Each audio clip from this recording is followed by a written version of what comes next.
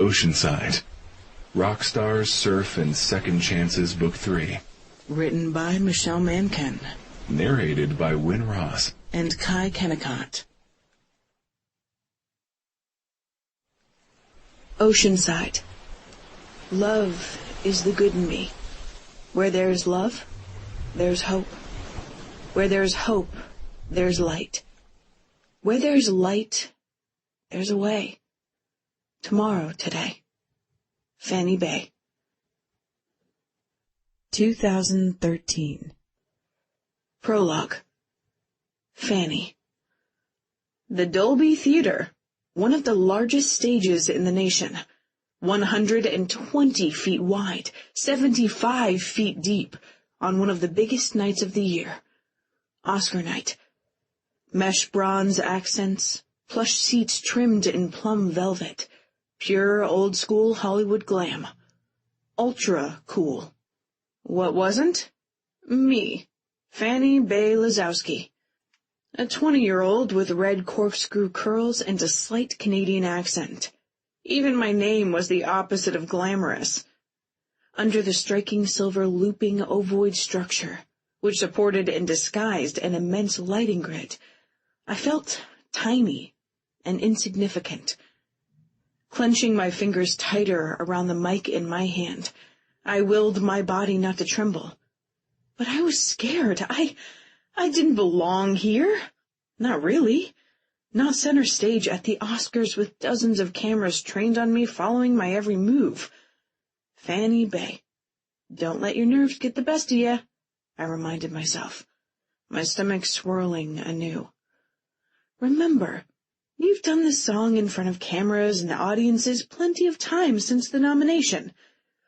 The trick was fooling my brain into believing that this was just one more performance, not one in front of countless celebrities and rock stars, much less 50 million worldwide viewers.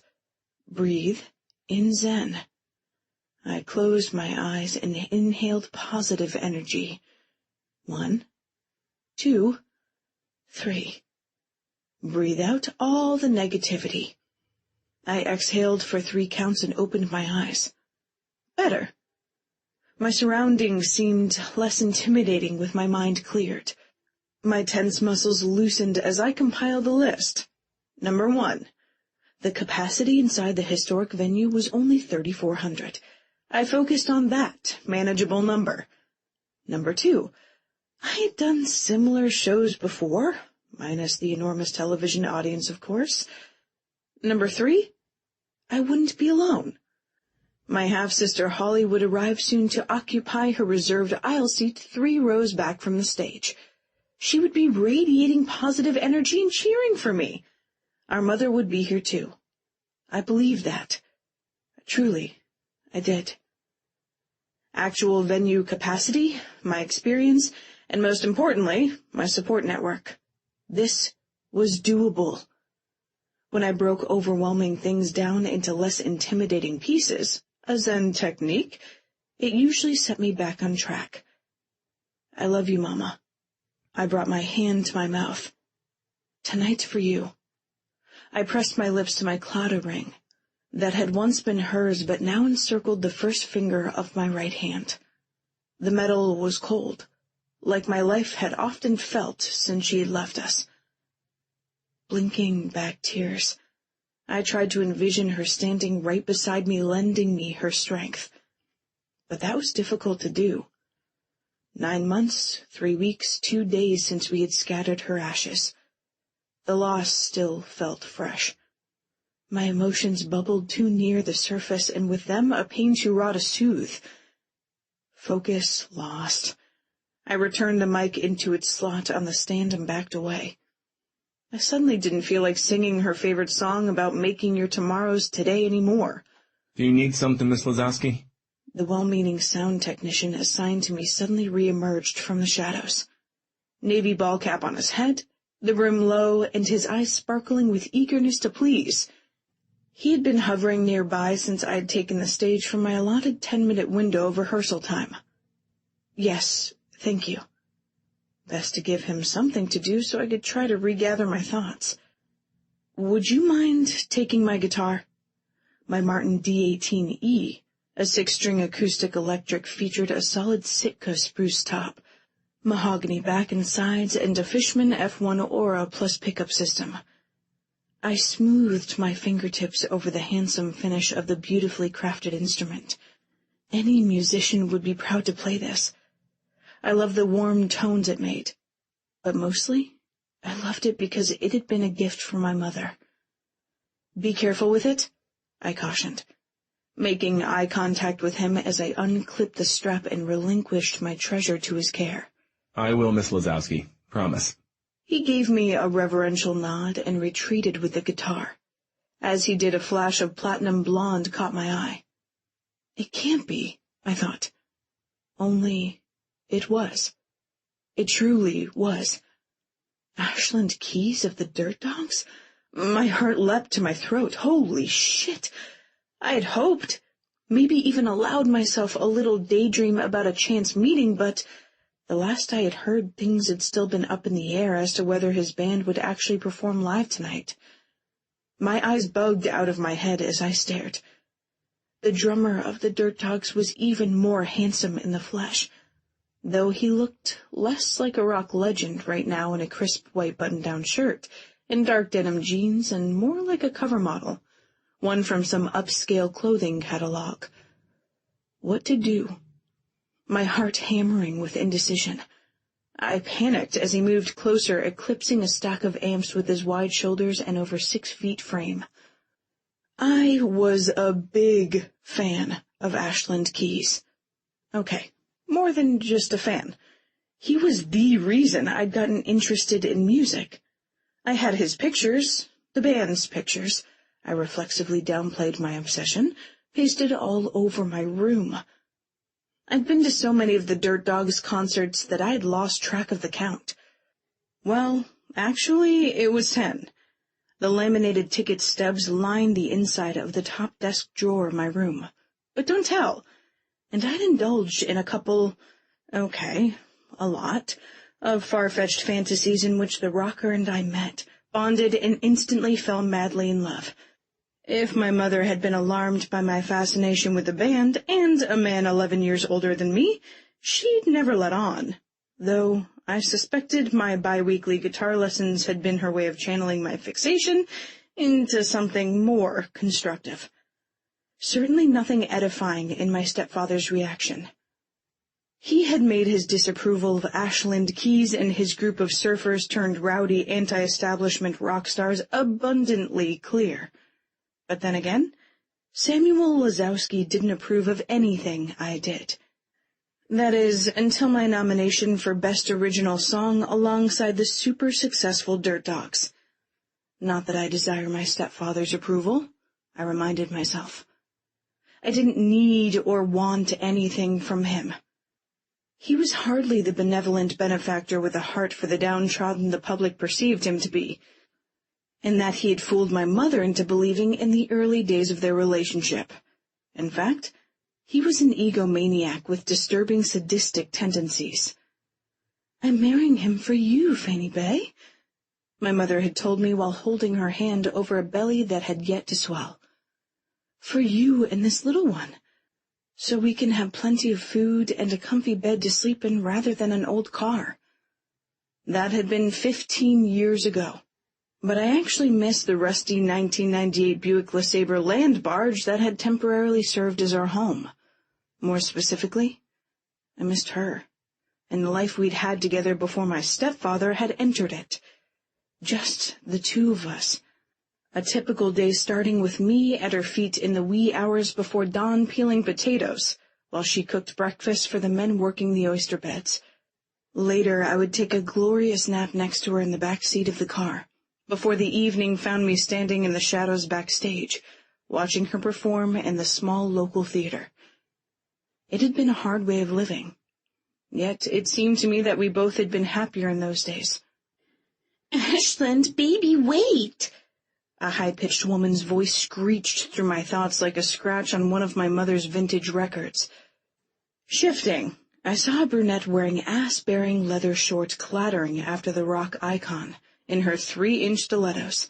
He turned, irritation bristling his brow as he took a step backward to avoid her.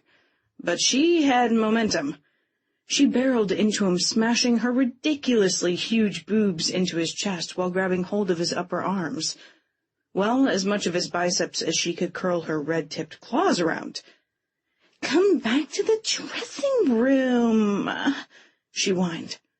"Do a couple more shots. Let's play some, honey." She tipped her head back and batted her glued-on lashes at him.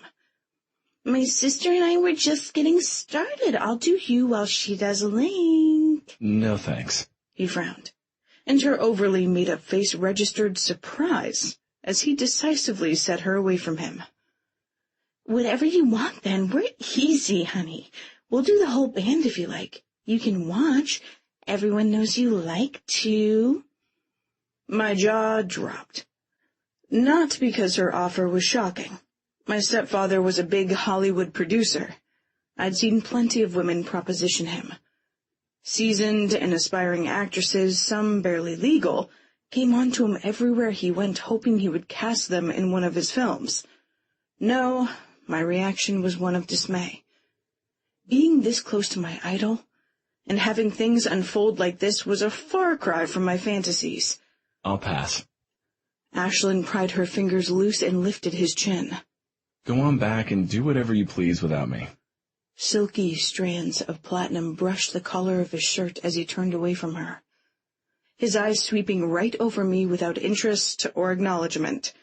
He strode smoothly towards the portable riser that would be pulled onto the middle of the stage later tonight when the Dirt Dogs performed.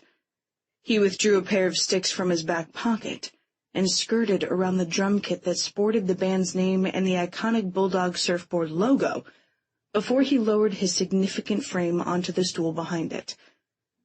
"Don't just stand there like a dork, Fanny." My heart rate quickened. "Introduce yourself.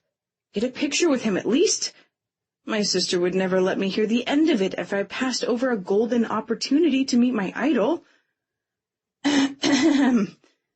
I cleared my throat and shuffled closer. He lifted his gaze, his fingers stilling on the cymbal fastener he'd been tightening. Piercing blue eyes met mine. Pinned in place, I was unable to move. I suddenly couldn't breathe. The solid floorboards seemed to go fluid beneath me. I was drowning in pools of aquamarine. They weren't the lighter shade of Lincoln Savage's, his adopted cousin and the lead singer of the Dirt Dogs. They were a deeper, more complex hue that spoke of the ocean. Not the distant view I could see out the windows of my bedroom, but the ocean in those professional surfing photos where it all seemed alive. The overspray, a smoky exhalation. The current's eddies swirling thought, and the waves' cosmic forces of turbulent emotion. I swayed, buffeted by the force of his gaze, knowing that my little fantasies had been one-dimensional nothings. There were layers of complexity in the 3D Ashland Keys. His eyes alone could tie me up for hours. I found it difficult to harness my thoughts. The words stuck to my tongue as he focused intensely on me. No longer dismissive, he slicked his gaze over my body in a slow, approving way that stripped me of more than just my halter top and cut-off shorts. "I'm Fanny," I managed, though I sounded like I just sprinted up 3 flights of stairs. "Fanny Bay." I left off the Lazowski. I wasn't proud of that association. Tomorrow today. His intensity receding. His sculpted and oh-so-kissable lips curved up on one side. He knew me. Well, he knew my song. Of course he did. We were nominated in the same category, though my little acoustic tune wasn't near the equal of his chart-topping hit. You're on before us. He laid his sticks on the top of his snare and stood. I lost his eyes for a moment, my gaze drifting away from them and the defined strength of his handsome face, to take in his massive shoulders, his tapered waist, his narrow hips, and the untucked hem of his shirt. "Yes, That's my song. My breath hitched as he and all his alluring male perfection approached. And, yes, I'm on before you. It's nice to meet you, Fanny. He stepped in front of me, and my heart nearly did too. Hearing my name flow from his lips, he had such an amazing voice, soft, low, seductive. Tomorrow Today is a fantastic song, and your guitar picking on it is perfection. Thank you. Heat rose to my cheeks as I lifted my gaze, and found myself ensnared by the fathomless blue depths of his eyes again. I saw your acceptance speech at the Golden Globes. His voice rumbled compellingly lower. I'm sorry about your mother. I know it's incredibly hard losing someone you love so unexpectedly. I swallowed and nodded. Most people didn't know what to say and shied away from offering sympathy. Obviously, he wasn't one of those. In fact, he was so confident. His commanding presence such an arrestive force, I got the impression he didn't shy away from much. I'm sorry about Dominic. He and his band had recently lost one of their founding members, Dominic Campo, the original bassist, departed the band to join the military and had died tragically while overseas. The Dirt Dog song and my own were both Oscar-nominated tributes to loss. Mine had been featured on a character-driven film with a redemptive theme, and theirs on a blockbuster World War II action film with a much more somber tone. So am I. So the hell am I. His eyes swam in sudden emotion that mirrored my own. Well, I better get back to it. He hooked a thumb over his shoulder, his shirt sleeve bunching up at his elbow to reveal more of his muscular forearm and tan skin. Oh, yes. Duh, I was holding him up. Could I get a picture with you first? Just a quick one. Otherwise my sister won't believe me if I tell her I met you. Sure. The heaviness leaving his eyes. The right corner of his mouth tilted his amusement again. How about a selfie? He didn't pause for me to answer, which was a good thing, because when his lips tilted, my mind whirled. Come on. He reached for me. Come and stand right here beside me. My breath left my lungs in a whoosh when I felt him curl his long, slender, talented fingers around my bared shoulder, skin to skin. An ember of heat at the point of contact ignited a deeper fire inside of me as he drew me into his rock-hard side. Being held by the living, breathing man I'd idolized from afar for so many years, it was surreal. Don't be shy, little Rose. His amusement brightened his voice. I didn't have to glance up to know that his half-smile had blown up into a full grin. I realized I was too obvious in my adoration. He knew I was flustered, and he was enjoying teasing me. All right. Ignoring my skyrocketing pulse and the electrical shivers racing over my skin from his touch, I slid myself from the pocket of my shorts and took a quick shot knowing he was going to look cover model great in it, while I was just going to look like a wide-eyed lunatic. I love you. The heat already on my cheeks became searing flames. What the hell, Fanny? Could you humiliate yourself any worse? I mean, I love your music. It got me through a lot of rough times. I blew out of breath, ducked my chin to my chest, and tried again. What I'm trying to say, but utterly failing at, is that I'm a big fan of the band. Hey, no worries. I get it. You should have seen how tongue-tied I was when I met Dave Grohl for the first time. He repositioned so he was directly in front of me again, my eyes still downcast. I noticed that even his suede chukka boots were sexy. Look at me, Fanny. Not a request. A command spoken in a deepened tone I found impossible to resist. I lifted my gaze. No reason to be nervous. I'm just a guy who plays drums. And it's cool that you like our music. It's flattering, in fact. I discovered that his expression matched the sincerity of his words, though his eyes continued to sparkle his amusement. It's a total rush to be appreciated by an artist of your caliber. Oh, I'm not an artist. One of his platinum brows lifted in surprise. Not like you, anyway. Not that I aspire to be. I love music, don't get me wrong. When I create for myself, my music gives me a space to belong. It's just not what I want to do for a living. Being in front of an audience, on stage by myself, touring alone with a bunch of strangers. It takes the joy out of it all, you know? Both of his brows were raised, and his ocean blue eyes didn't just sparkle now. They shimmered like the water at midday. Probably because I was blathering, but I couldn't help myself, being this close to him. He was so incredibly good-looking, he made my thoughts mushy. And he smelled divine beneath his top note of too many shots of tequila, like the ocean where it meets the shore, like a summer breeze, like freshly peeled citrus.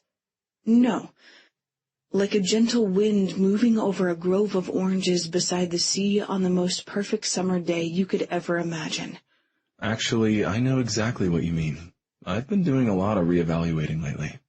He cocked his head to the side and studied me again with that unwavering intensity.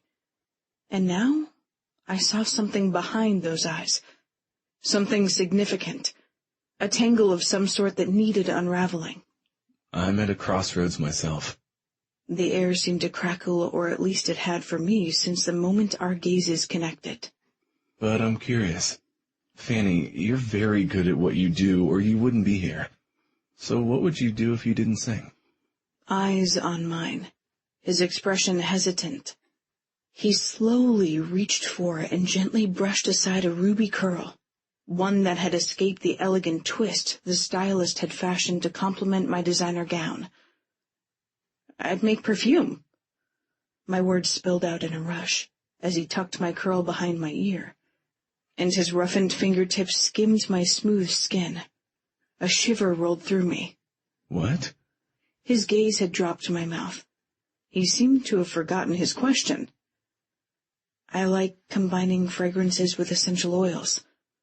His gaze lifted, his shock at my answer clearing the brief confusion that had momentarily darkened it. It was an unusual pursuit. I was accustomed to looks like his whenever I mentioned my hobbies, so I explained.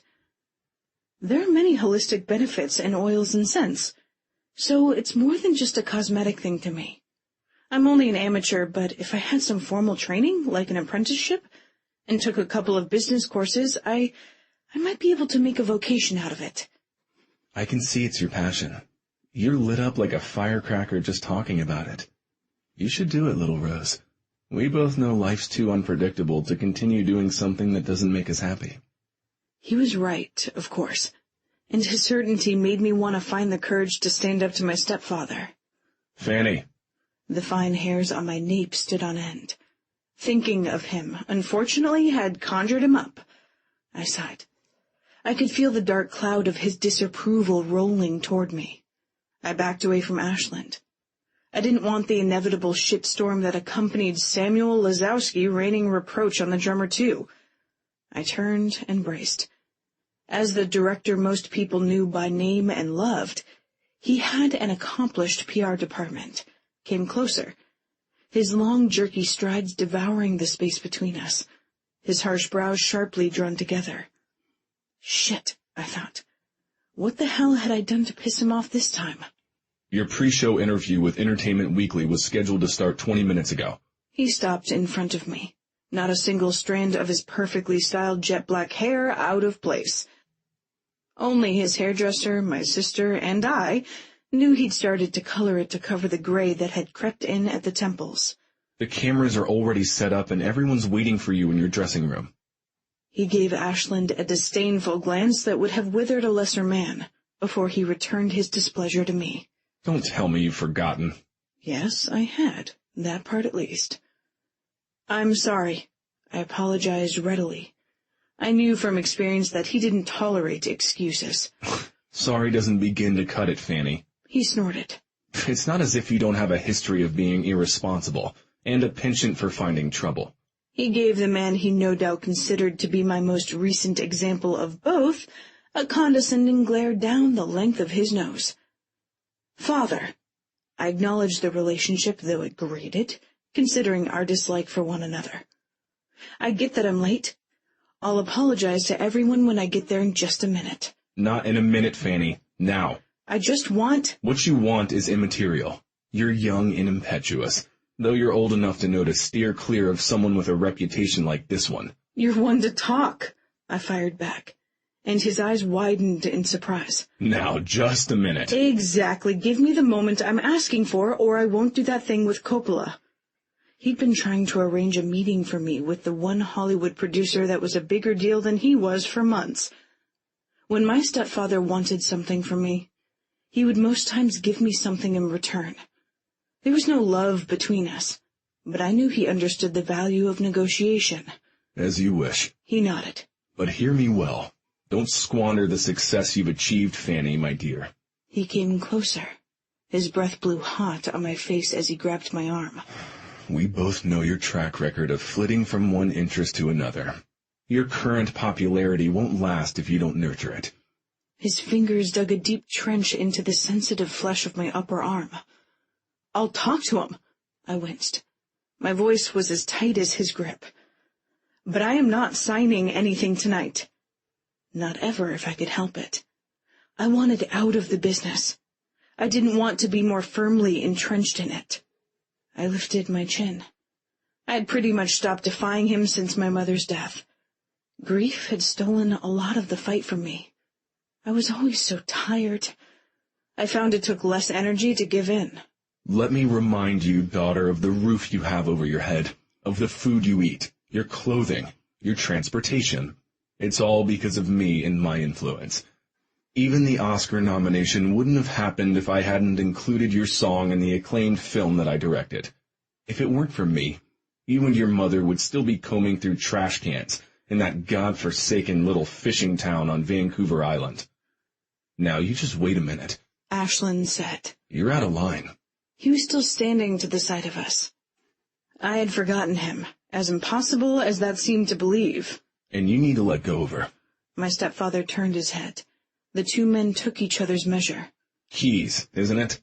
My stepfather's expression darkened. Samuel Lazowski.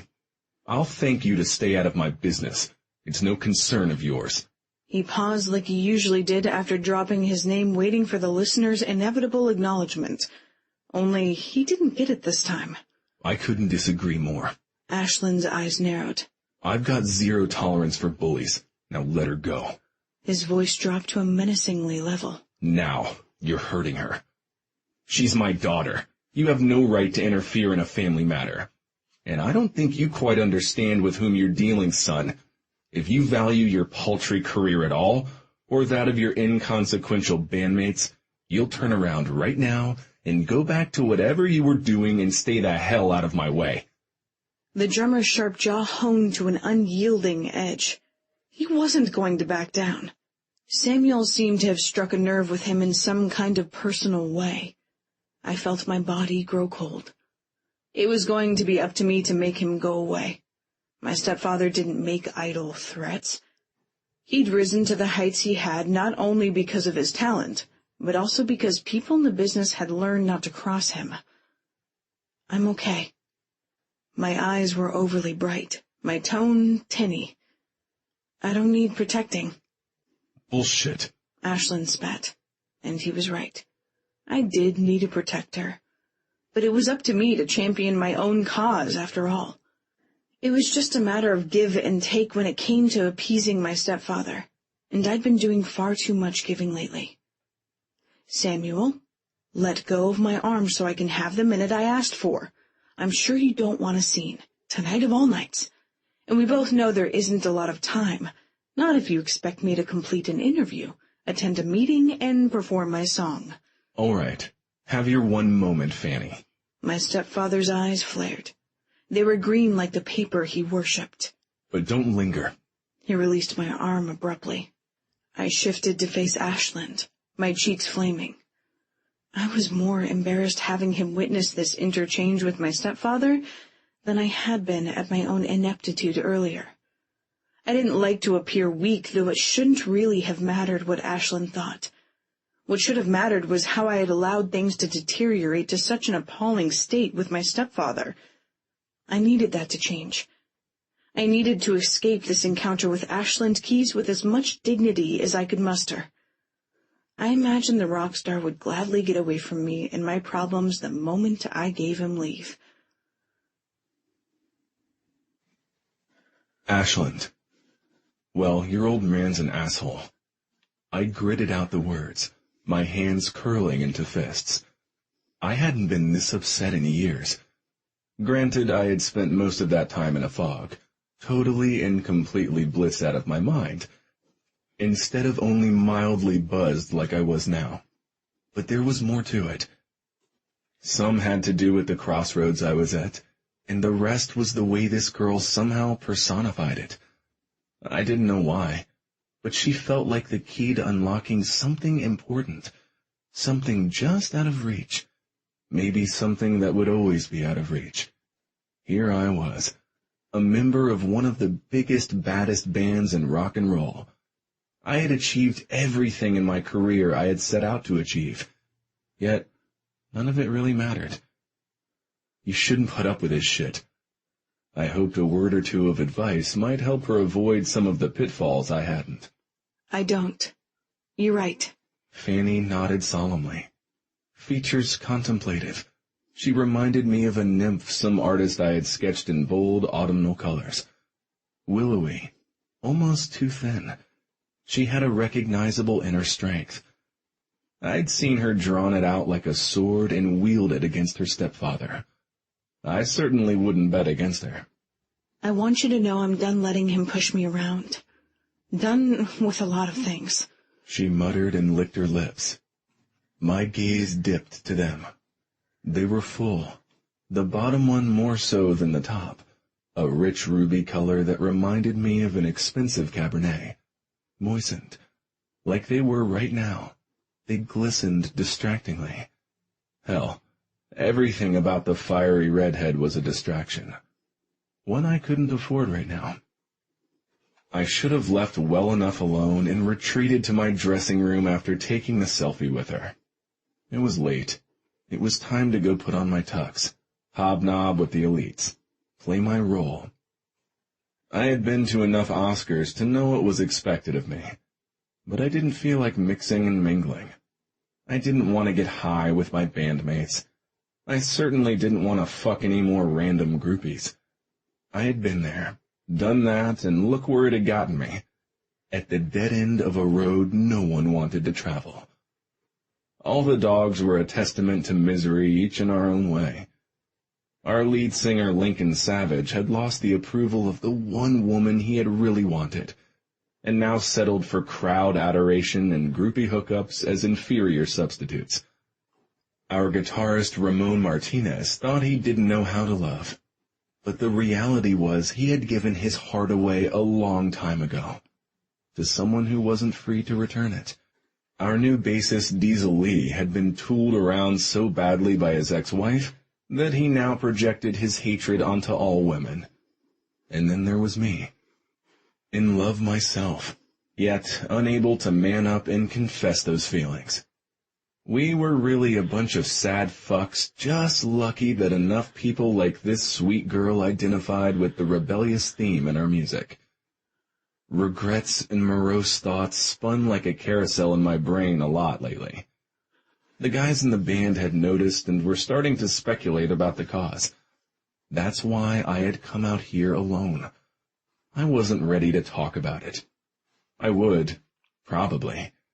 There was no one I was closer to than Link and Ramon. Hell, even Diesel. He had been inside the refining fire with all of us after Patch's funeral. But not yet. After the test results came in, maybe. I might have to level with him then. But instead of finding some time to myself with my drums tonight, I had found her. And here I remained, my feet glued to the floor, enjoying myself in a way I never expected, even with all the bullshit hanging over me. At least until her stepfather had appeared. So much like Link's old man. If he hadn't let go of her, I would have broken his fucking arm. I wish I had more time to talk to you, more time to explain. There just isn't any. She threaded her fingers together, as if trying to cup sand in her hands. Time's precious, but beyond the ability of any of us to control, right? I nodded, stunned by her insight. But I didn't want to go without telling you how much it means to me that you didn't back down from my stepfather. Most would have. Actually, I can't really remember anyone ever standing up to him. And that you did that for me? Well, it means a lot, is all. Thank you, Ashland. She unclasped her fingers and... Chapter 1. Fanny. I brushed aside a long, wispy strand of her strawberry blonde hair and pressed a gentle kiss to her brow. Underneath my lips, her skin felt hot, and as I drew back, I noticed that her spattering of freckles seemed overly prominent against her pale cheeks. Worry lined my own features. Her fever was spiking again. My little sister looked worse than she had the night before. Oh, Holly. On my knees, I gazed down at her. Not quite 18, she was the soft colors of the dawn. I was the bolder hues of the sunset, or so our mother had often described us. She appeared so childlike and frail, all tangled up in her thin covers on a pallet of cardboard on the concrete floor. My flattened lips turning into a frown, I rose from her makeshift bed, took a step backward, and straightened my skirt. One more day, I told myself. I would let her ride this fever out. One more day. If she didn't get better, we were going to the free clinic first thing the next morning. The risk of us being discovered be damned. I would just have to fight him again if need be. I would do whatever it took. This time the stakes were higher than ever. My sister's well-being meant more to me than my own. Fear for her, for both of us, that was why we had to run. My heart hammered thinking about the night that had started with Holly's panicked phone call. Though I'd managed to get her away from him, I knew that no distance could guarantee her safety. Sam Lazowski was more powerful now than he had been the day I'd given up the rights and royalties to my award-winning song, to be free of him. He had invested the sizable proceeds of that acquisition into a multi-million-dollar media company with a streaming service. His initial investment had grown into a formidable fortune. He could use that fortune as leverage to destroy Holly's hopes and dreams, or worse, if I allowed my mind to go there. But I couldn't. I couldn't focus on the things he could do. I had to focus on what I could do. I had been in rough spots before, and I'd come through. Dig deep, Fanny Bay. My mother's sweet voice echoed her advice inside my head. It was fainter nowadays, but I still remembered everything. Find your zen. Sweet are the uses of adversity which, like the toad, ugly and venomous, wears yet a precious jewel in his head. Yoga and Shakespeare, her two favorite philosophies. She'd melded them into one uniquely her own. The sound of her voice had faded over the years, but her memory never would. I wouldn't allow it. I closed my eyes and imagined her beside me. Imagined further that my feet were roots tunneling beneath the cold concrete, to the nurturing soil beneath it like the ancient cedars of Cathedral Grove on Vancouver Island, the oldest in British Columbia. They stood strong through the tests of time. They had weathered many hardships. I could manage this one. Centered, my determination restored, I opened my eyes and my other senses to the rest of my surroundings, like my mother had taught me. Scent first. It had always been scent first with me. I took in the brine of the ocean and the unmistakable fragrance of Coppertone. Then the sound of the roaring waves, the cry of the gulls and the muffled shouts of the surfers outside our hut. Last, the damp humidity seeping through the cracks around the door and the slats of the louvered window and settling deep into my bones. My heart rate slowed. The beats became steadier. My next breaths came easier, though the pressure of tears still threatened. I miss you, Mom, I whispered, longing to see her one more time, to be held by her one more time. But it was just me and my sister inside the small 10-by-10-foot pumping station, the one we'd been hiding in for the past several weeks. Weeks we hadn't intended. Time we'd planned to spend on the other side of the border, farther away from Samuel Lazowski's reach. But Mexico wasn't an option anymore. Not since my purse, along with our passports and every bit of our money, had been stolen. We had to regroup. Once Holly was better, we would find another way. I'm going out, I said, out loud, firming my shoulders. I'll be back soon. Okay. Holly mumbled a groggy reply. My leaving each morning was part of the routine now. She was more recognizable. We had agreed at the beginning that I was the one who had to go out. Her fever complicated things. I'd had it too, but I'd gotten over it quickly. As it lingered on in her, so did my worries. My brow creased as I watched her turn over, pulling the measly blanket I'd salvaged from a dumpster up over her head. But turn up the heat before you go, Fanny. It's cold. There wasn't any heat, no electricity, no running water, no food, none of the necessities beyond a case of bottled water someone had left behind on the beach, which I dragged up here. Going without basics wasn't a completely novel experience for me, the way it was for Holly. Our house in Beverly Hills, the nannies, chauffeurs, a chef. That posh life was all she'd ever known. But thinking about what we once had wasn't going to get us what we now lacked. I grabbed a bottle from the case, loosened the cap, and left the water nearby so she could find it easily when she awoke. Okay, time to get going. No use stalling, though a large part of that stalling was hesitance about leaving Holly alone when she was so weak. Number 1, food. Number 2, a drink with electrolytes. Number 3, pain relievers. Number 4, get Holly better. My current list. Priorities. Broken down. Manageable. To that end, I needed chicken soup, Gatorade, Tylenol, and cash to purchase them. Beyond those items and a more difficult task to achieve, I had to find someone to go into the Rite Aid to get them for me. I couldn't do it myself. Even with a knit Lakers cap covering my distinctive hair, and a thick layer of grime blurring my features, there was a chance someone would recognize me. Another obstacle. But I had the will, the motivation. Holly needed me to be strong. I would find a way. Opening the heavy metal door a smidgen, I stuck my head out and glanced around, checking to make sure the coast was clear before widening the gap and slipping through it. Outside the building, I pressed my back to the closed door and scanned my surroundings. The sub-pump structure was at the far end of the public parking lot, and the lot was full of vehicles. The property of the early morning crew of surfers, at least 20 out on the water today.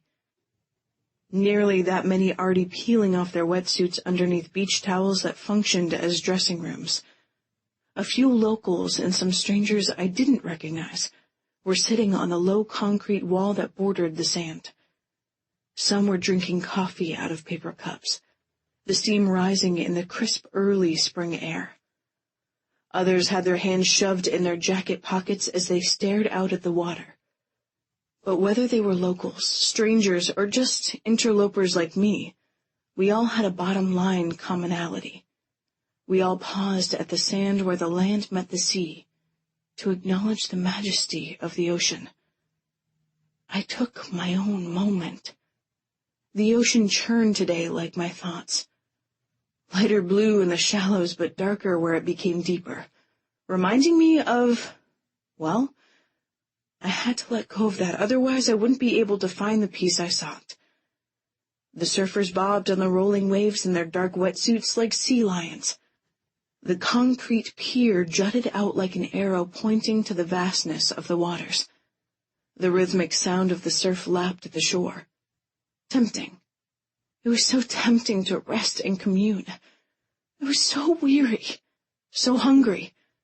But moments could turn into hours, and entire days could be lost here. Get a move on, Fanny. This isn't some vacation. Everything you need isn't going to conveniently fall into your hands. I had learned that lesson at a very young age. If you wanted something, you had to work for it, often sacrifice to defend it, and as hard as you tried, sometimes you didn't get what you wanted, but only what you needed to get by. Ashland. Sun bright against the back of my eyelids, I gave up trying to sleep any longer and rolled out of bed. I loved the view of the water. The OB Pier and the horizon of blue beyond it out my penthouse windows could have cost me tens of millions to procure. But the building that housed it had been vacant so long and required so much work to bring it up to code that I had gotten the entire apartment, including the offices downstairs for outside, at a fraction of its worth. My only regret? Okay, I had a shit ton of them, to be honest. But my most pressing one regarding the apartment was the absence of retractable blinds. They were currently on back order. I couldn't wait for them to arrive so I could sleep a little later than the butt crack of dawn. Abandoning my bed in the sheets I had tangled shifting restlessly back and forth during the night, I shuffled into the attached master bath and took care of my morning business. Pissed, washed my hands, and shaved. I dried my face with a hand towel and clasped the counter as I stared at my reflection in the mirror. You've got a good life, Ashland Keys. Set the what-ifs and the other bullshit aside that fucks up your brain at night. Live in the moment. Count your blessings. Your glass is half full, not half empty. Your physical needs are met. Emotional ones, too. Link, Simone, your parents, Ramon and Karen. Everyone you love and who loves you are nearby. That other something more that couples have, it's not for you. You have your part to play. You're the loyal son. You're the one who stands strong for your friends. You're the one who keeps a level head when all hell breaks loose for everyone else. A flash of purple and a delicate but intriguing dirty face beneath it, they came immediately to mind. Okay, so maybe my head wasn't entirely level when it came to the Lakers girl, but only because she was a mystery I had yet to solve. Why did she always run? What was she so scared of? She was afraid of me in particular, that much was obvious. She often paused and listened when the others spoke to her, but not me. Those unusual purple high tops of hers that Ramon had mistaken for Converse practically kicked up fire when I got near her. But why? I shook my head. There were no answers in the mirror to solve the mystery of the homeless girl. No answers to what ailed me either. Today, I reminded myself. Not tomorrow's, just today. Refocused, I re-entered the bedroom. I dropped my boxers and pulled on my running gear.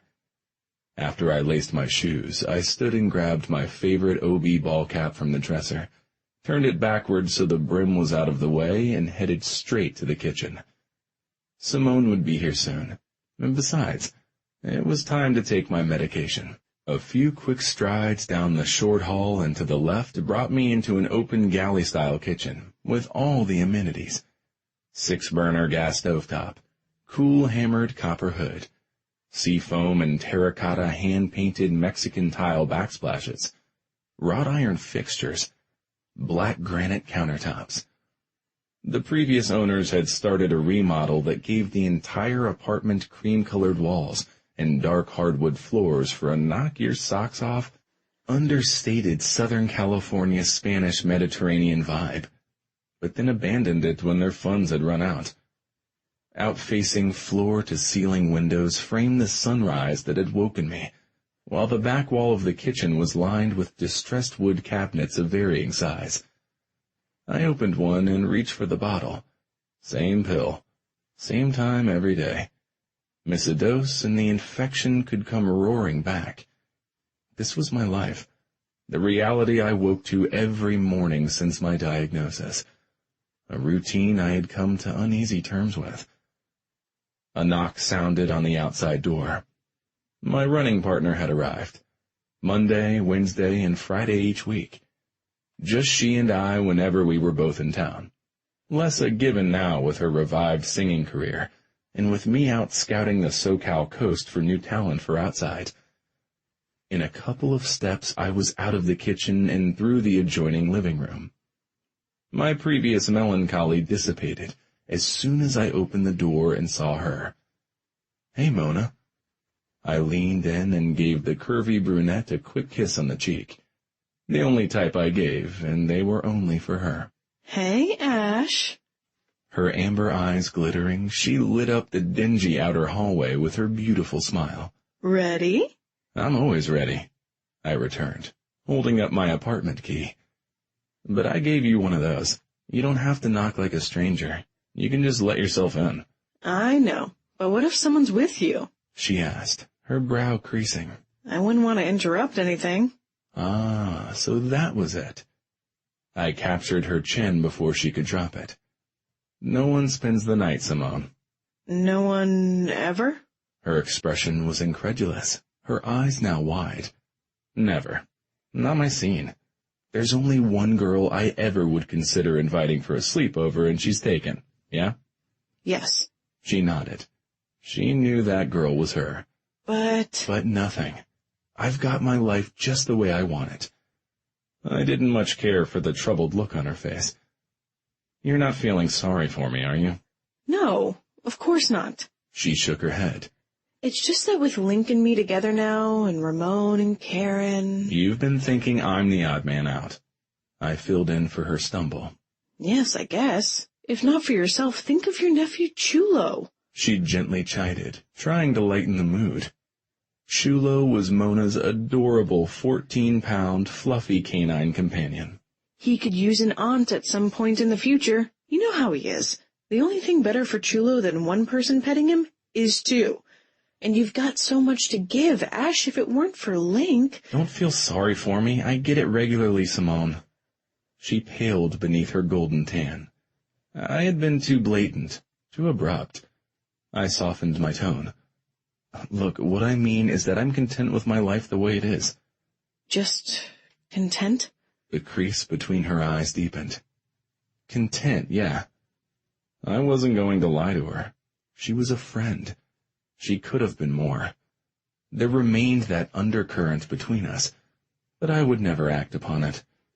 I loved her too much to give her less than the best of my affection. A state of peaceful happiness is a good place to be. A much better place than I had been after the diagnosis. Underwater. Drowning. The crash that hadn't really been an accident. My prized self-control lost for a time. The long, arduous rebuild of my life without the worst of my coping mechanisms. But enough of this.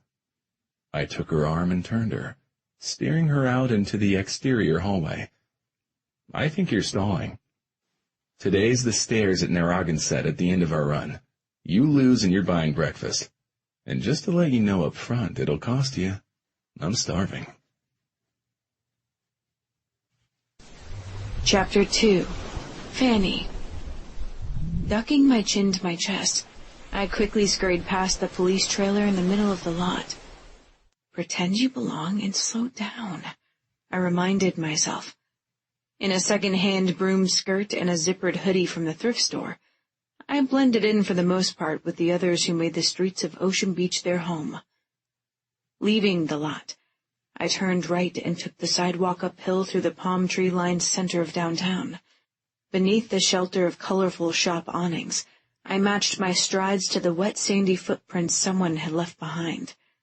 I wondered if I should risk making a quick run by the surf shop to see if the two best friends who managed it, Simone Bianchi, Lincoln Savage's fiancée, and Karen Grayson, the surfer girl who belonged to Ramon Martinez, had left anything for me.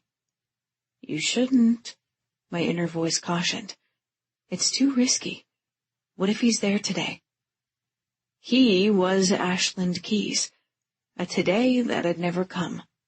Retired from the Dirt Dogs, now a music mogul, the co-owner of Outside, an independent record label he had formed with his cousin Lincoln Savage.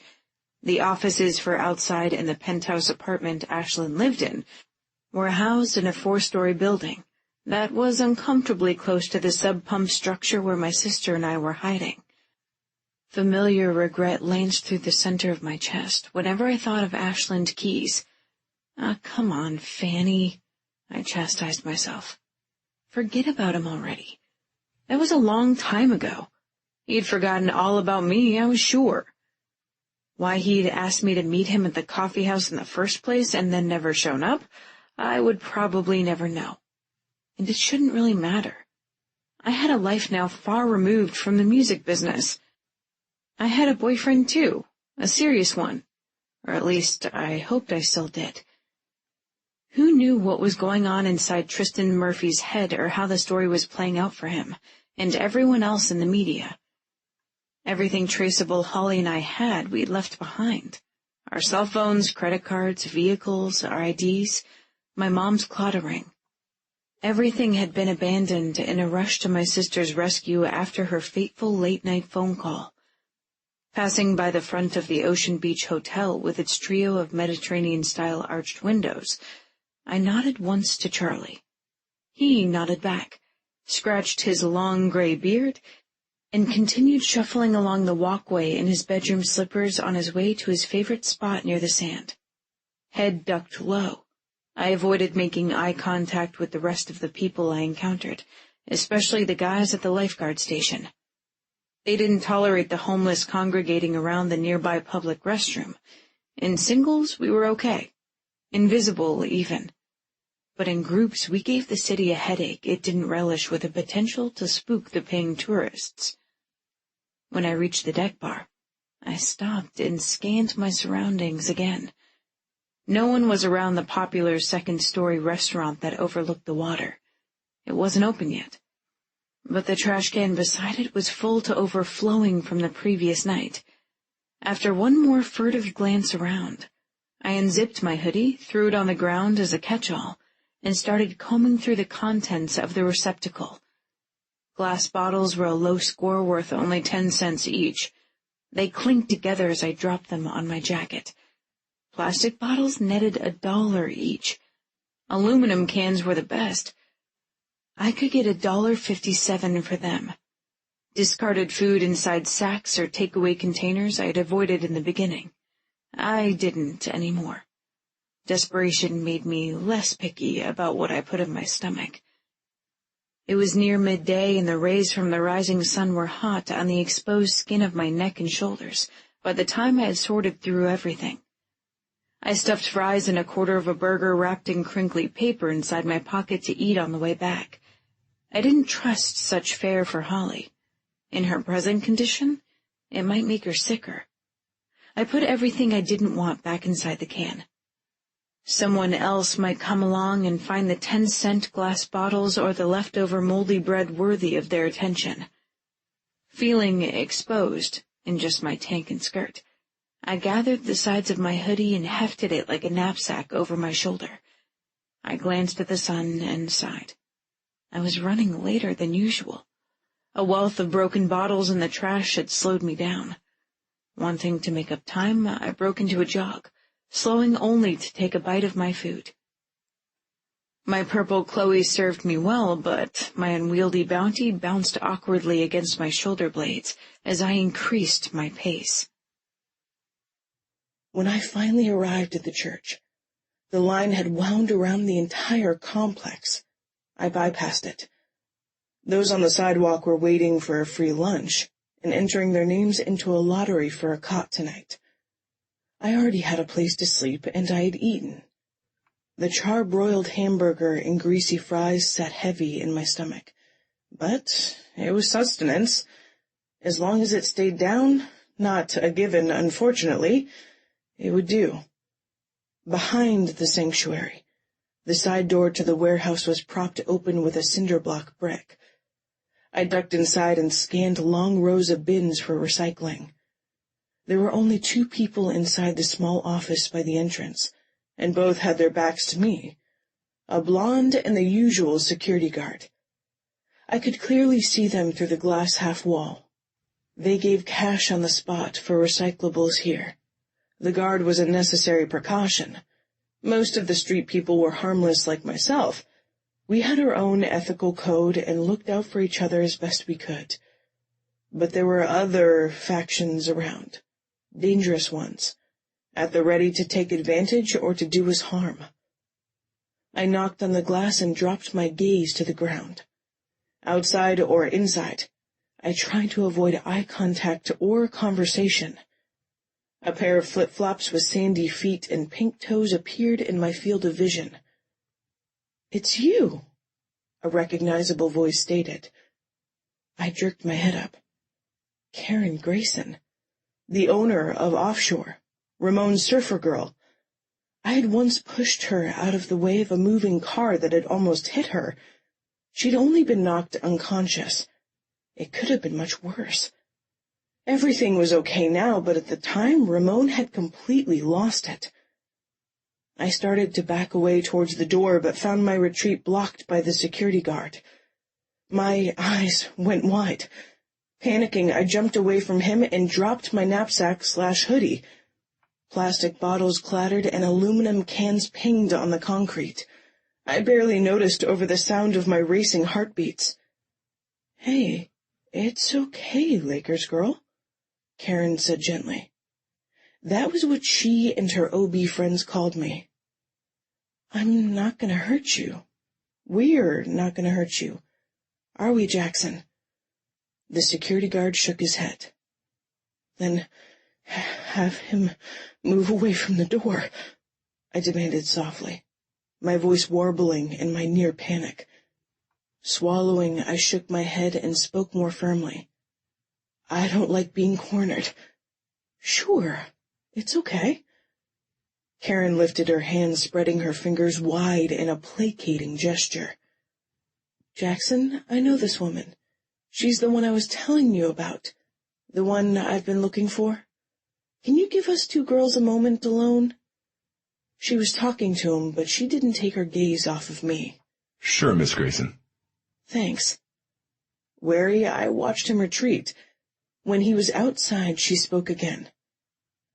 "I'm Karen Grayson, but I think you already know my name."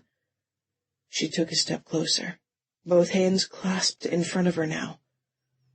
"I'm not going to hurt you. I just wanted to thank you. Your quick thinking saved my life." "You're welcome," I whispered. She was pretty. Blonde hair, light brown eyes, golden skin, toned body. A SoCal surfer girl through and through. She didn't have a bit of trouble blending in Ocean Beach. Ramon's nickname suited her. But more importantly to me, she had a gentle manner. I'd seen her at the beach teaching kids how to surf. I'd seen her walking hand in hand with Ramon downtown. I'd accidentally seen them doing much more than hand-holding down by the pier. They were hot together. But thinking about that didn't conjure up longing thoughts of one of Tristan's kisses like it probably should have. "What's your name?" Karen asked. I shook my head. "You don't want to tell me, huh?" I nodded. "You in trouble of some sort?" I nodded. "With the law?" No. I shook my head. I didn't think so, but who knew what my stepfather was telling people to try to get Holly back. "No surprise there. You seem way too industrious and smart to be a criminal." She scanned me head to toe, thoroughly, as if taking notes. "Your face is dirty, but the rest of you is clean." She was observant, and I kicked myself for stopping to wash up in the public restroom last night at Dog Beach. But I couldn't sleep when I was grimy. If you could keep your appearance presentable and come into the shop reliably each day, I could really use some help organizing. My eyes got large. She was offering me a job. I'd like a chance to pay you back at least in some way for what you did. When I think of what might have happened, what I could have lost. She trailed off, bringing one of her hands up and placing it on her lower abdomen, protectively, like my mom had all those years ago. Was Karen pregnant? Well, anyway, she confirmed when I didn't speak. It seems to me you could use a little help, and I could too, honestly. Simone has gone so often with her singing. I couldn't pay you a lot. I'm still trying to make offshore profitable again. But I think I could pay you more than you make turning in cans, and I would provide meals too. Why would you do that? You don't even know me. I could be dangerous. Her lips slowly lifted into a sweet smile. I don't think a dangerous person would warn me that she's dangerous or bother pushing me out of the way of a moving car. Do you? I shook my head and grinned back at her. She was kind and funny, her humor contagious. So, what do you say? I can't. Without the dirt on my face, someone might recognize me. I wasn't the celebrity Holly had become with her acting. Most people had forgotten me. My success had been short-lived. My fame a flash that had come and gone. The way I'd wanted it to, of course. I glanced at my feet where the cans and plastic bottles had scattered. Can I turn these in? I need the money, and then I need to get going. All right, Lakers girl. Karen looked and sounded disappointed. I was too. I liked her. A lot. She and Simone had been leaving gifts for me. Clothing and food inside a box behind their shop. Neither looked through me pretending I didn't exist like a lot of people did. They didn't seem to think less of me because I was dirty and combed through the trash for cans and food. But I want you to know that the offer stands. If you change your mind, all you have to do is come by the shop. I'm sorry. I shook my head. I appreciate the offer, but I can't accept it. I can't explain why. If you need someone to help you, don't wait on me. You should hire someone else. All right, she sighed. Let me get Jackson back in here. He's got the code for the cash drawer. We'll get you your money so you can be on your way. Moments later, I left the recycling center with a wad of bills and coins jingling in my pocket. Yet, my heart ached. It hadn't been easy to refuse Karen, and to leave her friendly face behind. I felt so lonely, overwhelmed, frightened. Karen would be the first person I would turn to if Holly didn't get better. Toughen up, Fanny girl, I admonished myself, and get going. I was even more behind schedule now. They would be busy at the gym where I used one of the rental lockers to store my guitar. The beat-up pawn shop find had cost me only $35, but that had been everything Holly and I had scraped together after my purse, with most of our cash, had been stolen. You had to have money to make money. The acoustic wasn't pretty like the Martin I'd left behind. It had a cracked headstock, which was why I'd gotten it so cheap, but it played well enough. And isn't that a lot like me in my life right now? I mused philosophically. Yet, Karen had noticed there was more to me than met the eye. And didn't her ability to see beyond the grime and the tattered clothes say a lot about her and who she was as a person? Lost in my reverie, I almost didn't see the two men coming out of the gym. Two handsome blue-eyed blondes, one with platinum hair and the other golden. Ashland and Lincoln. Oh, holy shit. I quickly dashed into the thick underbrush beside the building. Leg seems better. You don't favor it at all anymore. Yeah, brilliant suggestion about the rowing machine. It's been a good exercise for it. Hey, you want to hit the beach and do some surfing with Mona and me later? Link asked his cousin, cracking open a water bottle and tipping it back for a long swig. I scooted further into the dense foliage, not wanting to leave, but not wanting to be spotted either. Nah, I appreciate the invite, but I've got stuff to do, Ashlyn replied, opening a water bottle of his own with his long, slender fingers. My eyes burned as I stared at him. Mesmerized, I was unable to look away. He was just as striking as ever. He wore a navy OB ball cap on backwards, his platinum hair skimming his broad shoulders. A black workout tank and gray cut-off sweats revealed his sculpted arms and muscled thighs. With his sleek skin, golden, tanned, strong body, and ruggedly handsome face, he could have easily been a model for the gym. Oh yeah? Like what? We do own the record label. We can set our own hours. Yeah, I know. If I were content to rest on our laurels and not grow, that plan would be fine. But I promised Ramon I'd listen to the new mix on his album. And that voice, deep, smooth, devastatingly sexy. My stomach fluttered. Stop it, Fanny. He might not have changed, but you have. You are not the same infatuated fangirl you were back then. I can't believe you talked him into recording again. He was so adamant about being done with music. Our guitarist protests too much. I read between the lines. It's the traveling he's done with. Being away from OB and Karen, you mean? Yeah, no doubt. What about you? What about me? You know what I mean. Always holed up in that palatial penthouse with way too much space. You found anyone to share it with you? I don't know about palatial. It's only got 2 bedrooms, Link. It takes up the whole top floor of the building, Ash. 2 if you count that cool rooftop. And no computer and not a single TV in that huge place. That's just plain weird. Seems to me you enjoy disengaging from the outside world just a little too much, man. But you're avoiding the real issue. What about you and Renee? Nothing to tell, cousin. We have an arrangement that works for both of us. It's never been anything more. It could be if you wanted it to. Give it a rest, Link. You've got the best girl in OB locked down, and Ramon's got one who's a near tie for that title. And anyway, I'm not looking. My heart belongs to you and Simone.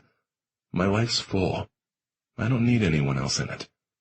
Lincoln said something more, but I couldn't hear it. They had moved too far away. My curiosity overriding my caution, I took a step forward. A crack. A loud one. I had stepped on a fallen tree branch and broken it in 2. My eyes went wide as both men snapped their heads in my direction. Ashlyn stared right where I was cowering, as if I had an inner homing beacon that he was attuned to. Chapter 3. Ashland. Hey, I exclaimed. It was her, the Lakers girl. Wait, I shouted. But predictably she was already on the move, running in the opposite direction. I dove into the underbrush right where she had been standing only a moment before. The foliage was thick.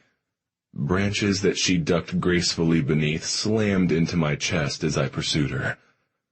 I reached out to grab her as she slowed to skirt along the edge of the building, but I got nothing but a handful of air. She dropped to her rear to skid down an embankment. Staying on my feet, I barreled after her, scraping my palms on the loose gravel. Reaching the bottom before I did, she picked up her skirts and ran full out, and the girl could sprint.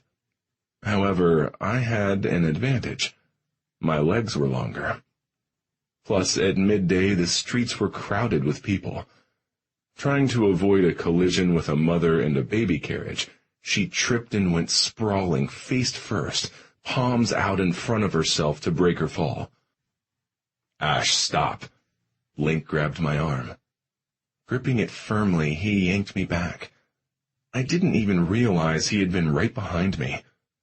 What the hell? She's just a girl. You're scaring her. Look. I am looking. My adrenaline was humming. I was in chase mode. I needed to catch her. I felt like she held the answer to some important inner question, and then I wanted to, well, I wasn't sure exactly. Speak with her, I guess. Hear her voice. Remove that cap and wipe the grime off her face. To see what the hell she really looked like underneath it all. So maybe, just maybe, I could let go of this nagging curiosity about her. I need to get to her. She was less than a dozen feet away. I'd never gotten this close to her. Never had her hold my gaze like she was doing right now. Her silver eyes, they glowed like a magical mirror primed to reveal her secrets. I had to know what they were. I had to get closer. I tugged my arm free. "Why, Ash?" Link asked, knowing he only held me from her because I allowed it. I mean, what the hell? I ripped my gaze from her to give him an incredulous look. To thank her for saving Karen's life. He knew that. I'd been trying to catch her for weeks. I shouldn't have to explain myself. Really? He frowned. You have to chase some homeless girl through the woods and scare the shit out of her to thank her? Well, hell. Now that he had to put it like that, I felt like a complete ass, and I paused to contemplate my motives. She didn't wait for me to finish my introspection. Nimbly, she flipped over. Leaves dislodging from her knit cap fell to the ground as she regained her feet. My own stumbled toward her as if our movements were connected. Wait. The plea clogged in my throat when I saw the bloody handprint on the concrete. Her bloody handprint. Guilt slowed my steps to a halt. I forced myself to stand still. Hands clenched at my sides. My eyes burned as I watched her escape. Her skirts kicked up high above her purple triple-buckled high tops. Darting in, out, and around the people clogging up the sidewalk. I could practically feel her panic, and the further away she got from me, the more my uneasiness rose. What's really going on with you? I turned to fully focus on the man I loved like a brother, and desired like a lover. Though I knew now that his heart would always belong to Simone. What do you mean? Well, if you're not busy chasing some poor little homeless girl around, you're pouring every waking hour into Outside. What's your point? I felt a crease form between my brows. My point is, he blew out a breath. You need to get a life, man. A real one. Stop drifting around on the periphery of everyone else's. I'm not. I huffed the denial, though his criticism struck home. You are, and you've been doing it for too fucking long, man. Especially since your diagnosis. I'm sick, Link. So what, asshole? I mean, alright, it sucks, but it's under control.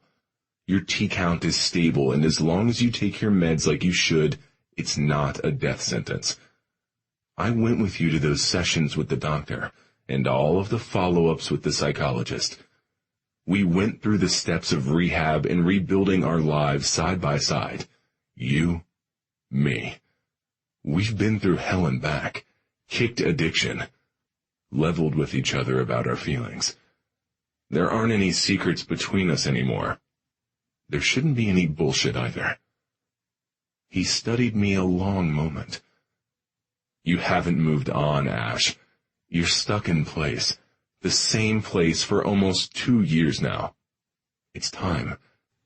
Take a chance and try for something real. HIV is my reality, cousin. Day to day, I do what I need to. But relationships, the kind of happiness you and Simone have found, that kind of romantic shit, it isn't in my future. Ash, he protested. It could be if you want it to be. People aren't facts and figures. Relationships aren't equations. It's not always about A plus B. I'm fine. No need to psychoanalyze me. I ignored my attraction to him and the appeal in his light blue eyes. Stop trying to get up in my headspace. You've got a big heart. It's the motivation behind nearly everything you do. There's a lot of love inside you. Sacrificial love. I've been the fortunate recipient of it over the years. We all have. I wouldn't be with Simone now if it hadn't been for your encouragement. His expression softened. Look, don't be defensive. I just want the best for you, man. I believe there's someone out there for you, someone that likely needs you as much as you need them. But you have to be willing to look to find them, willing to let that person in when they come along, and willing to really get on with your life in order to live it. I tossed my keys on the desk and turned to stare out my window at the view of the water. I'd been trying to clear my head of Link's well-intended advice, but I wasn't having much luck. Wasn't having much success getting the girl with the purple hat out of there either. My cell buzzed in my pocket. I withdrew it, saw who it was, and took the call. Hey, Ramon. Dude, seriously, no. Just no. You practically mixed the guitar out completely. I can barely hear anything but my voice. Yeah, exactly. I mean to emphasize it. I spun my chair around and sat down, leaning back and putting my feet up on the desk. My studio. My office. My rules. If I wanted to drag in at noon in my exercise clothes, that's what I did. If I wanted to shake up my artists a little, well, so be it. And I might as well get comfortable. Ramon was stubborn. This would likely take a while. I'm not Link, Romano. No, he has his gifts as a frontman. You have your own. I'm a guitarist. I'm just messing around on vocals. Whatever. We've had this conversation before. Your woman told you and she's right. You've got that raspy singing voice chicks love. But the chord progression is dope, and it'll get lost with the lyrics cranked up that high. Look, the chords are still there. It's about balance. In music and life, it took the right composition for harmony. So why couldn't I follow my own advice? Put the headphones on. The good ones I got you. Not those shitty earbuds you favor. Listen to it, the entire arrangement a few times with an open mind, then sleep on it. In the morning, if you still don't like it, we'll bring you back into the studio and redo everything. All right? All right. He let out a breath. Hey, speaking of my woman, she ran into the Lakers girl at the church recycling center today. Oh, really? I feigned a casual interest, but I put my feet on the floor and sat up straight. Yeah, so you don't need to chase her anymore. Karen thanked her, even talked to her a bit. She offered her a job. Did she take it? No. She mentioned being in trouble and was really skittish about being cornered. Karen thinks maybe she's a runaway. She's no kid. I might be living my life on the periphery, but I had definitely been close enough to the Laker girl to see that she had some serious curves. No, not like that. On the run from an abusive situation. A boyfriend or a spouse, maybe. My fingers clenched into fists. The thought of that twisted my guts. No wonder my pursuit had frightened her. So, about the second item on the agenda for my woman. You gonna finally take her up on the invite to come over to the house and share a meal with us? Fuck. That was the last thing I needed, though I love them both. But I didn't relish the thought of sitting down at a table with all their romantic bliss front and center, given the complete lack of anything like it in my own life. Look, I appreciate the offer, but I've got a lot going on right now. I still wanted to finish up early so I could swing by Stump's family marketplace. I'd heard there had been a girl with a guitar over there, doing a compelling cover of Lonely Island, an old Dirt Dogs number. Talented female performers were hard to come by. If she was decent, I might bring her into the studio. "Can I take a rain check?" "Okay, hermano." He agreed as my other line beeped. "But you're going to have to answer to Karen if you keep making excuses." "Hey, I've got another call." "I get it, you're busy. But Ash, listen. Being busy doesn't mean your life is full, man. No matter how many new artists you sign or how high they go on the charts, at the end of every day and the beginning of the next, what really makes our lives meaningful is who we got besides us to share it, right?" "I hear you." "Good. So don't wait too long to come over here and share some time with your friends." "I said I got you." "Yeah, I know you do. You've always had my back. I'm here alive and kicking today with beauty in my life, in large part because of you, man. What you too often forget is that I'm here for you as well. Right beside you for the long haul, bro." He hung up and I switched to the other line. "Ash, you there, my boy?" "Yeah. Hey, Dad." "Hey, son. Haven't talked to you in a while. Saw more of you when you were still touring." "Yeah, because I had stayed at the house when I was in town back then." He and my mom had been surprisingly disappointed about me finding new digs. Nearing the midpoint of my 30s, yet they still thought of me as their little boy. "What have you been up to?" "Not getting any work done," I grumbled, putting my cell on speaker mode so I could shuffle through the daunting pile of mail on my desk. You sound like your mom." A compliment. "She doing okay?" "Yeah. It's just the busy time of the year for her. Lots of new zoning applications for the city council to comb over. And her birthday's next week." "Oh, fuck. I had forgotten." "I thought we might take her to El Prado for lunch. You know how she loves their pisco sour." "I did." "Count me in, Dad." "Can you get Link and Simone to come?" "I'll see what I can do." "You're a good son." "You're a great father." My parents were the good guys, loving and supportive. My dad would never turn down anyone who needed help, and my mom had an empathetic streak to match his. That was why she used her law degree to serve in the public sector instead of taking a higher-paying job with a private firm. And that empathy, it wasn't just reflected in her career.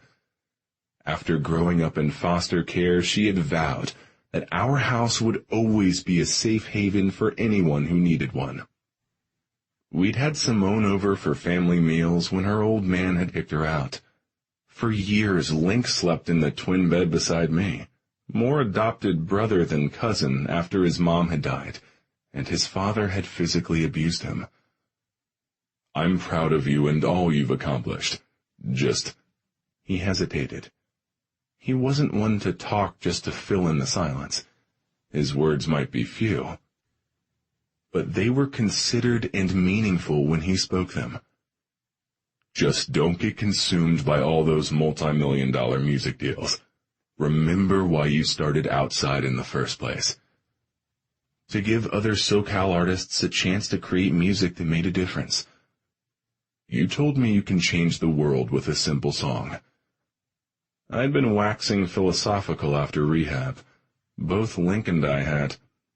Outside was a new phase for both of us. We'd done enough raging against the wrongs in the world as a band. That was exhausting and didn't leave you with much of anything to hold on to in the end. We wanted to be about building something positive and lasting. Motivations matter.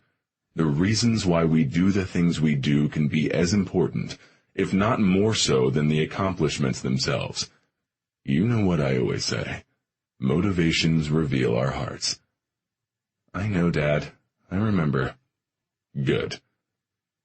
Our conversation turned briefly to the prospects of his favorite baseball team, the Red Sox, before we ended the call the way we usually did, with back and forth I love yous. I got back to work. Mail first. Most of it junk. More than a few inquiries for follow-up interviews about my appearance on the Rock Fuck Club. I hadn't wanted to do it, but Link had been right. Being on the show had been great for the label, giving us visibility with the entertainment industry and the music crowd. We had signed a couple of promising bands on the heels of it. A plus professionally, a minus personally. Ever since my booty call, Renee had paired up on screen with the RFC star. She had been acting weird with me. Once I cleared the mail, I moved on to the budget. No worries there. We were kicking ass across the board, and despite just starting out, Link and I had several artists on the hook. Other labels like Black Cat Records and Zenith Productions had to be watching us. I wouldn't be at all surprised if one or both tried to buy us out. Next, I tucked into the current concert schedule in the studio calendar. Logistics-focused tasks. Things that came easy to me. Things I enjoyed. A+B stuff. Back in the early days of the band on our mini-tour up the SoCal coast, I had been the one setting up the gigs, negotiating with the club owners. Dominic had been in charge of keeping my dad's VW bus running. Ramon had been our PR guy tacking up flyers. Mona, with the camera I had given her, had served as our historian. Link? Well, he had just been holding on, a mere shadow of his former self trying to recover physically and mentally from the injury that had cost him his dream of being the world's best professional surfer. Nostalgic thoughts weighing me down put me in the mood for some musical therapy. I logged out of my computer, stood, stretched, and headed out of my office and down the hall. Studio 3 was free. It had a decent kit. I was going to work on some of the drum fills for Ramon's album. I was on the second to the last track when our receptionist and accountant shuffled out the front door, done for the day, heading home to their families. I'd completely lost track of time. I clicked off the recording equipment with the remote, set my sticks on my knees, and grabbed the bottle of water beside me. The liquid was room temperature now, but still refreshing. I drank it all and tossed the empty into the recycling bin.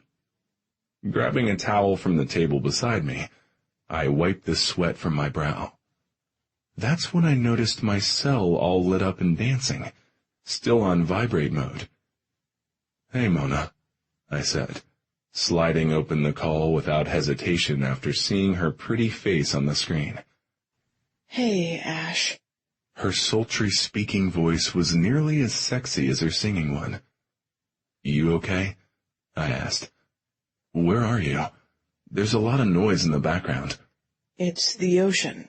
You do remember the ocean, don't you? Look out the window, you old plow horse." "Who you calling old?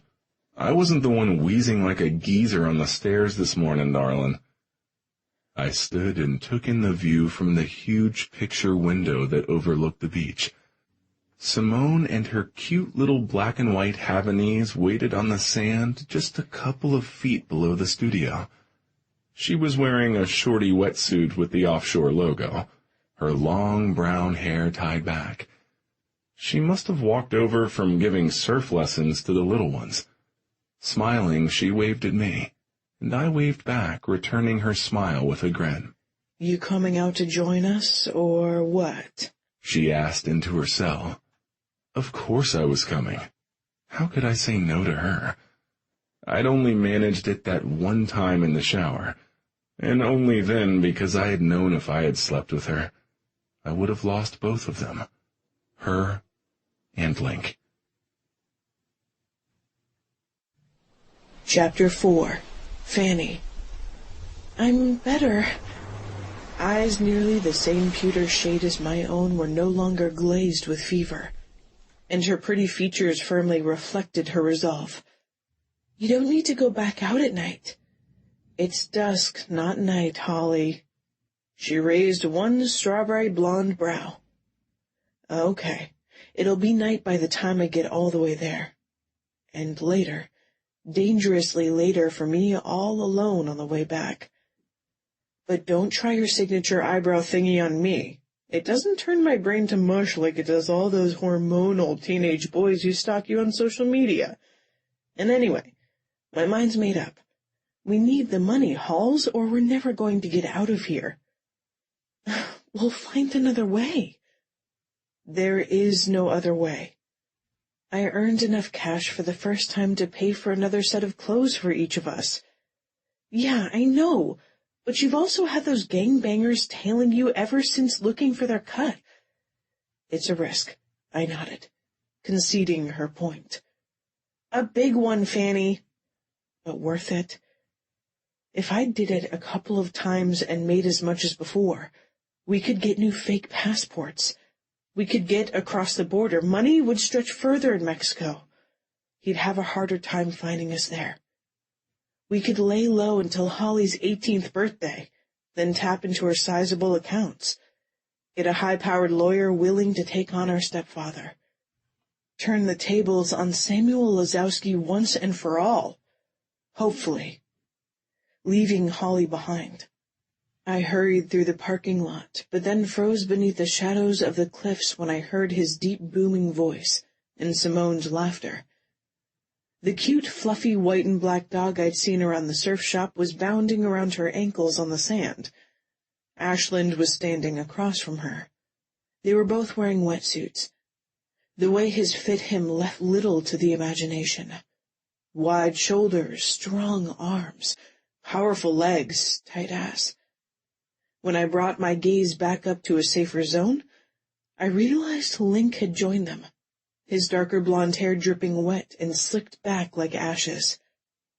He draped his arms around Simone, pulling her into himself and looking like a man who had everything he most needed in the world. Ashland, well, he looked the opposite. Alone. Isolated. A one-man island, though he was standing on the shore among his friends. I shouldn't have been lurking in the shadows staring at them, him, like a stalker. I needed to get moving, retrieve my guitar and earn some cash, but yet, here I lingered, watching and wondering about Ashland Keys as I had done far too many times in the past and way too often lately. Who's Renee? I wondered. The woman Link mentioned Ashland had an arrangement with. What kind of arrangement did they have? Whatever it was sounded like it had been going on for a while. Why didn't he want anything more with her? Was it the same reason he'd never shown up to meet me? Her. Simone Bianchi. The woman he was staring at so intently, so longingly. The beautiful brunette with the golden eyes who belonged to his cousin. My heart belongs to you and Simone, Ashland had told Link while I'd been listening. She was the one he could never have, the one who apparently ruined everything for the rest of us, the reason no other could ever measure up. He had come to terms with it. I could see it in his eyes. He would never cross the line and betray his cousin's trust. But he watched her the way I watched him. Even now, unable to look away from the truth, though the sharp pain of finally knowing it gripped my heart. There is a tide in the affairs of men, which taken at the flood leads on to fortune, omitted all the voyage of their life, is bound in shallows and in miseries. Shakespeare had been right. I needed to get on with my voyage, on with my life. I had more important, pressing issues to deal with than wallowing in my own misery. I had my stepfather to worry about, and gang members on the lookout for me. I didn't have the luxury of wasting any more time on Ashland Keys.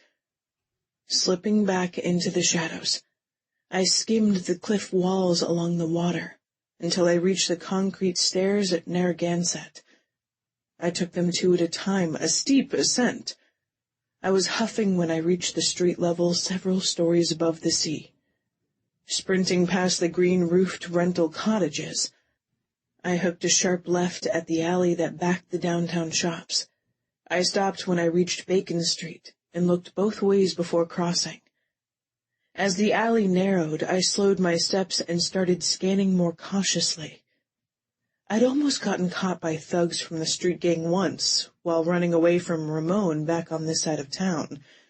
Tonight, there was no one here. Nothing but the dumpsters and the walls of colorful graffiti for company. I quickly ducked under the carport behind the gym, opened the back door, checked to make sure the storage room was empty, and then marched straight to the oversized locker where I stored my guitar. Hey, what are you doing in here? A grumbly voice barked. Nothing, I replied automatically, swallowing hard and turning to more fully face the man who had grabbed my arm. I just need to get into my locker. Who gave you permission to be in here? Bald, tall and imposingly built, I recognized him as the owner of the gym. Your wife. My hand shook as I held up my key. His eyes narrowed. I swallowed again. She said it would be okay for me to keep my guitar here. I don't have any place else safe to store it. I'm sorry. His expression remaining hard, he studied me for a long, uncomfortable beat. My eyes wide, I didn't drop my gaze, though my heart beat rapidly. I saw you earlier, at the deck bar putting the trash back inside the can after you took all the recyclables out. Took you a good long while. I nodded once in acknowledgement. Hard-working, conscious kid. A compliment, not a reprimand. I let out the breath I'd been holding in. I could use some help keeping the back room swept and clean. You think you might be able to do that for me? I nodded vigorously. All right then. Tuesdays and Thursdays. I'll need you to be here early before we open. I'll pay you $10. It's not much, but if you show up on time and do a good job, I'll let you come in and wipe all the equipment down in the evenings, too, after we close. Sound good? It sounds great. Tears pricked my eyes. It was perfect. Before everyone got here and after everyone was already gone meant no one would be there to potentially recognize me. Okay. He gave me a nod, turned away, and used his keycard to enter the main part of the building. Stunned by the unexpected kindness, I lost a few moments staring at the spot he had just vacated. $10 would help a lot, but it wouldn't get Holly and I where we needed to go by itself. Out of OB, across the border, beyond our stepfather's reach. I got my feet moving, inserted my key, took out my guitar, and returned to the alley. Long, sinister shadows had crept in beneath the street lamps. There wasn't much performing time left. There was only the one place with enough traffic at this time of the night that would be worth my while. Stump's Family Marketplace on Voltaire. It was on the outer edge of the street gang's territory. Dangerous? Sure. Holly had gotten that right. But I had no choice. It was a risk, but one I had to take. Hola, Lakers girl. I froze. The crowd had dispersed. I'd been just about to close up my guitar case. On the sidewalk in front of me it brimmed with cash. Cash it had taken me well into the night to earn. Cash Holly and I desperately needed, but that apparently the three Hispanic guys in gray and black gang colors thought they needed more. The confrontation I'd been hoping to avoid. ×3. Their wallet change jingled as they glided straight toward me. My heart rapped hard against my chest with each step that brought them closer. The one I knew only as El Jefe led the way. He wore a rolled black bandana to hold back his long black hair. He wasn't tall, but he had a sturdy frame that was packed with ropey muscle. He lifted a finger in some kind of silent command, and the two guys flanking him separated. The taller, leaner one moved to my right. the heavier one with the tear tattoos on his cheeks, moving to my left. El Jefe stopped directly in front of me, his dark brown gaze slowly slithering over my form. The tips of his black shoes nearly touched my purple high tops. I wanted to retreat, but there was a chain-link fence directly behind me. I was hemmed in, trapped. "Hey," I gulped. "¿Qué onda? What's up?" I had lived in L.A. long enough to know basic rudimentary Spanish, and though I might not know a lot about bullies, I'd grown up with my stepfather. So I had learned an important lesson. Never let someone stronger than you know that you're afraid. Looks like you had another good day in my territory, Guerra. El Jefe's menacing gaze dipped to my guitar case full of money. Then he rose, his expression even angrier than it had been a moment before. He and I had been playing cat and mouse like Ashland and I had been. Only with a gangbanger, it was no trip down memory lane, and it wasn't a game. He was deadly serious. Grab her, Nieto. El Jefe commanded, lifting his chin. He grinned slowly. It's time for her to pay. Claro. Rough fingers immediately latched around my upper arm. Nieto squeezed, and I hissed. Even with my hoodie providing a layer of protection, his grip was tight enough to sting. You need to learn a lesson about working my corner without asking for my permission and paying me 50%. The El Jefe's harsh features sharpened, and his dark brown eyes practically glowed with steely anticipation. He enjoyed hurting people. I had seen that same type of creepy fascination in my stepfather's eyes when he'd threatened me. "I'm sorry." I licked my dry lips. "Take what I earned tonight. You can have all of it." I will have all of it. And you need to understand. It's not what you earned. It's what we earned. You sit on my corner, you play your guitar and sing your sad white girl songs in my hood. You pay. He even sounded like my stepfather. You disrespected me, Guerra. And this isn't your first offense. You getting me? "I'm sorry," I nodded. "Truly sorry." Oh, you will be. He leaned close.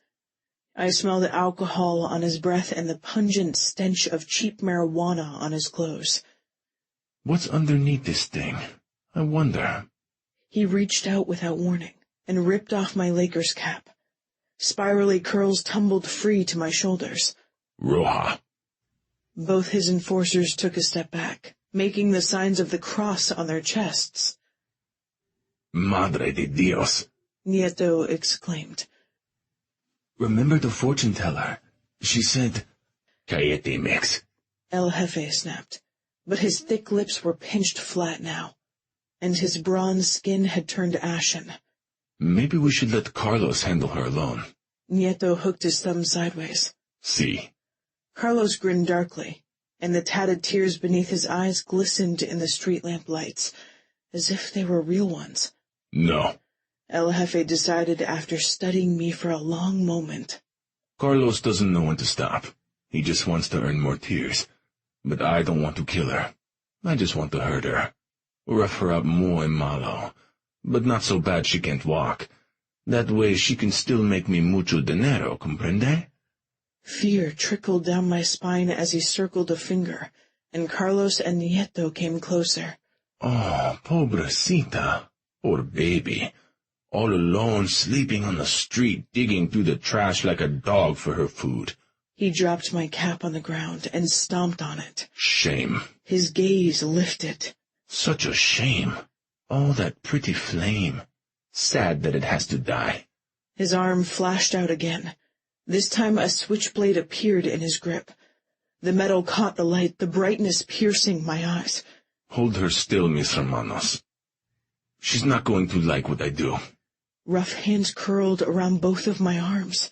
But when I'm done, you two can have your fun. He grabbed a fistful of my hair, yanked it and sawed it off, slicing the top of my ear in the process. My stomach clenched. I couldn't see how deep the cut was. It felt like a wasp's sting, but then a significant amount of warmth trickled down the side of my neck. Stomach turning, I leaned forward, grabbing the only thing I could, El Jefe. I retched, heave after dry heave, my fingers curling around his forearms, and my eyes bulging out from the force of it. If there had been anything inside of me, it would have come up. Oh, she likes me, Nieto. He put his hand on the center of my chest and shoved me backward. I swayed, but remained in place.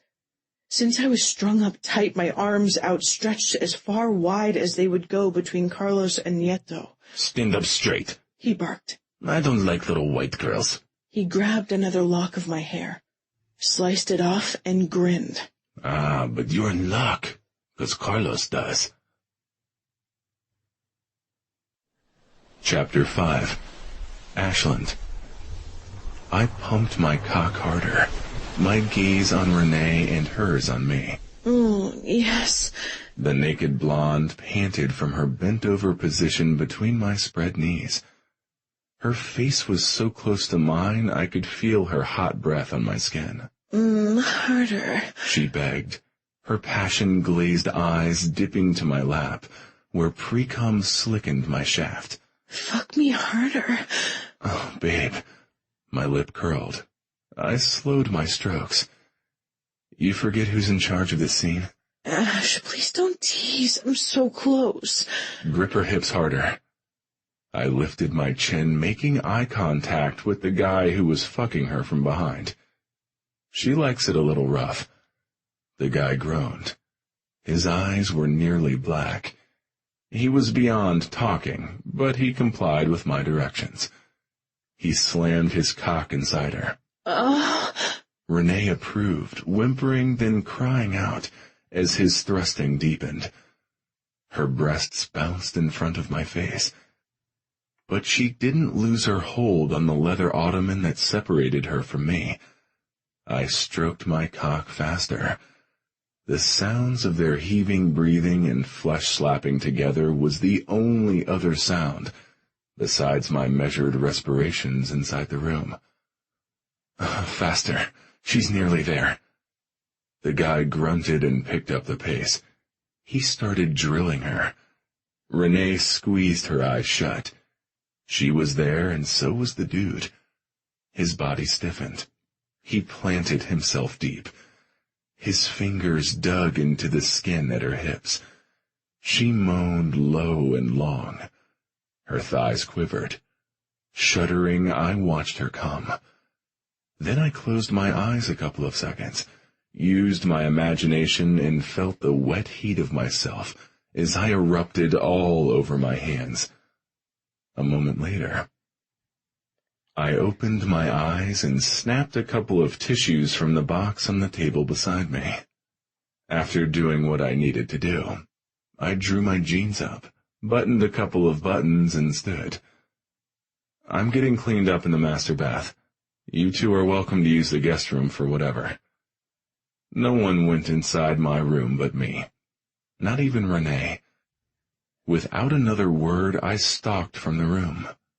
I made it to the mouth of the hallway behind the kitchen before it hit me. The flicker of disappointment in Renee's expression, and the shit ton of it inside of myself. Suck it up, Ash. This is your life, and this was our arrangement. A consensual arrangement. She knew the score. The guy she had called up on Tinder and brought in had certainly been apprised. Voyeuristic scenes where I called all the shots and watched someone else get fucked used to be a preference. Now they were all I had. All I allowed myself anyway. Inside my room, I tried to strip off the feeling of dissatisfaction as I peeled off my jeans. I folded the pants neatly and dropped them in the hamper. The hardwood floors felt cold beneath my feet as I continued toward the bath. No reason to linger in the bedroom. It was an uninspired space. King mattress on a frame, boxes for nightstands, a dresser with a mirror. I hadn't gotten much beyond the living room with furnishings that had a cohesive vision. No time. Not much interest, really. The only personalization within the bedroom space that really mattered to me was the floor-to-ceiling windows that faced the ocean that I loved and had missed so much during all those years on the road. I stopped in front of them. Naked, though it didn't matter since the windows were unidirectional. I could see out, but no one could see in. Much how I had structured my life. I stared out into the cloudy night for a moment. I couldn't see the stars, just the waves crashing into the concrete pier. The water churned, almost as if it were angry. It would be cold. The spray that lifted into the arcs of light from the pier would sting exposed skin. My thoughts drifted. Her again. Even my thoughts pursued her. Was she cold? Had she tended to the abrasions on her hand? It had clawed at my insides all day that she had been injured trying to get away from me. In the way she had looked at me, her eyes stormy like the ocean was tonight. Stormy like my thoughts. Did she have somewhere safe to go on a cold, unsettling night? As much as I love the ocean, I found no answers to my questions in the waves. Shaking my head, I sighed and almost wished I had taken Ramon up on his offer. It would have given me a distraction from my own tumultuous thoughts. I turned away from the windows and entered the bathroom. Going straight to the shower, I popped open the door and flicked the dial all the way over to hot. I avoided my reflection in the long mirror over the double sinks. No way in hell did I want to acknowledge, let alone confront the me who stared back. You got off. I mumbled at him. Get the fuck over yourself. I got in the shower. I scrubbed. I lathered. I washed my hair, rinsed, and got out again. Snagging a big white towel from the heated rack, I dried off, tucked it around my waist, and re-entered the bedroom. Shit, Renee. I stopped short. What the hell? He's gone. The guy I picked up for us on Tinder. That's well and good, but... Don't you even want to touch me anymore, Ash? Her expression crestfallen, her voice hitched on my name. My fingers twitched. Renee and I had been through a lot. Over the years, I'd allowed her in more than most, but the boundaries were set, established. She could come to the line, but not go across it. No one could. That was a place reserved for only one. Me. I kept my arms by my sides. You know that's not the way we are, I reminded her. One time? One time that didn't work out, and that was before my diagnosis. I could feel my expression hardening as I recited the facts the doctors had given me. I'm HIV positive. I can continue to be sexually active with minimal risk to my partners, as long as I use protection. I can live out a life as normal as anyone else, provided I take my antiviral meds religiously. This isn't normal, Ash. You're barely living. You've taken it to the extreme, these parameters you set for yourself. The no touching thing during sex we do now, I don't understand it. And I don't understand why you gave up the band when you love music so much. I only gave up touring, I corrected. It's too exhausting and makes my body too susceptible to secondary infections. I still have my music. I just produce and compose it now. My eyes narrowed. What is this really about, Renee? This isn't working for me anymore. It was working for you just fine 15 minutes ago. She flinched, and I felt like an ass. I'm sorry. I am too, Ash. I need more from you. That connection we used to have grows fainter each time I come over. It's almost like scening with a total stranger now. I didn't argue with her. She was right. I felt exactly the same way. I can go clubbing if I want something like that. Just do a hookup with some random like that guy tonight. That's not smart, Renee. My fingers curled into fists. I wanted to grab her by the upper arms and shake some sense into her. But I wouldn't touch her or anyone else when I was pissed. I was in control of myself. A man wasn't a man if he wasn't the master of himself. Another valuable truism from my father. The clincher on that lesson had been seeing the marks Link's father left on his body, and deeper ones on his soul. My cousin and I both had damage we carried on the inside from our childhood. His from his drunken old man. Me from my mother's struggles with mental illness. Promise me you won't put yourself at risk like that. Her shoulders went back. You don't control my decisions outside the things we do in our scenes, Ash. I know that. And you're fine with that? She cocked her head to the side. You've got your life arranged just how you want it. She sighed. I guess that the fact that I'm in love with you doesn't fit into your neurotic narrative. I stiffened. Case in point. She rolled her eyes. My emotions are my own. Deal with it. But unlike you, I want to nurture my feelings, not neglect them. I won't keep going on like this. We either move beyond the lines you've drawn, or we fall back to just being friends without benefits. I watched her stomp out of my room, then glanced at the rustic hardwood beams and scalloped ceiling, as if there were answers up there about how to deal with women. Renee, the homeless girl. It seemed all I had lately were women running away from me. Fuck it. I grabbed a set of sticks from the dresser and headed for the rooftop where I had my kit. I didn't want to rot in my own thoughts anymore. I didn't want to worry about what I was going to do about Renee's ultimatum. And I sure as hell didn't want to consider what it meant that I couldn't stop obsessing about the Lakers girl. And that it had been her, not Renee or anyone else I had been imagining tonight, when I had closed my eyes and jacked off into my hand. Chapter 6. Fanny. I stopped at the pier. The truth was, I collapsed. At least the pavement wasn't as cruel as they had been. I continued on my hands and knees. I wasn't too proud. Not anymore. Not after what they had done to me. Eyes forward. Keep going. You've picked yourself up before. You can do it again, Fanny. Mother? The voice inside my head that kept prodding me sounded a lot like her. I squinted through the slit of what remained of my vision. With both my eyes nearly swollen shut, I was lucky I could see it all. Don't freak out. Don't panic.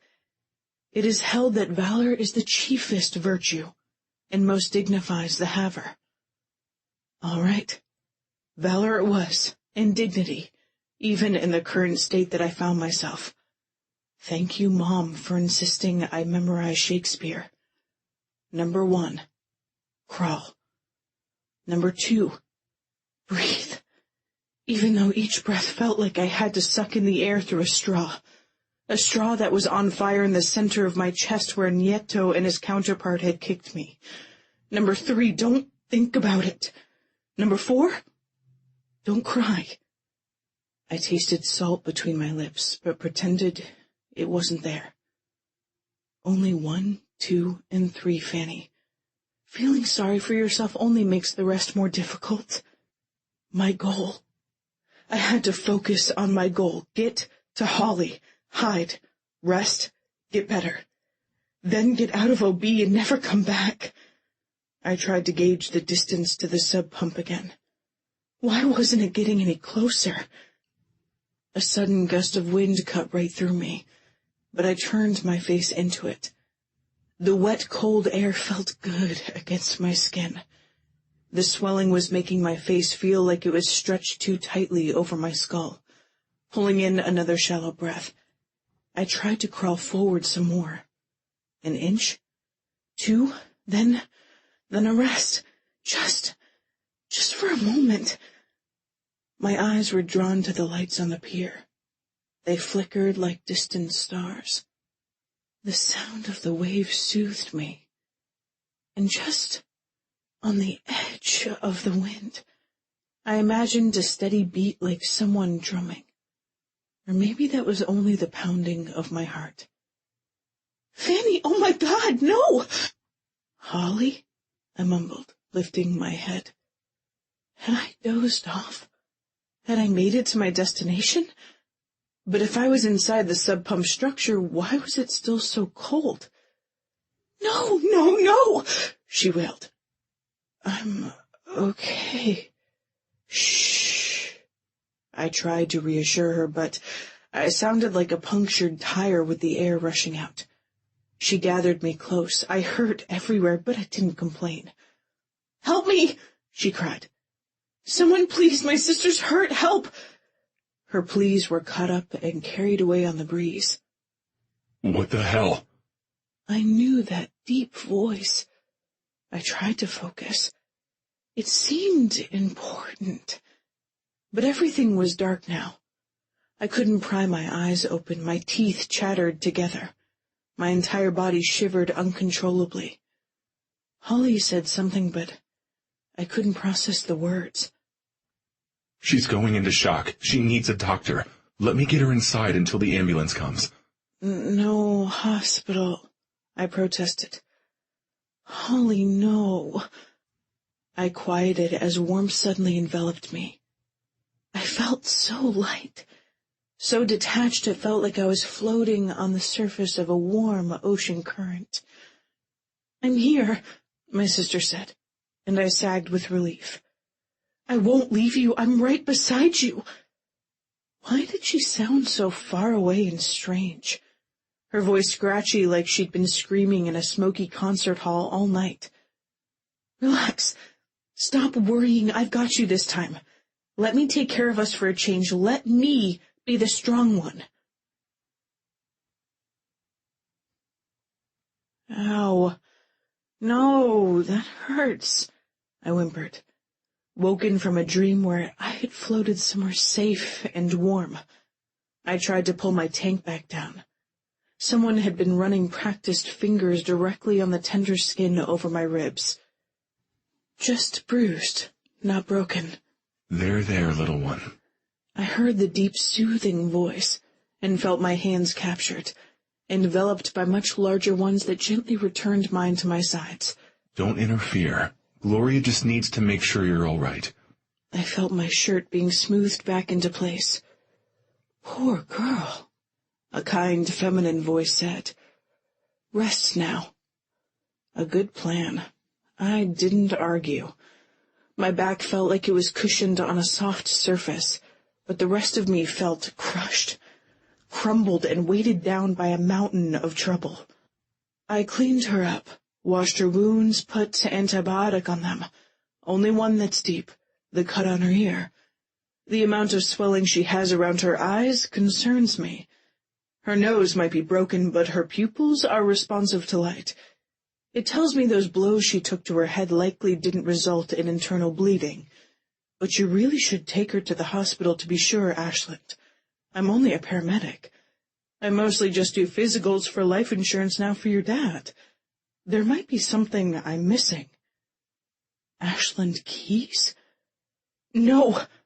I struggled to sit up again. Where am I? I still couldn't see, and that added to my panic. Where's my sister? Shh, you're okay. That deep, reassuring voice again. You're safe. She is safe. Strong hands curled around my shoulders. Take it easy. Not a suggestion, a command. His warm breath spilled into my ear. His gentle thumb swirled a comforting circle into my skin. Tingles rolled through me as firm but undeniable pressure pushed me back down into the bed. Was I in his bed? She's here. A barely spoken whisper, but I heard him. In the other bedroom. Scared for you, but out of sight. She said it's what you would want. She insisted on it. Okay. I exhaled a shaky breath as the comforting patterns on my skin continued. His voice and Gloria seemed to drift far away on a tide. My limbs felt languid, my thoughts scattered. I slid back into the void. It seemed the only thing I could do. Chapter 7. Ashland. I paused in the doorway to my bedroom, checking again to be sure the Lakers girl was breathing. Why I had let her sister talk me out of taking her to the hospital, I wasn't quite sure. Something about the plea in her wide gray eyes, so similar to her older siblings. It triggered a basic tenet inside of me. Protect and defend those in your care. How and why had someone done this to a poor defenseless girl? Newsflash, Ash. There are evil people in the world. Yeah, I knew. Link's father came immediately to mind. I was looking at the evidence of someone else with a similar sadistic bent. The Laker girl's face was so swollen she was hardly recognizable as the girl I had been chasing. Her scalp was shorn, nicked in a few places, leaving her completely bald. The top of her ear had a particularly nasty slice, and remembering those bruises on her ribs, my fingers curled inward. I wanted to kill whoever had done this. Yet, as I continued to stare beneath my fury, a softer emotion, but a strong one, began to work. My fingers loosened, and I regained control as it took a hold of me. Yeah, there was evil, but there was beauty too. I was looking at it. The way those two were tangled together, holding on to one another, comforting each other even in sleep. There was a lot of love there. It had taken them a while to settle, especially the sister. At least the Lakers girl had been out since Gloria left. She was going to hurt like hell in the morning. For now, I didn't see any reason not to let her. Let both of them sleep. No one ever in my bed but me. I let out a self-deprecating sigh. Well, that had gone out the window tonight. The younger one stirred, shifting even closer to her sibling. Her movements lowered the covers. I moved closer to draw them back up, but then stopped. Their fingers were linked together under the blanket. My next breath lodged inside my chest. An old memory surfaced. Link. Me kneeling beside his bed, taking his hand and squeezing it tight, trying to convince him that he wasn't at fault for the beatings his father gave him. Abuse did awful things to a person's soul. How long had these two dealt with it? Their fear and distrust seemed ingrained. I got the impression that it had been a while. Instead of chasing her, I should have coaxed her. She might have stuck around the surf shop and confided to Simone or Karen. Tonight might have been avoided. I felt responsible. I felt something more, but I didn't analyze it. I had to fix this if I could. I told you what the paramedic said last night. If you still won't let me take her to the hospital, then she just needs to rest. So let her rest. But her eyes... Swelling. It should go down in a day or two. How can you be so sure? Holly asked. At the bar, the petite strawberry blonde teenager twisted her small hands together. Experience, unfortunately. I had an uncle who used to beat up my cousin on a regular basis. Ice when she wakes up, then warm compresses. We'll get your sister better, trust me. I appreciate your help for last night, for everything, and no offense, I don't know you well enough to trust you. Fair enough. But I think you need to consider trusting someone. You can't go back on the streets with her like this, and you're not much better. You're so weak you can barely stand. You don't understand. She pushed away from the counter and straightened her shoulders. I noticed that just that small effort made her limbs tremble. Then enlighten me. I can't. Why not? Do you think whoever did this can get to her or you here? Not fucking likely. Keycard entry just to get into the building. then a code I change out regularly for the private elevator to this floor, then a regular key to get into the penthouse. You're safe here. And Gloria didn't see you. I didn't even mention your name. I respected your wishes. I helped you. I don't plan to stop helping you. My friends have been helping your sister all along. Why not trust us? Why not trust me? Because... A different voice repeated. A sweet melodic one, and the pan clattered as I shoved it to the back of the stovetop. I turned and immediately had to school my features to pretend I wasn't disturbed by the Laker girl's appearance. Face even more swollen. If anything, she looked worse right now than she had last night. Because we can't. Her hands fluttered in front of her chest. I tried not to get angry again, but failed, as I registered the dried bloodstains on her tank. Holly? She began. Taking another step forward, she winced and would have gone down, except her sister had scooted off her stool and flashed to her side. The significantly smaller girl ducked under the older one's arm, becoming her crutch. We'll discuss it later. We'll discuss it now, the Lakers girl said firmly, frowning at her sibling. No. The two exchanged a look, a test of wills. One squinting through the narrow gap in her gaze, while the other's determination flashed in her eyes. As bad a shape as the Lakers girl was in, I knew she wasn't going to give in. Halls. She gentled her tone. We decided. We're in this alone, just the two of us. She swayed suddenly. Her sister's knees buckled under the additional weight. I rushed over, catching and lifting the Lakers girl before she could hit the ground like the younger one had, right on her rear. You stay, I stated firmly. I've decided for both of you. But... The one in my arms trailed off as I narrowed my gaze on her. You're in no shape to argue, and neither is she. I cast a quick glance to the younger. She had regained her feet, but tottered as if a grommet-sized wave might knock her over. This is ridiculous. Both of you back in the bed. No, It's not up for debate. I barked as I strode effortlessly back toward my bedroom with the older in my arms and the younger one in tow, her footsteps silent, her labored breaths audible. I gently placed the Lakers girl back in my bed. She hadn't just sagged into me. She had sighed, inhaled deeply as if my scent had been a healing elixir. And then she had burrowed into me as if my arms were the safe harbor she had always sought. I liked that. I liked it a lot. Liked the way she had felt in my arms. Yet I frowned as I untangled her grip from my neck. Because she weighed much too little for someone who had to be at least 5'7". We can talk more about you staying here after I bring you some food and you get some more rest. I handed her an olive branch. I had no intention of letting her leave, but I sensed she would be more cooperative if she felt like she had some control of the situation. It's how I would feel, certainly.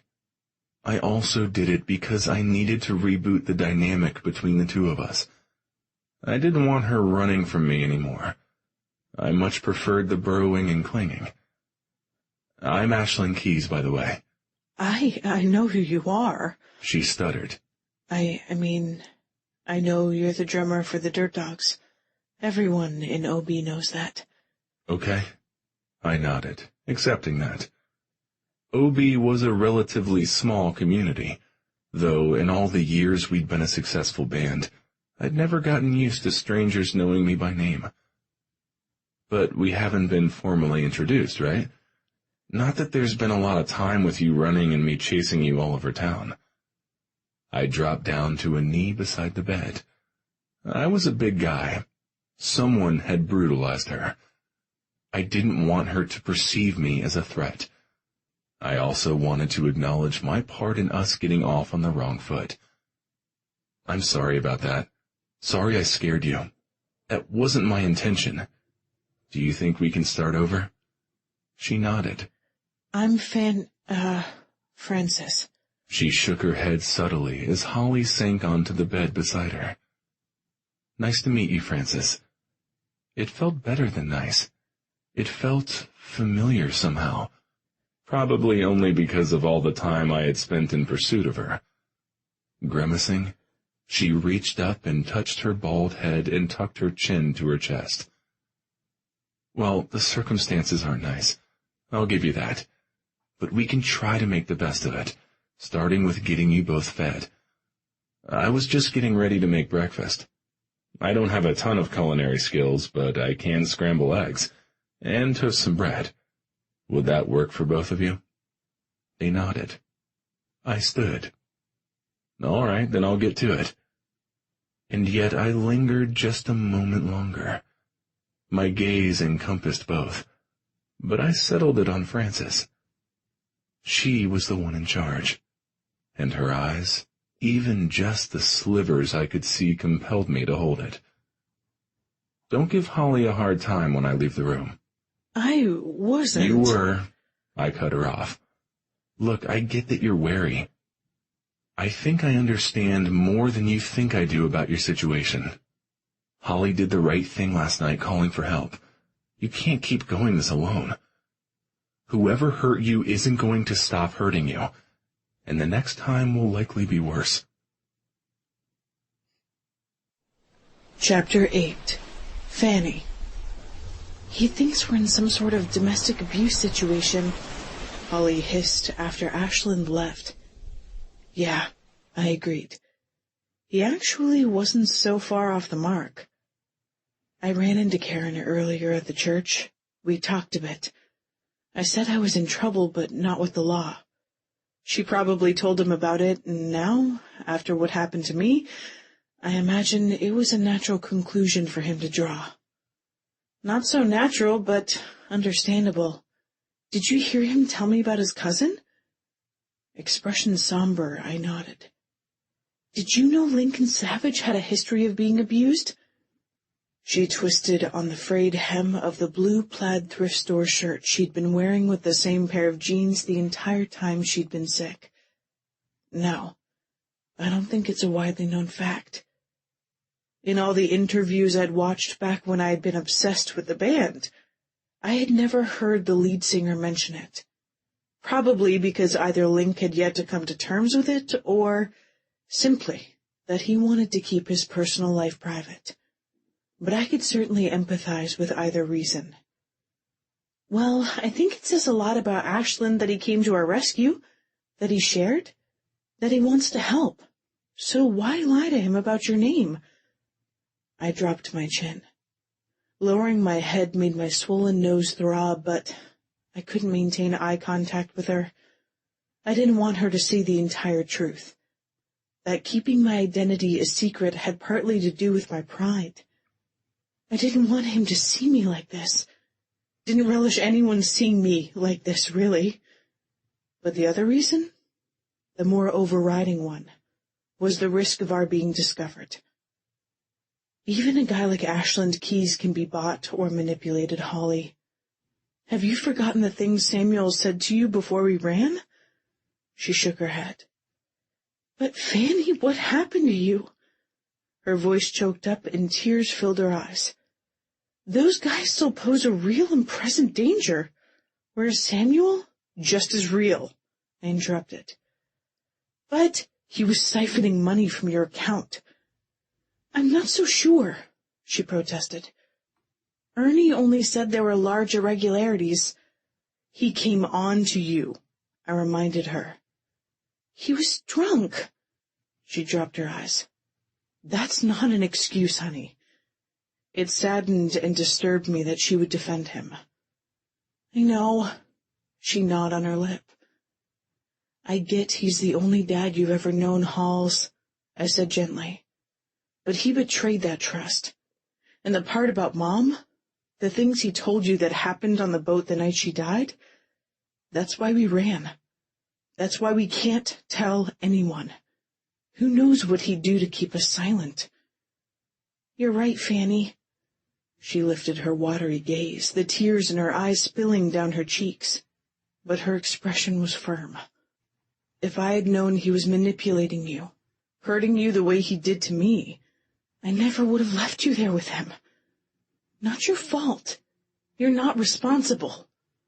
Holly grabbed my hand and squeezed it. You and me, no one else. We stick together, and when I turn 18...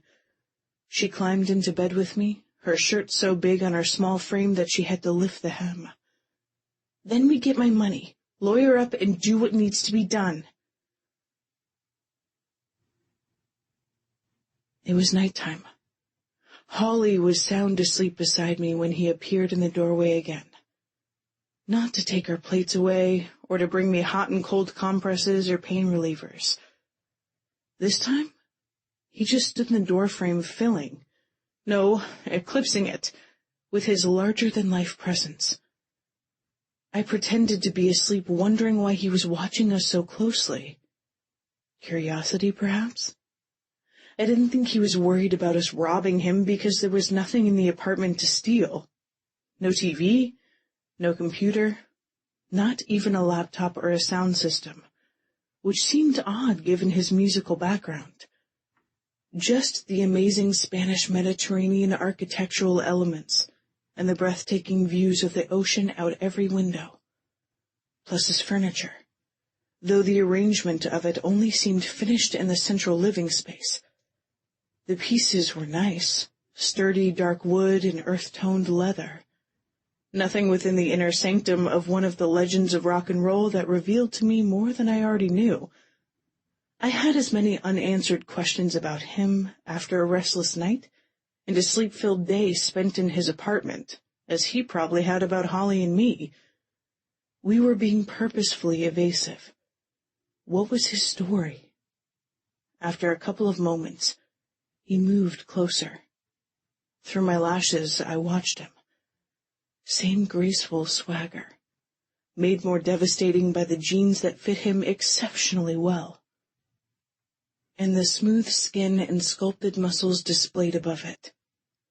Waking that first time to find him in the kitchen, on the other side of the bar for my sister, several things had hit me at once. First, my imagination of what lay under his shirts had not done justice to the reality. Chiseled chest, bulging biceps, defined pecs and abs. His upper torso matched the strength of his lower, and bespoke of his many hours working out in the gym, surfing, and playing his drums. I'd experienced all that strength firsthand, when he had whisked me into his arms and carried me into the bedroom. The second thing that had hit me was a smidgen of irrational jealousy. My sister was way too young for him, but she was beautiful. That she wasn't of legal age didn't seem to stop most guys from looking. That he'd been talking to her in the same confidential tone he'd used with me at the Oscars made pain slice through me again, almost as badly as when I'd put one and one together and realized he was in love with Simone. Yeah, I was over him. Of course, I was over him. Our encounter had been a little nothing, and it had been ages ago. Yet, deep down, for me at least, it felt like something significant. And thirdly, did he not even own a shirt? Why didn't he put one on? Did he not get that he had 2 women in his apartment? Granted, one looked like Deadpool and the other was underage, but he didn't comprehend how incredibly sexy he was, and how completely, unnervingly distracting it was to be confronted with an unveiled version of his golden, godlike form. And I had not only seen it, I had touched it and felt it. Felt his warm, sleek skin and flexing strength beneath my hands. Not only that I'd smelled his intoxicating citrus, sunshine, summery ocean scent. I might be banged up to hell, but I wasn't dead. I guess it was better that he didn't seem to notice how much he distracted me. He seemed to think I was afraid of him. Hardly. I was afraid of myself with him. He was so close now as I continued to feign slumber that all I could see through my lashes were his bare feet, so different from mine, so large, so male. He leaned closer. I held my breath. What was he going to do? Did he know I was awake? No. He drew the covers up to my shoulders, near bare but for the thin straps of my tank. He gently tucked the blanket around me. Stepping back, he turned and left the room. I stared at the empty doorway for a long time after he had gone.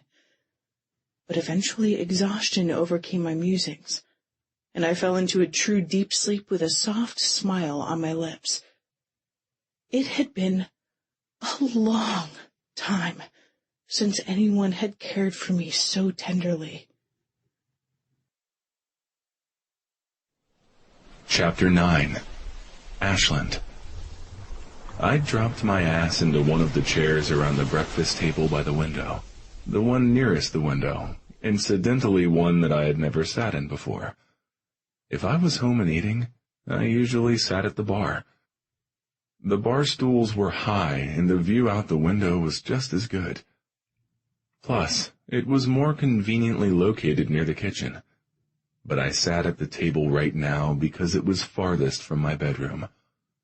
I had left the door open because I didn't want to disturb them while they were sleeping, and because I didn't want Frances to panic. She was cautious and maybe a little paranoid, both of those understandable responses given her circumstances. She was like an animal that had been abused. No, strike that metaphor. Whoever the asshole was who had done that to her was the animal, and he would get his due. I would see to it. I would make it my priority. But one step at a time. First, I needed to get her better and get her to trust me, so I could help her and her sister. Then she would tell me who had abused her, and I would dispense justice. But all that was going to take some time, and I had to keep her close to earn that trust. So the first order of business today was sitting my ass in view of the apartment door so she couldn't sneak out on me and possibly go back to her tormentor. That was a very real concern in my mind. I'd seen it played out with Link and his father. The abuser somehow warping things in a way that the victim believed they deserved the abuse they endured. Not happening here. Not again. Not with her. Not this thin wisp of a girl with eyes that flashed fire. No one was snuffing out that flame. Not on my watch. Not if I had any say in it. I slid my cell from my front pocket and scrolled to a number. She answered on the first ring. Hey, Ash. Karen said. What's going on? I could hear water running in the background. You coming over for breakfast this morning? We have migas. Sorry, but I can't. I'm kinda tied up. For real, not a fake excuse this time. And I need your help. Sure. What can I do? No questioning. Just an immediate, I've got your back response that further drove home the point Ramon had been trying to make during our last phone call. Well, you're probably not going to believe it, but I've got our Lakers girl here. Here, as in your apartment here? Yeah. How'd you manage that? Or how did she manage that? I haven't even been up there. Neither has Ramon. Now Link's words came to mind. Maybe I was a bit of a recluse. These were my friends, yet I had been shutting them out. Guilt rolled around inside me. But what good was guilt except an excuse if it didn't prompt a change inside of you? Well, it's nothing that she or I did. Some sadistic asshole worked her over really badly. Oh, no, I've been afraid for her. A young, pretty girl like her, all alone on the street. Pretty? How could she sound so certain? I mean, I suspected, sure. The bone structure was there, and she had those gorgeous silver eyes, but her face had been covered in grime every time I had seen her, and now was distorted by the swelling. Frances was young, definitely. I had seen that, and felt it in the lithe body that had been pressed so appealingly to mine. Yeah, I might be a total pervert to notice with her in her condition, but hey, it was impossible not to, considering how long it had been since I'd had a woman in my arms. especially one who so intrigued me. How badly is she hurt? Karen's tone was highly pitched with concern. She got pretty roughed up, and I get the idea this isn't the first time something like this has happened to her. I think you're totally right about an abusive background. But anyway, there's more. You know how I always thought she was hiding something important down around the pier? Well, she was, for sure. Only it wasn't a something. It was a someone. A younger sister. No way. She cursed under her breath, and my brow rose. I should have left more food. I bet they're both half-starved. They are. Is she... Her voice snagged on worry. Is her sister hurt, too? No, just scared. Both of them were wary and frightened, though Frances tried not to let her fear show. Not to spare my feelings, but because I think she wanted to shield Holly from it. She was so admirably protective of her younger sister. They scarfed down all the eggs and toast I put on their plates yesterday, but now all my supplies are gone, and I don't have anything else to feed them. And I couldn't leave them here alone. I didn't trust them not to take off the minute my back was turned. Right back to the street and certain danger. I can't call a delivery service either. I've barely won their trust. A stranger coming up here would negate the minuscule progress I've made. I'll bring some food right over. I was hoping you would. Thank you. I felt my lips curve up. Karen was a great friend and a good match for Ramon. I was glad they had found their way to each other. But no need to rush. They're sleeping right now. Oh, well, that's good. I'll run by Levon's, get some toiletries and stuff girls like. I bet you don't have anything like that? She was right. I never encouraged Renee or anyone else to stay overnight. I had bar soap and clean towels in the guest bath and Jack, but my own shit in the master bath, and I didn't even get that stuff myself. I just made a list, a short one usually, for the housekeeper who came twice a week to clean and get things for me that I ran out of. Nice clothing was about the only thing I cared about, and preferred to try on and purchase for myself. Thinking about clothes made me remember how threadbare Frances and Holly's clothing was. Do you think you could also bring them some outfits and things from offshore? Of course, but what size is the sister? I don't know. Maybe just a little shorter? The obsession continues. What?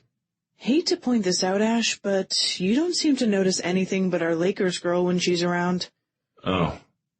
I frowned at myself for being so transparent, and recommitted to tempering the obsession that had me acting irrationally and could have gotten Frances killed. Give me a second. I'll peek in my bedroom and guesstimate about the sister and call you back. You've got them both in your bed? She sounded incredulous. Well, yeah, so? The bed's a king. My room's bigger and nicer. I shrugged. Even to my own ears, I sounded like I was justifying. Okay, Ash, whatever you say. Do the size guessing thing and let me know. Then I'll get everything together and be over shortly. I suggest you give them a heads up that I'm coming. I will, but just you, not Ramon. Frances knows you. I think she would extend her trust to Karen with less hesitancy than she had to me. Frances? She inquired. Our Lakers girl. Her name's Frances, and could you bring her a hat, maybe a purple or a black one? Those colors would go great with her pretty gray eyes. Well, they would when the swelling went down.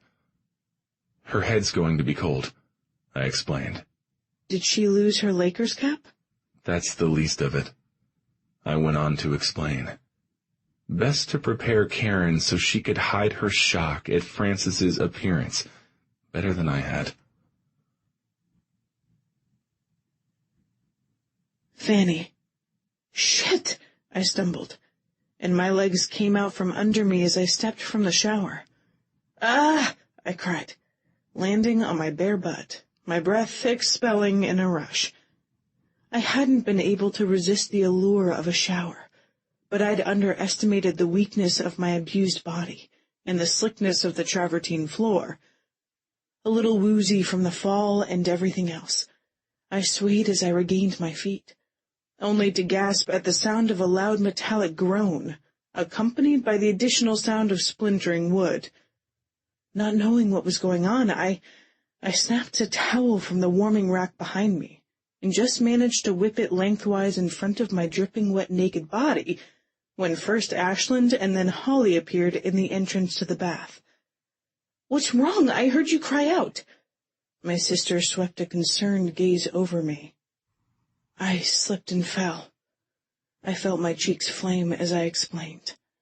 But there were other distracting things going on with me that had nothing to do with the pain in my tailbone, and everything to do with the way Ashland was currently staring. Appearing enraptured, he hadn't spoken a single word since he'd come in. His expression and his oceanic gaze spoke volumes. Approving volumes, it seemed, as he raked his gaze over me once again noticeably slower. "Gosh, Fanny, let go of this fantasy and get a grip," I told myself. And it worked. Though my arms and legs continued to tremble, I managed the wherewithal to wrap the towel around myself. "Are you okay?" Holly glanced back and forth between Ashland and me. Her signature brow lifted when she looked at me. Francis, hey." She snapped her fingers in front of my face, and I returned my attention to her. So Ashland had seen me naked. He was only reacting the way most guys would. Okay, maybe not like most guys. My face was a mess. I was bald, and my body was all sharp angles, minus the extra weight that created feminine curves. Most guys probably would have winced and looked quickly away. "You must have gotten the water too hot," Holly decided as I blinked slowly at her. "You're all flushed and everything. Plus, you look a little woozy." "Yeah, you think?" A man who resembled the mighty Thor with his long blonde hair and piercing blue eyes staring at you in the buff was a little disconcerting. Okay, a lot. I gave her the look, the one that said all of that with an added plea for her to let it rest. She knew about my infatuation with Ashland Keyes. She knew he lived in OB. When we'd gotten stuck here, I'd told her I would keep my distance. I knew she worried that my seeing him again would stir up the old pain of his rejection.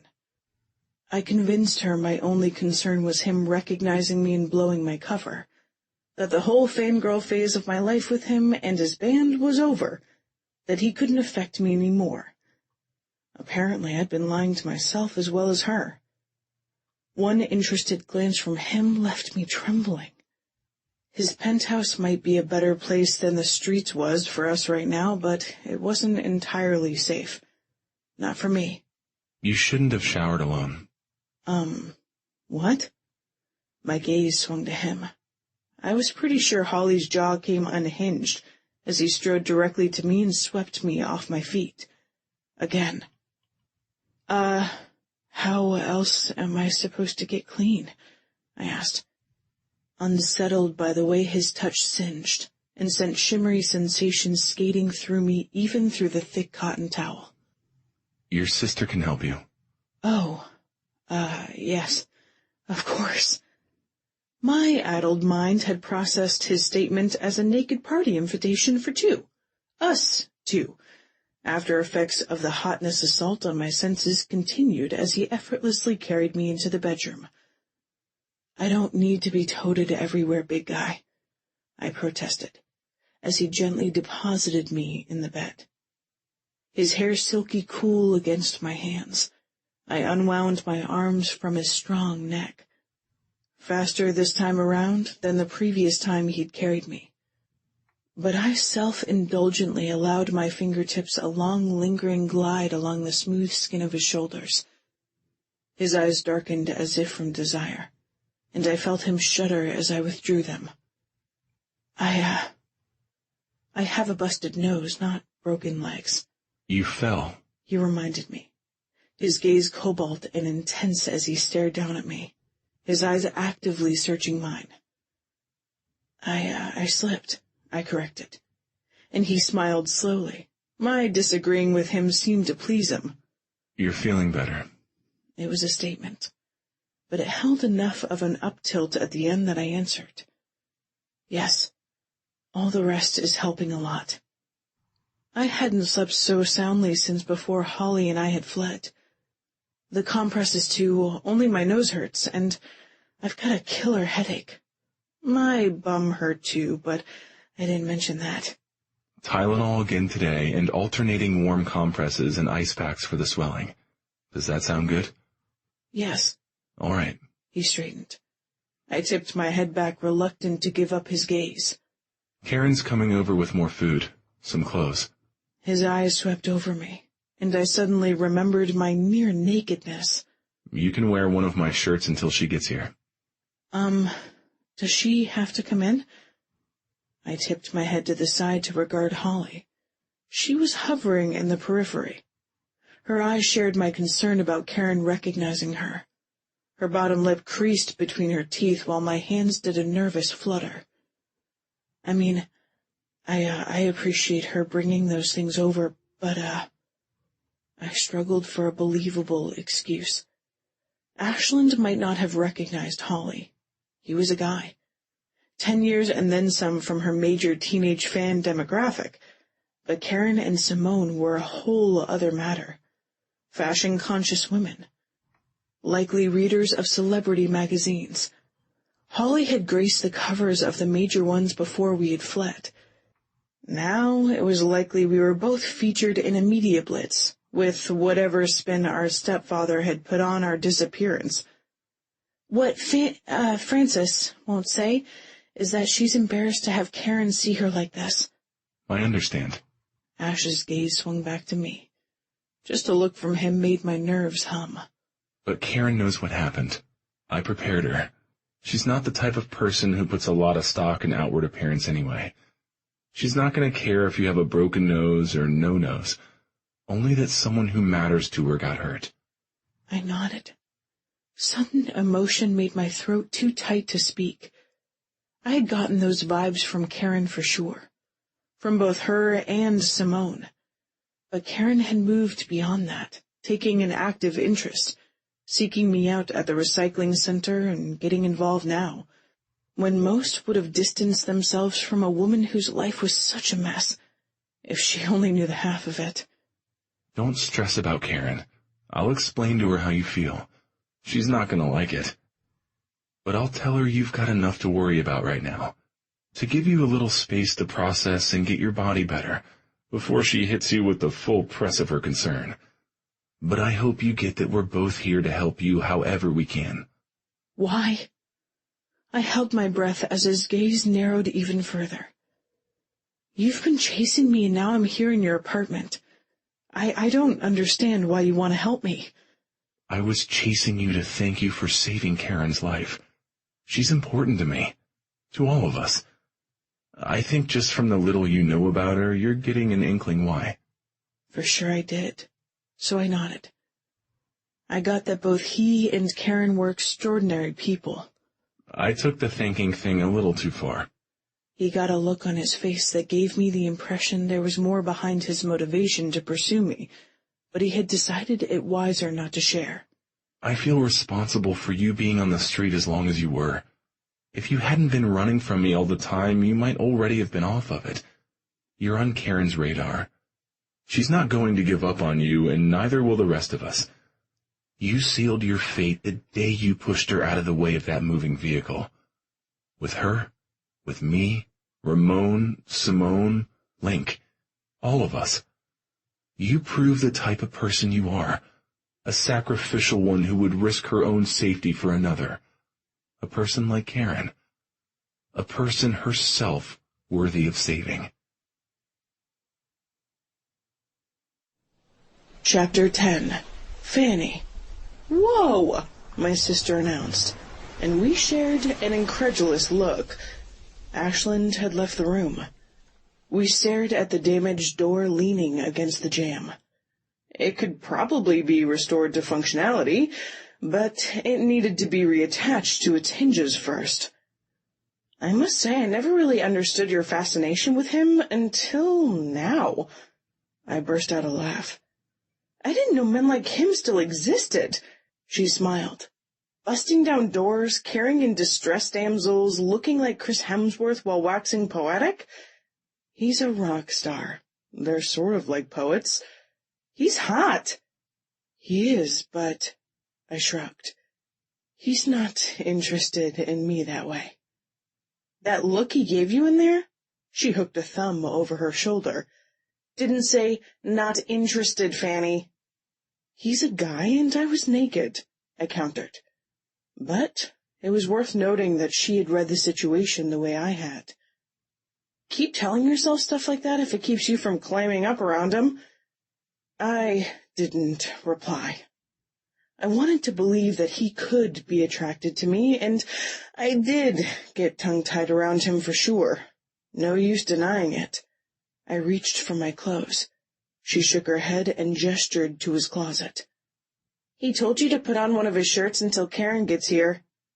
But they'll smell like ham, I grumbled. The bed was bad enough. I kept pushing the blanket away to sleep, and he kept returning to tuck it around me. You like the way he smells? She gave me an apprising look. She knew how I was about scents. Yeah, I admitted. Oh, you aren't over him. Can we please not talk about this right now with me practically naked, the door busted and him just in the other room? I whispered with my watchful gaze on the darkened hall. Sure, but don't you think this is fate's way of giving you a do-over for what happened a year ago? Hey, almost 2. Her knowing smile widened. Fate's got nothing to do with it. It was just me and my silly crush. I had obsessed about Ashland from the time my body had started changing as a teen, associating him and his music with every major milestone thereafter. Holly had her video entertainment. I had the Dirt Dogs, and a different album for every deteriorating phase of my mother's and Samuel's relationship. I had played their Sometimes Forever Never Comes album over and over again after her death. The bleak theme had seemed to echo my sense of loss. Probably because the band had lost Dominic around the same time I had lost my mom. The doorbell suddenly rang. I jumped. You've got to stay out of sight, I hissed, pointing at the bathroom. Go. Holly looked like she wanted to say something more, but only nodded and complied. I went to the walk-in closet, stepped inside, and grabbed the first shirt I saw, drawing it over my head. Soft, worn, mauve-hued cotton slid into place, the hem skimming my thighs just as I heard Karen's voice. I swayed. Not because she was inside the apartment and could potentially see Holly, but because his shirt smelled that good. I moved to the hall and cocked my head to listen. Is she asleep? No. He made a sound. Definitely not. She just got out of the shower. And you've got a weird look on your face like you got caught doing something you shouldn't. Something you liked a lot, apparently, because your mouth's doing that wicked curve thing. What gives? Oh, don't give me that shoulder shrug, Ash. That's what guys do when they're trying to pretend that something isn't a big deal, when it really is. So what happened? He said something low. I took a step closer. You saw her naked? This time there was a feminine cluck of disbelief. And she's worried about me seeing her without any hair? She's a girl. Yes, I know she is, and I bet you have a more than fair idea on that count now, too. Francis, she called. I jumped again. Yeah, I returned. I don't give a damn about how you look. What I care about is that some creep terrorized and hurt you. Do I need to add Ash to the list of persona non grata? No, it's okay. I fell stepping out of the shower. He came to my rescue. Twice now, it should be noted. It was an accident. Huh. Well, okay, I guess, but you know you and your sister can come stay with me. There's plenty of room with me and Ramon. Thanks. My eyes burned. No one had ever fought over me before. Sure, my mom had wanted me around, but my stepfather and his superficial celebrity crowd, not so much. Not that I had wanted to fit in. We're fine here. And we wouldn't be staying long anyway, just until I regain my strength. I brought stuff for both of you, clothes, underthings. He guessed your sister's size. Shampoo, moisturizer, bath gels, so you don't smell like this loser. I'm leaving it all here with Ash, and he has my number if you need anything else, or even if you just want to talk things through. Call me, okay? Okay. Thanks, Karen.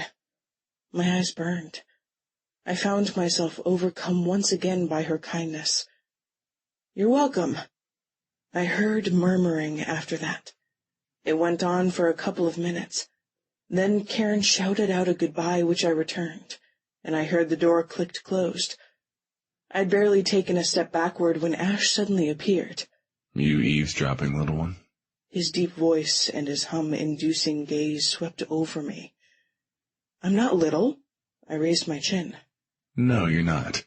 He considered me intently. That's not what I meant, I flushed. It was impossible to miss the suggestive glint in his eyes. Obviously, he was recalling seeing me naked. I meant I'm not small in stature. You are in comparison to me. He took a step closer, his much larger, compellingly masculine frame overshadowing me as he glanced over my head. Where's Holly? The sound of running water was an answer to his question, apparently. His gaze returned to me. You look nice in my shirt. His voice had gone so low I had to suppress a corresponding shiver. His lips slowly curved up on one side. If you want to stay dressed like that, I certainly don't mind. But if you want to come into the other room, there's lasagna I can heat up, and there's a shit ton of clothes to sort through. Oh, I love lasagna. My mouth started to water. I think most chicks would have gotten glassy-eyed about the 4 shopping bags of clothes. Yeah, well, most chicks haven't been combing through the trash the past few weeks for food. His eyes pinched, registering the punch of that truth. I hear you. Are you gonna cry if I tell you there's salad and garlic bread to go with the lasagna? I nodded. He grinned. I'll get you a box of tissues. Ashland. All I did was microwave the lasagna, but I got an inordinate amount of satisfaction watching Holly and Francis scrape their plates clean. The first and the second go-around. No more. Holly waved off the refill on her Sprite. Francis? I questioned, with her half-full-liter bottle of soda poised over her empty glass. No, I can barely finish what I've got. I'm about to pop. More pain reliever? I studied her face. The swelling had gone down some around her nose, and the bruising was less pronounced beneath her eyes.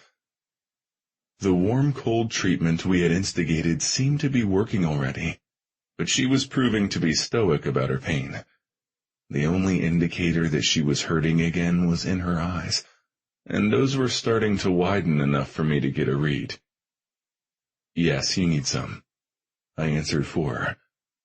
You're waiting too long between doses. The key is to stay ahead of the pain. I remembered that from Link's surf injury. Let me get the Tylenol. I pushed back from the table to get the caplets, reaching for her empty plate, planning on dropping the dish in the sink on the way to the kitchen. But her sister stopped me. I've got the dishes. She gave me a firm look. You can take care of Francis. Okay. I dipped my chin to acknowledge her and turned to Francis. We have our orders. You get to the couch with what's left of your drink. I'll bring you the meds and the warm compress and ice. All right. She pushed back from the table, wincing as she straightened. My eyes met hers. They were such an unusual color, nearly a translucent gray when she had been peaked earlier. But they had darkened now because of the spike in her pain level. She turned away, her movements slow and deliberate. I watched her make her way to the couch just a couple of feet away. I wanted to help, wanted to scoop her up and carry her. but I knew she wouldn't appreciate my interference. She was mending. I needed to let her assert her independence. I turned back to my appointed task and caught Holly's gaze as I shook out the pills. Her hands in the sink, she offered me a soft smile. She was the more trusting, open one. I got the impression that whoever the abuser was, they had concentrated most of their efforts on Francis. The result of that effort glaringly obvious. The older sibling seemed well practiced at being the younger one's shield. I put the bottle back in the cabinet where I kept the meds, threw the eye mask in the microwave to rewarm it, and refilled the ice pack from the freezer while it heated. When I had everything ready, I took it to Frances. She had her eyes locked on the ocean.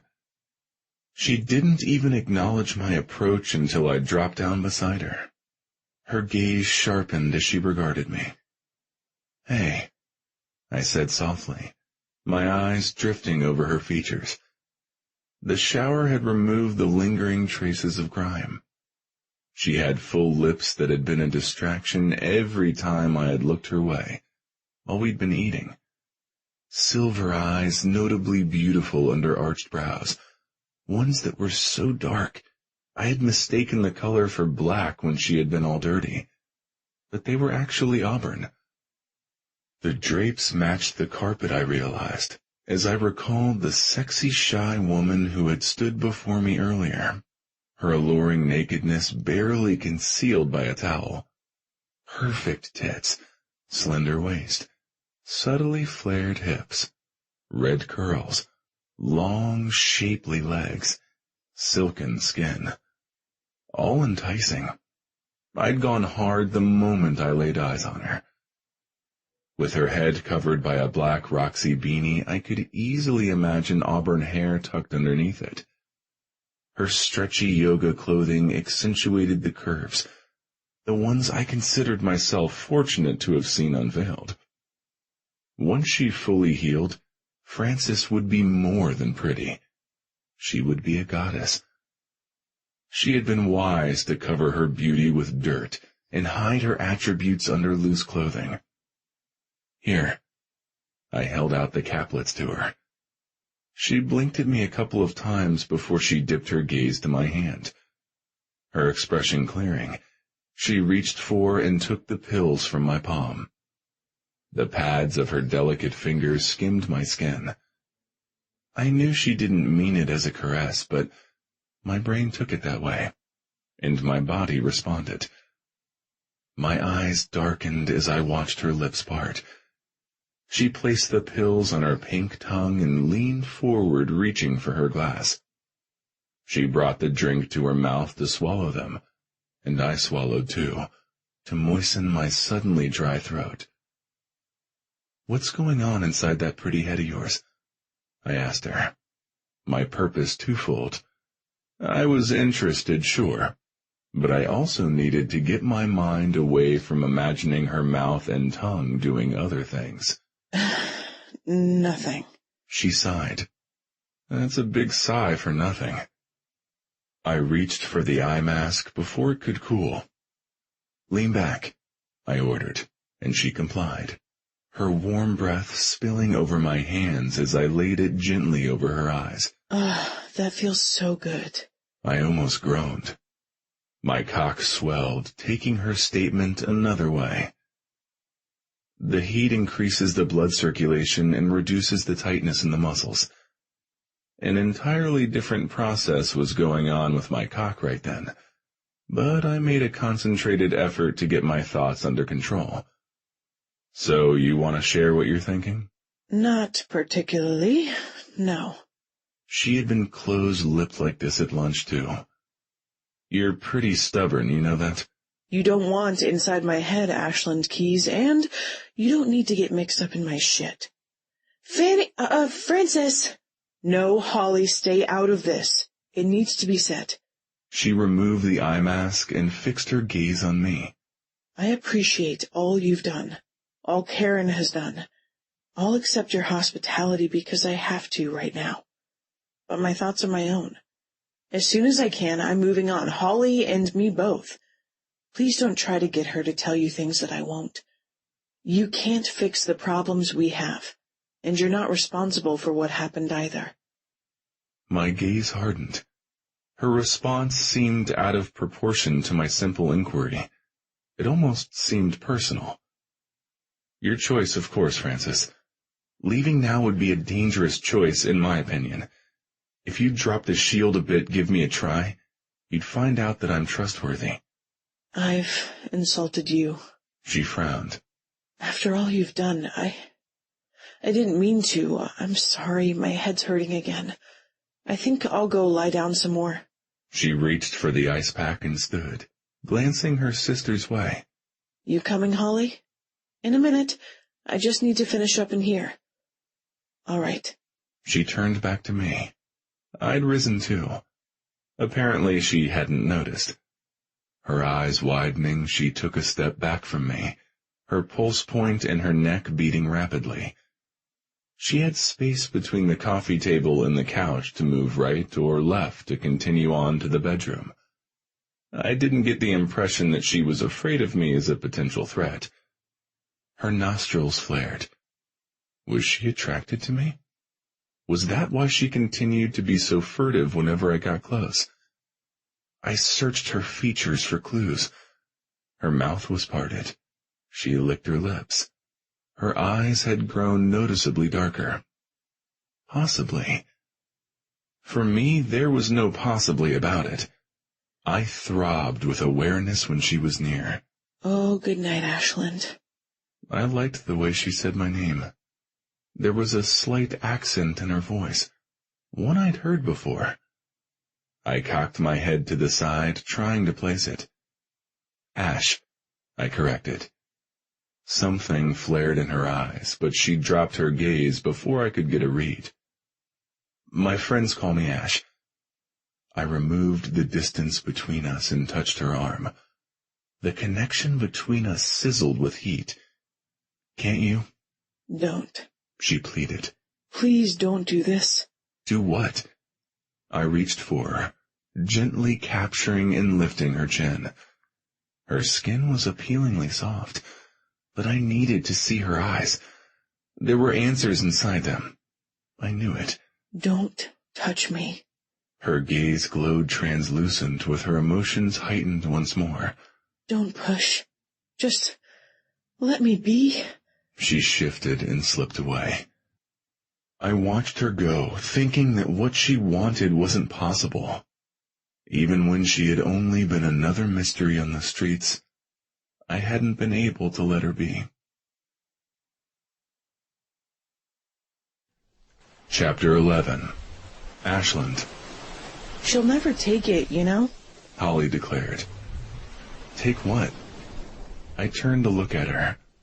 Her strawberry blonde hair was freshly washed and loose around her tiny shoulders. Like her sister, she wore new clothing from Karen's shop. For her, a loose-fitting blue Roxy tank and gray beach pants, ones that she had rolled up at the ankles. So she was a little smaller than I had guessed. That leap of faith you're asking from her? If it was just her involved, maybe, but with me in the picture, never. Why's that, darling? Lots of reasons. Guilt, responsibility, love. I'm sure you understand.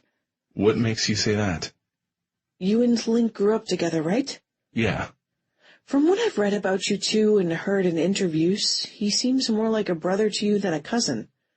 You seem to know a lot about it. I nodded. Aren't you a little young to be a Dirt Dogs fan? Not me so much. No offense, but my sister is. Francis? I raised a brow, looking back toward where she had gone before I returned my attention to Holly. She doesn't seem like much of a fan. Well, she was. She shrugged one shoulder. Was it a bullshit move denying the significance of what accompanied it when girls did it? Anyway, I bet you took care of him. Link. Looked out for him the way my sister does me? I lifted my chin to acknowledge that I had, and still did, that I always would. I studied her anew. She seemed vaguely familiar to me on some level. On account of the abuse? she asked, eyes similar to Francis's, insightfully trained on mine. Partly, I revealed. True, I had wanted to protect Link from any more physical harm. Mostly it had been simply because I loved him. I'm guessing you knew what was going on and you couldn't stop it. We were kids, but yeah. It's like that with us a lot. We each had our suspicions. Well, now we both know. I can understand that. Yeah, I think you do. I've only just met you, and I can tell why she was so... She shifted her slight frame and pursed her full lips. I've said enough. She put down the dish towel. I better get to bed, too. She'll fret about what I've already told you. 17 years old, and she still treats me like I'm 10. She's not much older than you are. She'll be 23 a month after I turn 18. When's your birthday? 2 weeks from now? Not soon enough. Anxious to vote, huh? Anxious about a lot of things. Good night, Ash. Night, Holly. It didn't escape my notice that she had taken to calling me the shortened friend version of my name, where her sibling wouldn't. One more thing? She stopped and turned to look at me, biting her lip and twisting her hands. She was nervous. Where Francis's hands fluttered, Holly's twisted. For what it's worth, if it were up to me, I'd tell you everything. I wouldn't want you to do that. I wouldn't want you to betray her trust. Yeah, I thought that's what you might say. So you don't think she's ever going to come around with me and level with me? Maybe before. She shook her head sadly. But not now. What happened before? I wondered. Was she referring to the time prior to the abuse? That would make sense. But why not just say that? Each conversation with one of these women left me with more questions. I moved to the windows Francis had been staring out so intensely. The waves were calmer tonight, almost as if they could settle now that she was in a safe place. She being Francis. The obsession continued. Nothing she or Holly had said changed anything. Warnings to back off and cryptic conversations only made me more resolved to figure out what their real story was. What her story was. I pondered the mystery as I went to the entryway closet and retrieved the pillow and linens for the couch. I would sleep on it again tonight so I could keep an eye on them and guard the front door. As I tucked in the bottom sheet and snapped out the top, I acknowledged that I was committed to this course. No going backward.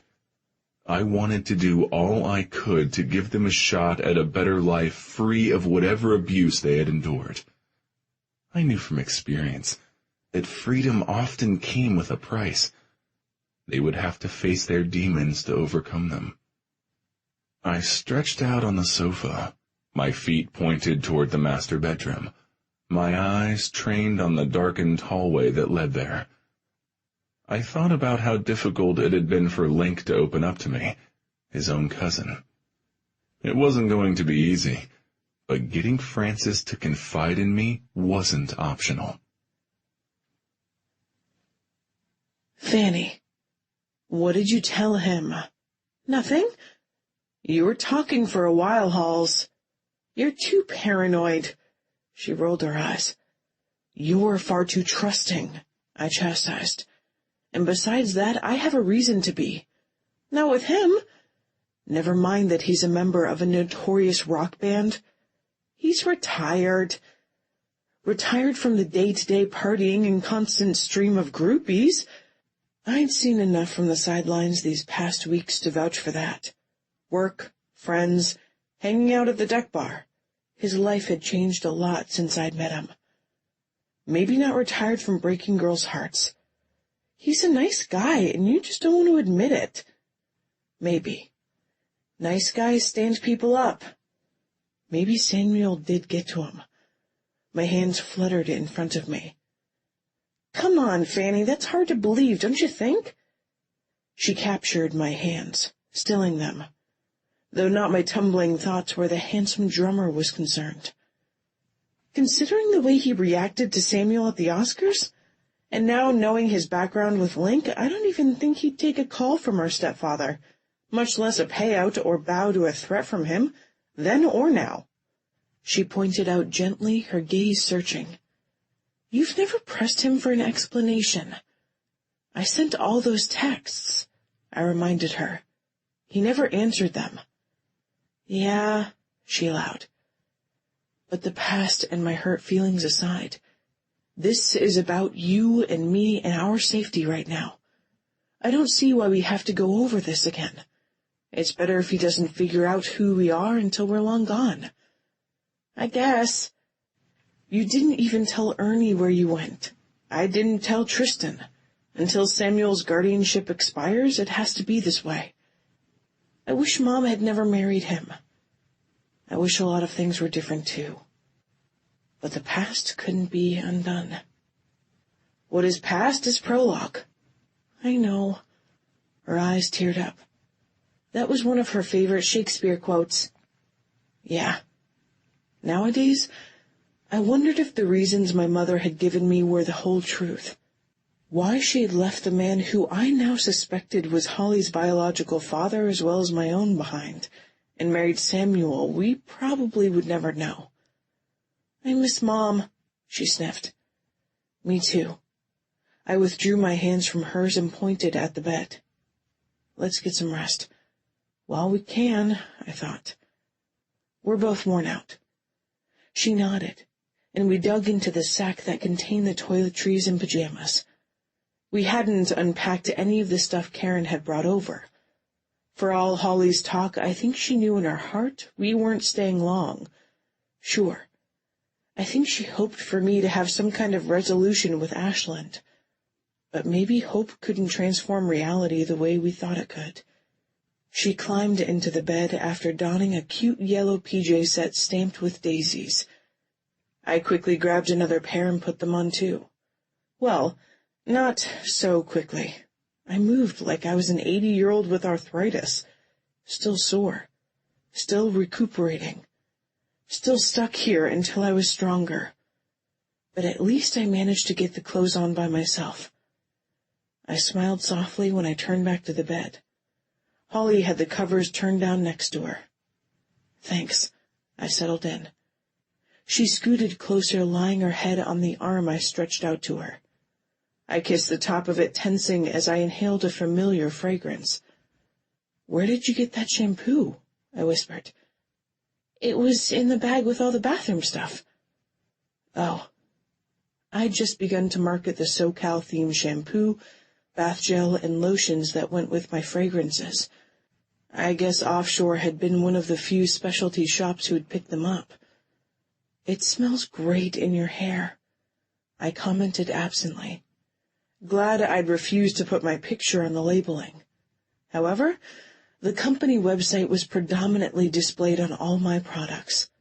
I doubted Ashland had noticed, but just in case he did put two and two together, I made a note to myself to remove those bottles from the shower first thing in the morning. Chapter 12. Ashland. Some people had nightmares that they were back in school and taking tests they hadn't studied for. I relived my life before the diagnosis. Not in first person, but as a bystander witnessing it all unfold. The drugs, the sex, the experimentation without caution, and watching myself making the same mistakes over and over, but unable to stop it.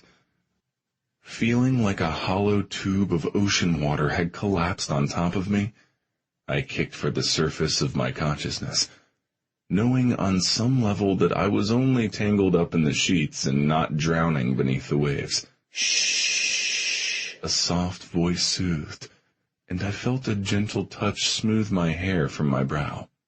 You're okay. Then music.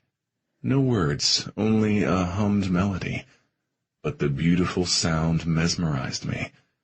Suddenly, I wasn't fighting against the tide anymore, but floating along with it. I didn't want to wake. I wanted to listen to the voice, and believe the hope I heard in it. I turned my head more fully into the caress and drifted deeper into slumber. A gasp, a clatter. Ash! I woke with a start. Bright sunlight blazed from the living room windows. Expecting the usual knot of sheets around my legs, I was surprised to find myself somehow free of them. Brown hair pulled back in a ponytail, Simone stood over me, wearing a perplexed expression along with her running clothes. She held the key I had given her in a lax grip. She wasn't looking at me, however. Her attention was on the kitchen. "It's okay," Frances said, and I recognized her voice as the one in my dreams. "Ashland invited me to stay. I'm making breakfast. Would you like some? Your eyes are just like hers." I could hear both the question and the conclusion forming in the incredulousness of her tone. "Are you the Lakers girl?" "Yes, I'm Frances." As Simone moved toward the kitchen, I threw back the sheet and put my feet on the floor, trying to get my bearings. The world seemed to have done a reverse spin overnight. "What happened to your face?" "I got beaten up. I dragged myself to the public parking lot before Ashland found me and brought me up here." "Oh my God, that sounds terrible. You must have been so scared. I'm glad Ash was there to help. Do you know who did it?" She trailed off, her easy answers to Simone's questions stalling as her eyes met mine. "Don't stop on my account, Frances. I'd like to know the answer to that question, too." "No one either of you would know." Clever evasion. I felt the edge of my mouth curve. Frances continued to watch me warily. I could feel Simone observing me just as carefully. But I wasn't in the mood to address those just yet. I was too interested in unraveling Frances and the mystery she currently presented.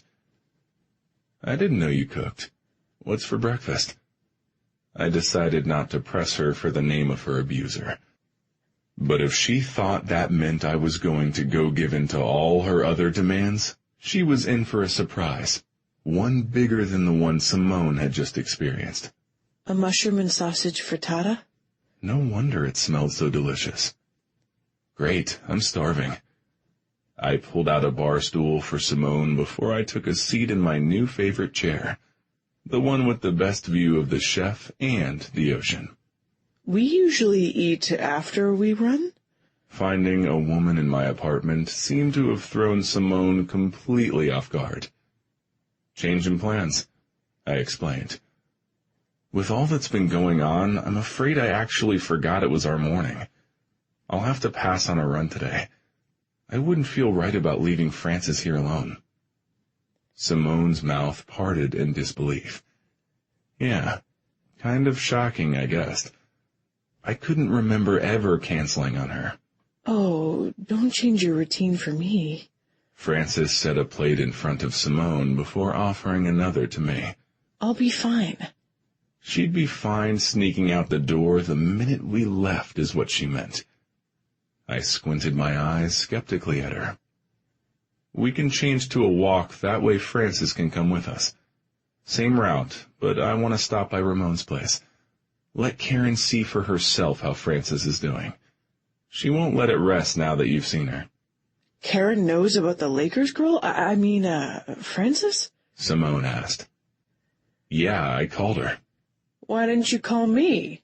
Simone frowned. She looked hurt about being left out of the loop. "Because you cook about as well as I do. I figured you wouldn't have any food in your house, which is what I needed along with clothes for both of them." "Both?" She interrupted, and I realized she wasn't the only one off kilter this morning. Frances and I had forgotten to mention Holly. "He means my sister." "Your sister? Did she get beaten up too?" "No." Frances flicked her gaze to the side. "She's in there, asleep. She's getting over the flu." She spoke the words loudly and slowly, as if she meant for Holly to hear. It was an odd thing to do if her sibling really was sleeping. We've been resting a lot, healing, getting our strength back. She aimed that last bit at me. I got the undercurrent. She was reminding me that their stay here inside my apartment was time-limited. I raised a brow. We'd see. She might be the queen of stubbornness, but she was up against the king of tenacity, and I had a court of friends who shared that resolve. I picked up the fork she'd set on the plate and carved off a big bite. The aroma rising from it had me salivating. Fluffy, slight crust on the edge, savory and perfectly salted. "This is fantastic, Frances," I told her after swallowing the bite. Thanks. She shrugged. I figured we were all tired of scrambled eggs and lasagna. I've eaten some pretty lavish breakfasts around the globe, little one. This is truly outstanding. Her cheeks turned pink from my praise. I liked that. Liked that I had been the one to put that blush there. Her face looked better this morning.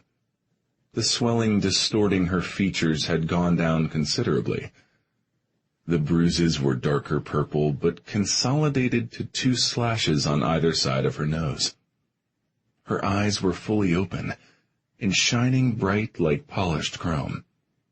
Her lips well, I stopped taking inventory. She looked way too pretty in a striped Roxy top that kept sliding off her slim shoulder, and dark jeans that fit her like the yoga pants had the day before. In other words, distractingly tight. How do you manage this culinary delight? I don't even have any cookbooks. You have a well-equipped kitchen for someone who claims not to cook. Besides, I can make just about anything breakfast-wise without a recipe. My mom taught me how. Her bright expression clouded. I suspected something bad had happened to her mother. I just used the Italian sausage left over from last night, and some mushrooms I found in the crisper tray. I hope you don't mind. I don't mind at all. You're welcome to make anything you want. I can go to the store if you're missing anything. Only you'd need to go with me. I wouldn't want to buy the wrong brand or anything. Her eyes narrowed. Doesn't seem like an even deal. Her tone was teasing. She was playing along with me. I loved it. Sounds like I'm doing the cooking and the shopping. Point taken. Look, to even things out, I'll eat more than my fair share of whatever you cook. All right, I guess. Her lips quirked up. But I really wish I could do something more to pay you back for letting us stay here like this. Her mouth flattened. I'm used to making my own way. We've seen that, Frances. I tipped my gaze to Simone, and she nodded her confirmation. But everyone needs a little help now and then. I've got the space for you to stay here as long as you need, and I'm not going to turn down good food if you want to cook it while you're here. Down the road when you're feeling better, if you still feel compelled to do something more, I understand Karen offered you a job. So did the gym. She mumbled, but I heard her. Excellent. So you see there's a path already in place for you to move forward. You don't have to go back to the streets or the life you were leading before. Back to whoever did this, I stated firmly. You don't understand. She glanced away. Her words were so strikingly similar to Holly's. I felt she was on the edge of revealing the truth. Truth I wanted to know fully, not just the name of her abuser. Frances, I called. Her head had turned toward the windows, the silver sheen of her eyes reflecting the sparkle of the ocean. She had slipped into the current. I could feel it dragging her away. I might understand if you would explain it to me. I coaxed softly. I can't. She slowly turned back to face me. I'm sorry. She shifted the direction of her gaze to offer her apology to Simone as well. And it saddened me.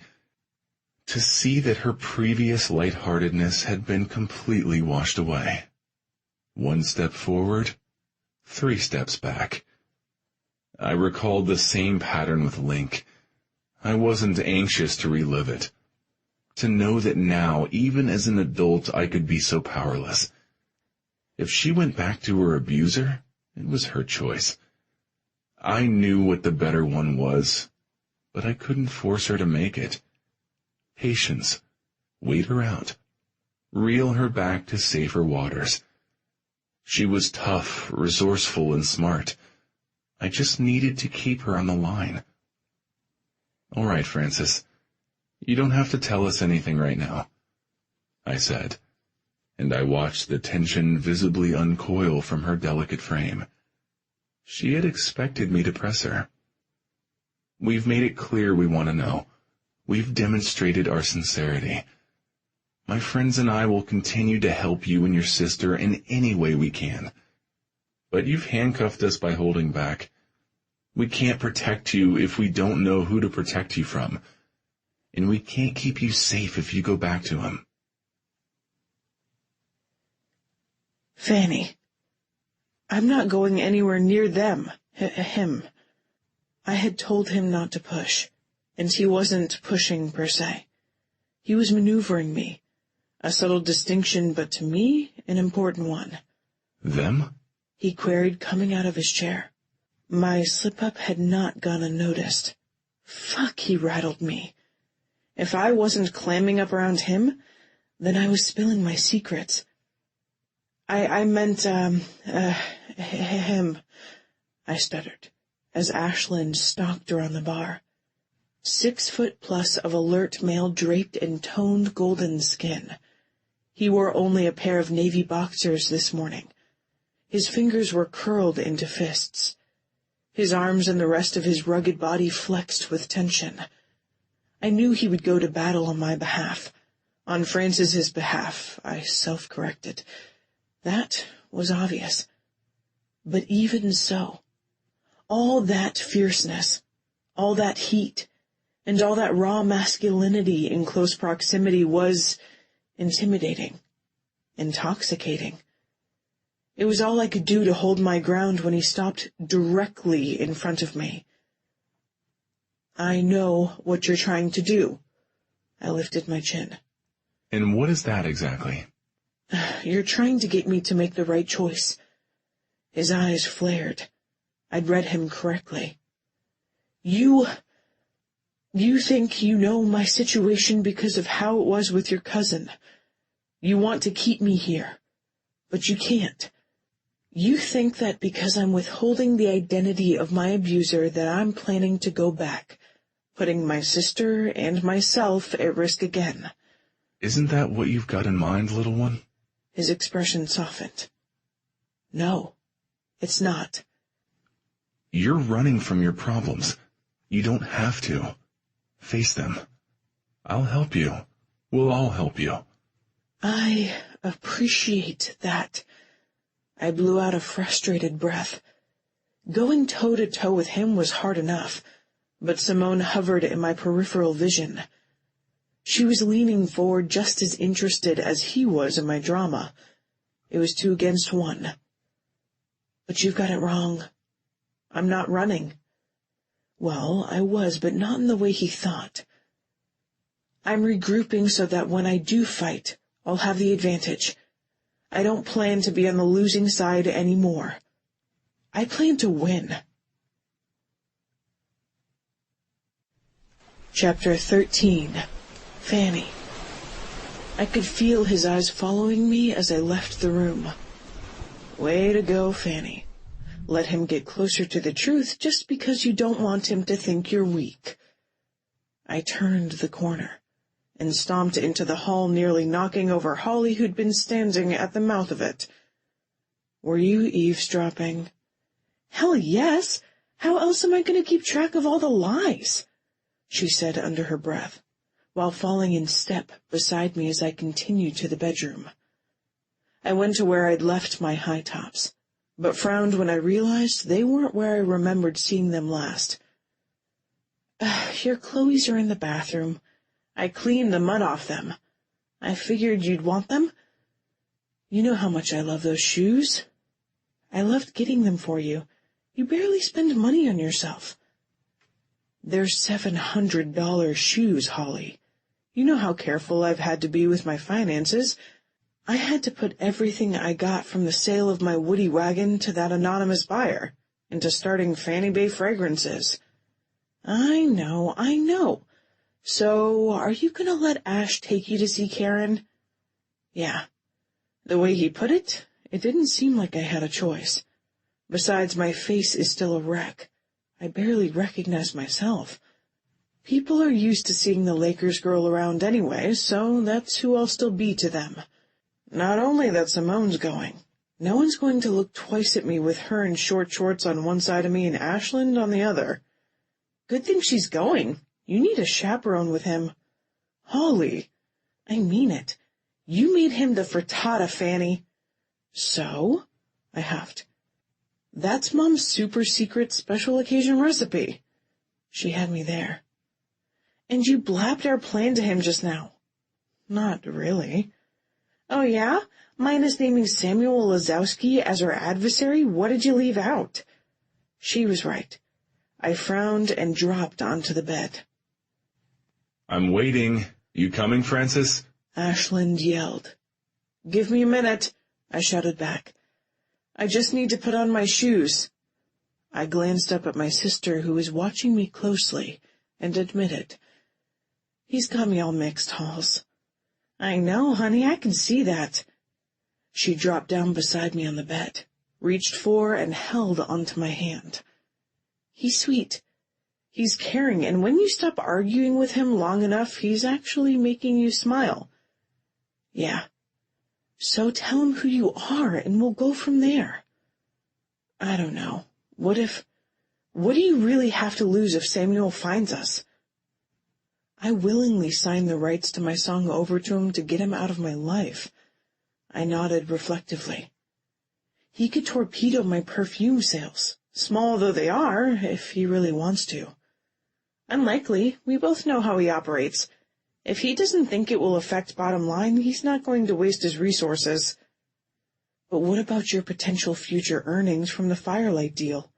You know he covets those. We're in this together, right? She gathered my hands in hers.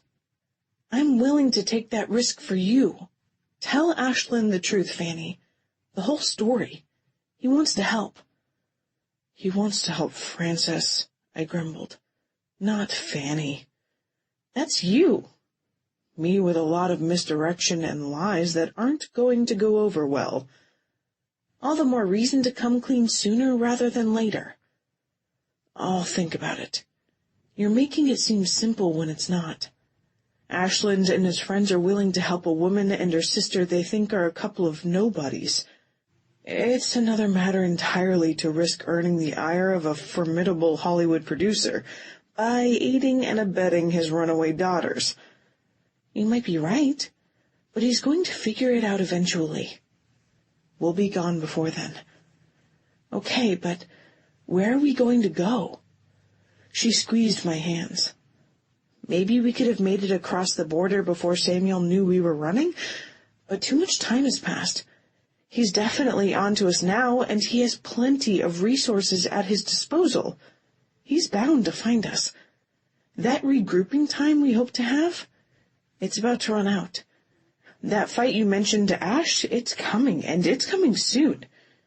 You know as well as I do that we're going to need all the friends and support we can get if we want to win it.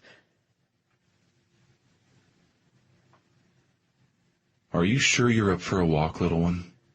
Ashland leaned against the wall at the entrance to the hall as I emerged from the bedroom. Yes, as long as we take it slow. I'm sure it'll be good for me to stretch out my muscles. I tried not to look back over my shoulder at Holly. How long have you, been standing there? Heat flared in my cheeks as my redirected gaze gave me an eyeful of all, and it was a significant all, that Ashland had going on inside those tight navy boxers. Not long. Simone had to leave, so I saw her out. Why do you ask? He pushed away from the wall, giving me a low-lidded head-to-toe scan that made my stomach flutter, just like it had that night at the Oscars or in the bathroom when he'd seen me naked. Hell, just about every time he was near. Were you and Holly talking about me back there? Some, I admitted. I was going to try and stay as close to the truth today as I could, feel things out with him like I'd told my sister I would. Anything I should know? He stopped directly in front of me. I had to crane my neck back just to keep him in view. No wonder he thought of me as little. Not at this juncture, no. All right. He reached out and gently framed my face with one hand, then slid the pad of his thumb along my cheekbone. I'll respect your wishes and won't push you for the details. At this juncture. Thank you. You're welcome. His gaze searching. He continued to stroke my skin softly. The roughness of his touch on my abused skin seemed soothing and arousing at the same time. You hurting at all? Not much. I almost swayed as the heat of his body and the citrusy ocean scent of him washed over me. Good. You take the Tylenol I put on the nightstand this morning? Yeah. I pulled in short, shallow sips of air in a vain effort to reduce the assault of him on my senses. Hot and cold treatment on the swelling before you started breakfast? Uh-huh. Yes, I did. Could he tell how out of breath I sounded? Excellent. He withdrew his hand. I swayed toward him as if an invisible cord connected us. His sexy lips curved up on one side. You sure you're feeling all right? I nodded. No lingering wooziness? I shook my head. I had a ton, but it had nothing to do with the blows to my head.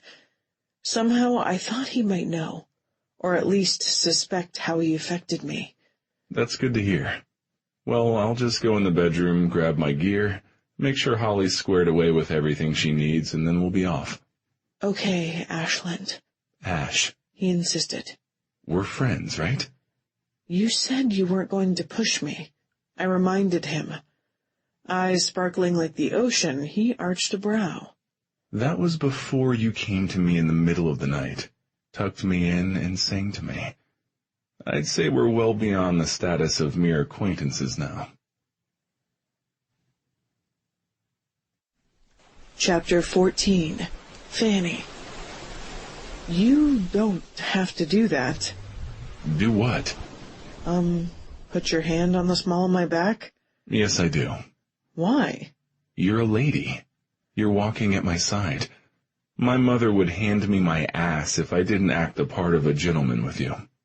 Okay, there was a lot of information there. That led me to wanting to know even more. I wish I felt brave enough to ask it. I wondered what his mother was like. He respected her. I could hear it in his voice. And I certainly liked the part about me being a lady. He'd definitely been gentlemanly with me in a lot of ways. We're supposed to be exercising. We are. I'm not breaking a sweat. Are you? No, but it's 55 degrees right now. I would have insisted you wear a jacket if I didn't know you just have to ditch it later when it warms up. But if you wanted to break a sweat, I could recommend other things. Like what? I narrowed my gaze. Surfing. His blue eyes danced. What'd you think I meant? He gave a long side glance and waggled his brows. Stop teasing me, Ash. He grinned. Stop being so cute when I do. I'm not cute. My face is a disaster and I've got no hair. He grabbed me by the upper arm before I could finish my list and whirled me to a stop in front of him. You look insanely cute with that cap on. No one can tell your hair's gone. Your bruises just draw more attention to your eyes, which are an incredible color, by the way. I'm not even going to get into how distractingly well those clothes Karen picked out fit you. Oh. Odorable is more what I was thinking. I grinned. Strike that. I'm bumping you up to beautiful now with that smile. I threw back my head and laughed. The world was against me. I'd taken it in the kisser and then some from a bunch of hoodlums. I had an evil stepfather looming over my future, yet momentarily I'd forgotten all of that because of him. I felt my companion's sudden stillness and realized he was staring at me as if transfixed. Maybe I was staring at him the same way. What was it about Ashland Keys? The man seemed to put a spell on me. Oh, stop. I shook it off. No more. I get what you're trying to do, and it's working already. I barely feel self-conscious anymore about the way I look. Actually, barely was downplaying it. I hadn't even really thought about how I looked until then. Walking along the streets of Ocean Beach with Ashland Ash beside me, I hadn't thought of anything else but him, and my surroundings in relation to him. How large his biceps were, and how tightly he'd flexed when he'd held open the door for me to exit his building. How he'd paused to look at the ocean at the pier. How his chest had expanded when he pulled in a deep breath of bracing ocean air. How dark blue his eyes had seemed beneath the shop awnings downtown. How genuine his smile was when people waved at him, treating him like a local instead of a celebrity.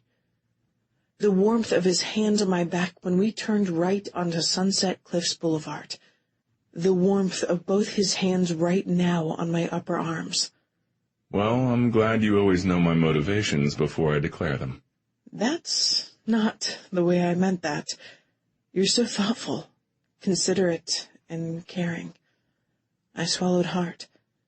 The way he was staring at me so intently made my heart race too. Now you're trying to turn the tables on me. No, it's true. I disagreed. About you and your friends. And it's you who took Holly and me in and put your very busy life on hold to take care of us. All right. How about I say I'm glad you think so, and how glad I am that you and I seem to be turning not just a physical corner here at Sunset and Newport, but a friendship one too, and that we resume our leisurely walk as friends, but at a little faster of a pace, because I can sense that Karen's going to text me any minute now. She doesn't like it when people are late. His phone blooped. And there she is. He grinned. I laughed again. Ash texted back. And we continued on as friends, with both of us moving faster than we had before. Karen gasped when she opened the door for us. So adorable was in reality adorable, something less than delightful. But I grabbed both her hands before she could apologize. If Ash could see past all the bruises to say the nice things he had said earlier, I was good. Really good. I didn't mean to make you uncomfortable, she began. I know you didn't. I bailed her out. It's just that it's terrible to think about how you must feel and how scared you must have been. I want to know who did this to you so I can make them answer for it. Exactly. Ash concluded for Karen while giving me an expectant look. Hey, all. Ramon appeared at the top of the stairs above where the rest of us stood. The handsome Hispanic guitarist with a head full of ebony curls had a dish towel over his shoulder. Holy shit, that looks bad, he exclaimed when his eyes landed on me. Yeah, I admit it. But it's better than it was. Well, that's good at least. Come on up. Main living area's on the second level. I'm just cleaning up from breakfast, but I can heat you guys up some migas if you're hungry. I shook my head. Francis made a frittata. Ash explained. Whoa, fancy.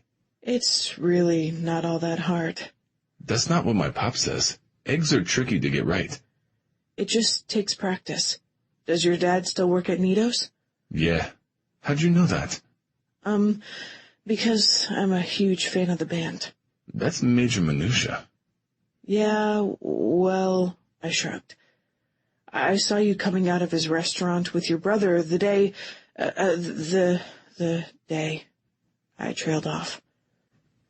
The day those guys were chasing you. Yeah. I swallowed hard, my gaze darting to Ash. Karen, everyone had gone noticeably still and quiet. Shit. Those are the guys who did this to you, aren't they? Ash guessed. I closed my eyes, squeezed them shut, wishing I could reverse time. Francis, Ash said, and his hands glided along my jawline, framing my face as he gently lifted my head. Open your eyes and tell us the truth. A command, not a request. I opened my eyes, noticing two things at once. Ash. He was angry. Scary angry. I gulped. His friends were staring at us, and both had astonished looks on their faces. Yes, it was them. What are their names? Nieto. Carlos. They call the other one El Jefe. Ramon. Ash snapped his head to the side. Gonzalo was there when you saw those dudes, wasn't he? Yeah. Call him. Ask him if the guys at the station have seen them over on his side of town. We'll look for them on ours. You got it. Ramon slid his cell from his pocket and brought it up to his ear. No, I whispered. Please, just leave it alone. No. Retribution. They're about to find out they fucked with the wrong people. But I don't want you guys getting into trouble on my account. It's not worth it. Justice will be served, little one. No. This was what I knew he would do. He was going to end up in jail on my account. I don't want the police involved. I tried a different tack. Why are you protecting these assholes? I'm not protecting them, I'm protecting Holly. Holly? Is she in trouble with the law? Shit. Frustrated tears flooded my eyes. Okay, guys, Karen said. Let's dial it down a notch. Our girls had enough for the moment. How about we sit down in the living room and have some of Ramon's lemonade? Enjoy the view and settle for a bit? I shot her a grateful look. Thanks, Karen. You're welcome, honey. Cielo, you sit down. I'll get everything and bring it over. Thanks, Ramon. For nada. I took a seat on the middle of the sectional. Ash plopped down right beside me, his knee touching mine, his skin to my jeans. He was in another pair of cut-off sweats. I set aside how my pulse leapt from his closeness and focused on settling for a bit, hoping a bit turned out to be a good long while. Karen sat in the chair opposite us. What does cielo mean? I asked her after I acknowledged that the view out the windows from their place in the cliffs was nearly as compelling as the one from Ash's penthouse. My heaven, she replied, while tucking her perfectly tan legs underneath herself. Oh, that's pretty. Yeah. She lifted her gaze to Ramon as he brought in a pitcher in one hand and a stack of red plastic Solo cups in the other. She gave him a scrunched nose look. Babe, we have nice glasses. See, but I didn't want to miss anything. She bumped his shoulder after he sat beside her. Ramon says pretty things, she said, looking at me. But I'm still working on domesticating him. I very much like living with you, but you're not cutting my balls off, Cielo. Not planning to. I'd like them to remain right where they are, handsome. He grinned. With his curly black hair, bronze skin, and gorgeous smile, he was one of the most popular guys in the band. It was understandable why she had fallen for him. It seemed he was every bit as smitten with her. So, Francis, Karen asked, after taking a sip from the glass Ramon handed her, what brought you to OB? I froze solid. I told you about the trouble I was in, I reminded her. So, those guys followed you here? No, they're locals. I cut in, my hands fluttering. I could feel Ash leaning closer. There's other, stuff involving my sister. It's complicated and not something I really want to talk about. Oh, okay, she stumbled, and she and Ramon exchanged a look. "Well, tell us something about yourself that you feel comfortable sharing, then. Did you have a job before you came here?" "I used to be a musician, but I own my own business now." I dashed a glance at Ash to see if he'd picked up on those clues to my identity. His expression gave no indication that he had. "Do you play any instruments?" Ramon asked while pouring, then passing me a solo cup filled to the brim with lemonade. I took a big sip. Sweet relief for a mouth made dry by the stress and the cross-examination. This is delicious. I lifted my glass in the air to thank him. "Gracias, Ra." I glanced again at Ash. Again, no indication of recognition. I swiped a hand over one of my auburn brows and sighed. My encounter with the Dirt Dogs drummer at the Oscars had registered less than I had imagined. You were probably just one of 100 fans he mingled with that night. Why did you think you were anything memorable? Ignoring the familiar barbed tangle of hurt inside my chest, I returned my attention to Ramon and answered his question. Acoustic guitar, mainly. The banjo some. The mandolin, poorly. "You're a strings girl." "Yeah, I guess. That's what Tristan liked to call me." Ramon set down his cup and stood. "I've got a few guitars downstairs. I was actually going to run some things from my solo project. You want to have a look at my collection?" "Absolutely." I stood and followed him as he headed toward the stairs we'd taken up from the ground-level entrance. I hesitated when I realized Ash wasn't beside me. I'd gotten accustomed to his presence at my side. "Aren't you coming?" I cringed at the unmistakable neediness in my tone. "In a minute," he replied, as he and Karen exchanged a weighted glance. Uh-oh. Had I said something or done something to lose Karen's or his favor? All right. I dipped my chin to acknowledge Ash's delay, though that tangle inside my chest twisted tighter as I turned to follow Ramon alone. I suddenly desperately missed my sister.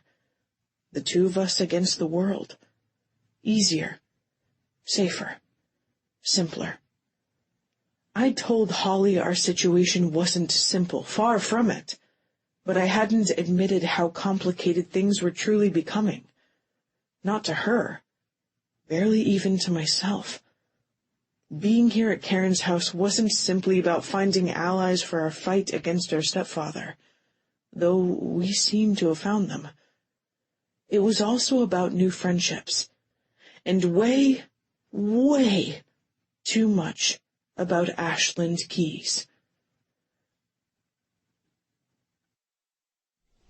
Chapter 15. Ashland. "What's going on between the two of you?" Karen asked. "Nothing's going on." "Please, I've never seen you so affectionate with a woman, Ash. Simone said the same thing, and she's worried that—" "I know what Simone's worried about. She told me it's okay.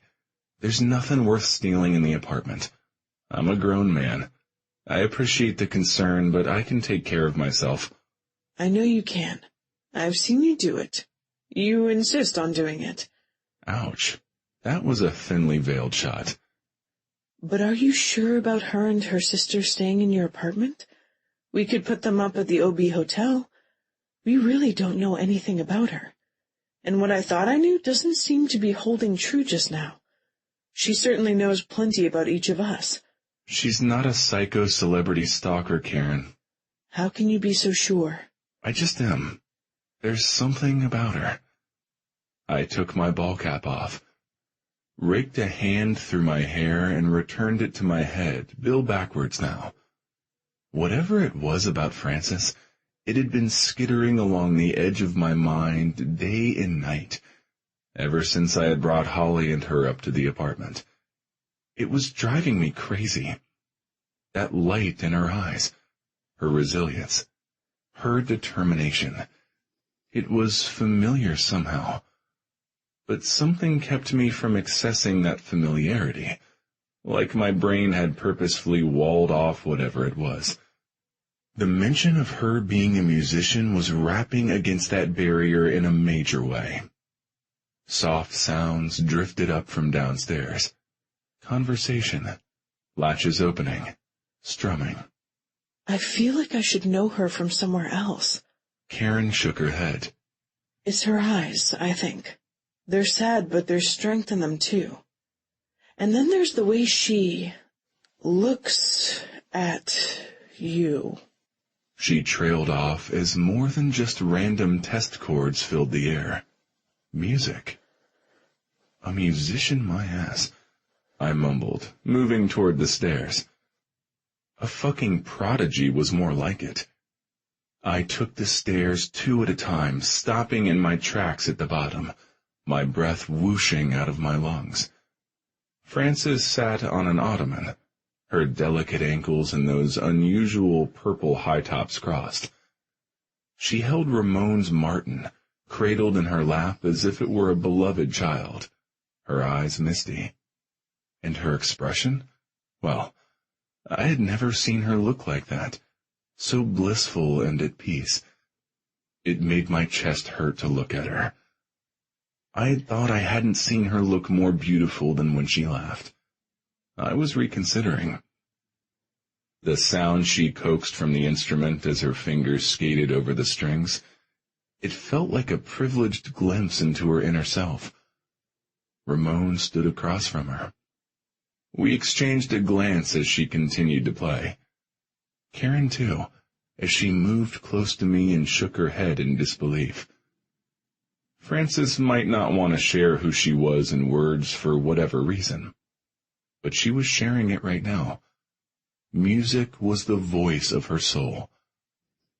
The melody was the same one she had hummed to me in my sleep. In it lay the strength Karen had noticed, but also great loneliness and the longing to be loved.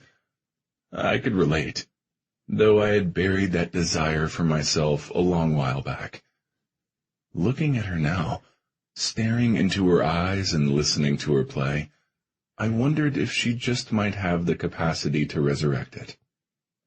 "Frances," I whispered. Blinking slowly, her cheeks flamed bright red. Lips that had been curved flattened. She ducked her chin, reaching for the clip on the guitar strap. "Don't stop on our account." No, that's okay. I'm finished. She held the guitar up to Ramon, and I noticed she was trembling, visibly upset. You were going to play something for Ash, she reminded him when he looked at the guitar and then her, as if unclear what to do with the instrument. Or maybe he was just dumbfounded by the sound she had been able to draw from it. I empathized. He was an accomplished guitarist, one of the best. And we, all of us had seen a lot of talented performers through the years. Frances ranked right up there along with them. "You're the girl who's been playing Lonely Island on the corner by Stumps." I cleared the emotion from my throat as she turned to regard me again. "The one everyone's been talking about." She nodded. "I don't need to hear any more. You want a job? With Outside?" She shook her head. I cocked mine. "You got a contract with another label?" No, She sighed, then circled a finger around her face. "The bruises will fade, little one." They jumped me while I was performing, she whispered, glancing away. I don't think I'm up to playing in front of anyone yet. Understandable. I moved to her and dropped to a knee. Putting my eyes at the same level as hers, I captured her hands that had started to flit around her chest. "I'd like to get you into the studio. We can go after hours tonight or whenever you're ready. No one has to be around." I felt the tremor of her fingers. Her voice shook. Longing? Fear? I wasn't sure what it was. For me, it was a little of both. It wasn't just her music that I wanted. Maybe. I don't know. Can I think about it? Of course you can, honey. Karen drifted closer. Ash is just intense about getting good talent for outside. Don't let him frighten you. There are a lot of sharks in the music business. He's not one. He's one of the good guys. I know that. She looked directly into my eyes again, and I felt the wall inside me rumble. Thanks, I told her with a nod, regained my feet unsteadily, and turned my gaze to Karen. Appreciate the vote of confidence. I'm only telling the truth, Ash. Still. So, Ramon cleared his throat. I listened to the files again like you suggested. I agree for the most part, but I had a couple of things I'd like to change on the album. Lay it on me. I think he recognized the awkwardness of the moment and was throwing me a rope. Will do. Ramon dipped his chin and went for his electric guitar, sitting in a stand beside his amp. I'll leave you to, 3 to get to it, Karen announced, hooking her thumb toward the door. I've got to go open the shop. I don't want you walking, babe. Simone's picking me up. She should be here any minute. No ladders. No ladders, promise. Do I have your permission to work the register at least, Romeo? Not trying to be a hard-ass. His dark brown eyes practically glowed with intense emotion. I'm just looking out for you and your condition. Karen shook her blonde head vigorously. What condition? I zeroed right in on the flub. Are you pregnant? Yes, probably. Her cheeks blushed almost as prettily as Francis. I did one of those home tests, but I haven't been to the doctor yet to confirm. It's going to be okay, surfer girl. Ramon abandoned his guitar and moved to take the better prize in his arms instead. Congratulations, Francis said, her eyes glistening brightly. Yeah, congrats. I crossed to them, hugged Karen, and clapped Ramon's shoulder. I couldn't be happier for you. You're awfully quiet, Francis said as we cut through the Rite Aid parking lot on the way back to my apartment. Yeah, got a lot on my mind, I guess. She frowned, the uncomfortable silence continuing between us. Did you not like the changes to Ramon's songs? I liked them all right. I didn't feel strongly about them one way or the other. If he wanted them in, they would stay in. I thought they were pretty good. It's subtle, but the new chord progression on Soldiers really works better with the mood of the lyrics. You're right. I gave her a discerning look. In the wake of the bigger news, I had missed it. I hadn't noticed. Because you're mad at me. What? No. I shook my head. What makes you say that? You've been quiet and distracted since we found out about the pregnancy.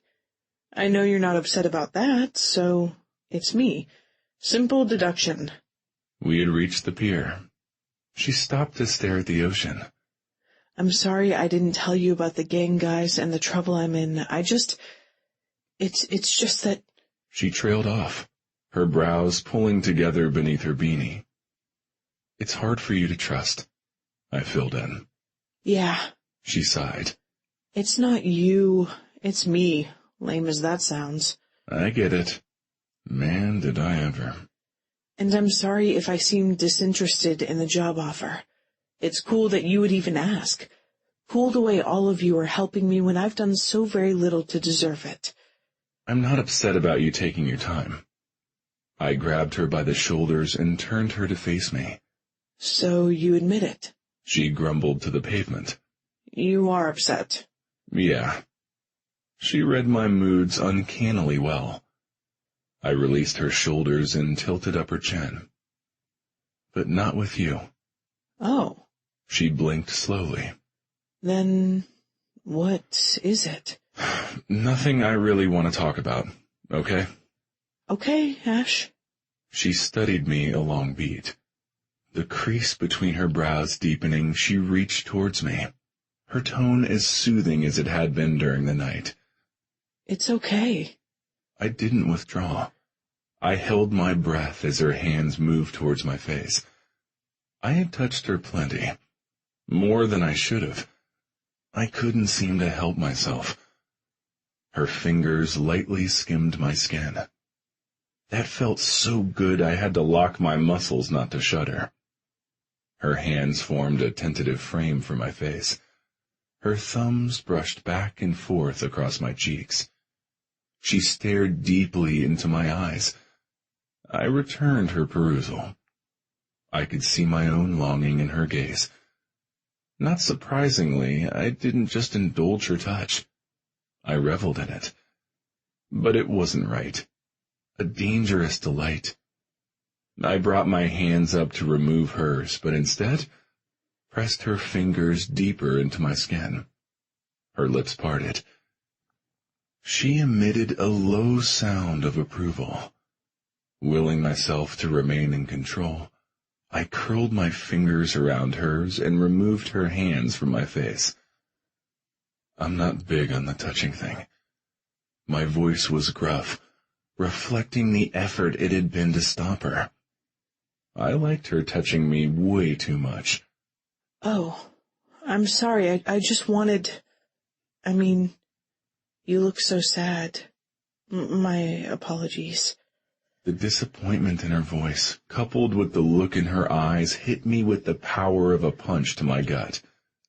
But it was necessary. Boundaries had begun to blur with her. I'd let them blur. I'd wanted them to blur. But some lines shouldn't be crossed. My bad, not yours, little one.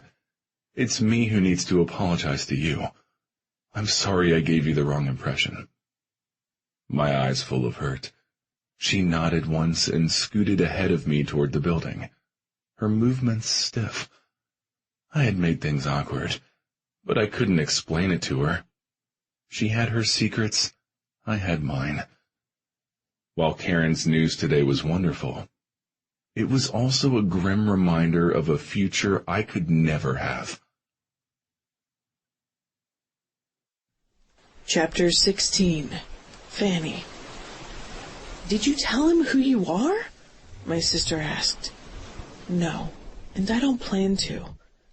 Then what the hell just happened?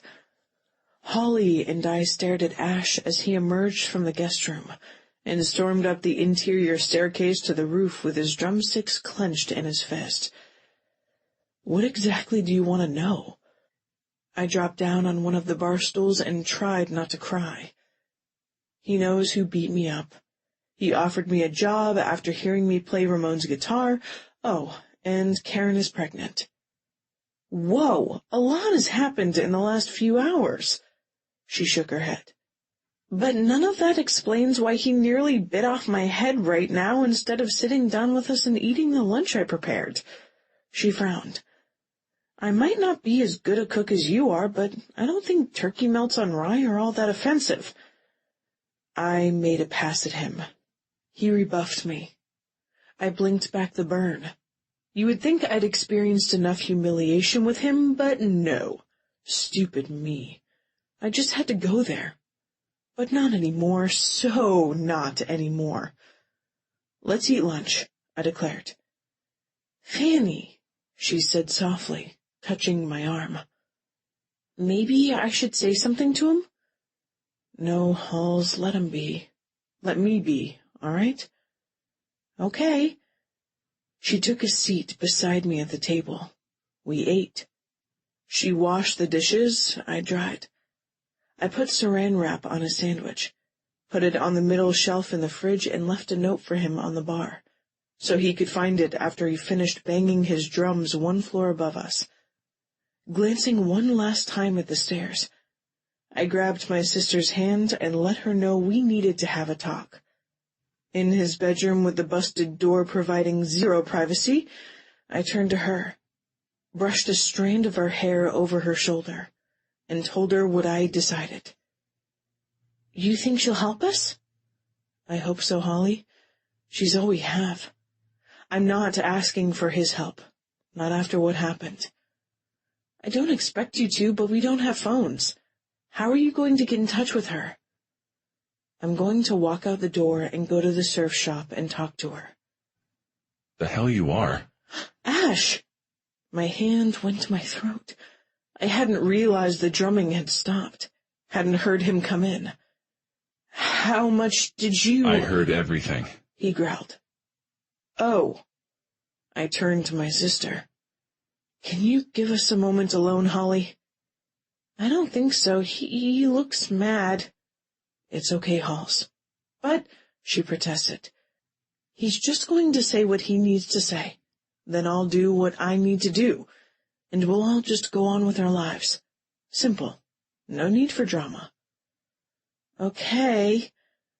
Holly left the room slowly, glancing over her shoulder twice before disappearing from sight. What's going on, Ash? You tell me, Francis. No. You're the one who is eavesdropping on a private conversation. You go first. You're not leaving this apartment without me. It's too dangerous. Those guys are still out there. It's just down the sidewalk, a couple of steps through the public parking lot, around the corner and up half a block. I think I can manage it alone. Not without me. His gaze traveled over my face. He looked sad, mad, and frustrated. I didn't understand it. I was the one who'd been rebuffed. What do you need to talk to Simone about? He asked in a gentler tone. Not Simone. I scrunched my brow. Why did he assume I was going to talk to Simone? I'd barely spoken a few words to her. Karen, I corrected. All right, Karen then. But why? I'm going to tell her everything. I lifted my chin. And ask her if she'll help me. He looked surprised by my explanation. What kind of help do you need? A cash loan, so Holly and I can go somewhere. Somewhere safe. To prepare for that fight you mentioned. Yes, I confirmed. He had been paying attention. Alone? Just the two of you? Yes, of course, just she and I.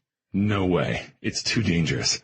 I don't remember asking for your permission, and anyway, it's not your concern. You're wrong. I told you we all— You pressed into my hand. I interrupted him. It was time to cut to the chase. I didn't have the time or the strength to argue with him anymore. What? His brow rose. Twice you pressed closer when I touched you. Last night on the couch and just now outside. You pressed my palms deeper into your skin before you removed them. He went completely still, staring, called out and put on the spot. Good. Now he knew how I felt. I don't know what your deal is, but you do like to be touched, or at least you do when it's me doing it. So you lied to me, and you're lying to yourself if you believe that shit you told me. So I don't trust you. I'm going to Karen for help. The end. It's over. Whatever this is. As I continued my tirade, Ash's gaze had narrowed and narrowed and narrowed further. I backed up as he came stalking towards me. He wasn't mad anymore. He was furious. The hell it is. He stopped an inch away from me, his body overshadowing mine, the heat of his irritation palpable. Did you just not hear what I said? I whispered. I felt it. Every word. Like the fucking slap you meant it to be. But don't you want to know why? Why you lied? Yeah. Do tell. He pressed his hand to my belly. He walked me backward until he had me against the wall. Then he slammed his other hand beside my head and moved in even closer until I barely had room to breathe. His gaze moved up my body from where he was touching me to my face. Because I like you way more than I should allow, he announced huskily. What? I don't understand. Why shouldn't you allow yourself to like me? Because you deserve better. Oh, that's almost as cliché as it's not you, it's me. That works too. Let me get this straight. You couldn't admit that you're attracted to me, so you thought it better to lie to me and hurt my feelings the way you did because you think I'm too good for you? The last thing I wanted to do was hurt your feelings, little one. It's just that you make me forget myself. Me. A nobody in borrowed clothes with a beat-up face made you, a rich, famous rock star, temporarily lose his mind because... Why? Because you were so overcome with passion? What if that were the truth? He dipped his chin. But it's not, is it? That's just a bunch of bullshit deflection. The truth is, you're in love with someone else. His eyes flared. Who told you that? I heard you talking to Link that day you chased me through the woods, and I've seen you with Simone. I know that you're in love with her. But that doesn't justify you lying to me, even if I'm a nobody with nothing. You don't know Jack. But, I clipped. How about you telling me what the hell is going on with you? Who you really are? Who you're running from? Then I'll straighten out all that convoluted crap you think you know. You truly have no idea? I bristled inside of my cage. Even after all those hints I laid out today? He searched my features. A change came over him.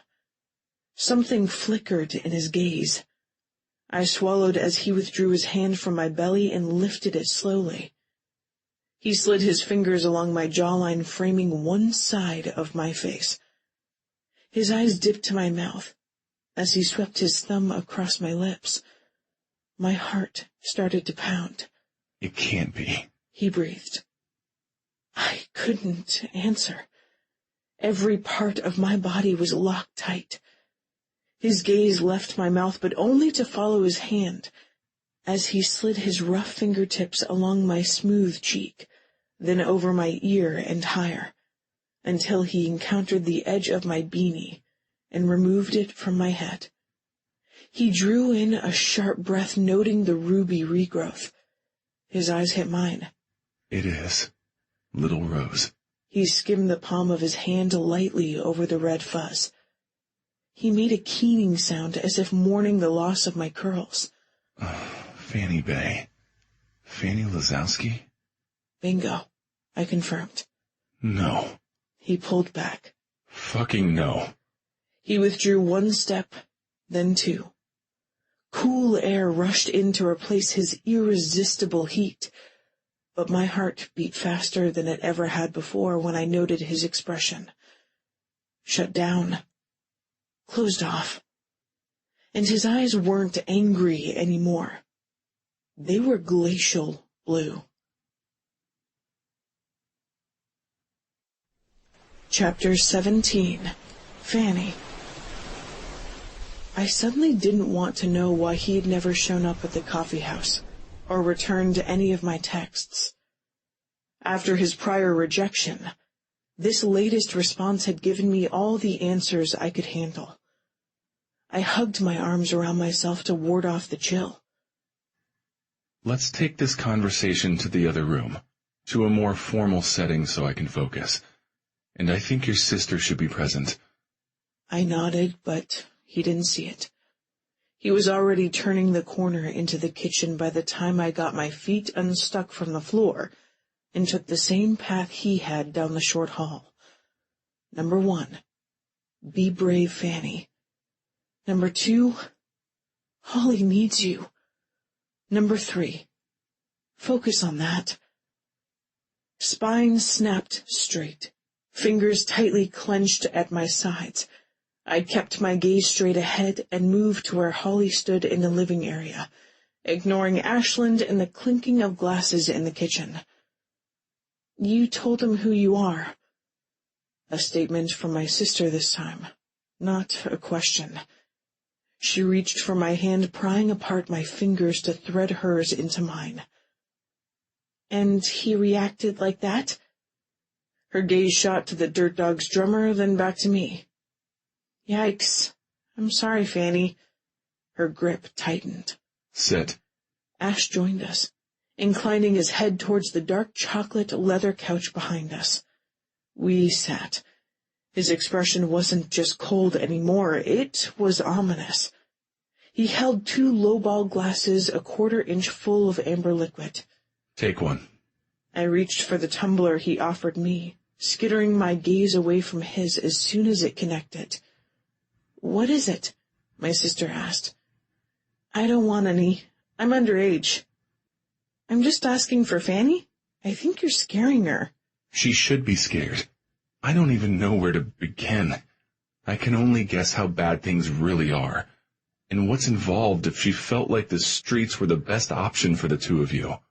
He lowered himself into the easy chair opposite us, knocked back his drink, and then scooted forward, his knee nearly bumping mine. Drink, he insisted, his unyielding gaze on me. I don't think... It's scotch, not poison, Fanny. The first time he'd addressed me in nearly 2 years. It should have thrilled me. Instead, the way he said it, looking at me the way he was looking at me right now, well, I suddenly needed a stiff shot of something strong. All right. I took a measured dose that warmed my throat and chest considerably before I leaned forward and placed the heavy glass on the oak coffee table. Can you explain what you were thinking running around the streets of OB alone at all hours of the night? I wasn't out all hours of the night. He narrowed his gaze. It was past 2 when I found you and brought you here. Okay, yes, that time it was, but... Truth or lie? Truth, but... And where was your sister that time? The sub-pump structure by the pier. Alone? Yes, but... Not cool. Not safe at all. Is that where you two were sleeping? I nodded. Oh, fucking hell no. Hey, I don't have to do this with you. I started to stand. He grabbed my arm. Sit down, he ordered. Karen, I sputtered. I'll let you explain everything to her in good time. For now, you talk to me. He scrubbed his face. I sat back in my seat, crossed my arms over my chest, and glared at him. You can't turn me to stone with a stare, little one. Doesn't mean I'm not going to try, I huffed. Here. He took my beanie from his pocket and tossed it to me. Can't stand to look at me like this, huh? No, Fanny. The things I said earlier to you about the way you look were the fucking truth. But you're shivering. You lose a lot of heat from your head. Would you like me to get you a jacket? No, I pouted. I'm fine. You're far from fine. You could have been killed. Both of you could have been killed. He let out an exasperated sigh. You're a real pain in the ass. You know that, right? Oh, I've been called uglier things than that by men worse than you, I assure you. I believe you. Recently, I bet. I can't even begin to imagine what you endured out there. His expression softened. This has something to do with your stepfather, right? I nodded. What is he saying? What do you mean? I have no idea. He gave me a blank look. In the press, I prompted. The last we saw, he was offering a reward for our return. I'm sure he's telling all kinds of lies about us to the media. Why would he do that? Ash asked. Because of me. Because he wants me back where he can control and manipulate me. Holly had an odd look on her face as she chimed in. You've got no idea about any of this for real? No, I don't. Why should I? My sister's a big deal, I explained. In what way? He asked. She's an actress. They call her Hollywood. Oh, I don't watch movies. She does television, too. She had a miniseries that was really popular with her demographic. A reboot of a famous 80s movie. I don't watch TV anymore either. Yeah, I noticed you don't have one. Holly shook her head in disbelief. Or a computer. I stopped paying attention to all the celebrity stuff a while back. But you run a record label. Don't you need to be on top of all that? Spot trends? Do trailers for movies, commercials, video games, that kind of thing? Wouldn't it put Outside at a big disadvantage? You know, not to have the big picture of the entire entertainment industry. I've got little interest in the propaganda and agendas of the LA scene. I prefer to keep myself isolated from all that. Link and I had a conversation along these lines when we first formed the business. He handles that aspect of things. I focus on the music. Still, it's weird not to watch TV any or movies, Holly decided. Eccentric. I've been called worse things. I smiled at his clever return. I couldn't help it. And you had to admire someone who did their own thing their own way. So you really don't know anything about Holly? Not anything more than what you've told me. Or me? Or about our stepfather looking for us? I stopped keeping tabs on you about the same time you, no doubt, started hating my guts for standing you up that day. Oh, all right. I didn't know how I was supposed to measure that since I had never hated him. I still don't understand why you're hiding from your stepfather. I guess we might have to start at the beginning. Do you have more liquor? I do. He grinned. And despite knowing I didn't rate with him, it took me a moment to get my brain functional. He was just that handsome, and his smile was beyond phenomenal. My mother met Samuel when I was 5. She had a role in one of his films. They got married shortly after. She was pregnant with Holly at the time. Holly and I always assumed she was Samuel's daughter, but we don't think that anymore. Why not? Because he told me himself that he wasn't the night Fanny and I took off, Holly offered. He was drunk, I explained. Or he probably wouldn't have let that truth slip. He's always drunk. Not always, Halls. Not in the beginning when he and Mom first got married. They were happy for a while. Until the affairs, Holly said. Until the confrontations about the affairs. That sounds like a shitty environment to grow up in. Ash shook his head. It was, I affirmed. And that was before it got worse. After your mother died. He guessed. Yeah. And we know now they argued the night she died, Holly added. They were on his yacht. He told me she insisted that he stop fooling around. He told her he would when she stopped pining over another man. My father, I said. Who was he? I never knew his name. He was secretive about his identity. I only suspect that he was one of the workers on the oyster farm. She did the cooking for the men and women who maintained the beds. On Vancouver Island? Yeah, I answered. I'm named for one of the bays there. Holly's named after one of the oyster companies. We think that might be because of who our father was. On the yacht the night they argued, Holly explained. Mom told Samuel she would always love Fanny's father, and she admitted that she'd been pregnant with me before they'd met, that Fanny's father was my biological father too. Holly and I exchanged a heartfelt look. We'd always loved each other completely, unconditionally, but we both liked knowing we shared that additional bond. Wow. Yeah. Holly nodded her agreement to his assessment. The revelation didn't go over very well with Samuel. The police report only says our mother slipped, hit her head, fell overboard, and drowned. But now we know that it might have been more than an accident. And looking back, we both realize his behavior became more erratic after her death. A friend of mine figured out he's been siphoning money from my accounts. My sister twisted her hands. Plus, he came on to Holly. I reached over and stilled her hands, covering them with my own. Then he threatened her when she refused to sign new paperwork that would have extended his guardianship and his control over her financial accounts past her 18th birthday. Ashland let loose a string of curses that blistered our ears. Yeah, he's a sick bastard, and a dangerous one. When Holly told me what happened, I came and got her. We were hoping to slip across the border and lay low in Mexico until she turned 18, and we could get access to her funds, but my bag with our cash and our fake passports got stolen. That's why you were on the streets. Yeah. We've been stranded here in OB ever since. So you don't want your stepfather to find you because knowing what you know about him and the night your mom died, you're afraid what he might do to keep both of you quiet?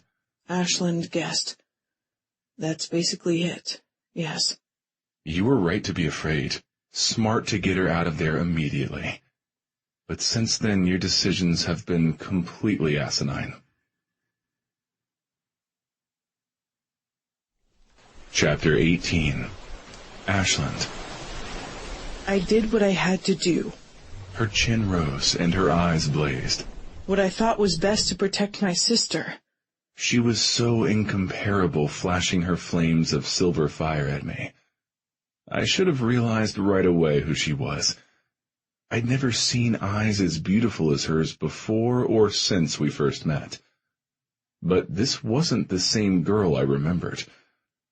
Back then she'd been confident, if a little nervous with me. A rising star, or so I thought. Not this half-starved, beaten-down, nearly broken girl.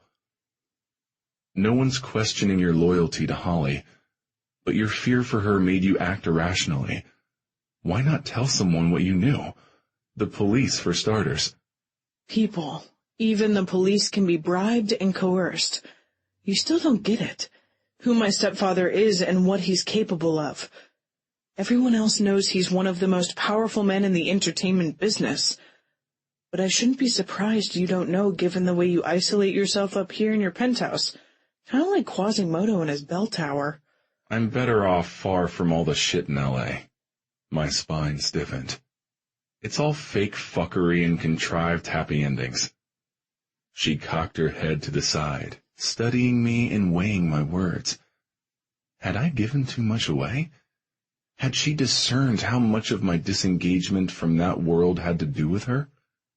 She had an uncanny ability to take the little I revealed and fill in the blanks with surprising accuracy. You pressed deeper into my hand. Even a lie intended to shield rather than hurt hadn't gotten past her. I don't have to have my finger on the pulse of Hollywood. The town, not your sister, of course. I let out a breath. To know your stepfather's not all powerful. This wasn't about me. Best to get her off that tangent. This was about her and doing the best I could to get the mess she had made of her life cleaned up. The sooner I did, the sooner she and the temptation she represented would be gone. Out of sight, out of mind once more. At least that's what I told myself. I'm gonna need to make some phone calls. Find out what's going on. See what I can do. I don't need you to do anything. I can take care of myself. Yeah, you've been doing a fine job of it. She frowned. That was harsh, but just from the little you shared, it sounds like you very much need someone with a level head and resources on your side. Fanny? Her sister cautioned. You have to admit it. He's right. It was worth noting that the 17-year-old seemed to be the more sensible one. But Holly... Her brow creased. We don't know... You don't trust me, I get it. You've made that abundantly clear. I find it ironic, given the magnitude of your own deception right here under my nose.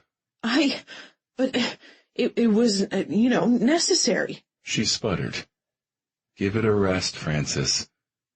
I could feel the tension snapping like a taut line between us. A lie is a lie, right? Only that wasn't exactly true. Some sins couldn't be pardoned, like my own.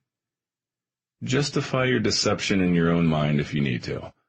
I might even have extended you the courtesy of listening to your explanation at another time. My frown deepened, as did my concern over the predicament she found herself in. For now, I need to get started on finding a solution. Fanny. I downed the remainder of my scotch. My eyes immediately watered. Some from the alcohol, mostly out of frustration. I glanced again at the door downstairs and frowned. Ash isn't going to betray us, Fanny. I wish I was half as certain as she was. When it came to her well-being, and in matters that involved the Dirt Dog's drummer, it was difficult for me to think rationally. And it wasn't just worries about what Ashland was doing downstairs that bothered me. I had doubts now, more of them, about my own actions. What if the Dirt Dog's drummer was right? Tristan and Ernie certainly didn't have the means or the resources to stand up to Samuel. But maybe I should have gone to the police. Had I endangered my sister unnecessarily? Stop fretting. Holly beckoned me to her. It'll be okay. Come sit beside me here on the rock. All right. I climbed down from the bar stool and set my empty glass on the slate-gray concrete bar. There was more furniture, more of Ashland Key's personality I suspected up here on the rooftop than the interior of his apartment contained. I imagine that's why he spent more time up here. I certainly would. Tangerine upholstered couches and armchairs, 2 large lounging areas with boldly striped pillows, candles and lanterns on the concrete-crafted side and coffee tables, outdoor lights strung on wires overhead, a complete outdoor kitchen to go along with the bar, a wood-burning fireplace, a drum kit under a protective awning, and several dwarf orange trees in terracotta containers. I imagined those were the source of that yummy citrusy aroma, the one that clung to him like I longed to. Can you scoot over a bit? I asked Holly before I dropped down onto the powder blue Moroccan rug next to her. Holy shit! That's a pretty view! I exclaimed, looking out at the ocean from her vantage point while mimicking her pose. Legs crisscrossed, posture straight, palms open and resting on my knees.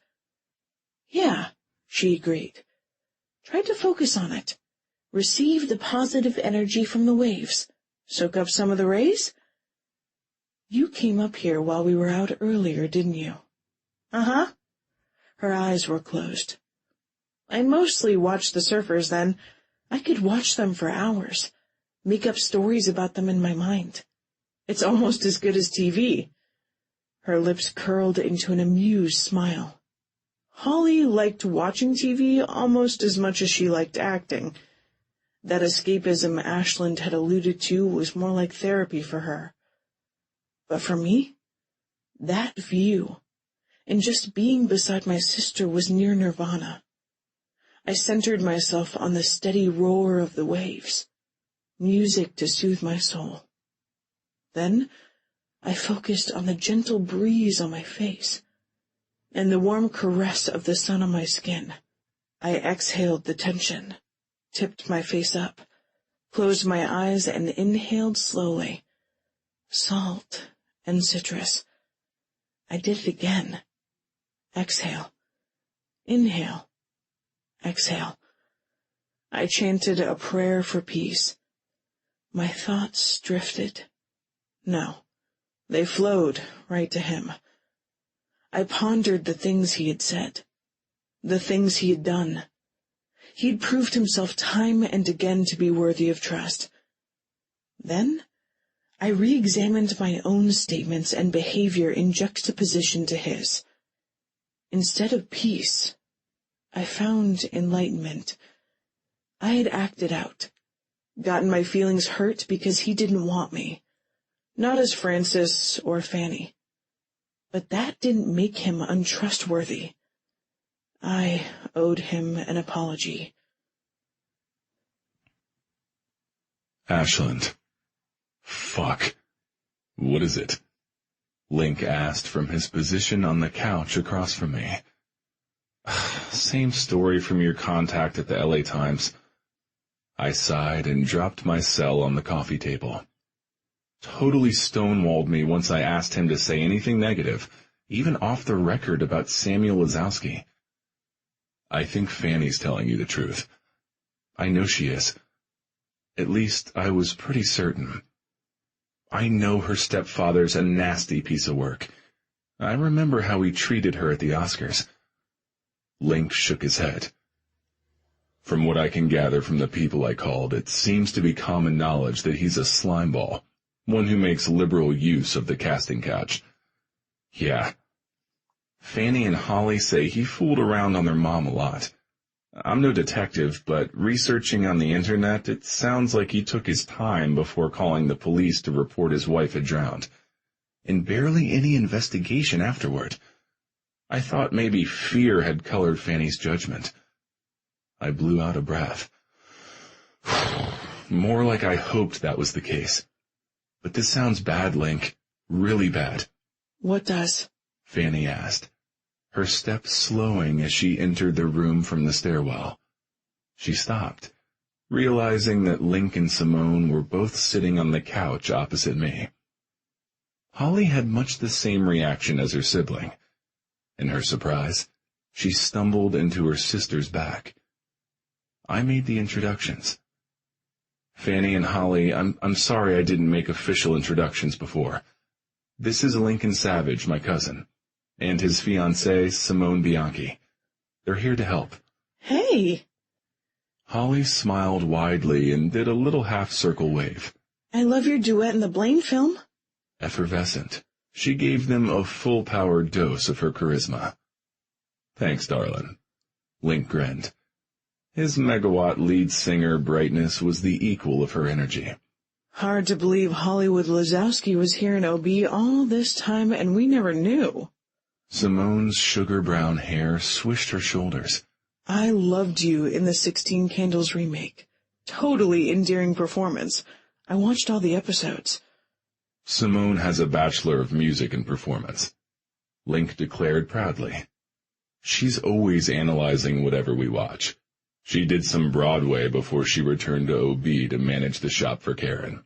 Broadway's super cool, Holly said. I've always wanted to do theater. Hi. Fanny said low to Link and Simone. It's nice to finally meet you both together. I found it interesting that she hadn't brought up her own musical career during the interchange. Tugging on her beanie, she shifted her attention to me and shuffled her feet. I'm sorry, I'm kind of out of it. I heard you say something sounded really bad, and my mind's kind of, stuck there. The task at hand. That was why she was unsettled.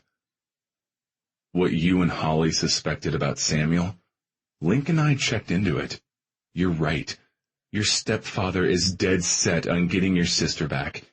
He's pulling out all the stops, using his influence to keep the public engaged, and the story about your disappearance in the headlines. He's upped the reward for information that leads to Holly's return to $500,000. Probably using the money he pilfered from my accounts. Holly grumbled. Neither she nor her siblings seemed surprised by the information I had shared. No doubt. Link shook his head. And there's no easy way to tell you this next part, Fanny. I held her gaze. But Samuel's saying that you kidnapped Holly. No. Her sun-reddened skin paled.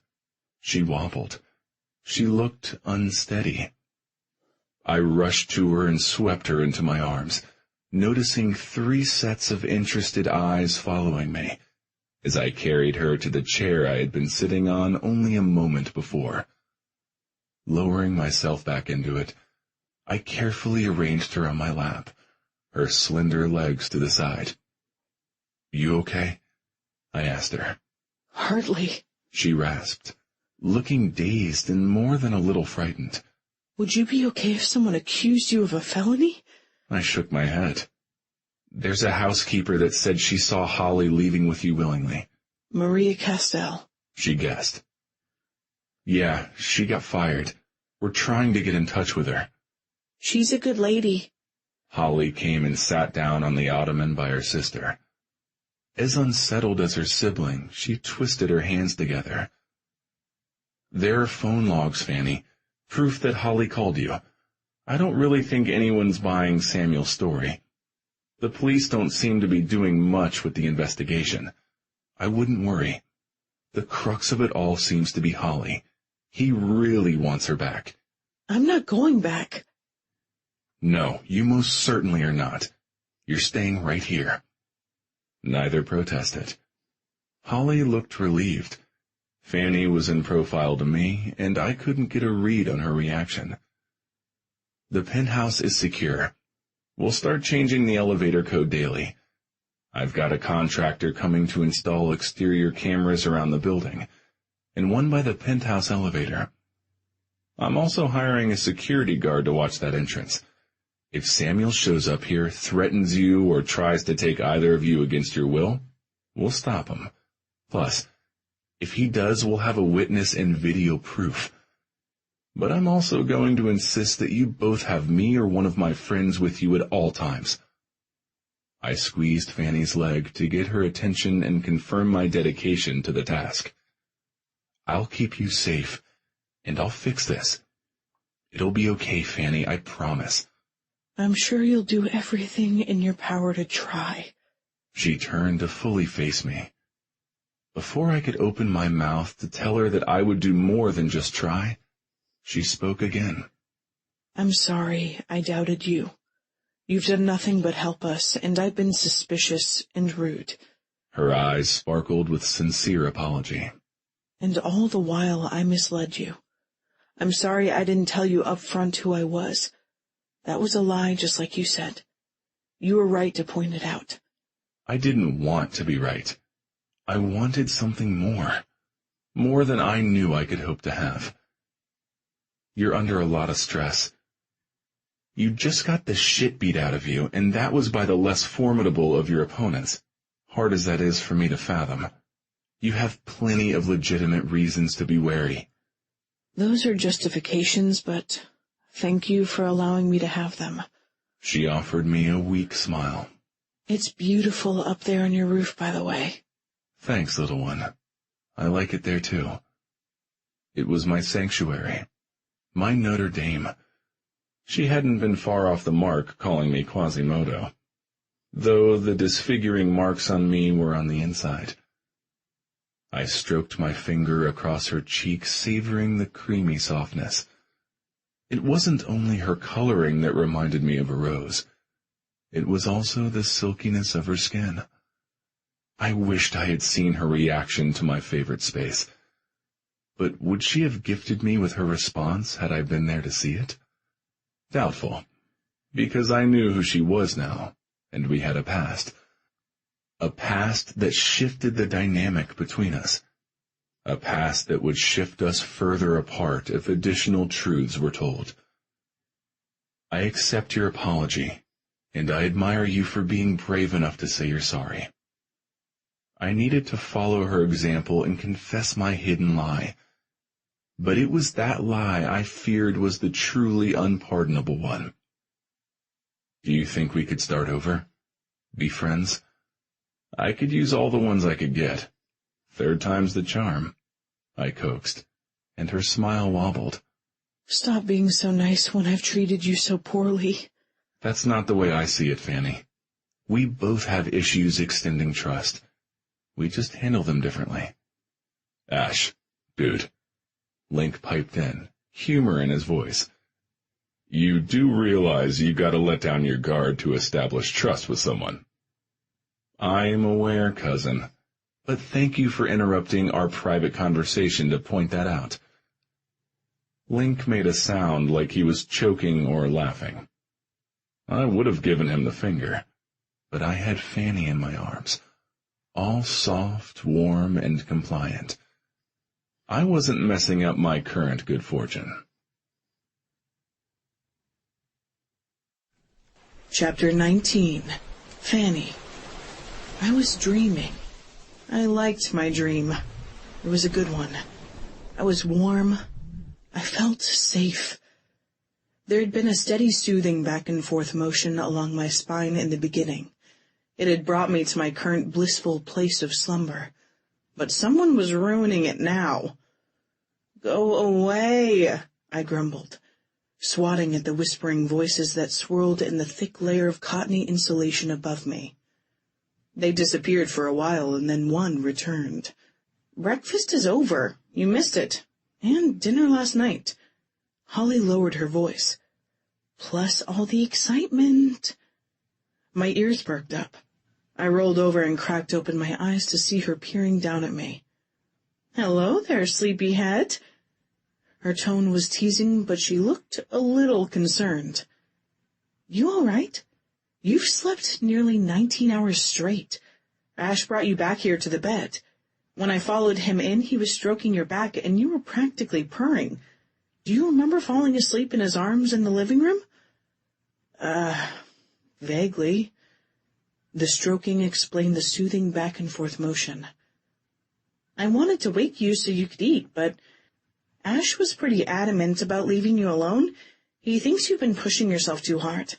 He said you're recovering from dealing with too much stress and that you needed to rest. He's probably right. He was right about a lot of things. Bossy man. What happened while I was out? I pulled myself up in bed, and Holly glanced over her shoulder towards the open doorway before turning back to me. A couple of notable things. Link dropped by again. He brought Ash some papers to sign. A legal agreement? I noticed a lot of zeros on the cover page, but Ash seemed pleased by it. Then Link started teasing Ash about you. What about me? Not you particularly, more about how Ash acts with you. How's that? Affectionate. Apparently he's not usually that way with girls, like, ever. I find that impossible to believe. It seemed to come so naturally to him. I don't know, he's not that way with me, Holly pointed out. And I didn't notice him being that way with Simone either, or Karen. Not how he is with you. And they've all known each other a long time. I gave that some consideration, but dismissed it. He's protective.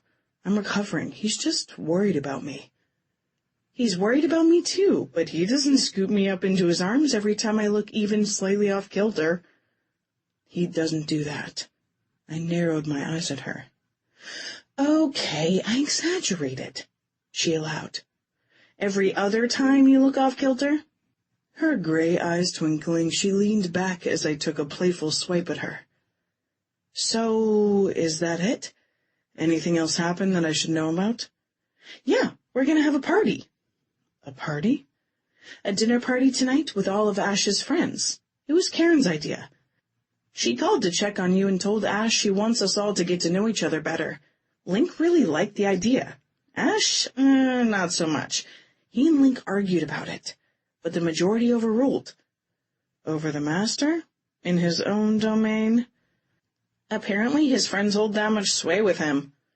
Apparently they did. Good to know, since I was currently counted as one of them.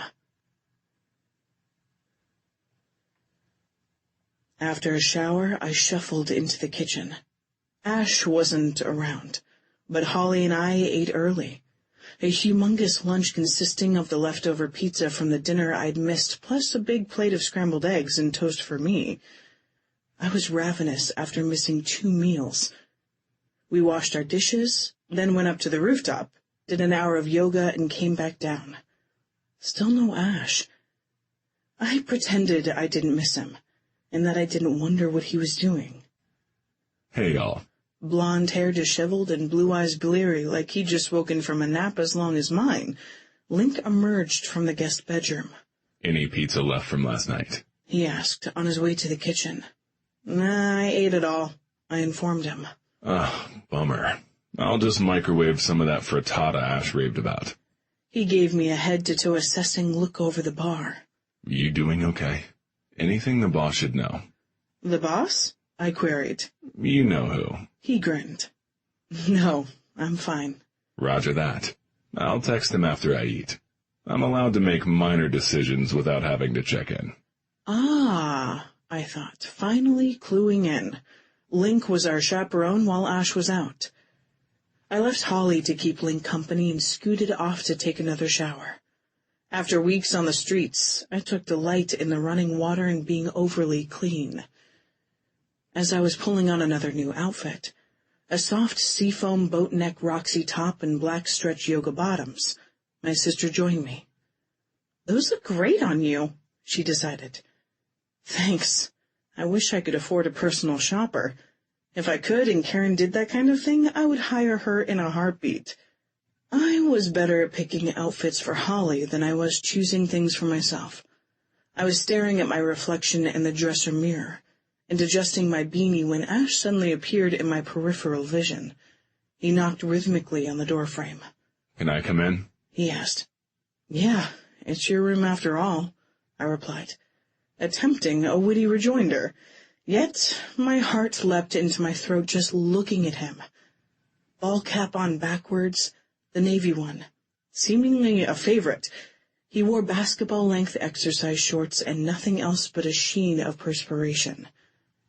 As he moved closer, fluidly as always, I followed a single droplet of sweat as it tracked down the center of his sculpted chest. Anticipation edged me forward.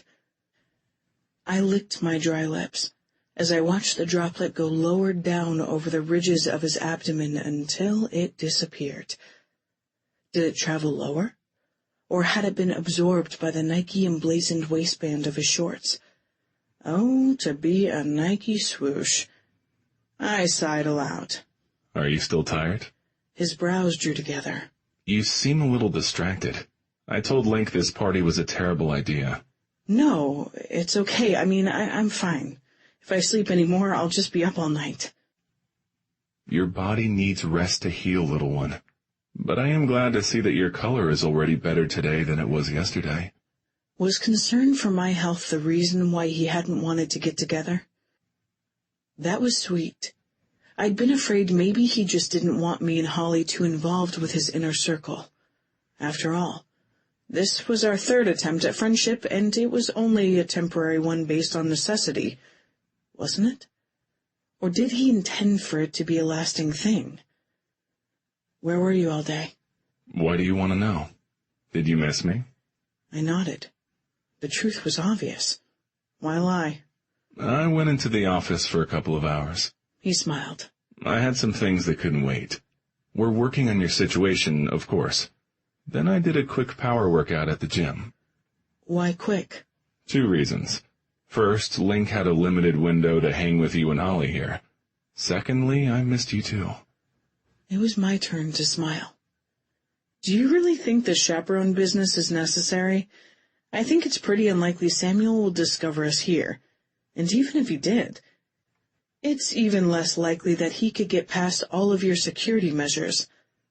I didn't mention that he might pay somebody else to do those things. Someone who might have the skills necessary to thwart those defenses. It's still too big a risk. I have a good memory, Fanny. I remember he hurt you at the Oscars. He is every bit the powerful and resourceful man you think he is. I get that now. I'm not taking any chances. You could just sling her over your shoulder and carry her around with you every place you go. Holly grinned. It might make things easier. Oh, very funny. Not. I swung my gaze to her and gave her the death stare. What? Ash glanced back and forth between me and my oh-so-not-funny sibling. Holly's trying to branch out into stand-up comedy. She thinks it's somehow amusing that you've carried me around a couple of times like a caveman. 3. What? I queried, not understanding. I've had you in my arms 3 times now. His grin curved a groove into his cheek on the one side. Swoony sexy. Amusing would not be the word I would use to describe the experience. What would? Unforgettable. Oh. Or OMG. That works too. He leaned closer to me and tapped my rounded lips. I drew in a sharp breath as he proceeded to trace the circle of my mouth with his thumb. I must say your sister's suggestion has merit. His voice had dropped an octave lower. I'll give it some consideration and let you know. In the meantime, I'm supposed to inform you that Simone and Karen are on their way over. They're bringing you both some additional things to sort through for the party tonight. Half a surf shop worth of clothes in those bags from offshore apparently isn't enough. That sounds great. I was feeling a little dazed. Not off-kilter enough to be swooped, more's the pity. But him touching my mouth had definitely zinged other areas of my anatomy. Watching him as he glided towards the doorframe intensified the zing. Massive shoulders, arms corded with muscle, narrow waist, tight ass, and long, powerful strides. He had it all going on, and all he had going on had me going. Where are you off to now? I asked, my question sounding more like a please don't go. He stopped to look back at me. His eyes glittered with definite amusement, as if he knew my thoughts, as if he sensed the plea in my innocent question. I've got to go set up the grill, but when you're done with the girl stuff, you're welcome to come keep me company. I wouldn't want you to suffer overly from separation anxiety. Yeah. He'd read me just that way. Ashland. Spit it out, Link. I can practically hear the gears in your head turning.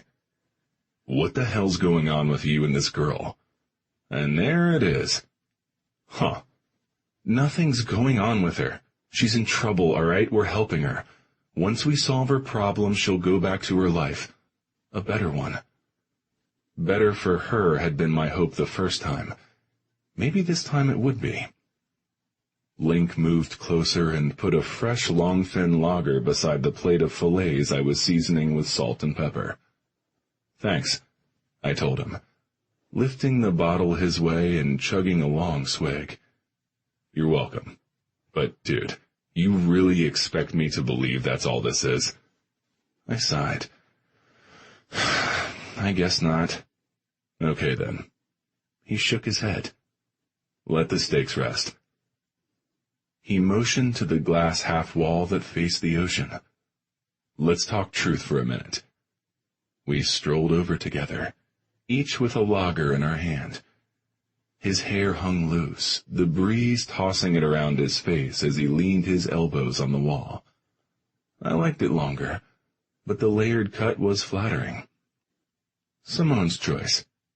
I had weighed in with my opinion, but not with a heavy hand. If you love someone, you didn't push or manipulate them, even in small things. I'd learned that lesson in the biggest way of all with him. I was now getting a refresher course with Fanny. Fuck. I squeezed my eyes shut, as the realization of that telling thought rose with startling clarity inside of me. All in or all out when it came to my heart, or so my mother always said about me. She was right. I didn't really do middle ground. When I reopened my eyes, the outdoor lights were swaying overhead, and Link was studying me closely. What just happened right there? Your expression says major reality check. Yeah. Ash, come on. No stonewalling. Level with me, man. He put a hand on my shoulder. In the past, in the not-so-distant past, before I had finally acknowledged that it would always be Simone for him, I would have felt that touch in a way that would have stirred much more than brotherly affection in me. But tonight, all it conveyed was warm regard and mutual respect. Fanny and I have met before. You're kidding. Yeah, at the Oscars, when we were nominated for Best Original Song. Oh, yeah. Tomorrow Today. Fanny Bailazowski. Redhead. Silver dress. Stunning curves. I didn't know how I felt about him remembering those particular details, but I nodded. She won, didn't she? She did. I don't remember that girl very well. He grimaced. That was before we did rehab. Yeah, right before my diagnosis. Days before, in fact. That's right. We talked briefly. She charmed me completely with her fiery personality and all the rest of those details you noted. She made a definite impression, but then... What happened? What didn't? I totaled my car. I went completely into a shell. I wallowed in self-pity. Yeah, you did do some of that. Until you kicked my ass and told me to move on. Hey, you've given my ass a kick a time or two when I needed it. I grinned. All in love, brother. He motioned back and forth between us with his beer. The same reason I'm getting all up in your business right now. Anyone can see you have feelings for this chick. She makes you happy, man. That's obvious. Simone was going on and on, chittering about it all day after she saw you with her the other morning. So why the resistance about the party? I'm worried about her. She passed out in my lap yesterday, Link. Yeah, I noticed that. Better work on your technique, bro. I punched him. He grinned. So, what's your next move? I sobered. I'm going to tell her the truth. Ah, of course. I thought maybe she already knew. No. I had run from the truth once. Fate had given me a second chance. This time I was going to get it right. Tell her everything. Explain. Maybe it wasn't unpardonable what I had done. What I hadn't said. Maybe she could forgive me. Chapter 20. Fanny. She looks fantastic. Simone's golden eyes sparkled with approval. Good job, Karen. Karen's a genius, I said, giving the blonde an affirming nod. Link's fiancé and I, on the other hand, were warming to each other more slowly. Translation. She was great, but I was struggling to get over the fact that she held Ash's heart, and the impossible-to-believe fact that she didn't want it. All of the outfits she picked out for Holly and me are brilliant. Yeah, she used to work at Roxy. She does all the buying for the shop. She mixes accessories and different clothing lines together in ways that I see trending in fashion magazines months later. The pretty brunette smiled at me. You look good, Fanny. Stop fidgeting with the lapels. If they spread any wider, my boobs are going to poke out of the jacket. I feel ridiculous without a blouse on underneath.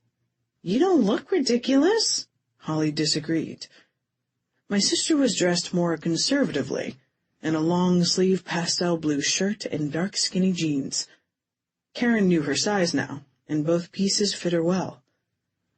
Pinstripe charcoal blazer with solid black shorts is a killer combo, Fanny. Can I at least wear my beanie? I asked. No!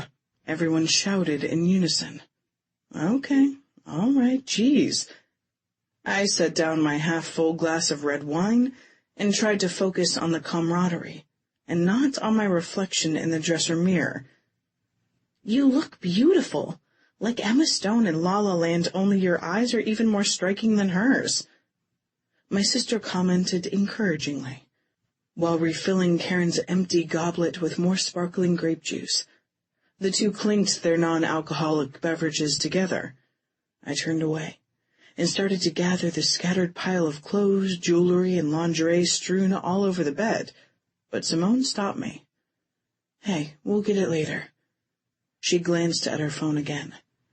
It had been blooping nearly non-stop, text messages that made her face light up as brightly as her screen. Link again? Yes. He texts a lot for a guy. Paragraphs with punctuation. She kept her phone in hand the entire time she'd been here, and she'd shown a few good ones to us. Yeah, he's making up for the time we lost while we were apart. You love him a lot. I can see it in your expression. Your eyes get all soft when you read the messages. Yeah, he was my first real love. My first real anything. Then life dealt us a shitty hand, and we lost ourselves and lost track of all the things that really mattered. If it weren't for Ash helping Link get his life back together, helping us get back together again, she trailed off. But the implication was clear that she and Link might never have happened. I can see Ash doing everything he possibly could. He cares about you a lot, I stated carefully. Not knowing if he'd declared himself to her, I thought it wise to measure my words. We're good friends. We share a common bond. We both love Link. Ash would turn the world upside down for him, but I'm curious.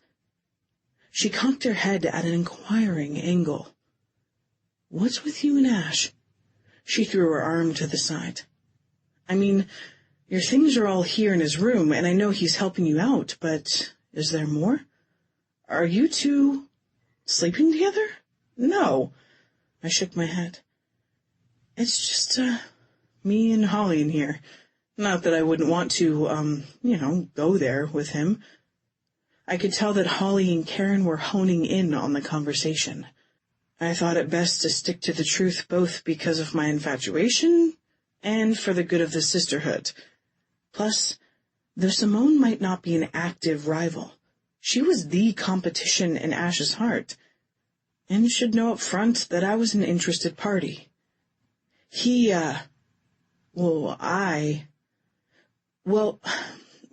met before at the Oscars. I went total fangirl and made a complete fool of myself.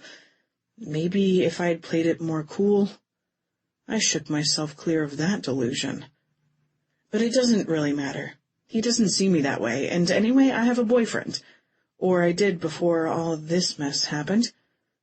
Whoa, hold up a minute. Let's go back a few sentences. Karen's blonde brows nearly disappeared in the fringe of her bangs. Do you not notice the way he looks at you? Like you feel sorry for me? Yeah, I see that, sure. I blinked rapidly as my eyes started to stupidly burn. I didn't want to mess up the smoky liner Simone had skillfully applied. Newsflash. Simone chimed in. I've known Ash since we were in high school, and I've never seen him look at any girl the way he looks at you. His eyeballs practically came out of their sockets when he saw you naked, Fanny. My sister volleyed in that bit of jaw-dropping information. He saw her naked? Simone stepped closer. How? When? I slipped coming out of the shower. He broke down the door when she cried out. I was here in the bedroom, and he still beat me to her. I wondered what happened there. Simone's eyes went to the door that was propped up against the wall, then back to me. Damn, Karen decided. Those are not the actions of a disinterested man. Have you seen him touch her? He's so focused, like she's fragile and precious, and he can't believe his good fortune that she allows him the privilege to caress her. Simone fanned her face with her hand. It's sexy as all hell. Yeah, appreciation and tenderness are the best kind of foreplay. Karen's mouth curved, and a dimple peeked out. Lucky me, Ramon is a master at those skills. Hey, stop it, all of you. My hands fluttered in front of me, and the long silver necklace with tasseled metal ends swished against my skin. Please. I'm happy for you, Karen. Ramon sounds great, but no more about Ash. I have a crush on the guy. One I've had since he was just a one-dimensional dream taped to my bedroom wall. Now he's a living, breathing temptation, strutting around the penthouse with all that devastating hotness 24/7. Karen and Simone nodded at each other, as if my words were confirmation of something. You guys need to help me get over my crush, not foster it. Ash isn't leading me on. He's just made it clear that we're just, friends. Friends can grow to be more. Karen captured my hands. But I'll leave you alone about it. I understand the way you feel right now, totally. I do. Her light sandy brown eyes brimmed with empathy as they searched mine. One day when you have some time, I'll tell you all about Ramon and me and how we got where we are today. But for now, I just want you to know. Simone and I just want both of you to know. She stretched one of her arms wide, offering her free hand to Holly to take. How happy we are to have you in our circle. Whatever the reason, Fanny. She refocused on me. You've gotten Ash, a confirmed recluse, out of his solitary confinement. And for that miracle, even if Simone and I didn't already like you, which we do, we will be forever grateful. Ashland. City of Stars. The guys and I glanced toward the stairs as the singing continued. Is that who I think it is? I asked. Yeah. Ramon nodded. The girls are doing some kind of pitch-perfect thing to the theme song from La La Land, and my surfer girl's taking the lead, apparently. He cringed as Karen hit another off-key note. At least it's a joyful noise, I assessed generously. That's one way of looking at it. Ramon moved to intercept his woman as she emerged, and Link slipped in front of me to snag his as well. When the couple stepped aside, I saw Fanny. My first glimpse in hours, and it was telling how long and empty those hours had felt. Pretty? Yeah. Fanny was always that. The Tomorrow Today girl exuded beauty. And though adversity might have dimmed the spellbinding fire within her, what remained continued to outshine them all. I stalked closer. Surrounded by my friends, she wasn't in any danger. Yet my first instinct was protect, and my second was to take her somewhere private, where only my eyes could gaze at her looking like that. "Hey, little Rose." She stiffened for a moment before she turned my way, as if the memory associated with that endearment had sharp thorns. "Ash?" She acknowledged. Her breathy voice spilling from those glossed-up ruby lips kindled my imagination. And when her eyes hit mine, she sparked the rest. The bigger fire. The heat of it nearly knocked me backward. Her body was a sexy lure, no doubt. But the source of who she was, her soul, the irresistible part to me, could be seen in her gaze. And for a brief moment she poured it all out. Her goodness pure and unadulterated. And it confirmed what I had already realized with Link earlier. Fanny could do it. She could make me forget him. Fill the empty spaces. Light up the darkness in my own soul with her flame. Burn away the marks on my psyche if I dared to expose them to her. That irrepressible hope of hers, it was the pretty red ribbon that tied all that she was together like a gift. A priceless gift. One that I had to refuse, because of what she didn't know about me. But damn it, how could I, with her looking so fucking gorgeous? The conflict rippling through the center of me rumbled out of my voice. "Don't you think you should go back downstairs and put some fucking clothes on, darling?"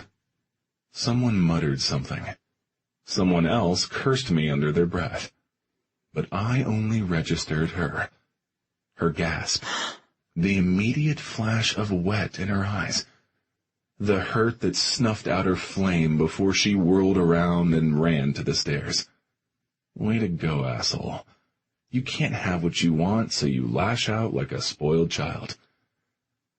I started after her to apologize, wincing with each step, as if the ground were littered with sharp shards, broken pieces of expectations, hers and mine. "Ash." Link grabbed my arm. "What the fuck?" I glanced at his fingers on my skin and lifted my gaze. "Let go, Link," I growled. "Stay out of it. This has nothing to do with you." He released me and took a step back, his eyes wide. Later I would re-examine the validity of that last part, and how it revealed how utterly Fanny Bay had altered the course I had plotted for my life. But at the moment, I just needed to get to her.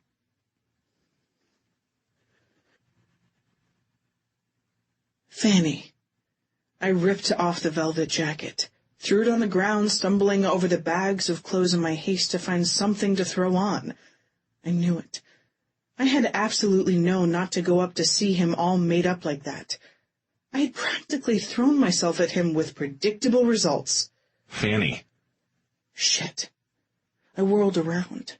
The black shirt I had selected clutched in front of my breasts. "Go away, Ashland, please. Please just go away."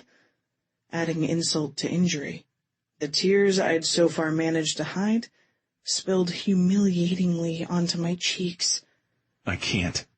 He took a step closer, and I couldn't help but notice things I hadn't had a chance to on the roof. How fine he looked with his platinum hair tied like a sailor at his nape. Not an ordinary seaman. He was too well dressed. More like a captain in a Navy Tom Ford button-down shirt, with mitred barrel cuffs and light beige straight-fit jeans. A dashing rogue. The garments flowed with his movements, accentuating his muscular frame. Yeah. I remembered how handsome the drummer of the Dogs looked dressed up and how nice he looked in those GQ spreads. Like it mattered to him what I thought. I tried that nearly 2 years ago. It didn't take. His gaze melded to mine. He continued to plow straight through the clothing debris field. I wanted to retreat from him, protect myself from further harm. But there was a madness in me when it came to him that didn't care about the damage he could do. I didn't notice any trying. I lifted my chin. The way I remember it sitting in that coffee house and texting you, I don't know, at least a half dozen times, you had absolutely no trouble at all staying away. I fostered my rising indignation. Better to unfurl it than surrender to some foolish fantasy. You were being more direct and honest on the roof moments ago than you're being right now with your revisionist history. I pasted on what I hoped was an amalgam of haughtiness and indifference. I get it. There's nothing I have that you want to see, right? So go on back to the party. I'm doing what you want. I'm putting some clothes on. I don't know what got into me up there, okay? I spoke without thinking. I know that I hurt you. That wasn't my intention. He plowed right over my protests and got to the heart of the matter as effortlessly as he'd plowed through the clothes. Stopping in front of me, his gaze dipped. A moment of regard that made me note that he was very much a man, and I was very much a woman, a half-naked one. I drew in a breath, and I held it. My breasts swelled, my nipples tightened, and my heart hammered inside my chest. My body, every part of it, ached for more than just his regard. A familiar hollow feeling when it came to him. How reckless was I to continue to expect him to return my affection? But when it comes to you, Fanny, I can't seem to act in a rational manner. Logic doesn't seem to factor in. Ocean blue eyes clouded by regret lifted to hold my showery gray ones captive. It didn't when we first met. It barely dictates what I do in the present. It certainly did jack shit to filter what came out of my mouth a couple of minutes ago. He lifted his hands, a silver-linked Tag Heuer sports watch glinting as he framed my face. I'm sorry I reacted the way I did. His tone softened. I did because you looked so incredibly sexy, and I didn't want anyone but me to see you. You're sexy right now, attempting to hide those perfect tits behind that shirt you're holding. You're sexy to me no matter what you wear or aren't wearing. Ash, I exhaled. I don't understand if you think I am. Why? Shh, he soothed, his gaze delving deep, so deeply into mine. Give me this one moment before I have to let you go. Slowly, he smoothed his palms through the wetness on my cheeks and spread his fingers wide at the base of my skull. My head now cradled. He gently tipped my face into a position where he could see all of it. Peering down at me, his gaze searching mine. His moment stretched meaningfully longer before he shattered it. I'm sorry. Sorry I hurt you back then. So sorry I hurt you the other day. Sorry I keep hurting you. There was a plea, a request for sympathy now within his gaze. I have so many regrets, so many things I would change if I could. But there's no changing the past, no matter how much I wish it could be so. I've been selfish to let things go so long like this. I just wanted something normal. I wanted you to know my friends, to be a part of my inner circle. I thought that while you were here, maybe I could enjoy having you close as a friend, without having to tell you the truth. But that was a lie in itself, a self-serving one. And you, sweet, sexy, beautiful Fanny, deserve the truth. He inhaled a breath and exhaled words I could have never imagined. The truth is that I'm HIV positive. What? My gaze widened, registering the shock first. No, I whispered, feeling like the ground trembled beneath me, but realizing it was only me shaking. I had testing done right before the Oscars. His hands slipped away from my skin, cool nothingness replacing them. The warmth in his eyes turned cold, just like they had when I'd revealed my identity to him. The crossroads you mentioned. Why? Why him? Why us? Was the beginning I always wanted us to have already at an end? Yeah, I had started feeling run down. I kept catching colds one after another and recovering slower each time. I hoped for the best, but suspected the worst. I knew I was at risk. Sharing needles, having unprotected sex, lots of unprotected sex. I felt the blood rush from my head. You followed the band. I think you were well aware of my reputation. I nodded numbly. I did on one level, but at a distance. Back then, at least. Back then, he was a picture on my wall, a symbol of rebelliousness.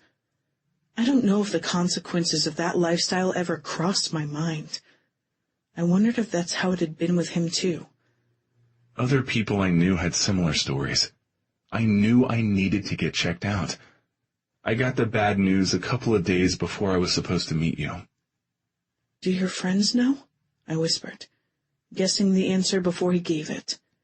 Too many things they had said now made sense. Of course. He confirmed. Yes, they do.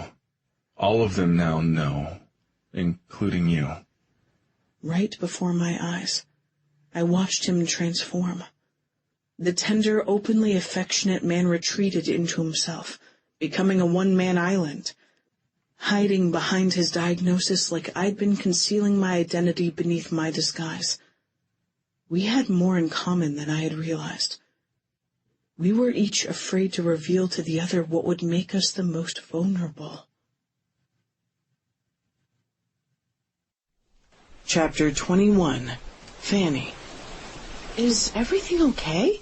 Holly asked, coming into the bedroom only moments after Ash had stalked sullenly out of it. She dropped down on the bed beside me. Hardly. I hadn't even begun to process all of the emotions spinning inside of me. Unfortunately to Ash, my initial shock plus my hesitancy seemed to have equaled a condemnation of him in his mind. I didn't think so. Ash took off. Link followed him. Simone and Karen are still out there in the living room with Ramon. Do you want me to ask them to come in? Not right now. I took her hand and cradled it to my chest. I love you, you know? Yeah, I love you too, but now you're scaring me. What's going on? Ash was a jerk, but this is something else, isn't it? I nodded. He's HIV positive, Holly. He just told me. Oh, no, that's awful. I'm so sorry. When did he find out? Her brow furrowed. Right after he met me. It's why he didn't show at the coffee house. I'm pretty certain, though he didn't specifically say so. That would totally make sense. I mean, I can see that throwing him for a loop, making him reluctant to start something new with someone. You think? Yeah. She answered like it hadn't been a rhetorical question. But it's not the death sentence that it once was. What do you know about HIV? I latched onto her words like a life ring. It's not uncommon in my profession. People talk about it pretty openly. Ernie has it. It was an adjustment for him after he was diagnosed, for him and his partner. Oh, okay. Maybe things were not quite as dire as I imagined. It can be controlled with antiviral medication. One pill is all that's needed these days. There are risks, sure. Ernie has to take his medicine at the same time every day. He has to have his T-cell count monitored. He can't have unprotected sex, of course, since the virus is spread through bodily fluids. But if he stays fit, eats healthy, and takes his meds, then the fact that he's HIV positive won't keep him from living an otherwise normal life. Truly? Yeah. Well, that's good to know. My gaze returning to the doorway, I remembered how Ash had looked when he had left, how he had acted, Had that been just a reaction to my reaction? But knowing Ash, how he is so protective of you, I wonder. Her brow crease deepened. Following the vein of her thought, I started putting pieces together. Oh, he's usually very reserved physically according to what his friends have told us. Is there any risk from casual contact? No, none. I'd tell you to look it up on your phone, but since we don't have one... She shrugged. I'd say you're on the right track, though, by thinking he's being overly cautious. Overly pessimistic and irrationally cautious would be my guess. It had been a huge step admitting his diagnosis to me. Making himself vulnerable like that must have been very difficult for him to do. His friends knew, but I didn't think anyone else did. His retirement? The band calling it quits at the pinnacle of their career. A picture was beginning to form in my mind about how everything must have gone down. I could call Karen and Simone and ask them for more information to complete it, but I didn't want to. I wanted to talk to Ashland himself. He had let his guard down to tell me the truth. Now he needed to tell me the rest, and he needed to see that he could trust me with the information he had shared.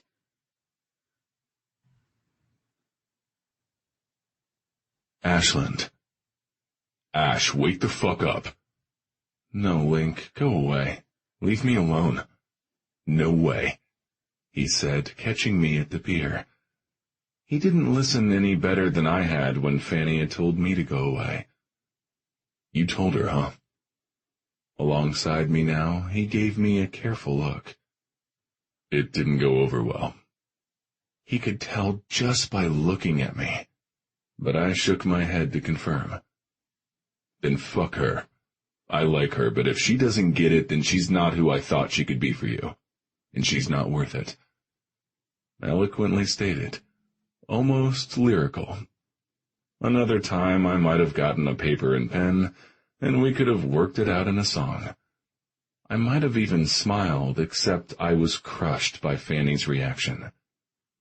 You want to get drunk? He asked. I was tempted to. Alcohol had become a crutch in the past, something to numb the rejection of not being who Link wanted, and to escape from all the other crap. But I knew the numbness would wear off eventually, and the pain would still be there.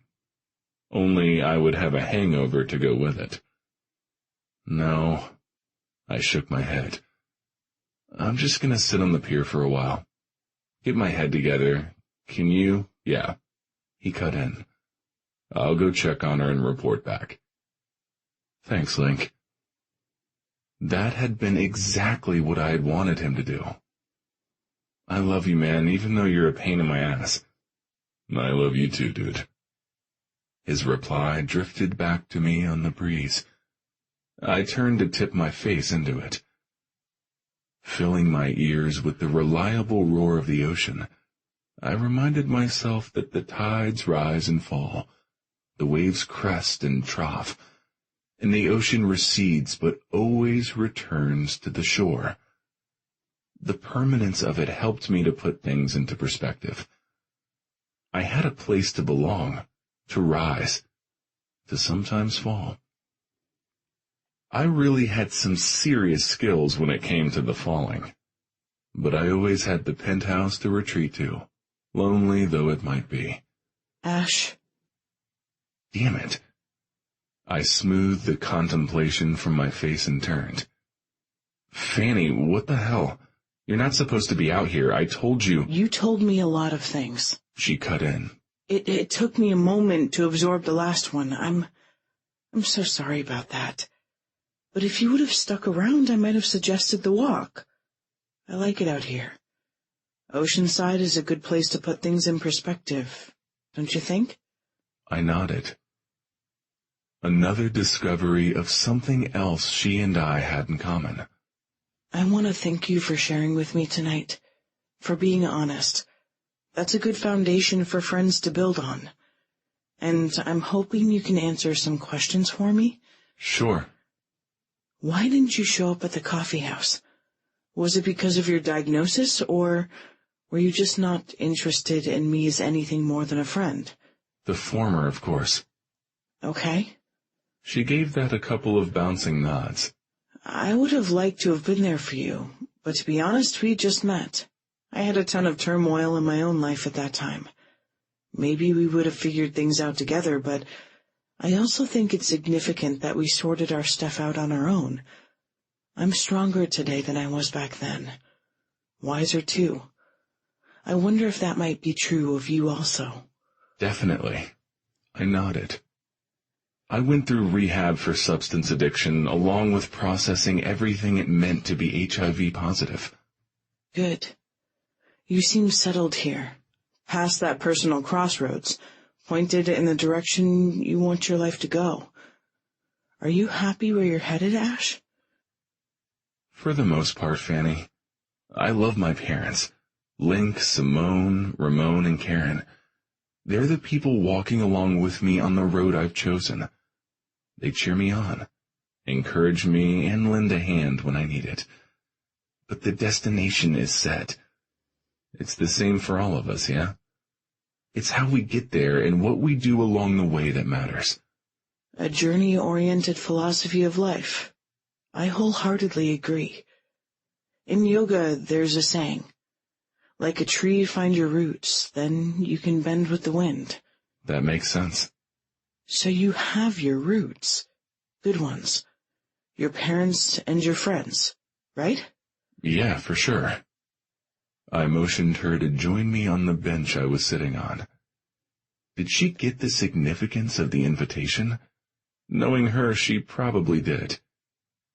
You might as well get comfy since we're already out here together. Good point. She took a seat close beside me.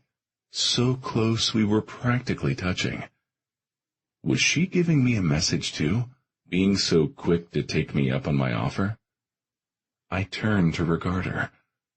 She wore a long-sleeve t-shirt with bell sleeves that said Surf to Live, and a matching pair of pants Karen and Simone owned too that I knew said Offshore in huge lettering on the ass. I was glad she had changed into something casual. Though she had looked sexy as hell wearing what she'd worn earlier, it would have been too distracting for the kind of discussion we were currently having. So, I'm not sure where you want me to fit on your journey. She drew her legs up to her chest, wrapped her arms around them, and laid her cheek on her knees, setting her gaze on me. Mine had been set on her since the moment she had appeared. Set on her longer than before that, if I was being completely honest. The ocean couldn't even compete. You said you want me to be a friend, but you don't treat me the same as the ones you have. No, I certainly did not. You withheld your status. I opened my mouth to explain why, but she interrupted. I know we were new then, and they had all been with you a long time. Besides, you and I have had a few false starts in the friendship department. I nodded. She had filled in the blanks accurately. Again. I kept silent, waiting to see what other conclusion she might have reached. The issue is trust, right? You want to know you can trust me.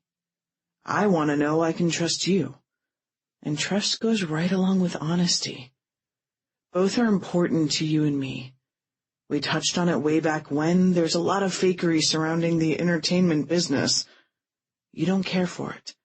I don't care for it either. You cut yourself off from the parts you don't like. I left it all behind just like I told you I would. True, I support Holly in it. It's her chosen profession. I see the value of it when it focuses on good. Maybe you can't, though. Maybe it's just an affront to you personally now to believe in happy endings.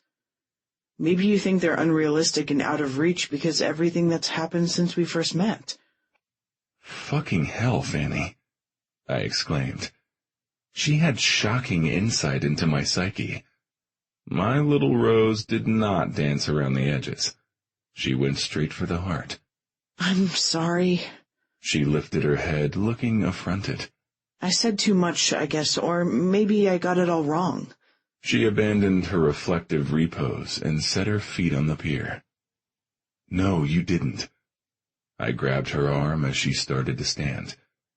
You got it exactly right.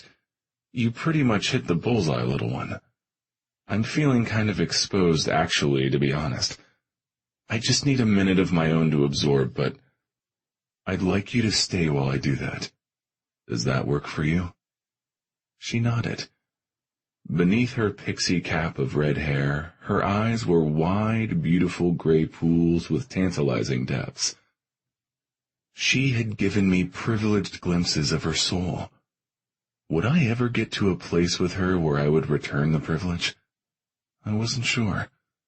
But right here, right now, seemed like a very promising start.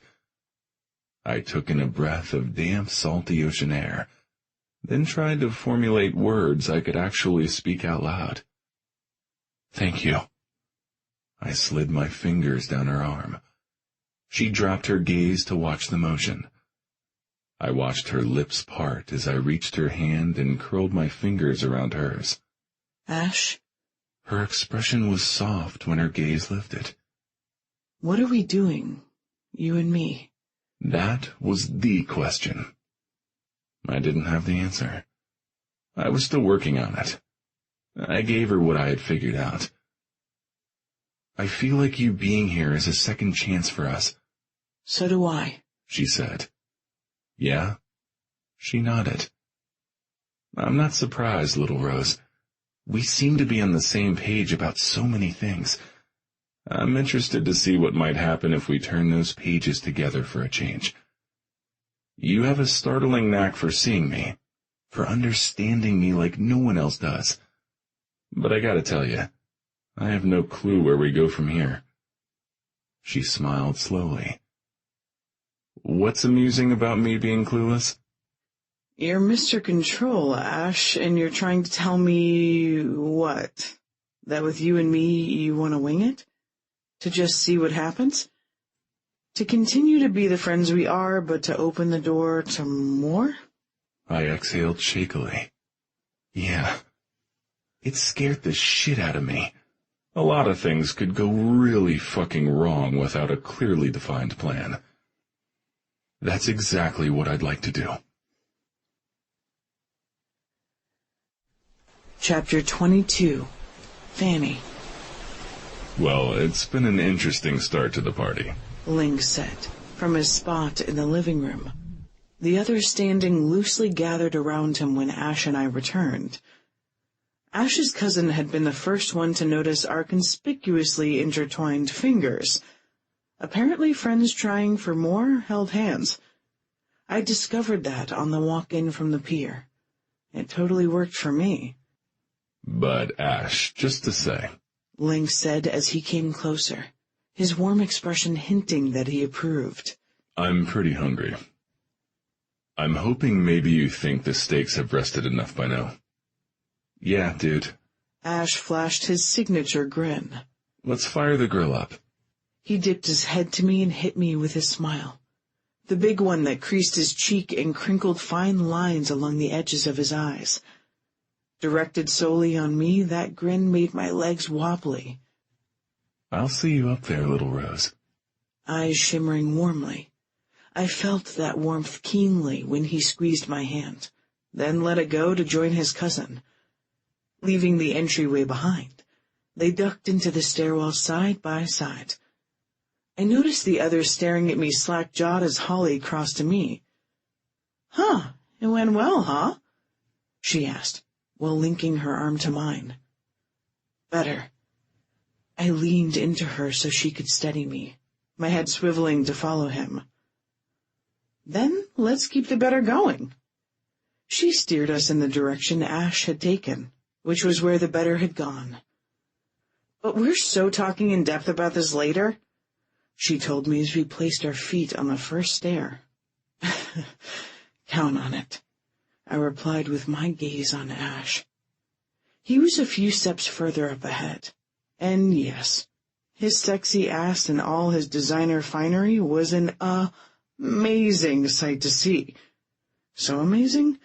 I barely registered the hushed whispers and persistent footfalls as the rest of the partygoers pursued us. A completely different vibe descended as we ascended.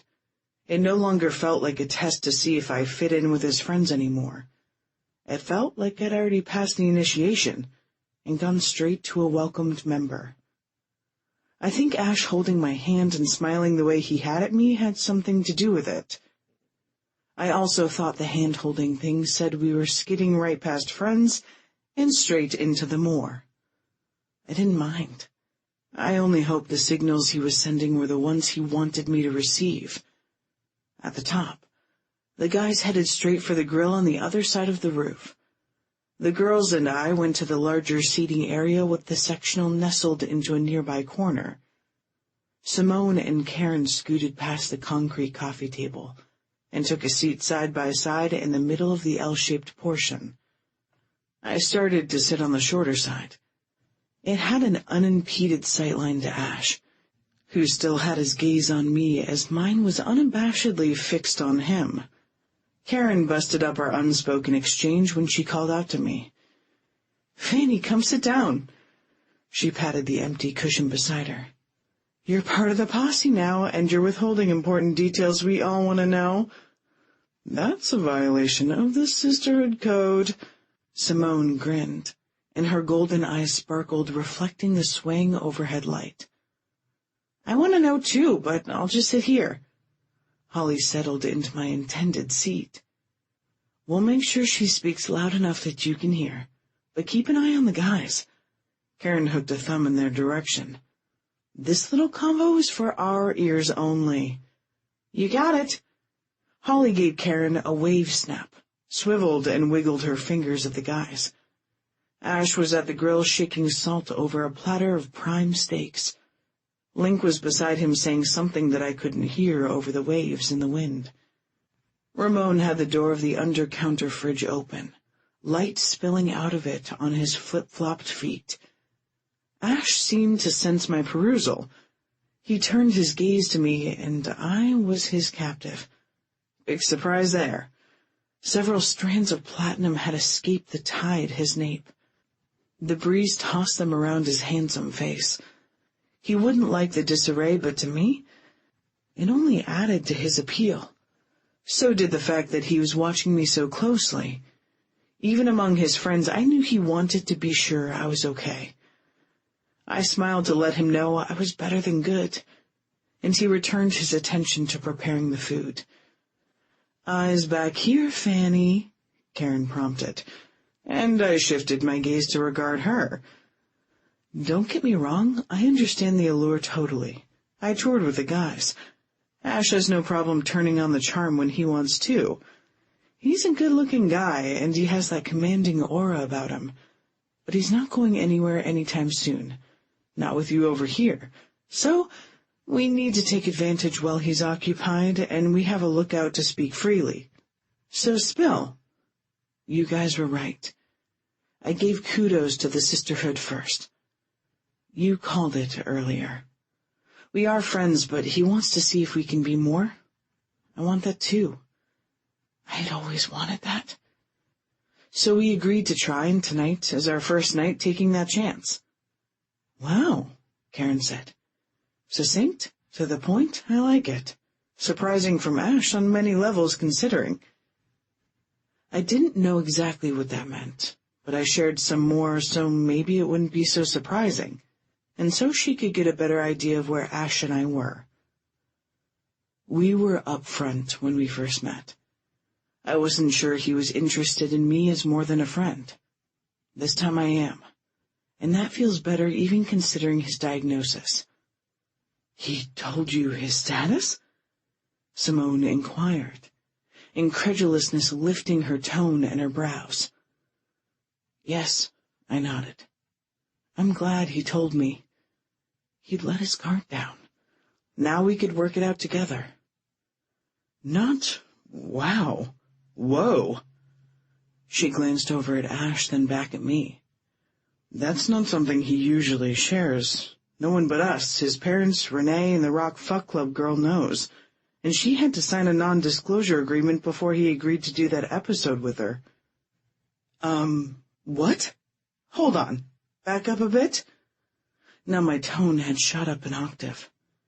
Ash was on WMO's Rock Fuck Club? Yeah, Simone confirmed, her gaze searching mine. He and Renee, you didn't know? I mean, I've heard of the show. Who hasn't? It's a pretty big deal, but I haven't had a chance to stream the first season. I've been a little busy. Fanny started her own business this year? Holly leaned forward closer to the collective. And she and Tristan Murphy started dating? What kind of business? Karen asked. Tristan Murphy, the country singer? Simone asked, her questions tripping over Karen's. Fanny Bay Fragrances, and yeah, that Tristan Murphy, I confirmed. Holy shit, Karen exclaimed. I love that line. It's all California-based fragrances and essential oils, so it's holistic. The surf shop owner slapped the side of her head. Duh! I stuffed the sacks I brought over with oodles of their sample sizes, yet I didn't make the connection. The company logo is small. It is, but from one business owner to another, I gotta tell you, the turquoise bay, the orange sunset with the white lettering on the packaging, it's brilliant. Not to mention the high quality of the products themselves. I predict the whole line is going to be a big hit. All it'll take is one nationwide chain to pick it up. Thanks, I replied, smiling when she paused to take a breath. I'd be happy with just one California chain ordering stuff regularly, but I'm almost breaking even. And more importantly, I'm doing something I love. You could get more exposure if you tied in your music somehow, Karen pointed out.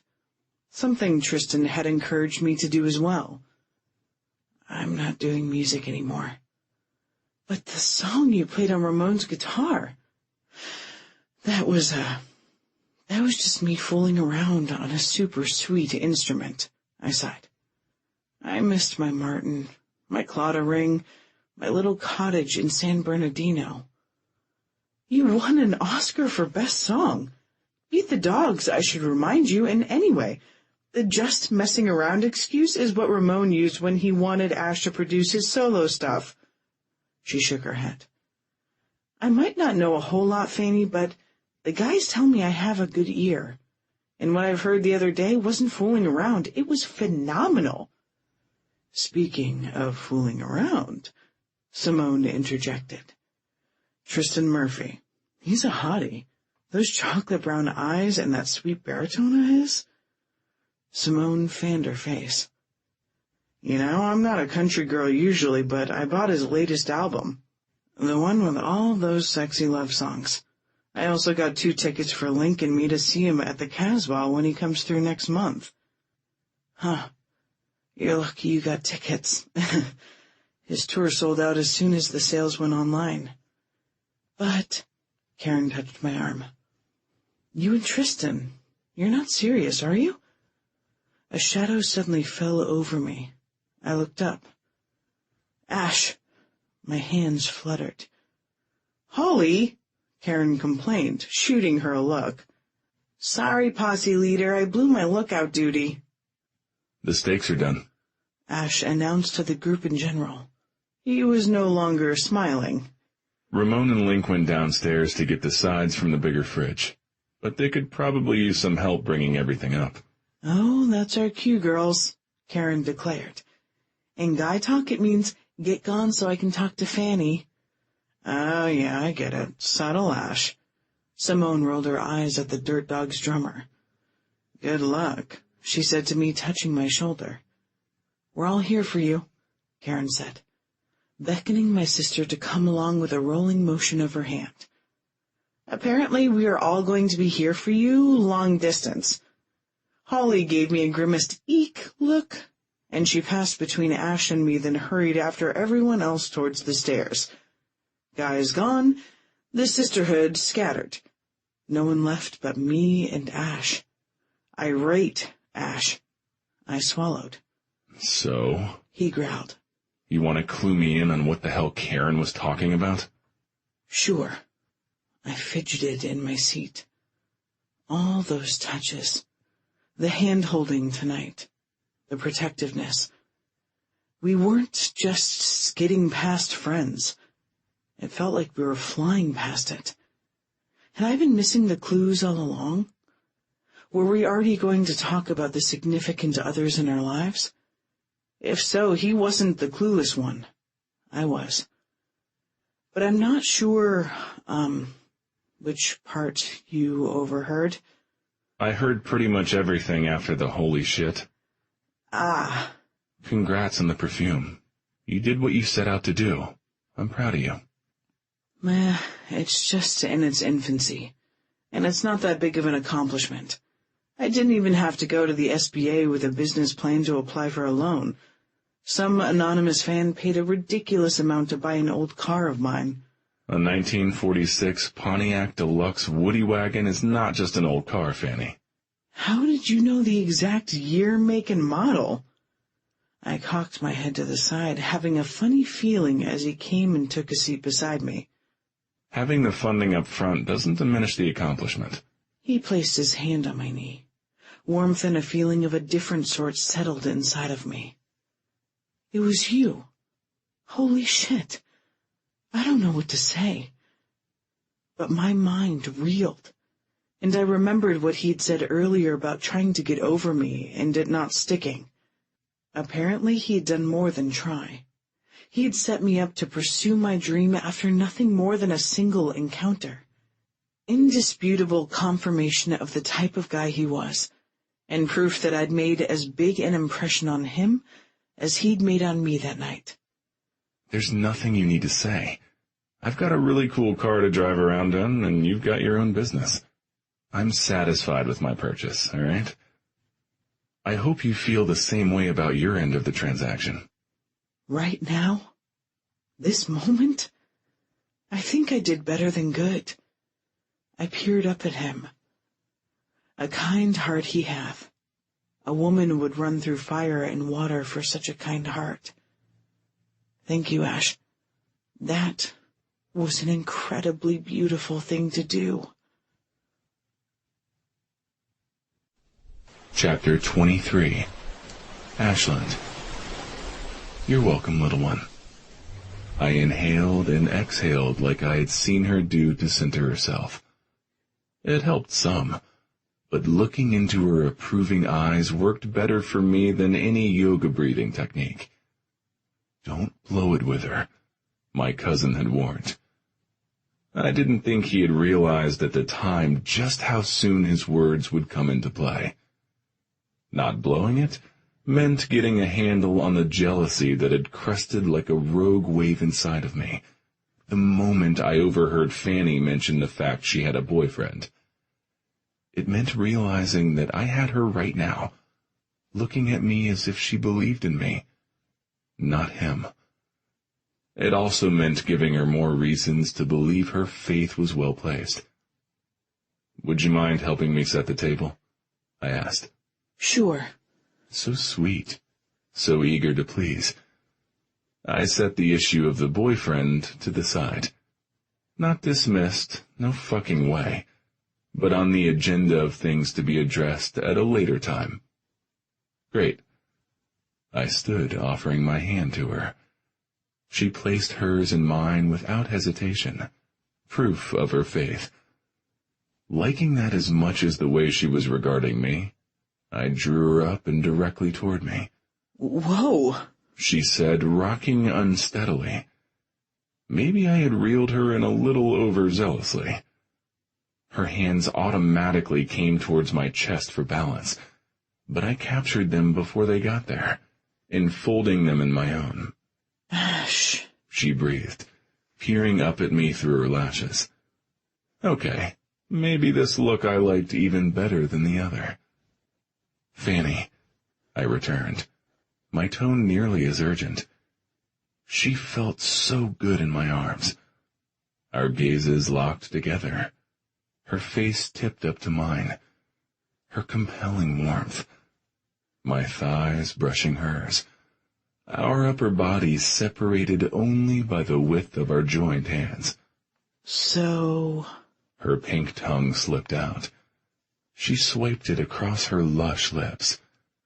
They glistened temptingly. Her lids fluttered closed. I swallowed, wanting nothing more than to lower my head and press my lips to hers, to feel, to explore, to learn their texture and shape. Kissing her would be a plunge into pleasure. But not yet. It was too much too soon. Given her innocence and my unspoken issues, I had to take this slow. The others will be back soon, I reminded her, and her eyes snapped open, their dark gray clouded with disappointment. So we better get that table set. My voice rasping along the fine edge of my restraint, my grip tightened, betraying my tension. I'll show you where the dishes and cutlery are.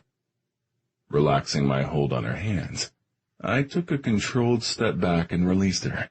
Oh, okay, sure. Lead the way. I turned to do just that as voices began to drift out of the stairwell. The sound of many footfalls soon eclipsed the softer ones directly behind me. Here they are. I pressed the cabinet door to open it. I can get it from here, Fanny said, slipping into the spot I vacated and offering me a soft nod of efficacy. Great. I reached for and squeezed her hand. Sit by me at the table, yeah? I held her gaze, wishing to say more. But with the others filing up, our moments of privacy had passed. Of course. Good. I released her fingers, swiping my thumb across the center of her palm as I did so, and watching her close her hand as if to hold onto the warmth of the caress. I'll get the steaks. Yo, Ash, Link called, banging his fist on the table. He had already taken a seat. We gonna eat or what? We are, I confirmed. Finally. I gotta tell you, the food better be fucking phenomenal because the service at Casa Keys sucks. I shot him the finger. Rude, dude. Totally rude. I'm downgrading my rating of this establishment by a whole point. Ramon chortled as he crossed to me. Let me help, he said, taking one of the foil-wrapped platters from my arm. Let us all help, he added in a lower volume, and I got the wider meaning as I followed where he pointed with his gaze. The girls. They were all gathered around Fanny. Karen had her arm threaded around the newcomer's waist. The stacks of plates Fanny had carried over to the table had been transferred to Simone for distribution. Holly was setting out the cutlery. Both sisters had obviously been adopted into the clan. Karen had a soft spot for Fanny before she even knew her name, but it's more than that now. We all feel pretty much the same way. You talked about this downstairs, I guessed. Some.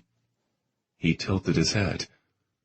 Was a big part of the drama with Fanny earlier because you told her your status? I nodded. But then you worked it out. We're in the process of doing that, yeah. No way was it a one-and-done scenario on an issue with so many ramifications. Sure, but it's a promising start to a relationship. She and I only agreed to see if something more than friendship is possible, I explained. No one mentioned anything about a relationship. She had a boyfriend. I had my arrangement with Renee to sort out. Not to mention all the other complications up in the air. Look, whatever terminology you feel comfortable using is fine with me, hermano. All I really wanted to say is relax, all right? Let the real you flow and all. I don't know. That sounded an awful lot like winging it. Not my forte. However you want to play it, but you gotta know that if this girl matters to you, she matters to us too. Something warm and significant expanded inside my chest. That means a lot to me, man. I told him. Cool. We got your back, each and every one of us. We all just want the best for you. I hear you. Good. But you gotta want it for yourself, you know? Maybe it's time to stop hiding in the studio, step out and take a chance. Maybe. Talking with Ramon had me revisiting my earlier thoughts regarding Fanny. My gaze returned to her. Trust, honesty, faith. Those issues kept coming up. I knew they were linchpin concerns. I also knew that winging it and going with the flow wouldn't cut it. The door was open between us. But to get to where I wanted to go with her was going to require careful planning and measured action. Fanny. I was sitting to the right of Ash.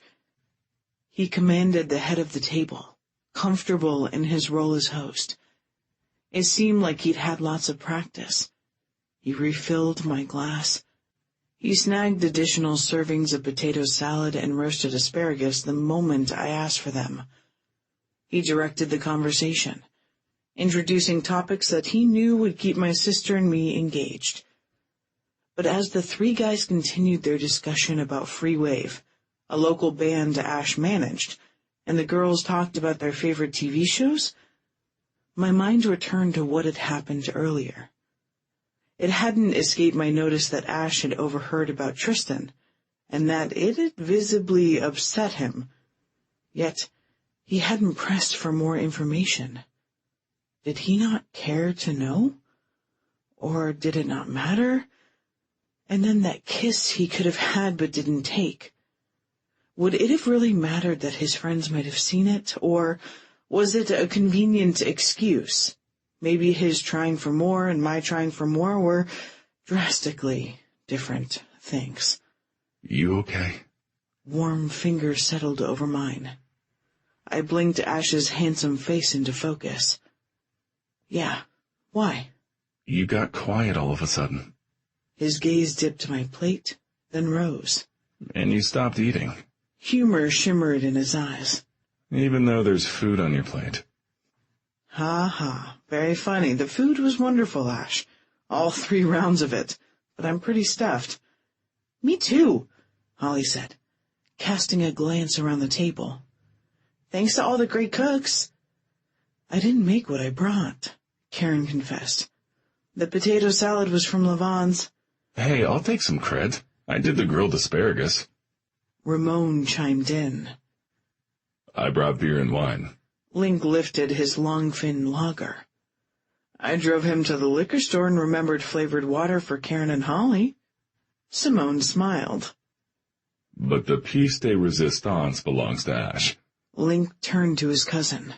Been a long time since you grilled steaks, but you're almost as good as your dad at it.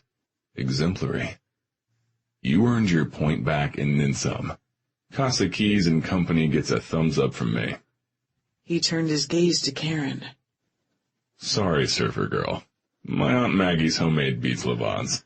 Home cooking always wins, Karen smiles. Something about the love that goes into preparing it, I think. The others murmured their agreement. Ash picked up on the look my sister and I exchanged. He gave her a little chin dip and he squeezed my fingers. You're thinking about your mom, aren't you? My chest tight, I nodded. Love was at the heart of everything she did. I know she passed her culinary skills on to you, and I can extrapolate from everything you've told me and how you and Holly miss her, that she must have been a special woman. Can you tell me some more about her? She was a strawberry blonde like Holly. And she had silver eyes and a beautiful smile like Fanny. Thank you, Halls. It's the truth, but you're welcome. She used to say that Holly was the dawn, and that I was the sunset. She was the light of every single day I had with her. Even the cold nights on Vancouver Island seemed warm, only when her arms were around me. Her stories made me believe the back seat of our Buick was an enchanted castle instead of a car. She put down a path for Holly and me to follow, mixing her beloved yoga and Shakespeare. And her scent, I trailed off. Oh, how I missed her and her scent. It was the love that she baked into her famous cinnamon rolls with those buttery layers of bread and that sweet vanilla bean frosting. She made hope seem like something tangible, like we could grab and shape it into being with our bare hands if only we had enough faith. Holly's expression softened in remembrance. The chorus in Tomorrow Today was from something she always used to say. I paused to try and speak her words without my voice cracking. Nights become bright days when dreams like the stars guide your way. Love is the good in me. Where there is love, there is hope. Where there is hope, there is light. Where there is light, there is a way, Ash said. Surprised he could quote my lyrics so accurately, I nodded. And she was an incredibly gifted performer, almost otherworldly. I closed my eyes picturing her on the stage, whispering. Like a princess from some mystical realm under the lights, with her hair looking like spun fairy gold. Her voice echoed with so much emotion in a hushed theater that it gave me chills. Then she was a lot like you. What? I opened my eyes to see that Ash had risen from his seat. I saw you, he said, in a deep, meaningful tone that resonated deep inside my chest. I started to crane my head to look back at him, but he slid my chair out from under the table, the legs scraping the concrete, as he turned me around to face him. Under the lights at the Dolby Theater, the night I first met you. In person, you were impossible to forget. On the stage, you were incomparable. Ash knelt in front of me, swiping tears from my cheeks I hadn't noticed I'd shed. His eyes warm currents of compelling compassion. He continued to unravel me. You mesmerized me and everyone else that night. Seasoned industry professionals, celebrities, media moguls. No one dared breathe during your performance. I fumbled the first few words. You were perfect. Your hair was copper fire. Your eyes shone like moonbeams on the water. And your voice? Your voice was a siren's call that wrecked half the audience. I was completely captivated, and so was everyone else. I'm sure that your mother would have been very pleased and proud to know how strongly her legacy lives on in Holly and in you. Chapter 24. Ashland. I woke with the covers twisted around my lower body. Nothing unusual there. Finding Fanny when I cracked open my eyes? That was different. And it was anything but ordinary. You're awake. Her soft hand slid away from my brow. Yeah, little one, I whispered. What are you doing up in the middle of the night?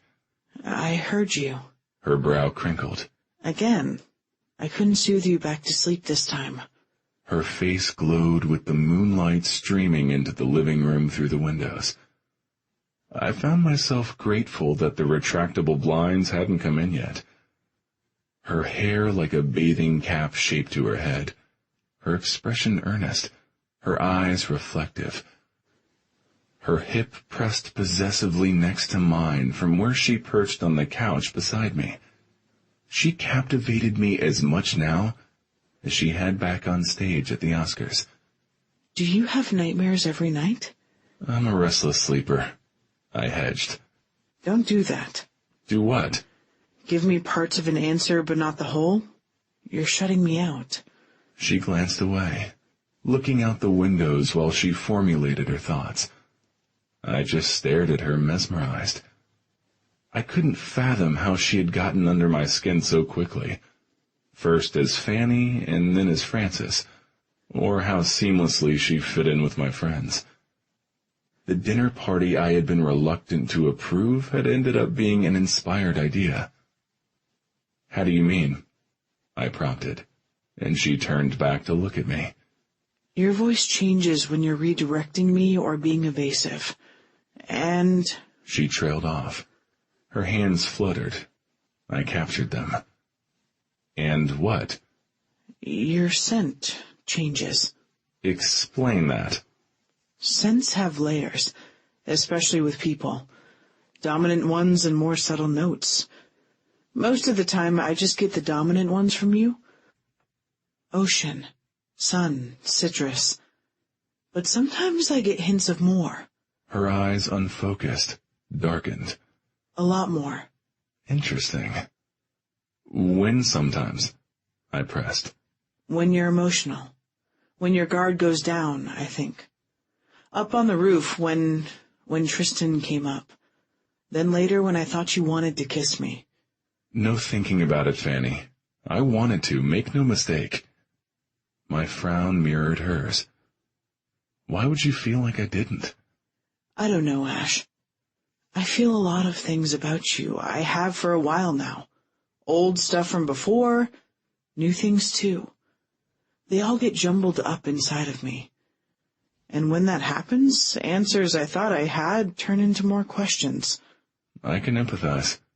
I told you earlier I don't know what the hell I'm doing.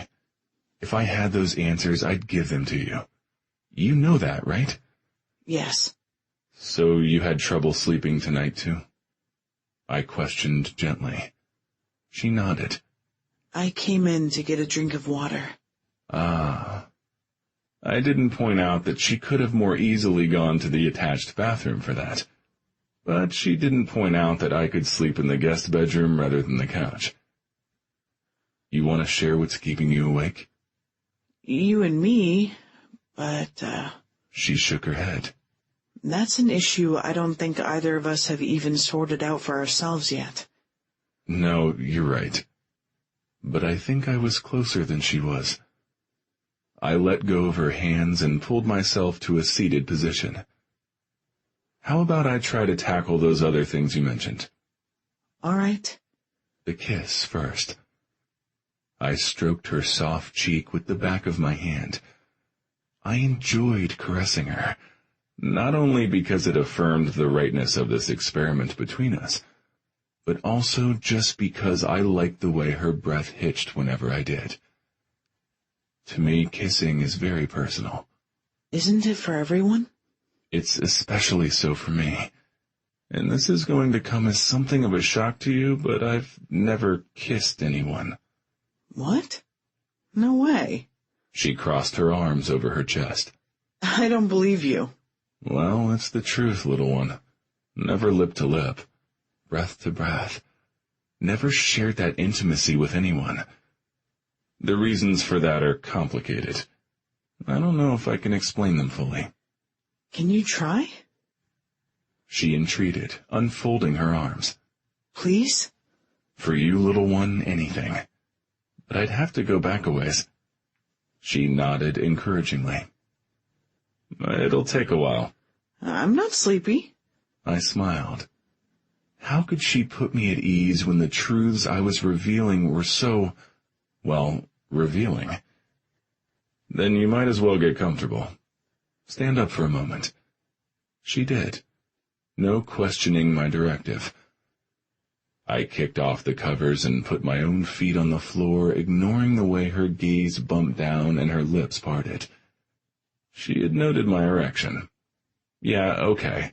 It was impossible for either of us to ignore. I grabbed and lifted her. Her breath rushed out from her parted lips, and I returned us both to the couch, only this time with her arranged on my lap. She wiggled her sexy ass so she could shift to look at me, and the way that felt was heaven and hell. Can you feel me? I asked. Yes. Her breathless reply made my cock even harder. Any more doubts about me wanting you? No. Good. You feel so good. I groaned. And you know I like touching you. I skimmed my fingers up her arm, drawing back the silky sleeve and wondering when the hell Karen had started carrying sexy lingerie, like Fanny was wearing at her surf shop. She shivered. I'm beginning to get the idea. Never had a woman respond like you do to me. But all the groupies. They're just turned on by the idea of sleeping with a rock star. They don't know me. They don't really want to know me. She nodded. And in all those years you never kissed any of them? I was never even tempted to. I pulled in a breath and began. The guys and I, we kinda went from being a bunch of nobodies to a bunch of somebodies really quickly. A dream come true professionally for sure, but personally it was a nightmare. Everyone wanted a piece of us, and we gave it to them, losing ourselves in the process. One by one we became images, bad guys of rock and roll, one-dimensional caricatures of the guys we once had been. The only reality remaining was who we were to each other. And even with that, there were big lies underneath the surface, ones that made for a shaky foundation. Oh, Ash, I'm sorry, she breathed sympathetically. I gave her a tight nod and continued. With little to nothing and nearly no one I could truly trust or believe in, I pulled way inside myself. A matter of self-preservation, really. I know. I get it. She covered my lips with her thumb, and just the gentle glide of it across my lips beneath made lust I had kept dampened until now roar to a flame inside of me. I wanted to lift her off my lap and throw her down, climb on top of her before she could even catch her breath, and rip off that robe and show her just how much No, not yet. Not like this. I had plenty to scare her off. Coming on so strong right from the beginning was not the way for us to start. I jerked my head to the side, shuddering as I yanked back on the reins that had nearly slipped from my fingers when she had touched me. It must have been a difficult time. You were younger than I was when I started touring with my song. She was rambling. And you loved her. You and Link both did. And then she wasn't rambling, but hitting the center of the target, or pretty fucking close.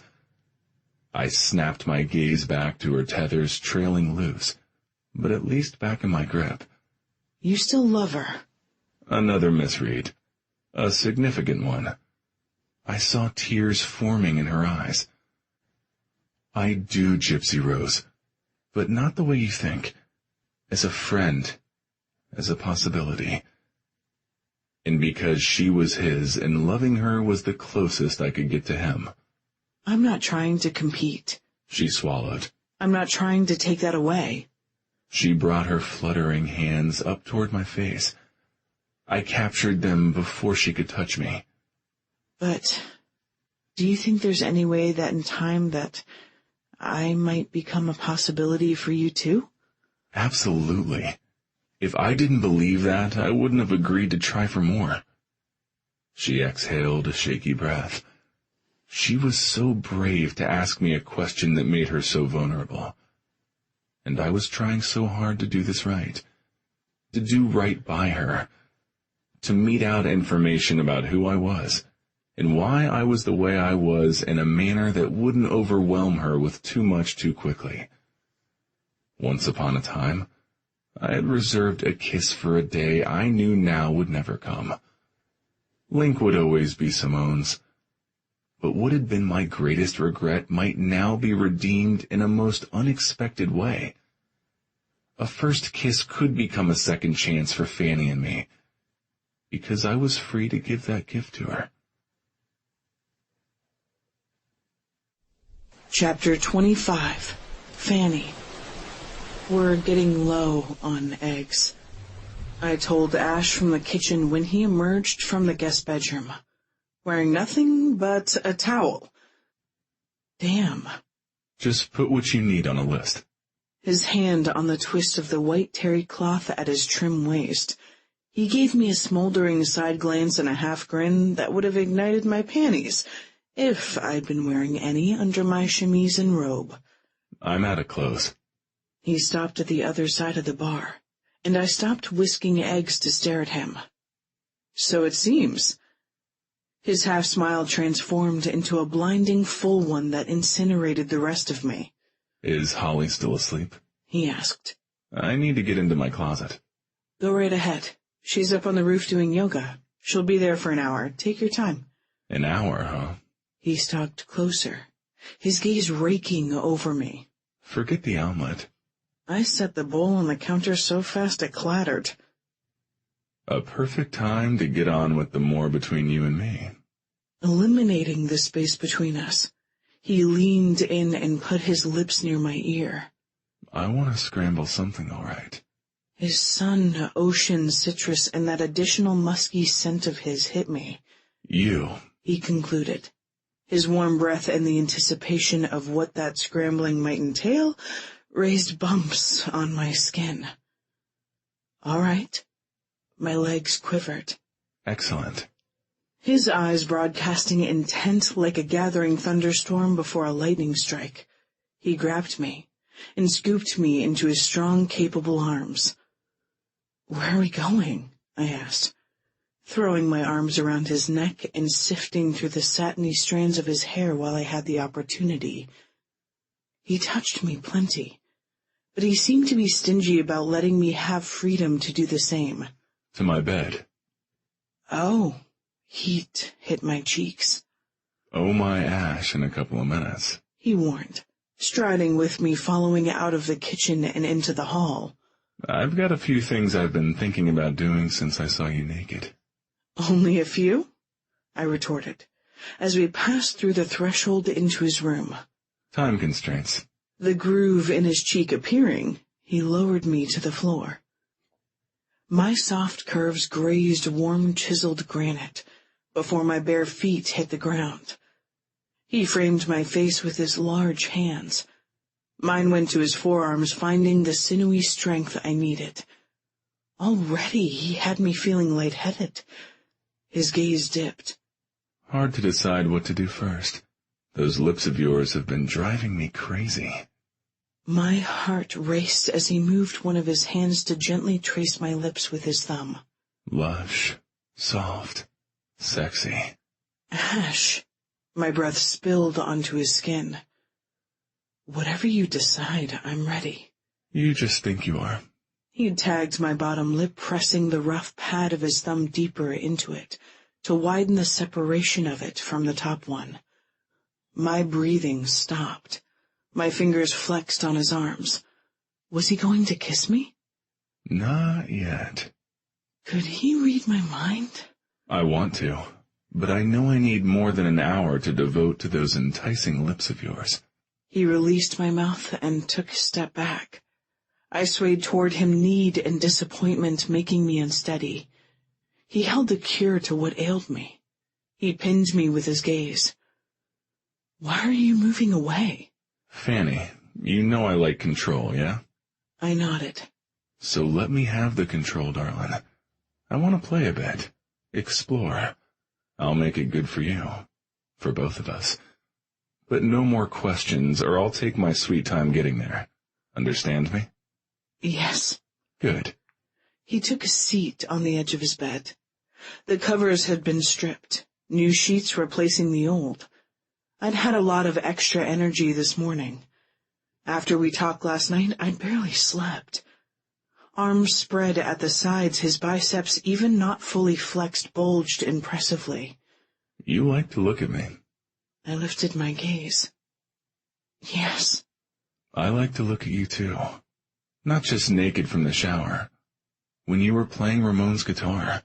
And at night when you're sleeping. I pulled in a quick breath. I thought maybe you knew. I've been there. Every night since you came here. Checking on you. Counting my good fortune that you're here. That nothing more happened to you than what did. Only last night, you came to me before I could go to you. Oh, Ash. It begins, he stated arrogantly. His lips curled, he leaned back slightly. Take the robe off, he ordered. Okay. I undid the tie. The two sides of the robe separated and swung open, a swish of cool silk against my skin. Hold on, he added. when I started to shrug out of the rest of it. Let me look at you a moment first. Oh my gosh.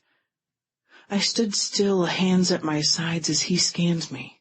Awareness prickled my skin. I like that robe on you, he decided. but I'd like it better off of you. I dipped a shoulder, one side sliding down to the crook in my arm, while he watched it fall. Then I shrugged the other. The robe fluttered to the hardwood floor, a puddle of emerald green at my feet. Nicely done. A platinum brow rose. You've done something like this before. Not really. I just thought you'd like it if I did it that way. You thought right. You anticipate and take the initiative. You're perfect, you know. I'm not, Ash, I protested. We haven't. You are. He interrupted. You're beautiful. You make me crazy. I'll let you see in a moment. For now, I need you to do something for me. Yes.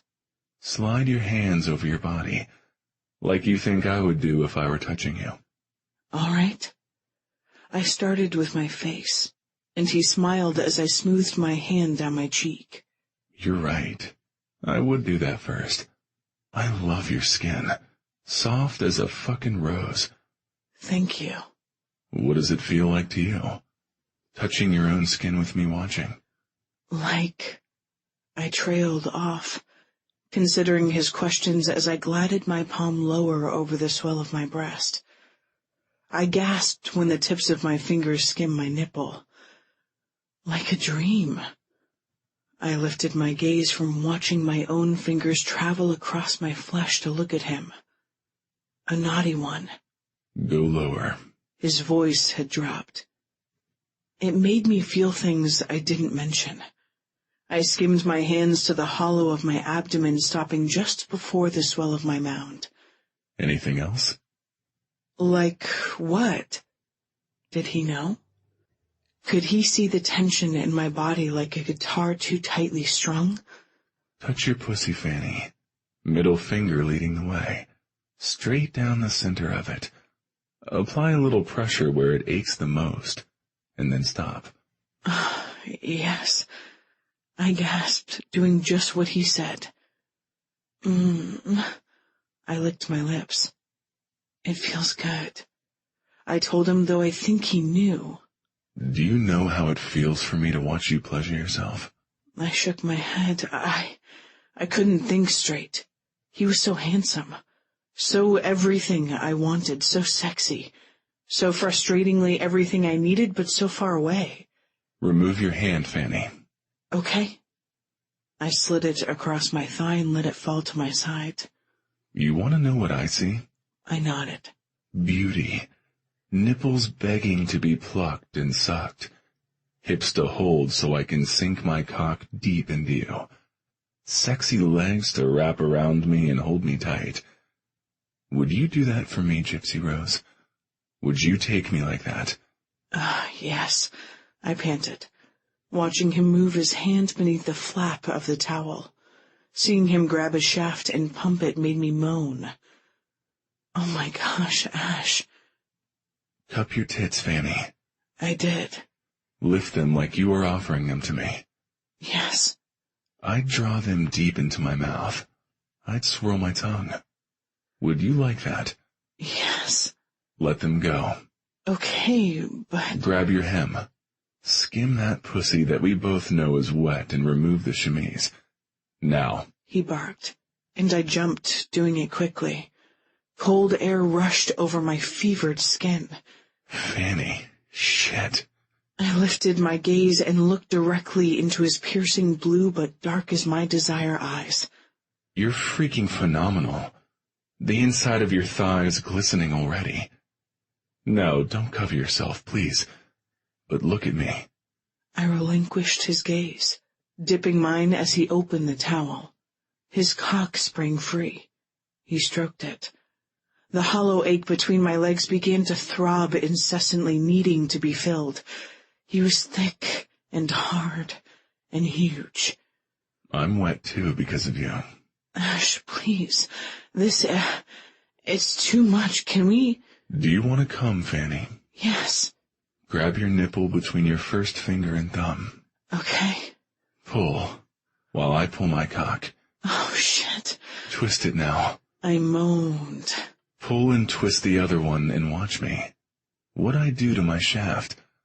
Look how hard I'm fisting my cock. I'm on fire for you, Fanny. About to explode.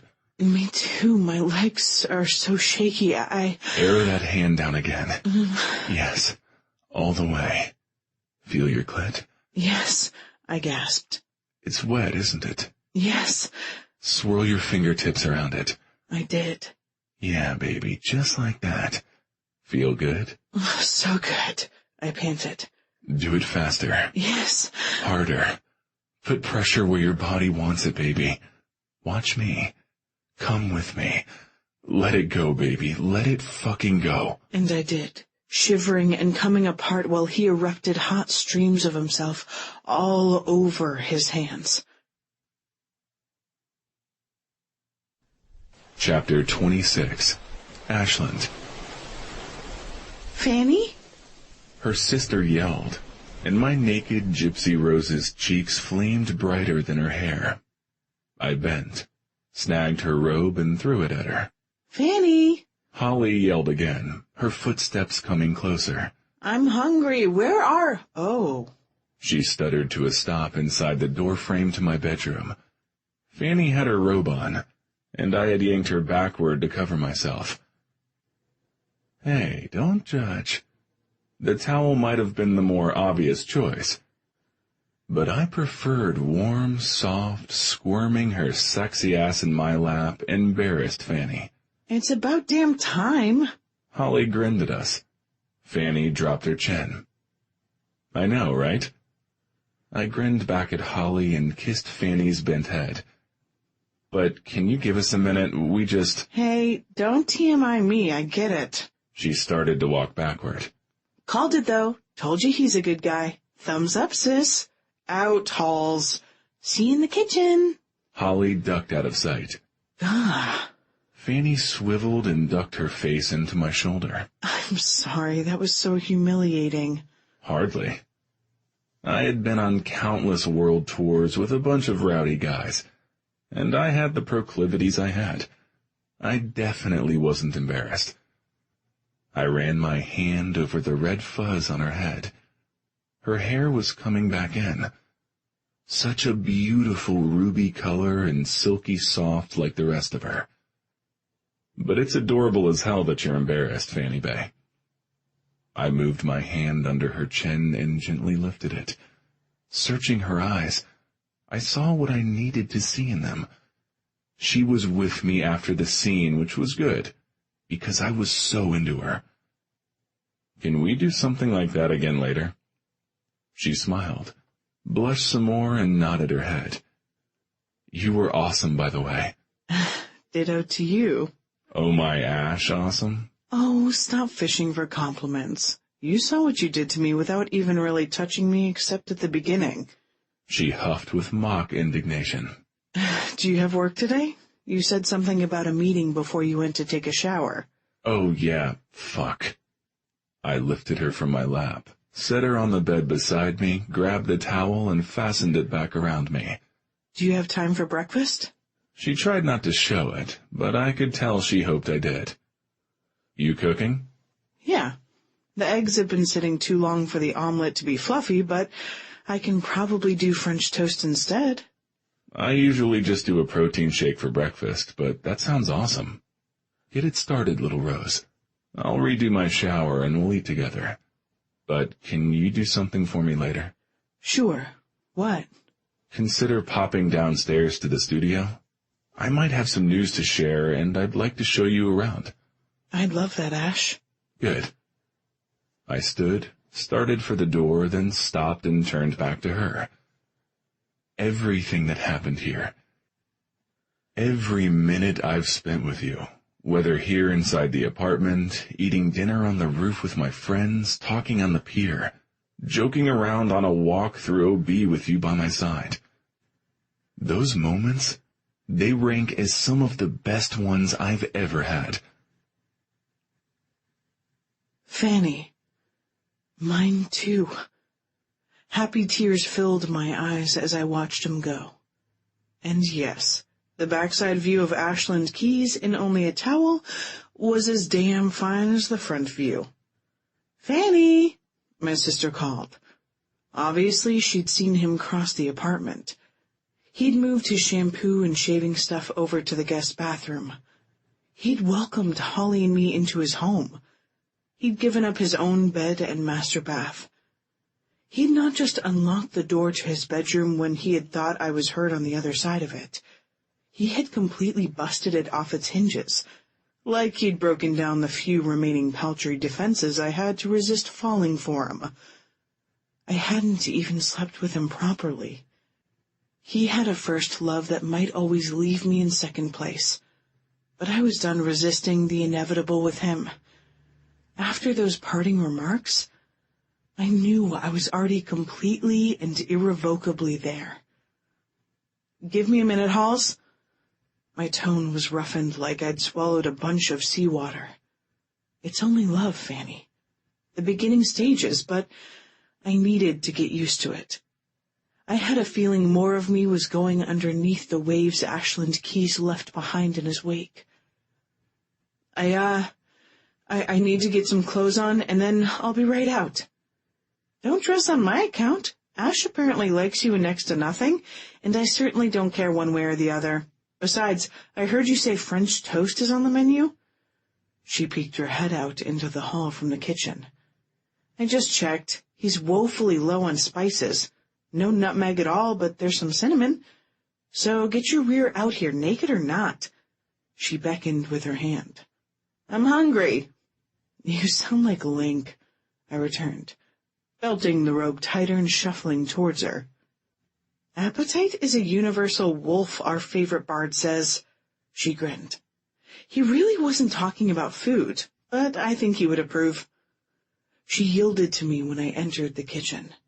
A quick scan revealed that she had everything laid out, including a bowl with the milk-egg wash already whisked together, and the skillet on the burner with butter melting in it. "Hey, good job, sous chef." "You're welcome." From her new position on the bar stool, she gave me a hat-tip salute. "So, you and Ash?" She put her elbows on the bar and her chin on the platform she made of her hands. "On a scale of 1 to 10, how hot was it?" "Well, you know those guys who came up with the scale?" "Yeah." "Well, they never met a guy like Ashland Keys." "Translation, you're not going to tell me anything, are you?" "Not about that, Halls." "Fair enough. Tell me what you can." "Well, he's generous. He's tender. He's romantic. He's protective." I nodded, remembering everything he had said and everything we had done. "He's opening up to me, and I'm doing the same with him." I dipped a slice of bread into the egg bath, then set it in the sizzling pan. I honestly don't know how it can get better. Chapter 27. Ashland. I stared out the window of my office, waiting for the call to ring through, and thinking about Fanny. Could I hold on to the good thing we had going between us? I felt my lips curl. I would. I just had to keep everything under control. "What are you smiling about, cousin?" Link had opened the office door with my name etched into the glass. Pretentious, maybe. But we'd worked hard to get where we were, and anyway, appearances were part of the game. I didn't care for all of that any more than Fanny did. I had been mulling over her words on the pier. A happy for now seemed to be within my reach. Maybe I needed to consider that there might be something to the glitzed and glamorized endings the entertainment industry churned out. Long shots maybe for most of us. But those happy endings gave us something to strive for, didn't they? Earth to Ash. Can you read me? I read you. I covered the receiver with my hand. But I'm waiting for the attorney to click on. Andrew Hart. I nodded. He was our top choice. I'd put feelers out with a couple of Hollywood power lawyers as soon as Fanny had leveled with me.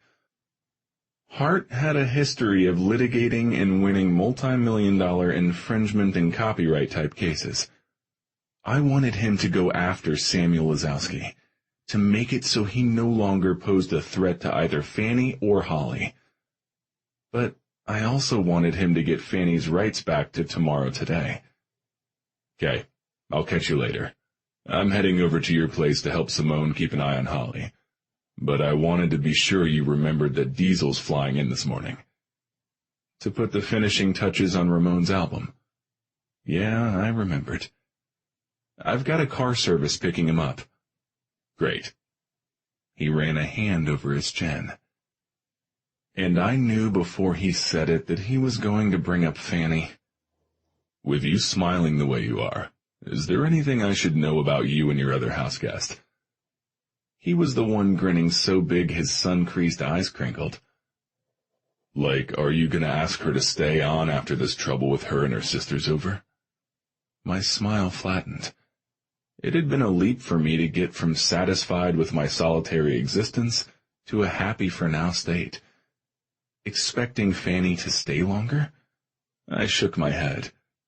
Might as well think I could lasso the moon and drag it down to earth. I just couldn't go there. We still have a shit ton of stuff to work out, Link. I'm not asking her to move in. How else are you going to work out those details, Ash? I don't know. Some over-weekend dinners in San Bernardino where she lives, and some with her coming to visit here, I guess.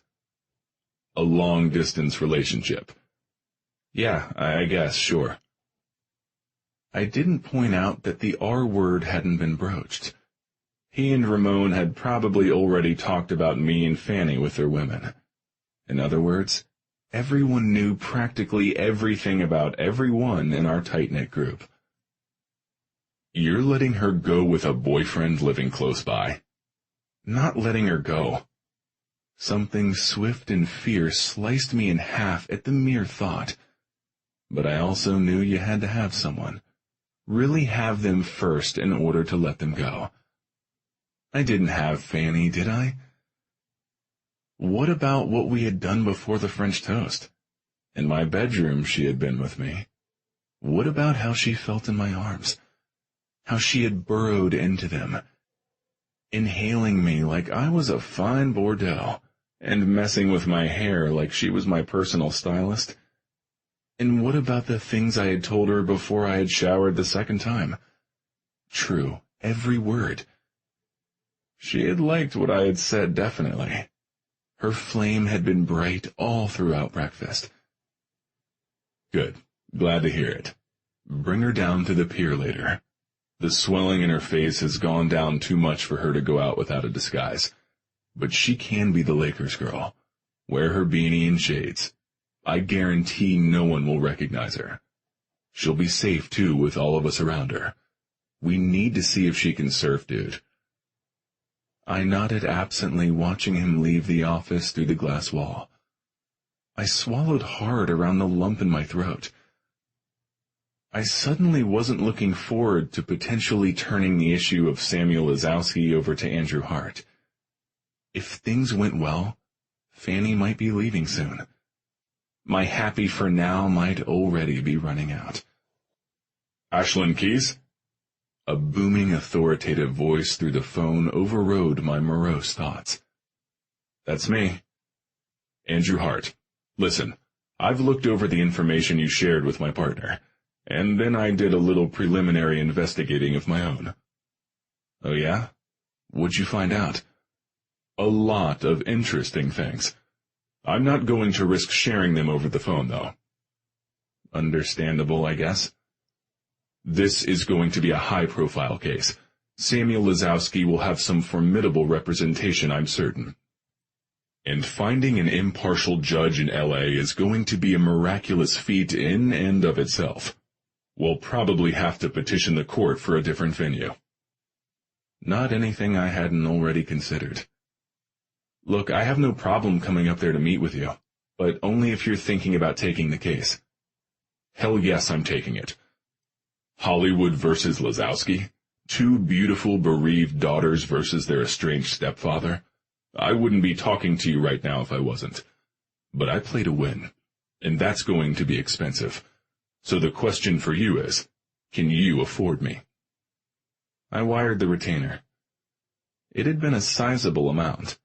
Not crippling considering how well Outside had been doing, but we'd feel the pinch for sure.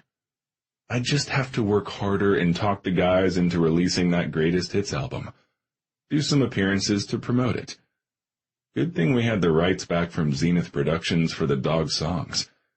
Even better to know the guys had my back even if I extended our resources to help Fanny and Holly. I knew without asking that they'd be with me. My faith in them and theirs in me, soon to be proven by actions. Good. I'll see you up here in L.A. tomorrow. I'll share my strategy. If it's agreeable to you, we'll bring the young ladies in, and then we'll really get started. Fanny. Maximilian Cash. The guard from Security You Can Trust was ex-military, built like a tank, and armed like one too. He rapped on the penthouse door at 10 sharp like Ash had said he would. He identified himself from outside it as I peered through the peephole, his hand resting lightly on my upper arm. I tried to engage him in small talk on the way down in the private elevator, but he wasn't having any of it. No offense, ma'am, but I'd rather keep those things strictly professional, he said in a thick drawl, his brow wrinkling over the constellation of freckles that spanned his cheeks. If I'm your buddy, I can't be impartial. And I need to be impartial to keep you safe, which is a priority for Mr. Keyes, and thus my priority as well. I imagine the hard-nosed mercenary with the requisite crew cut even had a redneck tan from propping his elbow out his pickup truck window. But I didn't ask him to take off his blue blazer with the SYCT pin on the lapel, so I could verify my suspicions. Maximilian Cash was a whole lot intimidating. No offense taken, I replied, falling into step beside him.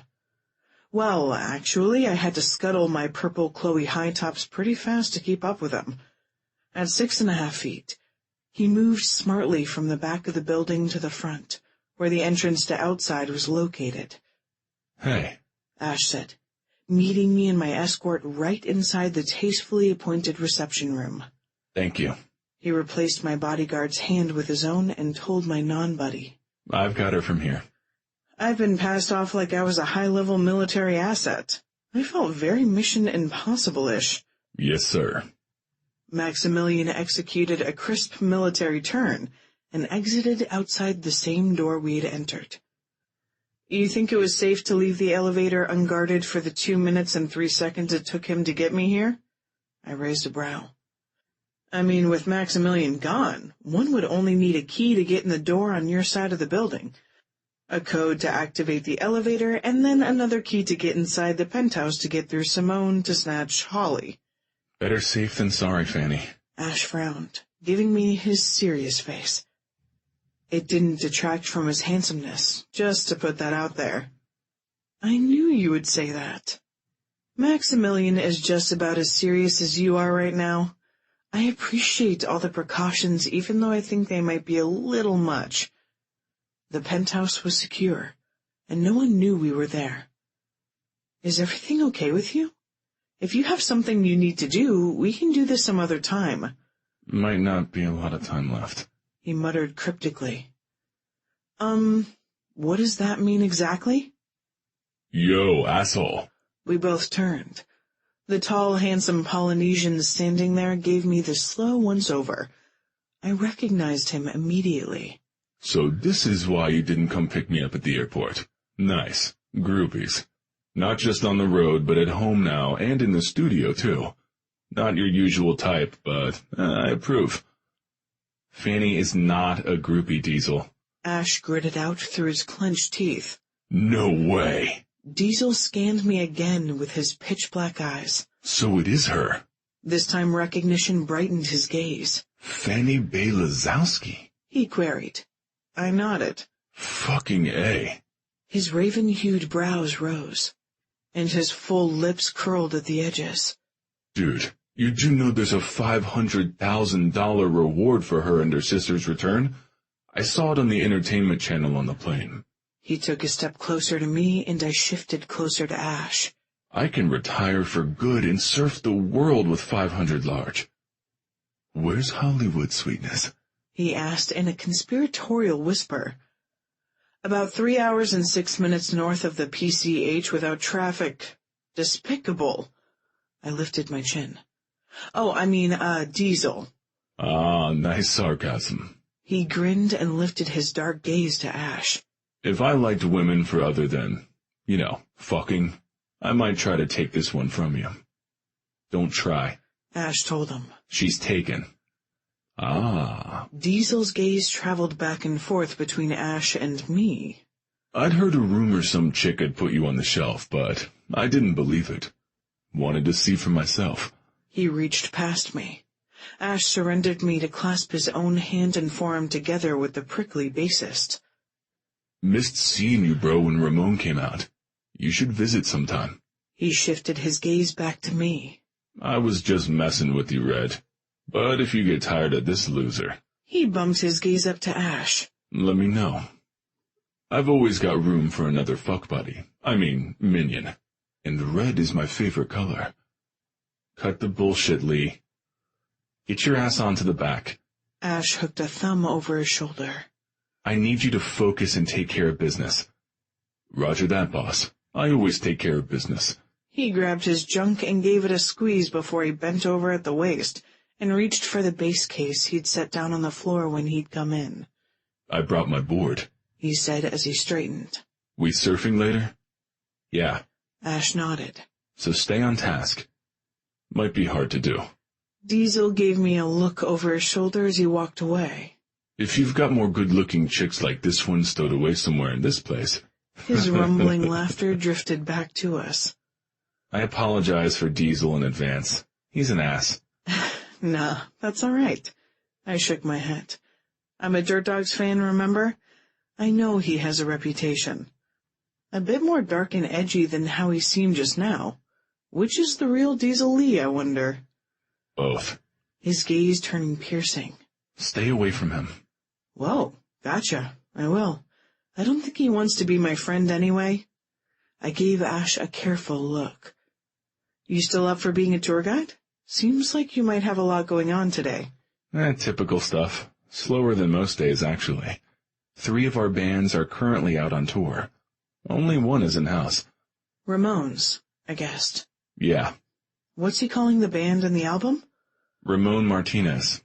Solo. Boring but recognizable. So it's just him, you, and Diesel. No plans to tour? I'm lining him up a couple of stops. You told him yet? I thought about Karen and the pregnancy, but I didn't bring that topic up. It had upset Ash before. California, Vegas, Arizona, Colorado. Keeping him close to OB. She could go to him, or he could feasibly come back here to OB between stops. He got a faraway look in his eyes like he was calculating something. Might have to drop some of the later dates. He refocused on me. Come on. He took a step in the same direction the bassist had gone. I want you to see some of my equipment. It's top of the line. A lot has changed since you recorded Tomorrow Today. I think you'll be impressed. See your equipment? Top of the line, you say? I waggled my brows.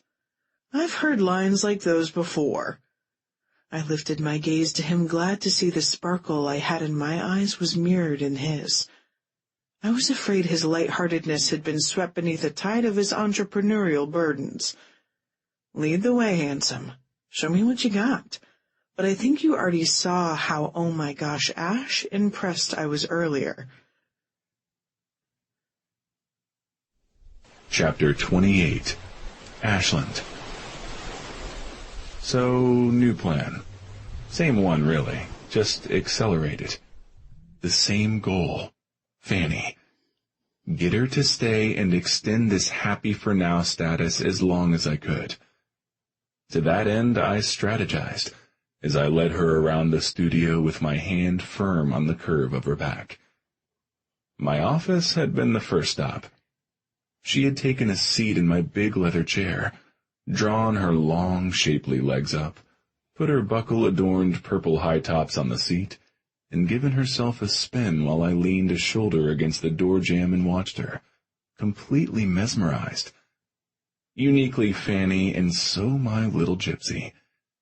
Nothing in her ensemble matched, but yet it all worked.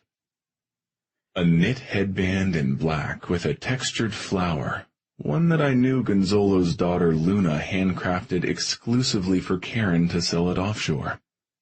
Cuffed jean shorts and a flowy beige top dusted with red roses, and a diamond-shaped opening between her tits, so I could see a hint of what I had missed exploring for myself this morning. I imagined my hands lifting them for my fingers to pluck instead of hers. Catching me staring, she had looked up and said, "Nice office. Very organized. I can totally imagine you sitting here with your feet up on the desk. You like being the boss." I certainly did, so I had nodded. Yet I had discovered that being in charge was the most sweet when it was Fanny obeying a direct order of mine. There was something about the way she acquiesced. She didn't have to, of course. She chose to because she wanted to please me. For that and many reasons, I was anxious to see what happened between us the next time we were alone. Step by careful step, I planned to make her mine. After my office, I had taken her to the large conference room with the long, glossy table and the best view of the pier. She asked what bands we had signed in that room, and I shared. Her eyes widened, recognizing a few of our top clients. Friends, some of them, sure. But ones who were tired of being just a number to the larger labels where the fresh college grads who managed them didn't have a clue what it was like to be a musician or to live that dream out on the road. I would have introduced her to our staff, but it was their day off. I'd purposefully chosen a day for a tour when everyone, including our receptionist, had the option of working out of their homes. Want to see the recording studios? Hell yeah. How many do you have? 6, but we're constructing 6 more in the back. They won't have the ocean views that the originals do, but they'll be a little larger. I pushed open the door on my left. Let me show you the mixing board in this one here. She followed me into the small control booth. The studio on the other side of the glass was empty but for a stool, a mic beside it, and an acoustic guitar propped in a stand and tied with a red bow. I started to explain the pros and cons of the new mixing board, but Fanny's eyes and her attention weren't on me. Ash? Yeah, babe. Whose Martin is that? Ramon's. Yeah, I thought so. It's the one I played the other day, isn't it? It is, I confirmed. Why does it have a red ribbon on it? I don't know. Why don't you go check it out and see? She dipped out of the control booth and into the adjoining recording room as fast as she had once run from me out on the streets. Picking the guitar up, I saw her eyes widen when she noticed the signatures on the back. She went as still as a statue, then lifted her head. I can't accept this. The tears in her eyes made them sparkle like the dewdrops on the steel rails of the pier early in the morning. I hit the button in my room to open the connection to hers, leaning forward to speak into my mic. It's a done deal. It's inscribed to you. It's yours now. Okay. Wow. She sank in the stool. Thank you. She ran her fingers lightly over the signatures. Ramon, Link, me, and Diesel had arrived just in time to add this. Without another word, she threw the strap over her shoulder, clipped it to the instrument, adjusted the tuning, and then she started to play. I sat back as I had learned to do after all the years spent in recording studios, faded into the background, set the tape to run, and let the beauty happen. I let her happen. It was magic. Fanny. The DC-15ME produced such a gorgeous tone.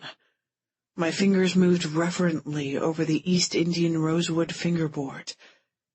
The beauty of the diamond and square inlays on it wasn't completely lost on me, but I reveled in the rich, warm sound it emitted. It was an incredibly thoughtful gift. Having it signed to me by all the dirt dogs made it priceless. Closing my eyes, I bowed my head. I let my imagination run free like I had at Ramon's house. Stepping inside a dream, I became the gypsy. His Gypsy Rose. The E minor and F chords that I played were my hands clapping above my head, and my bare feet tapping the earth beneath me. "Come closer," I said, without words. "See me dancing for you." My bangles tinkling on my wrists were my drums. The scarves I wore swirled around my body. A snaky bass groove materialized through a magical mist. He drew near, my reluctant lover, his face in shadow. Within his eyes lay a portal to transport us both where we needed to be, but only if we went together. My shadowed paramour circled, but he eluded me each time I reached for him. So I conjured a spell. I chanted it, the wordless chorus, a trance-like counter to the rhythm that I had played. Vaguely realizing that it had been a while since I had picked up the guitar, I brought the stark autumnal song to a conclusion and glanced up. Ash was watching me from the booth, his eyes filled with a combustible heat. My lover from the dream for certain. And if the ocean could be set on fire by the sun slipping beneath the horizon, that was the way his eyes blazed right now. He leaned forward. "You got lyrics to go with that, Gypsy Rose?" "Not yet." "Work on them." "Okay." "Seriously, Fanny, no bullshit. That's another fucking hit just like Tomorrow Today. I guarantee it." I said okay, Ash. He nodded tightly. Then I noticed the others, Diesel and Ramon. Both of them were looking at Ash and grinning. Ramon was the first to turn away. He gave me a thumbs up. Ebony gazed mocking, Diesel blew me a kiss. I rolled my eyes at him. Unclipping the strap, I set the Martin in its stand, ran reverential fingers over it one more time, and left the room. The guys were already out in the hall. "Fucking A, awesome," Diesel said. "No joke, just needs my bass. Another guitar to deepen the sound." Ramon nodded his head thoughtfully. "Drums to anchor everything together." Ash concluded. "You like the guitar?" "I love it." "I'm glad, little one." He brought his hand up to my face and stroked the back of his fingers down my cheek, melting me inside like he always did whenever he touched me like that. "Then go in the conference room right now, close the door, sit down, and write me some lyrics." Chapter 29. Fanny. I met him at a crossroad. He was going one way. I was headed the other. I thought he said hello. It was really a goodbye. Not a maybe. A tomorrow not meant to be.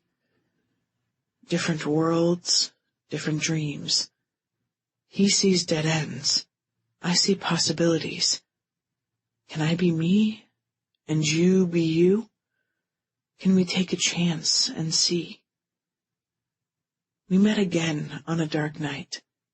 He took me to his lonely tower, rescued by a handsome hero. I was his wounded gypsy flame trying to be more. My tomorrow finally came.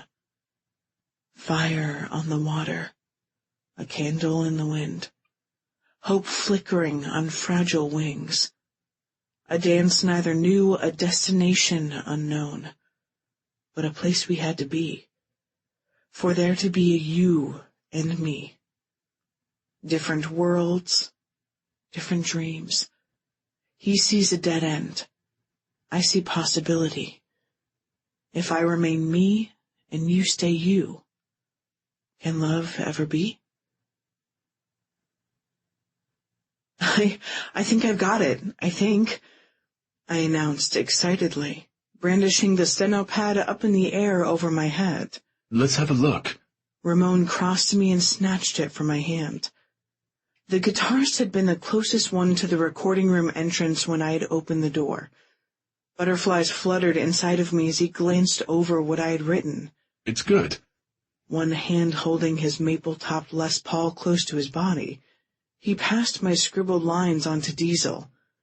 The bassist took it, flicking glossy strands of ebony hair out of his eyes to read it. Works for me. He turned around, his custom Fender bass with its painted flames swinging with him as he delivered the steno pad to Ash, where he sat behind his drum kit. "Wait," I said, my voice betraying my jitters. What's the problem? Ash's platinum brows raised. "It's just that it's only a rough draft," I cautioned. "I'm not sure it's ready yet." A start is what I expected you to give me. And it is ready, or the 2 seasoned performers who just looked it over wouldn't have signed off on it. A third counting you. He stated firmly, crossing his sticks as he set them to rest on top of his snare. Now, is it okay for me to take a look? "All right." I gave him a nervous head bob. He dipped his gaze. I suddenly wanted to snatch it back. The lyrics gave too much away. About my feelings, I could see the sudden tension in his frame as his eyes moved down the page. There's a lot of uncertainty in this song. He lifted his gaze.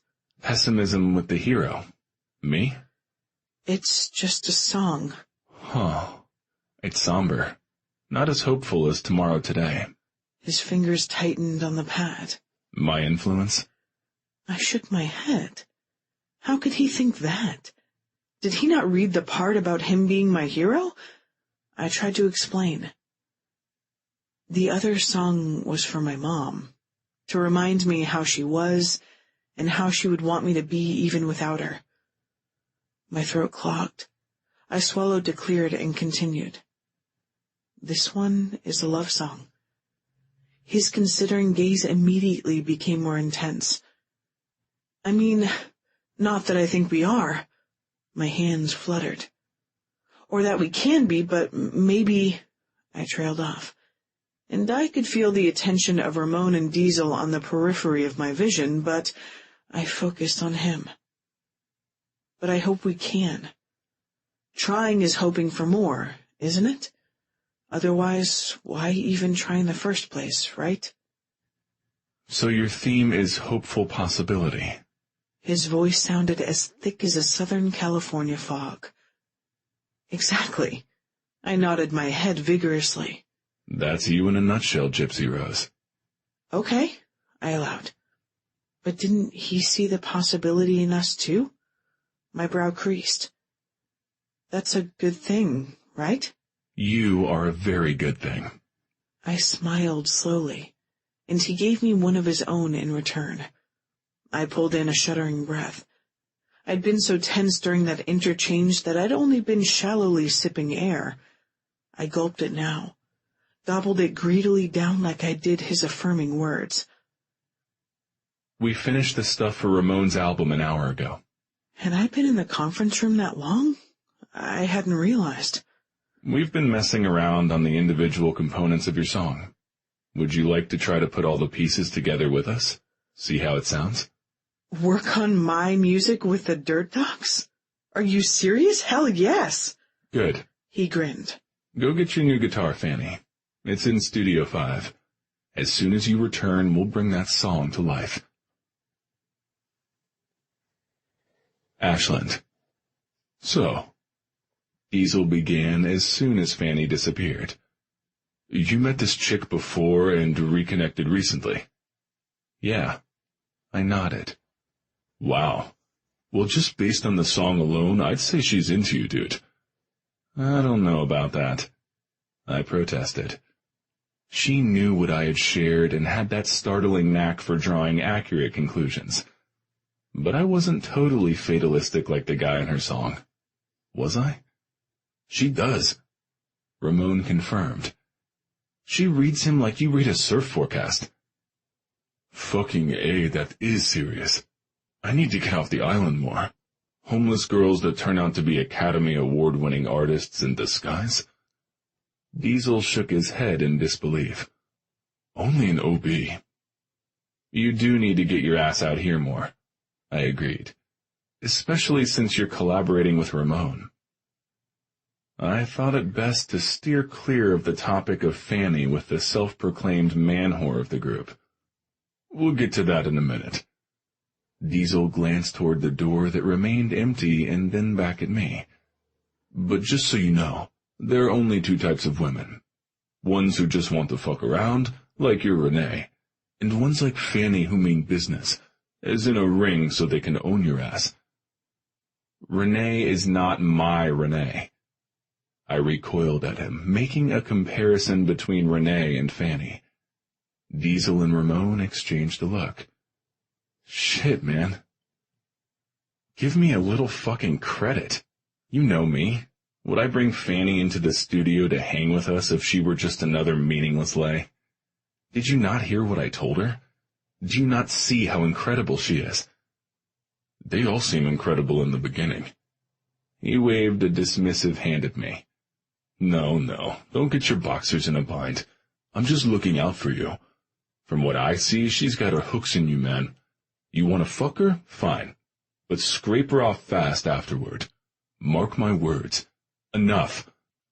I cut him off, slicing my finger across my throat. Fanny had reappeared. Her guitar was strapped onto her shoulder, and her eyes were wide as a full moon. What'd you hear? I asked her, getting right to the point. The fuck and scrape her off part? Skin blanched of color. She licked lips that were obviously dry from the shock. Diesel was not chick-friendly. You hear what I told him before that? She nodded. So you know that shit is his own convoluted philosophy, and it's not where you and I are, right? Sure. Yeah. Good. Glad we're square. Diesel's an asshole and he knows it. Don't pay attention to him.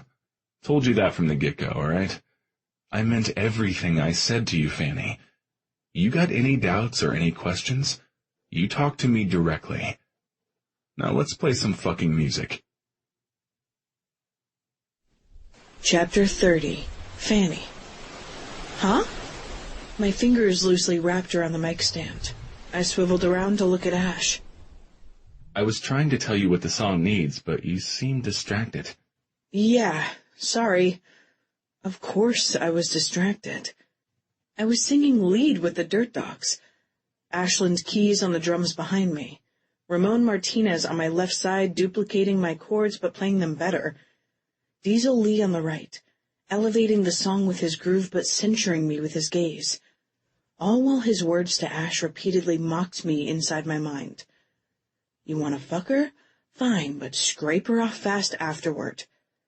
Was that Ash's usual pattern? On the one hand, it certainly seemed to be. Never kissed anyone, never even tempted by the groupies. Not that he lumped me in that category. He'd made that clear on more than one occasion. But what was I to him? The trying for more thing wasn't a promise. In fact, at the moment, it felt awfully nebulous. He might say positive, reaffirming things about me. The intimacy we'd shared in his bedroom might be an indication that he was taking us beyond friendship, but friendship meant different things to different people. To him, was this just a test drive to see if we were compatible? Or more troubling, just another arrangement like he had with Not My Renee? A love song brimming with hopeful possibility. Could I have been any more obvious or impulsive? That's you in a nutshell, Gypsy Rose. Me. Not him. A definite distinction. So here I was, with my heart out in the open, pen on paper, no less, my feelings exposed for all to see. Do we need to take a break? Ash asked. He sat on a stool behind his drum kit while I stood a couple of feet away. Yet he was the one with the upper hand. You got any doubts or any questions, you talk to me direct. Yeah, I had doubts. But did I want to question him about them and potentially have each and every single one of my reservations confirmed? No, I'm okay. If you're sure. His brow crease deepened as he searched my features. Just feeling a little out of my league with you guys. I let out a little nervous laughter. I mean, I got lucky with Tomorrow Today, but it's just one hit. Not a career, certainly. So I feel a little silly standing here with real musicians who have proven it time after time. I cast my apologetic gaze to Diesel and Ramon, then returned it to Ash. Maybe instead of a break, we should just, call it quits. I released the pole, my fingers curling tight into fists at my sides. Would he give me this out? Would he let me off the hook I'd skewered myself on? Ash frowned. A voice cleared on my left. Appreciate the compliments, Red. Diesel said. But the rest is shit. I've heard you play, heard you sing. You're a real musician, all right. It's your heart that makes you an artist, not the number of hits you have. And your pretty little heart is splattered all the fuck over this piece. Oh, okay. Just great, I thought, and sighed. It's not my type of thing, mind you, but I can certainly see where it might be for a lot of people. Ash wasn't blowing smoke. You're onto something with it. It's cute that you're humble, but don't waste my time, or Ramon's, or Ash's by giving up, all right? Okay, I nodded. Great. He acknowledged and turned to Ash, extending his hand out with a flourish. You were saying. Fanny, I think you ought to change your key and maybe your inflection on the chorus. Why? I asked. To make it stand out more. He replied. To accentuate the theme. If Ramon could do harmony with you... No way, man. I'll do what I can to help, but I'm not singing a romantic duet. Let Fanny do the harmony track. No. Ash shook his head. That's not the sound I'm looking for. Then loop your drums and come up here and show us what you're talking about. All right. Ash picked up the remote control he'd set aside on a small table beside him while we'd been talking. He stood, his faded gray Dirt Dogs t-shirt molding to his chest, and turquoise board shorts hugging his narrowed hips and muscled thighs. I watched him as he smoothly navigated the tight quarters, pretending not to notice my heart beating faster as he came closer. Mind if I share your mic for a minute, Gypsy? Of course not, I replied breathily. Singing with Ash? I quickly tossed my misgivings aside. Yes, please. Okay, squeeze in here close. No guitar picking for you right now. All right. I unclipped my strap and carefully placed the autograph Martin on a nearby stand. Good. He placed his hands on my shoulders, his fingers flexing into my skin as he shifted closer and peered down at me. Just you and me now on the mic while we try this out. He said low, his expression serious. He meant more. Like him and me more. I knew it by the way he spoke and the way he was looking into my eyes. My skin vibrated with the intensity he radiated. Ramon, he called while still holding me captive with his gaze. Yo. The guitarist replied. Give us that riff. You got it. Diesel, already on it. The bassist cut in. Good. Okay. Ash eased back to hit a couple of buttons on his remote, and the sound of his steady drumbeat filled the room. We're starting the song again on 3. He squeezed my shoulders. You ready? I am. I realized in that moment, with him touching me, with him staring deeply into my eyes, that I was ready to go wherever he led. Me too. Let's go. He released my shoulders, but the tether of his gaze remained to steady me. Counting it out. He stretched out his hand and held it up in the air. In 1, 2, 3, 4. His eyes on me shone crystalline blue like the ocean, deep, vast, and compelling. Lips lifted to the mic, I sang the intro to him. He angled his head reflectively, his gaze burning intently while I poured out my soul. On the chorus, he took my hand.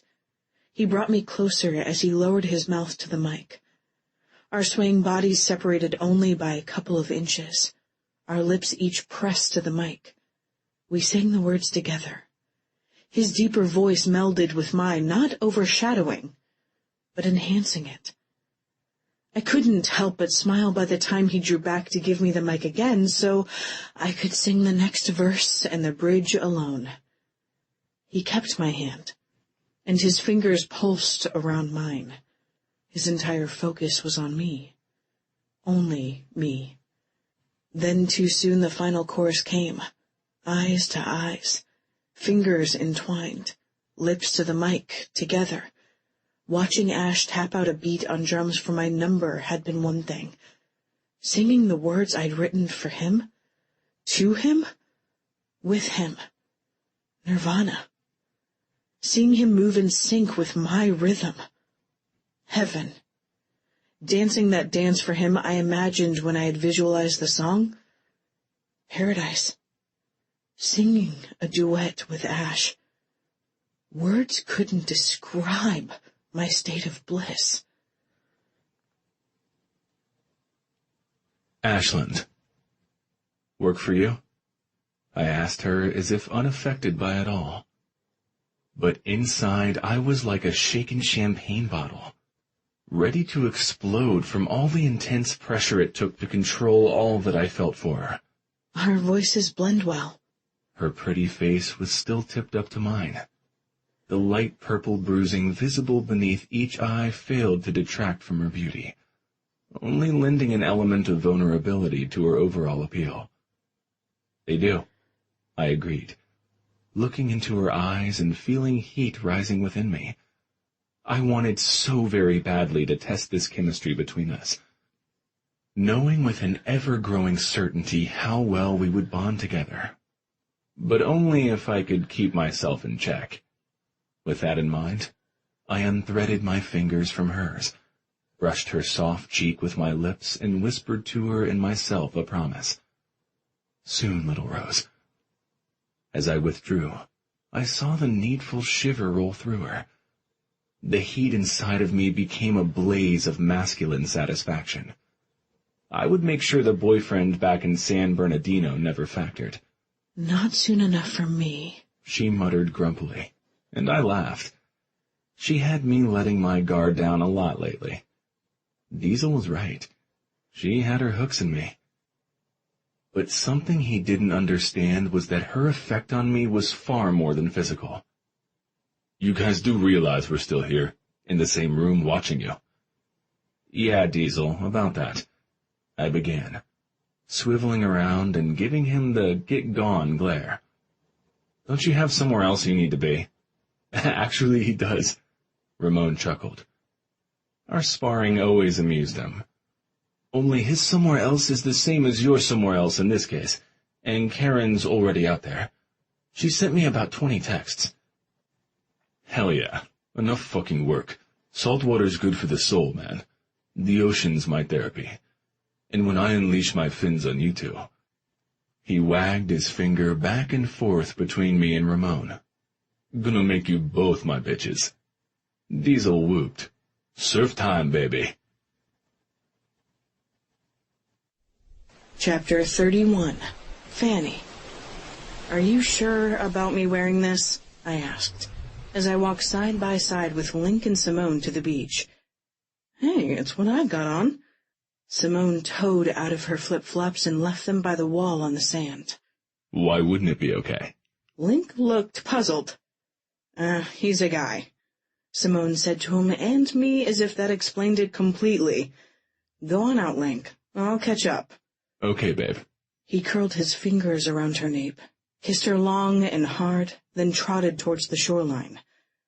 Simone and I both watched as he set his surfboard nose to the ground long enough to fasten the leash to his ankle, and then he was up and running with it again into the water. Yelling, he waved his hand over his head to the 4 surfers already bobbing on the waves, just to the right of the pier. One of them turned around. Ash. His platinum hair glinted in the afternoon sun. My heart fluttered as he acknowledged his cousin with a return wave, then looked beyond him, scanning the shore to find me. I assumed that he succeeded, though he was 50 yards away, because his gaze lingered in my direction. And now my heart wasn't fluttering anymore. It was flying. He has no clue about the nuances between you and Ash. Beside me, Simone stared out at the others too. All he knows is that his cousin is into you. I started to protest, but swallowed it back. Listening to my heart, it told me she was right. Beyond that, we would just have to see. But the swimsuit top, the laces, I sighed. It was very revealing, like the open blazer I'd worn to the rooftop. I so didn't want that kind of reaction from Ash today. Hey, it'll be covered when you zip up your wetsuit. That was a whole other concern. A surf lesson with Simone? Yikes. Yes, but what about afterwards? You can put a loose tank over it. I nodded. But I would have to find a more substantial one than the black see-through mesh I currently sported. You rock that olive bikini, Fanny. He'll love you in it, if he ever comes in, she muttered. Once they go out, the only thing that'll bring them back in is hunger. She turned and grinned at me.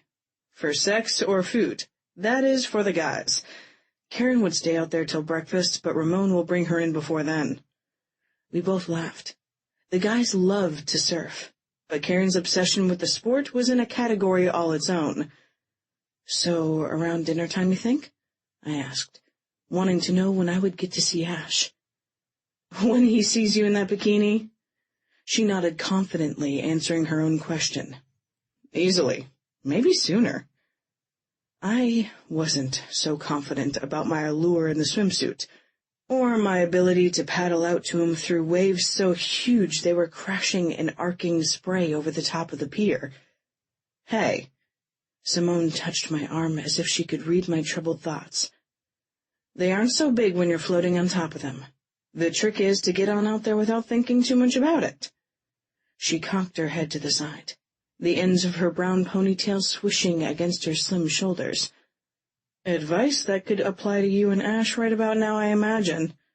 Yeah, I allowed. It was weird to be talking with her about him. You know, I was around your age when I started to fall for Link. Love is exciting, but I know it's scary too. It's not like that with us. Of course, being a big fan, I knew the story about her and Link meeting here in OB. She'd always been the one for him. I certainly wasn't her. Curvy, brunette, super sexy. The holder of Link's and Ash's hearts. It's entirely like that, she disagreed. But I can see that it's going to take him saying the words for you to believe. I didn't say anything. Ash falling in love with me? No. There she was wrong. But if he ever did, yes, I would have to hear it from him to believe it. Gnawing on her lip, she returned her gaze to the ocean, and I figured we were done talking about the topic. Ash is extremely self-contained. He has his reasons, and I would never betray his confidence by sharing them. Only you are good for him, Fanny. The way he is around you, it's like we've got the old Ash back. The one from before his diagnosis, better in some ways. I can't remember him ever smiling so much. But I don't see him verbalizing his feelings before you do, so do me a favor, all right? Do her a favor? My reticence must have leaked into my expression. Yeah, I sense that you don't know me well enough to take me into your confidence. I shook my head. I'm sorry. No, that's okay. But I think I know you pretty well. Your actions speak for you, Fanny. And Ash, well, we all love him. We all want what's best for him. You can trust in that, at least. Yeah, absolutely. Good. So that's why I'm asking, as a favor to him, to all of us, if something happens, something that makes you doubt how much he cares for you, would you just come to me before you decide it won't work out? Or come to any of us, Karen, Link, Ramon. Second chances are hard to come by. If this thing between you and Ash falls apart. She pulled in a breath. Seeing what I already see him feeling for you, she exhaled. Plus, knowing him the way I do. Her golden eyes darkened as if that thought troubled her. I don't think there's going to be any going back for him. Ashland. The beach is crowded with people, Link said from his board beside me. Her stepfather's not going to snatch her away in the middle of the afternoon. It's getting late. I frowned. Yeah, so it is. Let's grab a couple more good ones while we can. I had a few already. You did. He agreed. Full roundhouse on the last.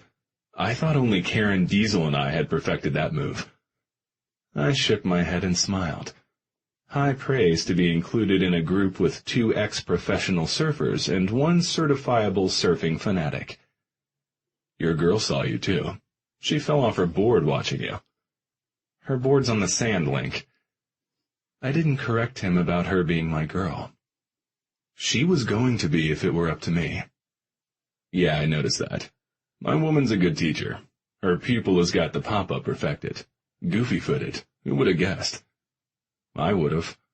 Fanny did things her own way. I wasn't surprised she led with her right foot. Heard she wrote you a song. How in the hell? I gave him an incredulous look. Ramon to Karen to Simone to me, he explained. I threw my eyes to the sky that was lightening to soft blue overhead, and turning russet gold where the sun was beginning to set. 2-for-1 fish tacos over at the deck bar tonight. You bringing Fanny to hang? I don't know, Link. We've been so careful. Just coming out here today was a big risk. What if... There aren't a lot of guarantees in this life, Ash. There's a whole fucking bunch of what-ifs, though. He counted on his fingers, knowing how I thought. There's security at the deck bar. She'll be by your side. Ramon, Diesel, me. We'll be there, too. No one's given any indication that they recognized her today. It'll be okay. Yeah, you're probably right. I'll ask her, let her decide. Whoa. If you're starting to delegate, you must be in deep. Please, what makes you think that? Well, there's a lot when it comes to Fanny. She's in your house, for starters. She was injured. In your bed. I didn't have an answer to explain away that one. Not one he was buying. Dinner party at your house, on your roof. That's your personal space, and you took her to the studio. She's here surfing with us. Okay, all right, I get your point. You kissed her yet? No. I shot my gaze back to the shore. Not yet. But you are. Link knew I had never kissed anyone, and what it meant that I planned for Fanny to be the one. Definitely. I nodded, my eyes burning brightly, full of emotion. Mostly excitement mixed with a little trepidation. Not about kissing her. I wanted that and so much more from her. But there were misconceptions I hadn't yet cleared up. Things I hadn't shared with her. My past peppered with experimentation. Sexual appetites she might already sense, but that I needed to explain to prepare her for how I saw us moving forward. Wow, I thought you might have already, but then I also figured you would have told me. He figured right. Well, if she's the one, then why the hell are you out here wasting time with me? It's the beach, sunset. You're not going to find a more romantic setting. And it looks like she's changing behind that towel Simone's got draped around her. Better get back to shore quick and catch her before she gets away. Fanny, I really wish you would have given it a try in the water. Your pop-up is great. The sand's not the ocean, Simone. No, you're right, but the longer you wait to try, the bigger the challenge will seem. The waves can't possibly get any larger. Well, her gold eyes glittered like the setting sun. Actually, they do during storms. Well, remind me never to attempt it then. Hey, I said, noting her sudden pensiveness, and realizing she was no longer kidding around. You okay? I wondered if she was thinking about the injury that had cost Link his professional surfing career. The past is past. Don't go there, Mona, a deep voice said. One that I knew and had craved for hours. I turned around. His hair slicked back, his wetsuit half off and folded over at the waist. Ash dipped his gaze to me but moved directly to her. My heart twisted inside my chest. He touched her arm and said something I couldn't hear and pointed to the ocean. Catch a few waves, he said louder. You've been stranded on the shore too long without your other half. Link could use the company. So could you, yeah? She nodded, moved to the side, and scooped her navy and lime green striped board off the stand. She turned her gaze to me. See you later, Fanny. Maybe, I returned. Wish you'd come to the deck bar. I'm not sure. My sister's been in the penthouse by herself with nothing to do half the day. I left her my iPad. I downloaded a bunch of TV series onto it she said she liked when we had dinner together. Oh, that was incredibly thoughtful. I'll think about it, and thanks for the lesson. You're welcome. She turned and jogged to the water, looking like a cover model while she did. I watched you with her, Ash said. I turned to him. Yeah? Which of us held more of his attention, I wondered morosely. You did well. You're goofy-footed. That's what Simone said. Figures with me I'd be odd, right? I shrugged. You're unique. Sure. Yeah. That's a nice way of trying to say I don't fit in. I got that a lot when we moved to Fake Town, USA from Canada. I stomped down the beach in the direction of the sun and the penthouse. But he grabbed my arm. His grip wasn't ungentle, but it stopped me in my tracks. I dropped my gaze to his hand, golden from the sun, large and masculine. His long fingers encompassed my upper arm, and his touch, so warm, so coveted, it electrified my skin. Ash, I began, staring at his bare toes in the sand, and yes, even his feet dusted with sand were sexy. I'm sorry. That was immature. You were trying to be nice, and I took it the wrong way. Maybe I got too hot. The nights in OB might be cold in February, but the days were plenty warm. I'm tired. I lifted my gaze. Maybe I should just go lie down. His expression stopped my words faster than his touch had stopped my feet. What's wrong? He looked so serious, maybe even a little vexed. When I say unique, Fanny, I mean it in every possible way that it can be positive. Sit down, he ordered, in that deepened voice that made me scramble to obey. I want to say something. He gestured to the sand. But I don't have a towel. On your board, then. Okay. I dropped the light blue board, stepped on it, and sat, arranging my long gauzy shirt around my ankles. It's not her, you know. Had I been that obvious? I stared up at him, watching rivers of water drip from his hair and slide down his sculpted, smooth chest. Her who? I hedged. There's only one that I've thought about since the day I first met her.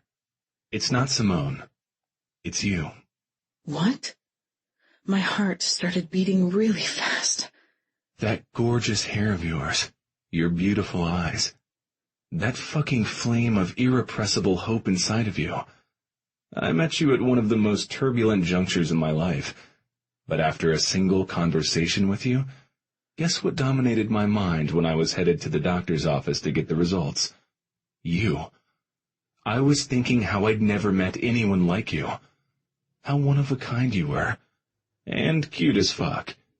Sweet, funny, and tough, too. I didn't fail to notice how you stood up to your stepfather. Ash, I breathed. There's more.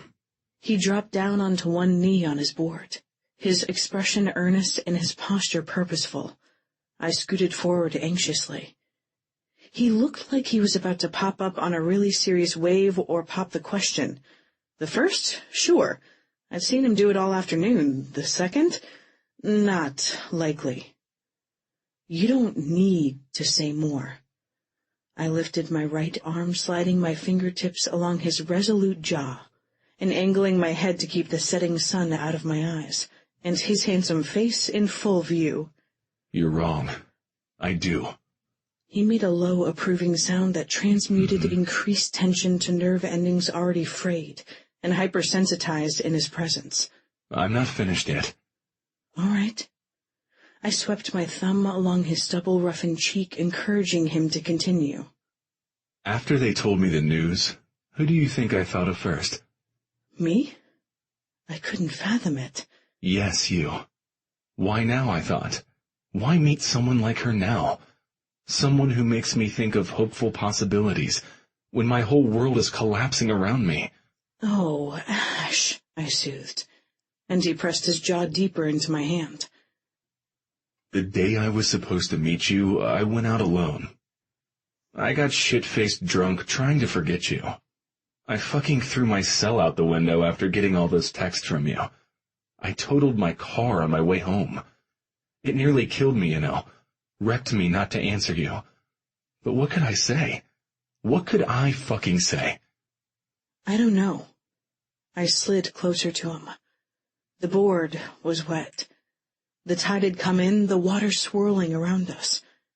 I drew my legs up higher to make room so he could come closer. He pressed his cocked knee more firmly into the side of mine. But I wish you hadn't gone through that alone, that I'd been with you then. Yeah. His expression softened. I had a feeling that's exactly how you would have reacted. Just from the little you gave me that night, I knew. I wasn't in the proper frame of mind to appreciate you the way you deserve. He leaned closer, placing his left hand on my right knee, and slid it up to the middle of my thigh. But I'm ready now, Fanny Bay. Warmth from his approving words, and his claiming touch shimmered over my skin, zinged between my legs, and tingled all the way to the top of my scalp. I'm ready too, Ash. Good. I'm glad. Hold on to that thought, little Rose. There's more. Gaze on mine, his eyes glistening like the ocean set aglow by the setting sun. He brought his right hand up, skimmed it along my cheek, and curled his strong fingers around my nape. More for me to tell. More for you to fully understand how exceptional, extraordinary, incomparable, and unrivaled I think you are. I was glad we were anchored together. My hand to his face, his around my neck, our lower limbs entwined.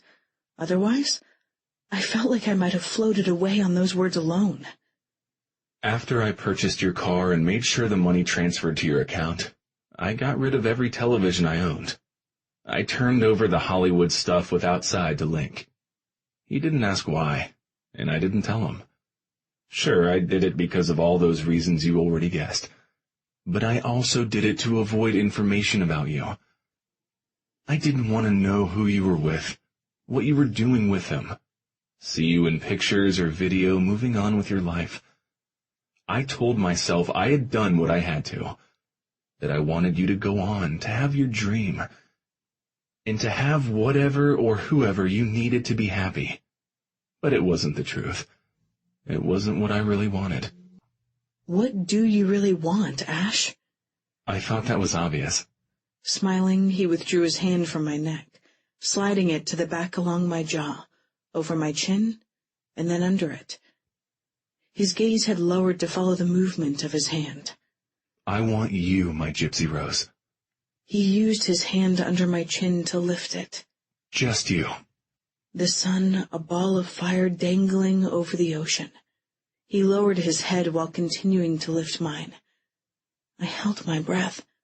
I closed my eyes. My body shivered with anticipation to receive his kiss, like the shore awaiting the embrace of the sea. Then it happened. He touched his mouth to mine. He brushed his firm lips across my softer, lush ones. He moved his mouth purposefully and insistently over mine. I melted. I swooned. I felt like I was liquid sun fire he shaped and molded to his will. He used his thumb, pressing it into my skin and tugging to urge me to part my lips. He slipped his warm, wet tongue inside my mouth. He shared his breath. Himself. He was ready. I was ready. No longer my own. I became his. Chapter 32. Ashland. I stood, turned, and stretched my hand back to her. Fanny gave me a dazed look that made my fiercely possessive gaze burn brighter. Come on. I crooked my fingers. But... She flushed. Can't we do the kissing some more? Definitely, but for now we need to get going. Okay. She mumbled. But I don't know what can possibly be more important. Surfing. Oh, hell no, I already told Simone. She shifted her gaze to the ocean. The waves are too big. It's getting late too, and sharks eat at dusk, don't they? The waves are running 6 to 9 feet. That's about perfect. Perfect like those lips of hers and that kiss. I captured her hand and drew her up. She put her hands on my chest but peeked around my shoulder. You sure? She started to gnaw on her plump bottom lip, giving me ideas. Later, I told myself firmly. I'm sure, I said to her, trying to focus on the current priority. We'll use my board, it's bigger. It'll be easier to balance. Yeah, but the sharks. It's not dusk yet. I've got plans for dusk. The deck bar? Yes, there's that, but after I want to talk about some things. Do some other things, hopefully. Tonight, tomorrow, the next, and the one after that. All right, but why don't we talk now? Gray eyes uncertain. Her poor, abused bottom lip glistened, beckoning me to lick and soothe it. Look, there's not enough time for a private discussion. And don't you want to hang with everyone? I certainly want you with me. Okay. She looked a little happier with those clarifications. So open your bag and get your wetsuit back on. I framed her face, stroking her silken soft cheeks with my thumbs. You can do it, babe. Maybe. Her gaze drifted to the side. The ocean was doing its thing behind us, the waves cracking as they turned over, the foam hissing as the unraveled curls flattened at the shore.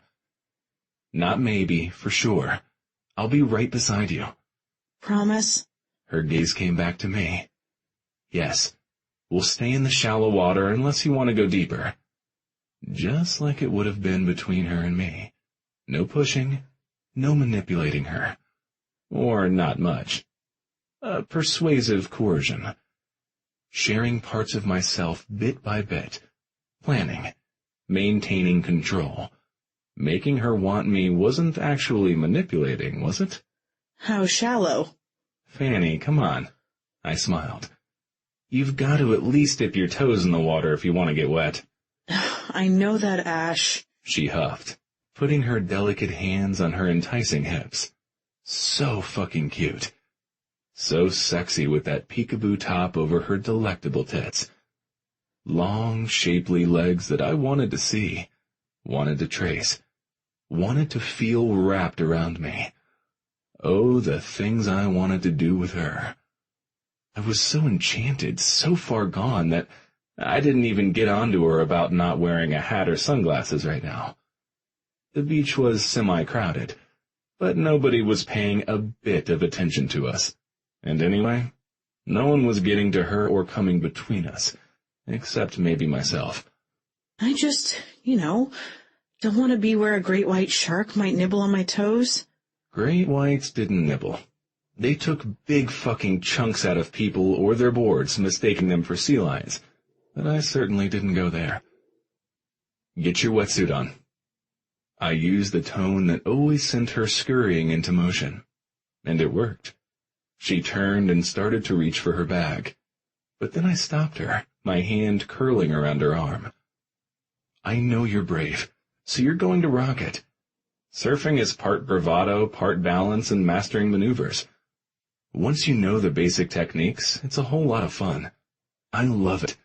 I just want to share it with you. Like time with my friends, okay? Fanny. You did great, little one. You stood up on your board several times. 4 times. I corrected him. It seemed important. Like I said, several. Several is 3. All right, so 4. That's excellent for a first time. So why are you frowning? He turned my head towards him, his touch warm, and his breath visible under the large ocean beach is my kind of cool beach blanket we were huddled under. Because everyone else is still out there, and you made me come in, I complained. You were having fun. I was just getting the hang of it. Fun was a stretch. My limbs felt rubbery, my muscles overstretched. I had bits of seaweed stuck to my cap of hair and grits of sand crunched between my teeth. Having Ash's hands all over me for the exercise had been the payoff. Each time I'd fallen off, he'd plucked me out of the surf and held his board steady on the water, so I could climb right back on it again. Your suit wasn't insulated. You were shivering, and you were taking on too much seawater there at the end. I was afraid there wouldn't be any ocean left for the rest of us. Ha ha, very funny. You're more than funny. His tone was low. His gaze had dipped to my mouth. You're capital A adorable with all your feisty determination, and I want to kiss you very badly now to warm you up. So, why don't you? Because you're covered in sand, for one thing. Oh, huh. Well, that didn't stop that couple in here to eternity. That was a movie, and you're making my case about the implausibility of most of the shit that comes out of Tinseltown. But the main reason I'm not laying you out on the sand right now like I want to, it's because the next time I kiss you, I want to take my time, and I plan for you to be naked. Oh, I smiled. You like that plan.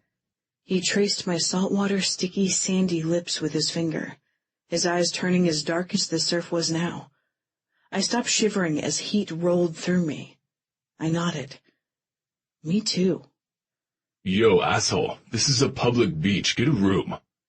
Go fuck yourself, Lee. Ash used the finger he'd had on my mouth to communicate his displeasure to the bassist. He could multitask with it, apparently. I turned my gaze to the ocean, watching the wave warriors with their boards under their arms. They emerged in a line horizontal to the shore. There was just enough light left to illuminate them. Diesel smiling his mocking smile.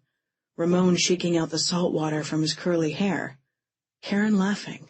Simone and Link with their boards under their outer arms so they could hold hands. We're going in to wash up, Link announced, when he and Simone were only a couple of feet from where Ash and I were huddled. By washing up, you mean fucking in the shower. Diesel snickered. Busted. Link grinned. Diesel didn't seem to get under his skin as readily as he did Ash's. The cousins were as different in personality as they were at surfing. Link, free and easy, seemed to go with the flow of the waves, doing tricks, laughing and smiling. Ash wore a look of intense concentration, his movements controlled. The ocean another something for him to master. I like that idea. Too bad your partner's going to be your hand. Oh, no. I met a brunette that's going to swing by my hotel room in a couple of minutes. So if I'm doing things with my hand, I won't be doing them to myself. Diesel, Karen complained, rolling her eyes. You're such a skank. So we all meet at the deck bar in an hour, Ramon decided. We bringing instruments to do a little impromptu jamming? The guitarist asked the man beside me. Or are we just eating, dancing, and having some drinks? Bring 'em. Ash replied. It's been a while since we played together. The benefit concert in New Orleans. Link remembered. Yeah, so if we're all agreed and we sound decent, I might be able to put the dogs on as special guests on Ramon's tour. Anyone game? Hell yeah, Diesel said. I'm going anyway. Double paycheck. Me too, obviously. Ramon said. But no additional stops. When Karen's at 6 months, I'm not going anywhere. Noted. Ash turned to regard his cousin. Link? I'm always ready to play and hang with you guys. And the women are with us on this tour. We mainly disbanded the band for you, dude. The question is, are you up for it? It's not a full tour, Link. Just a half dozen stops to promote a greatest hits release. Add in some live recordings, maybe an additional song if we can find something in the vault to dust off, or something new if one of us gets inspired. You're putting out a greatest hit CD? I asked, excitement ringing in my voice. Yeah. He answered. A double album. Vinyl pressings included. All right, so cool. Love it. I forget you're such a big fan until you do shit like that. Hey, sorry if I got a little enthusiastic. There you go. His eyes went warm. Making me smile again. Fanny. What are you doing? I asked. as Ash stalked into the bedroom, his gaze sweeping over me in my olive bikini, my gauzy shirt a white puddle beneath me, and my mesh tank clutched in front of my chest. Is it time to go already? Had I lost too much time recapping the afternoon events to my sister? The swoon-worthy kiss, my surfing experience. Why did Holly rush out of here as if a secret lost episode of Gilmore Girls was being aired in the other room? I had an order of fish tacos delivered from the deck bar for her. But I thought we were bringing her some after we ate. That was the original plan, yeah. He said distractedly, looking at me again, sticky head to sandy toes, only slower this time. I have a different plan now. Really? I asked, feeling short of breath, his husky voice and accompanying perusal eliciting a needful shiver. Don't do that. Do what? My nipples tight aching points beneath my damp top. I had drawn the mesh tank to my chest to hide my obvious response to him. Hide yourself. It's a tease. But gliding my hands all over you in the ocean was about all the tease I could take. I had to take care of myself in the shower. Now it's time to take care of you. Oh. My lips rounded. I was disappointed he hadn't thought to invite me to join him. But disappointment gave way to desire as I imagined him stroking himself in the shower. One hand palm pressed flat on the tile wall, his other urgently pumping his wet cock, while water sluiced all over his glorious nude body. Being the recipient of all that gliding was a tease for me too, I informed him, and imagining you touching yourself and ejaculating, I trailed off, licking my lips. His gaze dipped to my mouth. Don't, Fanny. Don't do sexy shit like that. Like what? Talk about my cum while licking your lips. Just looking at your mouth, your lush lips, and hearing your breathy voice is making me hard again. And with you I have to be. He blew out a breath. Later we'll talk, and then we'll have more time. Right now it's about you. His gaze dropped. I want to see you. His voice deepened. All of you. His eyes rose, and they were a darker, impassioned midnight blue. Ditch the shirt. I released it immediately. White and black now at my feet, he took a step closer. My breath hitching inside my chest, my gaze lifted. Indigo wash jeans, clinging in all the right places. Thighs, hips, other places. I resisted licking my lips. Creamy, long-sleeve linen shirt. His masculine hands. Neatly trimmed nails, long fingers that he used to grip my waist and lift me onto his board. I so wanted to feel his wide hands all over my skin. His firm grip parting my thighs. His finger, one, maybe even two, dipping inside me to see how wet I was for him. What are you thinking? He demanded abruptly. Huh? I asked, my gaze jumping to his face. Just now, your face flushed, your lips parted. Fucking hell, tell me. So I did, in detail.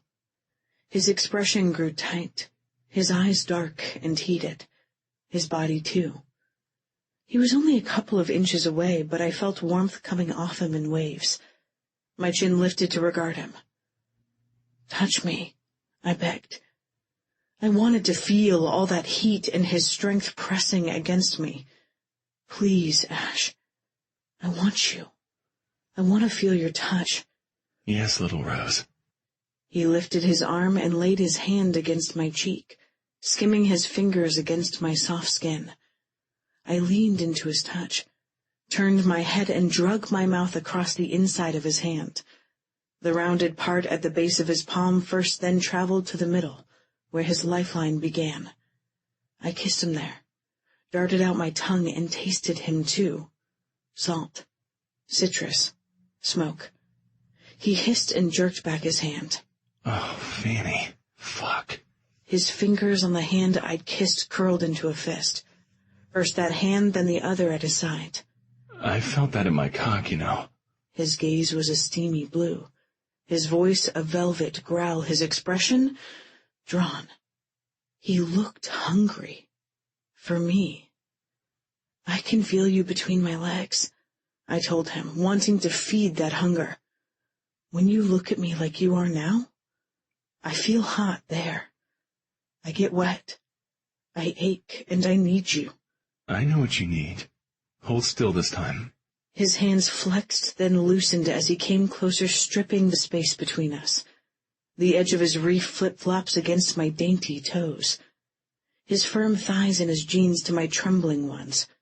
His pelvis a cradle for my hips. His cock thick, hard, and lengthening. I glanced up. You've got to hold me. I've got you. He grabbed me by my upper arms as I swayed, and I arched my spine to bring that part of me that most ached to the part of him that felt just as turgid with need. Oh, you feel so good. He groaned. His grip tightened on my skin.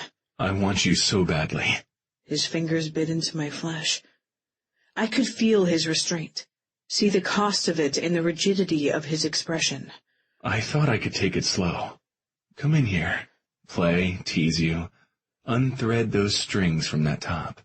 Separate the sides. Have you shrug it off like you did your robe this morning. See your gorgeous tits. Watch them swell and those pretty dusky nipples draw tight. Yes, I panted, imagining it. My breasts already doing those things. My entire body hot, needy and preening for him. But then you, Fanny, shy and seductive, giving and demanding at the same time. I had in mind what to do, how things should go with us, how far they could go, how much time we had, but I— Hey, Ash! Holly yelled from the hall. Your cell's ringing. That'll be Karen. I told you how she is about people being late. He sighed and pried his fingers from my skin. Go get your shower. We'll finish this later. Chapter 33. Ashland. Doug, the owner of the deck bar, was giving us the stink eye while he wiped down the mahogany bar shaped like the hull of a ship. We were regulars. He liked us coming in, sure. He liked that his place had become sort of an unofficial hangout for the band. In fact, he had our pictures with our handwritten endorsements proudly displayed on the wall. But the amount of tacos we had packed away on 2 for 1 night was definitely cutting into his bottom line. Fanny did her part. She wasn't shy about eating, which I appreciated. I had no use for the rabbit food micro-meal bit some chicks did. Plus, she was making up for those weeks on the street. Truly? She asked Link, leaning forward in her seat, her eyes wide behind the round rose-hued sunglasses she was wearing, despite being indoors at night. Like a rock star trying to remain incognito, which in fact she was. I stopped wandering through my thoughts and playing with the strings on her halter. I think she wore things with strings to torture me. That's exactly how it was. I had to correct my cousin's recounting of the band's first real gig outside of OB. I shook my head at him across the pub table. Simone just rolled her eyes, accustomed to our sibling-like squabbles. Oh, that's exactly how I remember it. He disagreed. You're exaggerating the whole thing. I was only a little nauseated. Ramon slapped his hand on the tabletop, jostling Karen since he had his other arm around her. She had eaten as much as Fanny had and was starting to look sleepy. If by a little you mean 2 barely digested In-N-Out burgers and 2 fries erupting volcanically, then yeah, okay. The traitor turned his head to the side, mimicking my puking. All over the fucking stage. Yeah, yuck it up, Martinez. You want to start down that nostalgic road of embarrassing stage stories? I can relate the one about how you extended your guitar solo for 20 minutes in Kansas City, just because you didn't want to face Karen's wrath for going on stage wasted again. Ooh, that stop was bad. Link cringed. People started throwing shit at us. Okay, I'll leave you alone about your stage fright. Ramon gave in. Shame, though. How's that? Well, you got it under control enough to play the drums. Too bad we'll never get to see you singing lead again. What the hell made you think of that? Link asked. Ash hasn't fronted in forever. Since you joined the band, yeah. Ramon nodded reflectively. But he sang great with Fanny today. Sounded even better when I listened to it on playback. He's got a sweet voice. I forgot how much he sounds like Bono. I wish. I made a dismissive sound. But thanks. You do. Fanny weighed in. I was trying to think of who you sounded like. If you do a new song for the greatest hits, you should do a U2 cover. That's a fine idea, Fanny. Link nodded his head. There was a time when it was his dream to front the Dogs. Yeah, I cut in. Only I got a reality check when I couldn't even play that tiny backyard gig without tossing it. You saved the band. I gave credit where credit was due. I would beat his ass later for spilling about my hopes and dreams. Why do you think it happens? Fanny asked, taking my hand and playing with my fingers, lightly tracing them, going in and out between them. It felt good, but it was making my cock hard. I needed to get her alone soon to hash out some things. I wanted her. I wanted us at the next level. After that kiss and fooling around in my bedroom, it was practically all I could think about. Ash? She prompted, peering over the top rim of her shades and batting her lashes, looking totally cute, sexy, and adorable. What? I replied a little too forcefully. She was testing the limits of my control. The stage fright. Oh, I don't like being on center stage with everyone staring at me. Too much pressure. Too much you can't control, you mean? Link chimed back in. Audiences can be very fickle. One day they love you, the next they're throwing beer bottles at your head. That, I tapped the table to emphasize, is a prime example. And when the bottles are full, it's the worst.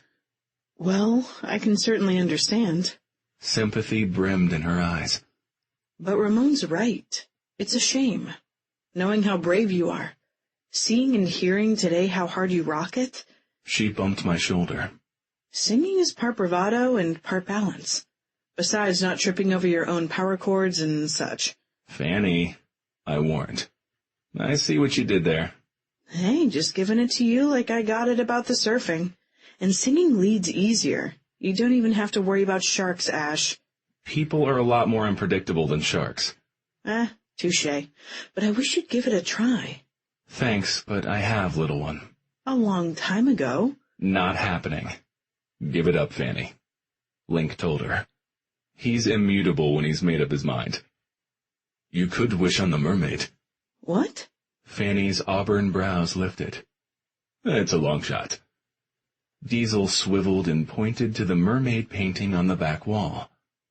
Legend has it that if you bring her an offering, something that reminds her of the sea, and you kiss her on the lips when the bar's full of witnesses, a ship's bell will ring, and you'll get what you desire.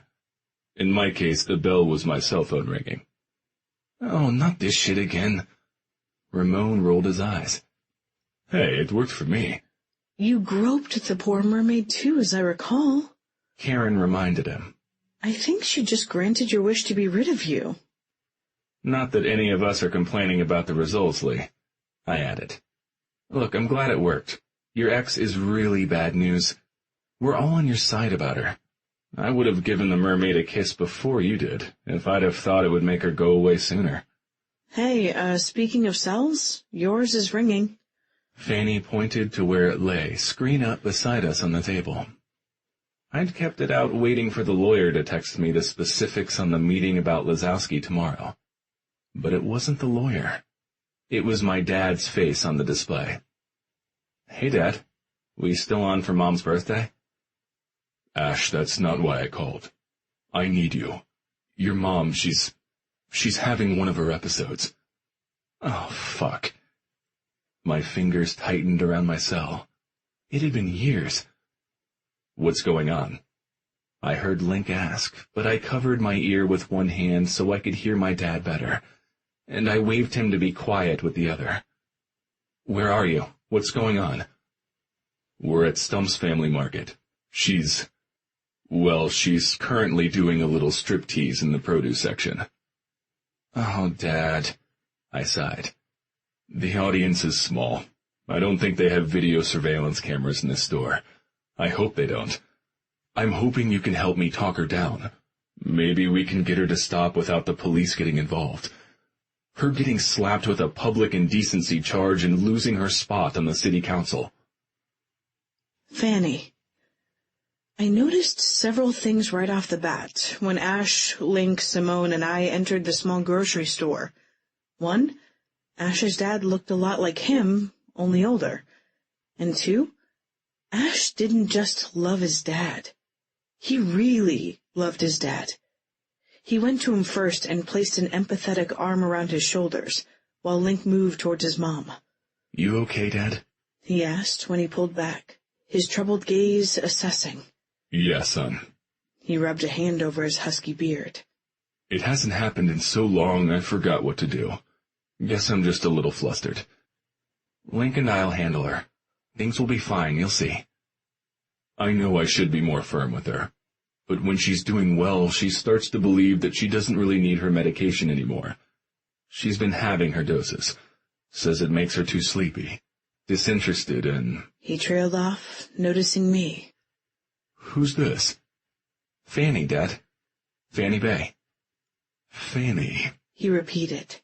Sorry to make your acquaintance under such exceptional circumstances. Link reappeared, and the vocal stylings of the 50-something blonde currently standing atop the apple bin rose in volume. We all turned to regard her. She shimmied her booty and tossed her scarf down on the ground as she rendered her version of, "I'm a slave for you." Now I knew where Ash got a singing voice. Aunt Maggie told me to go away and not return unless I could make it rain. Ash's dad sighed. Sorry, Uncle Gene. I tried. What if Gene and I get Link's car? Simone suggested. We'll bring it around to the front of the store while you two get Maggie to come down so we can take her to the hospital. That's a good plan. Ash nodded. Thanks, Simone. He kissed her cheek. You would do the same for me, Ash. Your family, Link's family, it's mine too. She turned to Gene. Ready to go?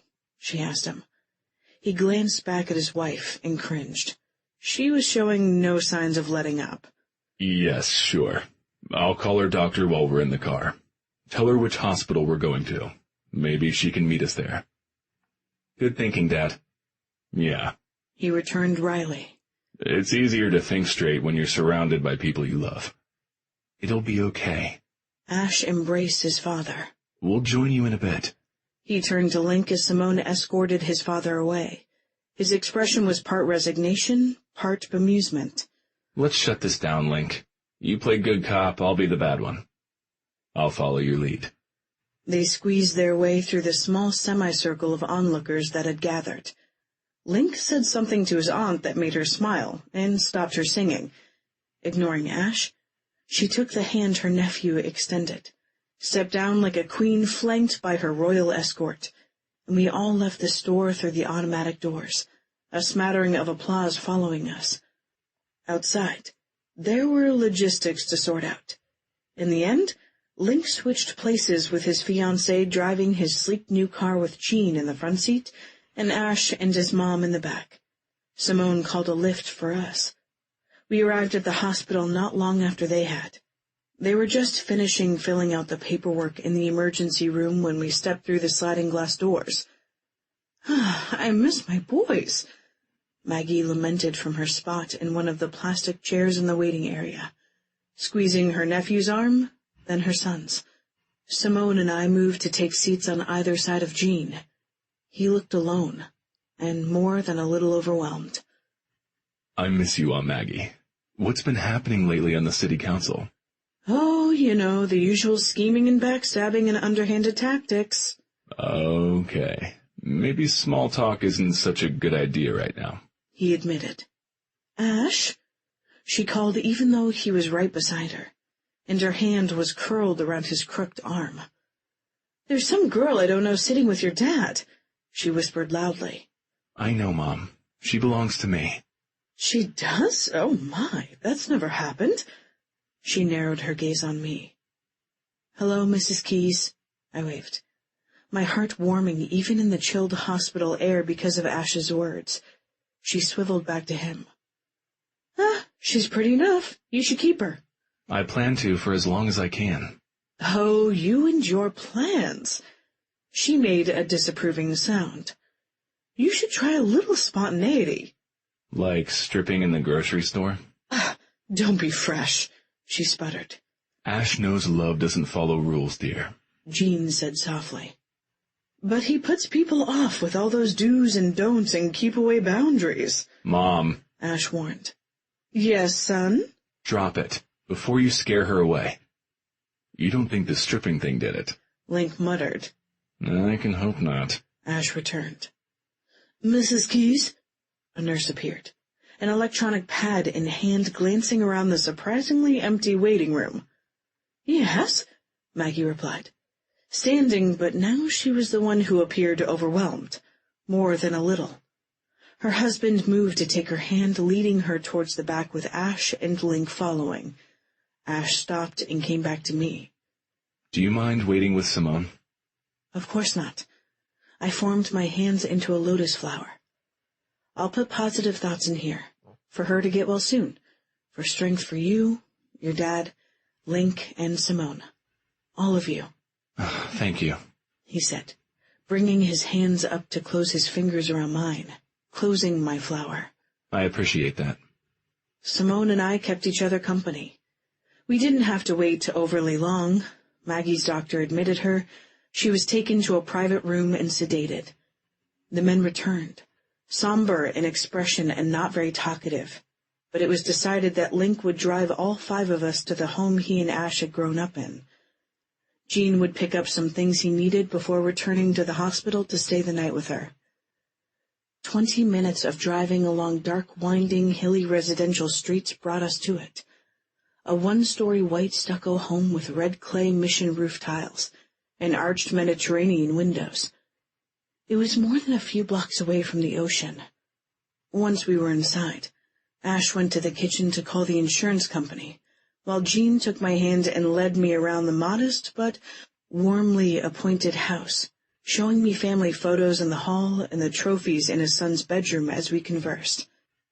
He made top grades in all of his classes, but science and math were his favorites. Jean's coppery brown eyes brimmed with fatherly pride.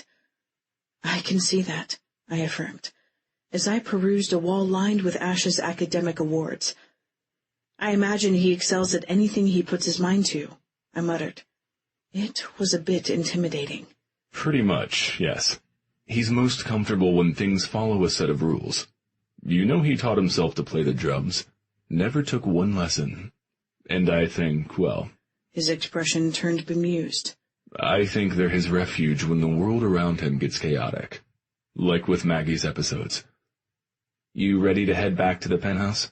Ash appeared at the entrance to his old room, a worried crease between his eyes. Whenever you are, I answered, though I was a little confused.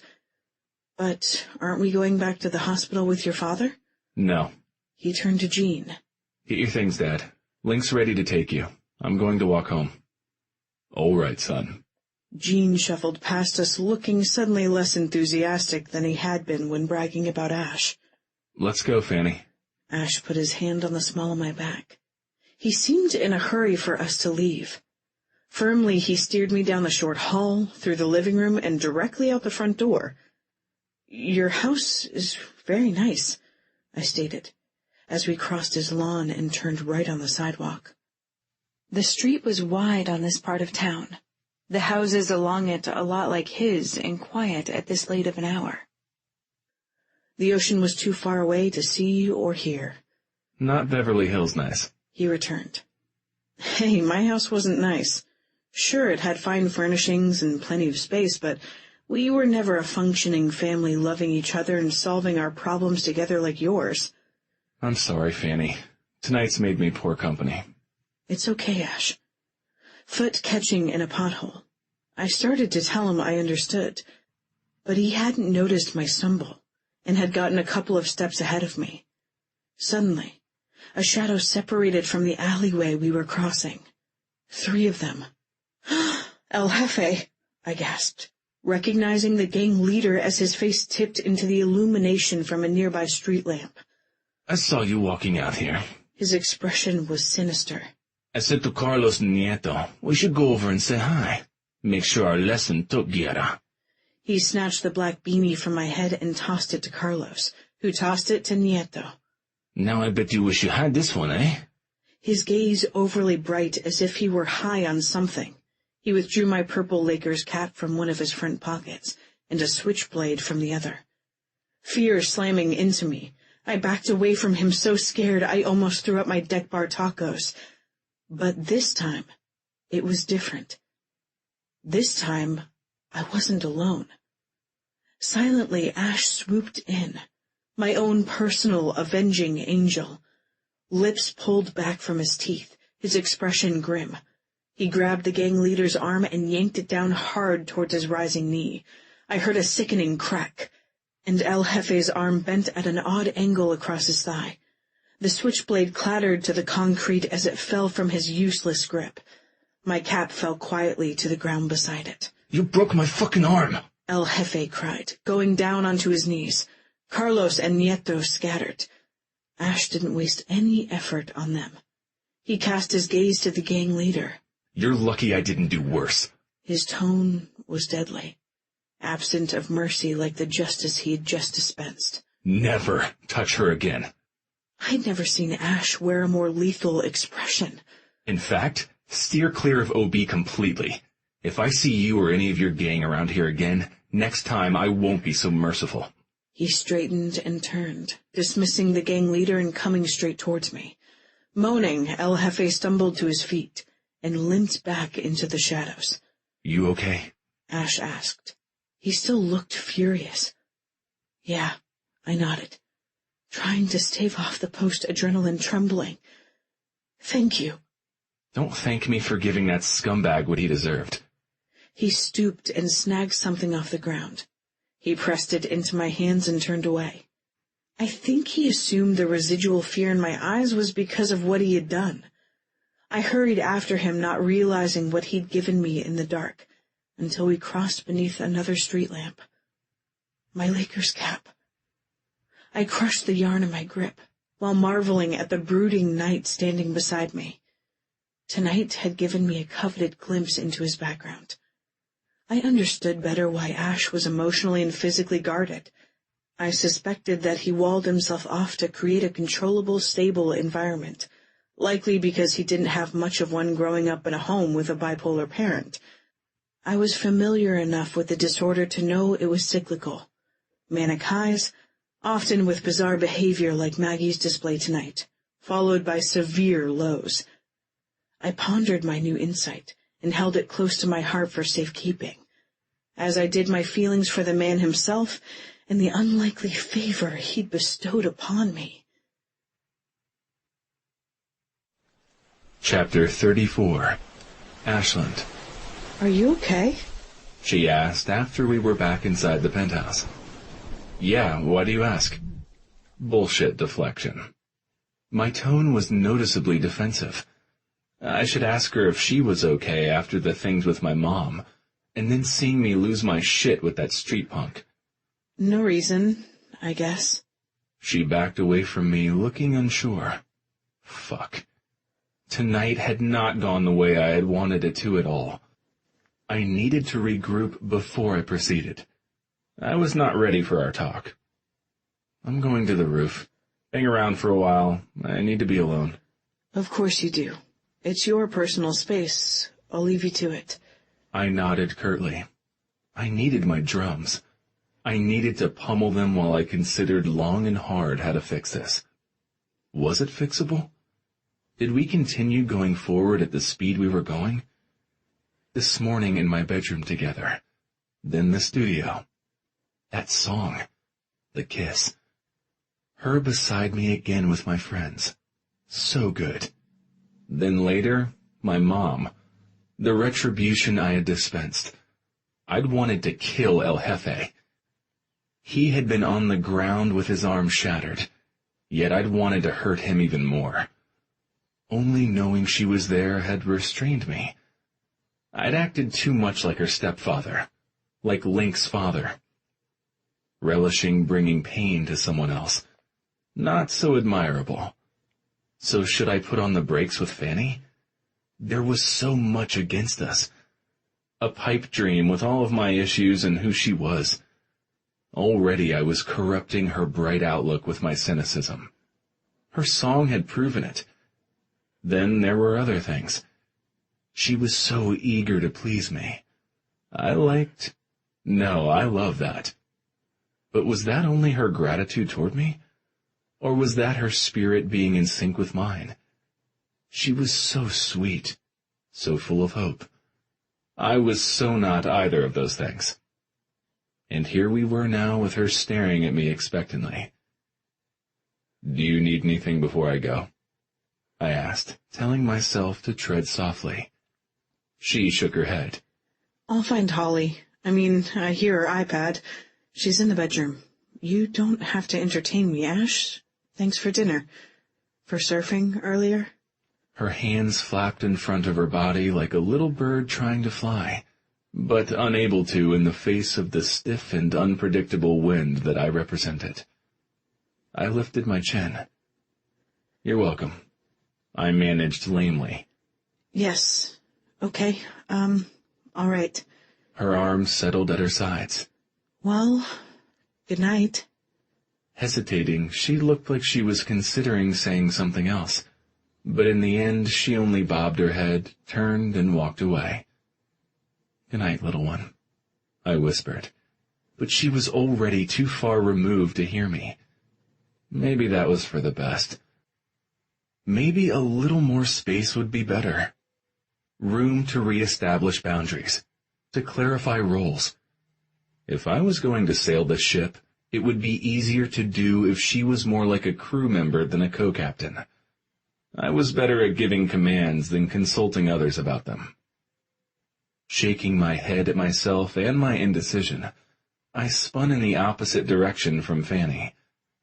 Crossing the apartment, my movements were briskly efficient, my jerky strides as agitated as my thoughts. I hit the stairs. I took them fast. Up at the top in seconds, my drums were almost in reach, yet I had to pause. My cell was ringing again. Taking it out, I saw my dad's face on the screen and sighed, the wind carrying my exasperation away. "Hey, Dad," I answered while continuing to my kit. The ocean was a steady, comforting roar in the background, but my guts were churning like the Pacific during a squall. They had been since that first phone call from him. "Everything okay at the hospital?" "Yes, I'm sorry about tonight." So no new crisis. The churn calmed a bit. "It's okay, it's not a big deal," I reassured him. He was almost as apologetic as my mom was after recovering from one of her episodes. I got more reserved, pulling back to basic controllable variables. Structure comforted me. He knew that. When I was little and she was having trouble, I went to my room and organized my closet. When I got older, I played my drums.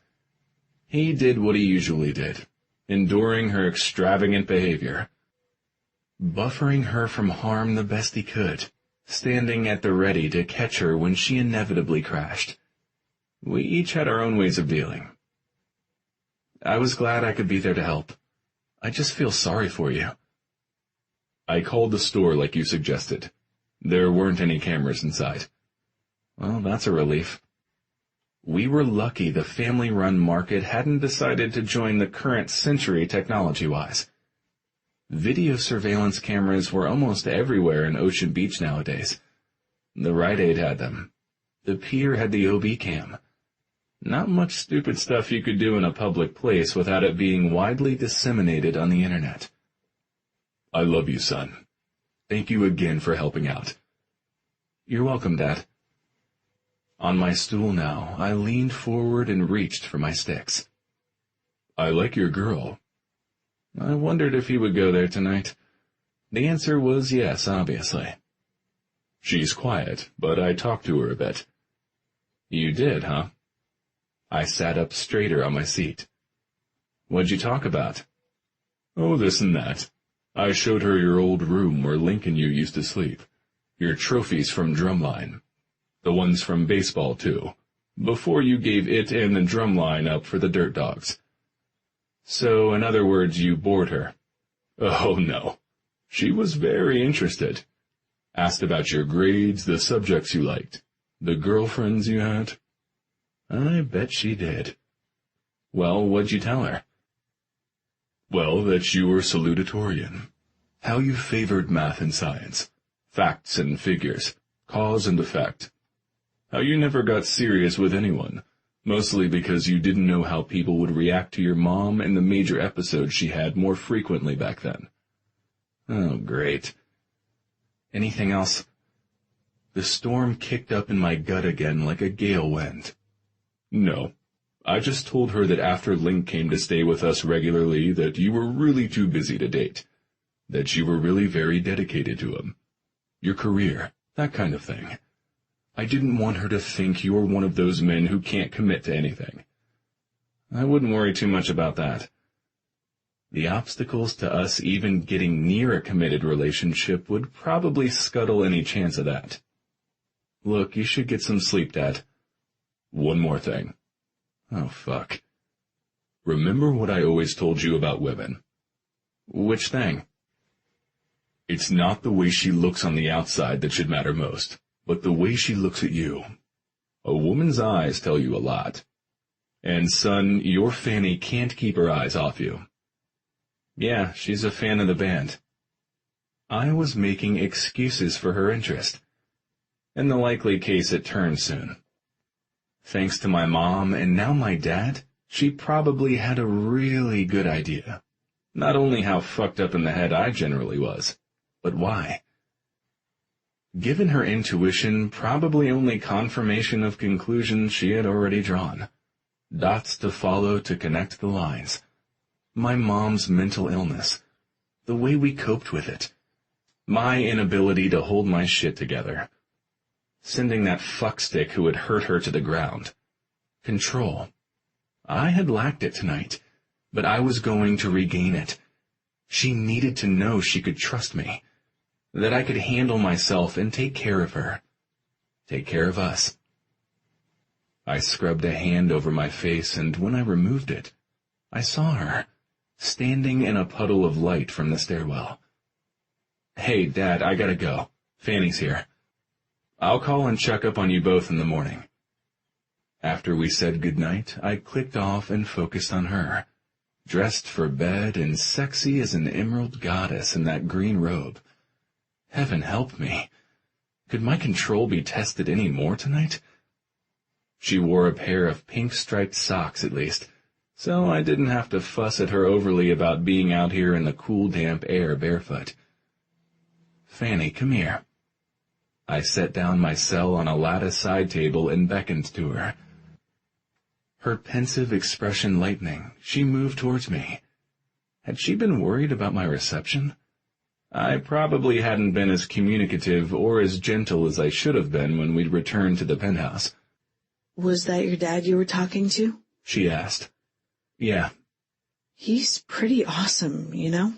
I nodded. He was. So was my mom. But she hadn't gotten a chance to see that tonight. Everything okay? With your mom, I mean. Yes, no cameras in the store, only a few witnesses. She'll be embarrassed in the morning. The depression is the part she needs to avoid now. She's got an appointment with her psychiatrist. Hopefully she won't have too severe of a downward turn. Talking, understanding. The right medication, of course. All that helps. Love. She added and cleared her voice. She has a lot of that. Your dad, you, Link, Simone. I nodded. She was right. My mom had plenty of that. But was love really part of this particular equation? How's Holly doing? I needed off the subject of my mom so I could proceed on to the subject of us. She's fine. She's binge rewatching Gilmore Girls. She's halfway through season 2 already. Good. Fanny, we Ash, need to can talk. I talk to you? We both smiled as we spoke over each other. You go first, little one. Okay, but can I come up there with you? How so? The drum kit was between us. I kind of liked it that way given the things I planned to say. But oh no, not Fanny, or the universe that seemed determined to fuck with my control. Like this. She scooted around my drum set, side shimmied along the narrow gap behind it in the wall, stopped in front of me, put her hands on my shoulders, and proceeded to climb right onto my lap. Fanny, I protested on a groan as she wrapped her legs around me. This isn't talking. Her robe had gaped open at the top and the bottom, giving me an enticing eyeful of her sexy curves and creamy skin. What are you doing? I wanted to kiss you again, and I think better when we're close. Plus, you look so alone back here. With you in this position, I'm not thinking about talking. I'm thinking about fucking your mouth with my tongue and your cunt with my cock. Her eyes went wide like a new moon. Yeah, that's what I thought. Unleash all of my pent-up passion on her. She wasn't ready for me to do that. So climb off, darling. Let's talk. What if I want the other first? She brought her hand up, her gaze dropping as she touched her fingertips to my mouth. Can't we talk later? She started to trace my lips like I'd done to hers. Pleasure made my muscles tense. The chains of my self-control rattled. The links groaned from the pressure. Or was that me for real? I didn't know. I grabbed her wrist and pulled her hand back. We had to do this according to a plan. My plan. Off my lap, babe. Okay. Her eyes remained wide, but not with shock anymore. I'd hurt her feelings. She scrambled off my lap and backed away so abruptly as I stood that she bumped my kit with her ass. Here. I took her hand and led her sideways through the gap away from the drums. Let's go inside, downstairs to the living room. Her sitting in one chair preferably and me in another. Separation. Distance. We do need to talk, and you're underdressed for outdoors. I could see the trepidation in her expression as we walked across the roof. I felt the tremors in her hand as we hit the stairwell and descended the stairs side by side. Maybe we should talk another night? She said once we were downstairs. You don't seem like yourself. I should have left you alone to play your drums. I was just worried after all that happened, and I thought, well, maybe I could get your mind off things and comfort you. Her voice quaked. No, we talk now. Get some things straight and out in the open. This is me. I am being myself. There are more parts to me than you've seen, and we haven't talked about them. The things I said on the roof, I still want to do them to you. What we did in my bedroom this morning, I want to do more of that too.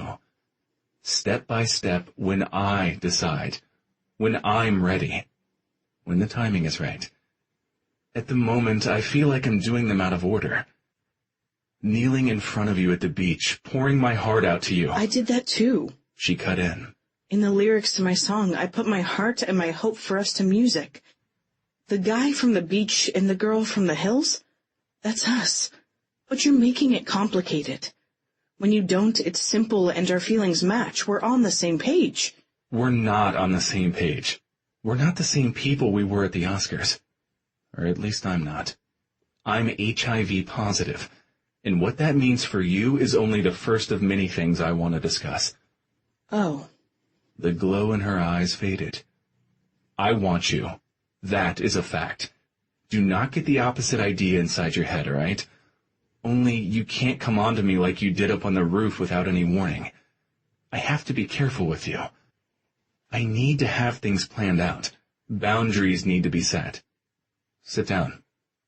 I gestured to the chair I'd sat in when Renee had gotten fucked hard in front of me.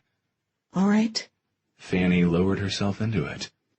looking dazed as she drew the lapels of her robe together and arranged it to cover as much of her thighs as the short hem would allow. Good. This is better. I took a seat on the ottoman, leaned forward, and reached for her clasped hands. Now we can both think better. I squeezed her fingers and let them go. You're too distracting, too sexy in that robe. Everything's going to be all right, I reassured her, disturbed that she didn't even crack a smile from my compliments. You liked what we did this morning, right? Yes, you know I did, Ash, but I don't understand why you keep asking me that or what's going on right now. You're not making sense. I'm trying to. Be patient with me. This isn't a conversation I've ever had before. No? She asked, her brow creased. No, I confirmed. You do remember what I told you about the kiss? How it's an intimacy I've never shared with anyone else? Yes. Her eyes brightened. So you believe we have something real, something worth building on between us? I wasn't certain. You didn't say for sure. I assumed we were still just messing around and seeing what might happen. No, we are most certainly not just messing around. That kiss means you're the one. It means I choose you. So why all the rules, the steps, the talk about decisions, timing, and you not being ready? She blew out a breath. If she still had her curls, it would have lifted them from her brow.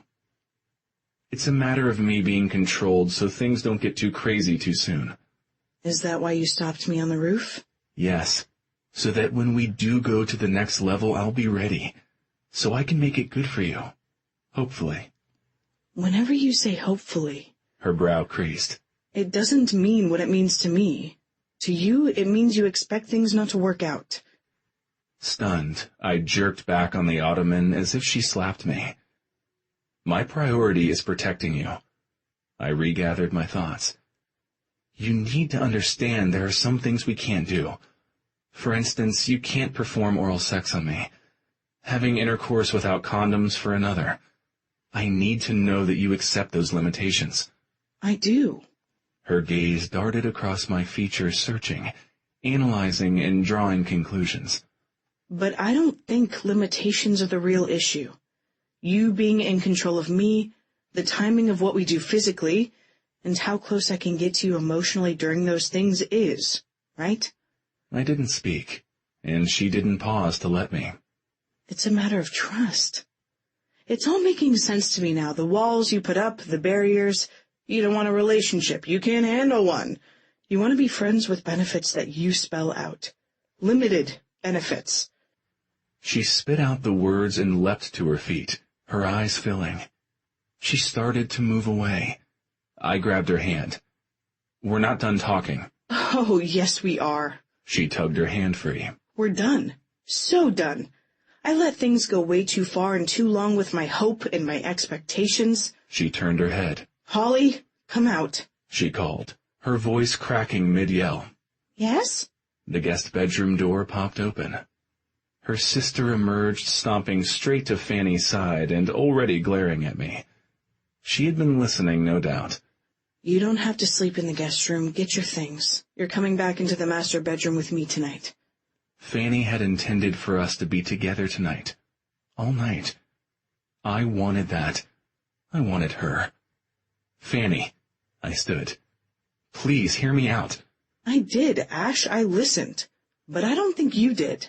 How do you mean? I heard every word you said. Not what I said.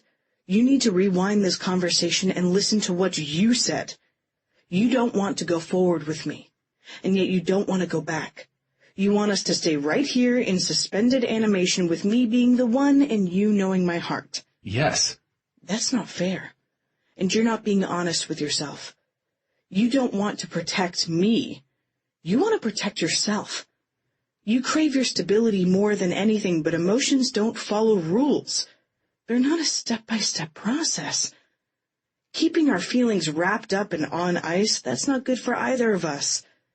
Maybe you think that's best for you. Maybe you're happy enough with your control, your boundaries, and your arrangements. She watched me closely. Did she know about Renee? I didn't get a chance to ask because she kept hammering at the walls. The ones with all the fine cracks she had already put in them. She seemed determined to bring down the barriers brick by brick if she had to. Well, guess what? I don't accept the pittance you're offering me. To hell with all your rules and boundaries and steps. I want more. I want it all. I want all of you. Intercourse, with a condom, of course, and a full emotional and spiritual connection between us. Maybe you can give that to me, maybe you can't. But until you make that choice, I'm protecting myself and setting up some boundaries of my own. Chapter 35. Ashland. Open the door, Fanny. I rapped on it, getting the message immediately. As if her words and her walking away from me earlier hadn't been clear enough. I was staring at her boundary instead of touching her, holding her, or looking at her pretty face. Somehow she and her sister had managed to rehang the damaged master bedroom door. You've got me, Holly said low, her voice drifting to me through the web of cracks it had sustained when I kicked it. She's in the shower. Leave her alone, Ash. It's late. She doesn't want to talk anymore. I dropped my forehead to the wood. I don't like this door being closed, Holly. I imagine you don't. I get that it's your house and you could easily bust in the door again if you wanted to, but I wouldn't. You already blew it once tonight. She was all yours to have, and you offered her scraps. She deserves better than that. I knew she did. I lifted my head but kept one hand on the door, fingers splayed wide, wishing I could touch Fanny instead. She doesn't understand. I hadn't had time to fully explain. I had barely even gotten started. But maybe I should have told her every single thing up front. Let her reject me from the beginning. A long battle with my drums and my conscience on the rooftop replaying our conversation had led me to that conclusion. I think she does. I think she understands you very well. And I think you know she's right. I heard Fanny, her voice faint as if she were standing as far away from me and the door as she could possibly get. I stopped breathing, my hands curved into empty fists, every cell in my body wanting her, longing for her, and straining to be near the woman I was so attuned to. Tell her I regret the way I handled things. I don't need to. She heard you, but you're only making it worse. Go away, Ash. We're going to bed. Good night. Despair washing over me, I trudged back to the couch, sat down and dropped my head into my hands. I needed a plan to fix this. Problem was, with my mind so tangled and my heart hurting so badly, for once in my life, I couldn't even contemplate one. Fanny. On my side, facing away from Holly, my muscles locked. I held back the tears, waiting for her breathing to even out so I would know she was fully asleep before I let them flow freely. I can feel your tension, she huffed, flipping over. Do you really expect me to sleep when I know how upset you are? She tapped my shoulder. Come here. The mattress jostled behind me. Let me hold you and comfort you for a change. I flipped over. She was sitting up in bed, her arms open to me. I let out a sob and moved towards her, throwing my arms around her and burrowing close. Her arms collapsed around me. "Oh, let it go, Fanny," she soothed, and I felt her layered cheek on top of my head. "You don't have to explain." My hair was so short. Her breath gusted my scalp. "You don't have to talk sometimes. It just hurts so badly. The best thing you can do, the only thing you can do, is cry it all out." So I did. One hot tear, then another until they flowed. My longing, my failed attempt at seducing him tonight. His regret, not that he had offered me so little, but only that I somehow misunderstood him. A deep sob shuddered through me. Holly held me tighter. I let the rest go too. The hopeful possibility that had burned so brightly. False hope. It had seemed so real. I had thought we were building towards being a couple. He only wanted another arrangement similar to the one he had with Renee. He had given me nothing but selected fragments of himself when I had wanted all of the pieces. How else could I fit them together to make not just him, but the two of us a whole? Chapter 36. Ashland. You left her a note. Link reminded me. Yeah. So why all the sighing? I'm not sighing. Yeah, dude, you are. Okay, maybe I was. But it felt all kinds of wrong. That door closed. Not fixing things last night. Not seeing Fanny before I left for LA with Link. Have a magazine and chill. I glanced down at the one he had thrown at me. Entertainment Weekly. And fuck if it wasn't Holly on the cover. Her image surrounded by flames. The subtitle, Ignition and Liftoff. Hollywood on Fire. Her hottest role yet. An exclusive preview. I tossed it on the table, lifted my gaze and glared at my cousin. Thanks a lot. Stopped your sighing. Yeah, I guess he did that all right. Way too quiet in here. Link muttered. Not a soul in sight since receptionist Barbie flounced off. Creepy, too, with you making those ghoulish faces over there. Fuck you. Same to you, asshole. His sky-blue eyes glittered with satisfaction. Yeah, I knew what he was doing. He was trying to get me out of my funk. Problem was, he wasn't the fix anymore. She was. And I had this meeting with the attorney to get through, then 3 hours and 6 minutes on the freeway back home. If there wasn't traffic. And it wasn't just the 5 where there might be gridlock. We had left at the crack of dawn this morning. But downtown Ocean Beach had been packed with cars. Every slotted parking lot filled. The sidewalks already teemed with people. Whatever event the city had planned for the day was going to be well attended. Don't start getting in your head again. Link's voice was firm, but his expression was soft. You'll fix things, Ash. When have you ever not? Last night, I reminded him. Because she scares you. Because she matters. Because you know she has the power to save or destroy you. I nodded. No sleep last night. But by the time the dawn had arrived, so had some clarity. So give her the best of you. There's still time for this to work out, man. I wish I had your confidence. I shifted uncomfortably in the blazer. Tropical wool-blend pants and wingtip shoes. Not that I minded dressing up. Most times I enjoyed it when the occasion called for it. But right now it just felt like another barrier between Fanny and me. Stiff formalities, like I'd tried to play it with her. What she really needed was cotton tee, board shorts, and flip-flops. Me stripped down to the bare essentials, as close to the real me as she could handle. I didn't think this deal with the two of us was going to turn out well for me if I offered her anything less. Mr. Keyes? Mr. Savage? The blonde, blue-eyed receptionist with the big tits had returned. Mr. Hart is ready to see you now. Fanny. Hey, you've read this note about 100 times, Fanny. You're exaggerating. Okay, 50? Yeah, that seems about right.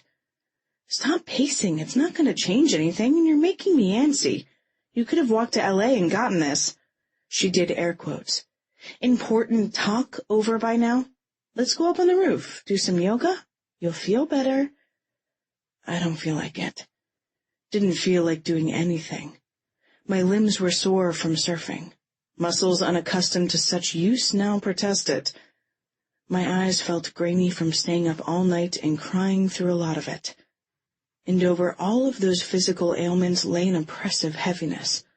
About the lawyer, about Samuel, about Holly, about Ash. Emotional concerns I hadn't felt as keenly troubled by in the last few days. Because of him. Because he had taken a lot of those burdens from me. Because I had trusted him to handle them. But that had been a mistake. Trust had to go both ways in a relationship, and that wasn't what we had. What he'd been willing to offer me. Back on my own, all that crushing weight bore down on me again.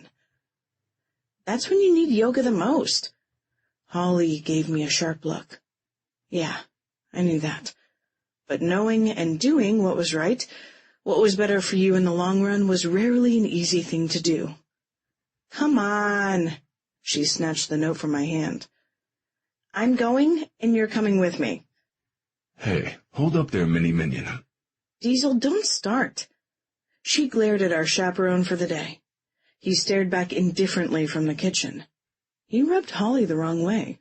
Majorly. I wondered if her suggestion that we go up on the roof was partly to get some distance from him. Just following orders. The glass jars in the refrigerator door rattled as he slammed it closed. Not sure if the roof's an approved safe zone. He moved towards us, withdrawing his cell. He'd texted Ash several times already. Not likely my stepfather's going to scale walls or fly by in a helicopter and land on the roof. She stamped her hands to her hips. Not worried about shit like that, Hollywood. You ever think someone might spot you on the roof, call the hotline, and collect that reward? Just then, a helicopter appeared outside the penthouse, hovering so close the percussion from the rotor blades rattled the glass windows. Holy shit! Get behind me! Diesel yelled, stepping in front of Holly and me almost like he cared. But it was too late for that. This wasn't a random event. This wasn't a sightseeing helicopter. It was a CBS News 8 KFMB TV one, sporting an orange eye logo and a blue 8, riding an aqua wave. The lens of the video camera glinted in the sunlight as it pointed our way. I didn't know how they had found us. I didn't know what would happen next. But I knew our hiding days were over. Chapter 37. Ashland. My cell vibrated in my pocket with a text. More bullshit from Diesel, I was sure. It had started nearly as soon as Link and I had gotten in his car. Diesel had wanted to know how late he should let the girls sleep, if it was okay for him to knock on the door to check on them, if he could drink the OJ in the fridge, if it was okay for Fanny to cook him breakfast. Ashland. Yes. Lucky bastard. Ashland. Knock off the bullshit. Diesel. I'm only trying to look after her like you would. In other words, he was giving me shit. Probably because I'd asked him to help out when he had plans to screw some random chick. Or just because he was Diesel and he was bored, and messing with me amused him. Regardless, I clicked the ringer off as Link and I entered the attorney's personal office. Let's start with the probable cause.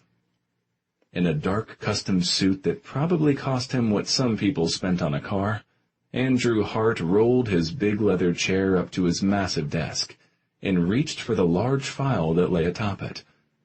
He flicked it open, perusing it briefly before he lifted his determined gaze. We have a source in LAPD.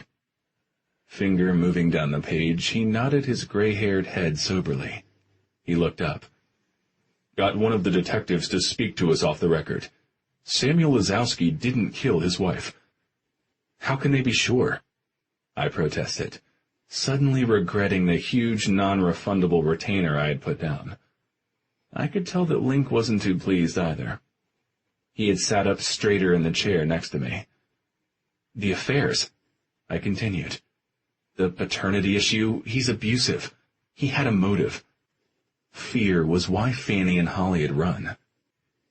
He does have a temper. He's a volatile man. He's also a pompous, philandering, power-grubbing asshole.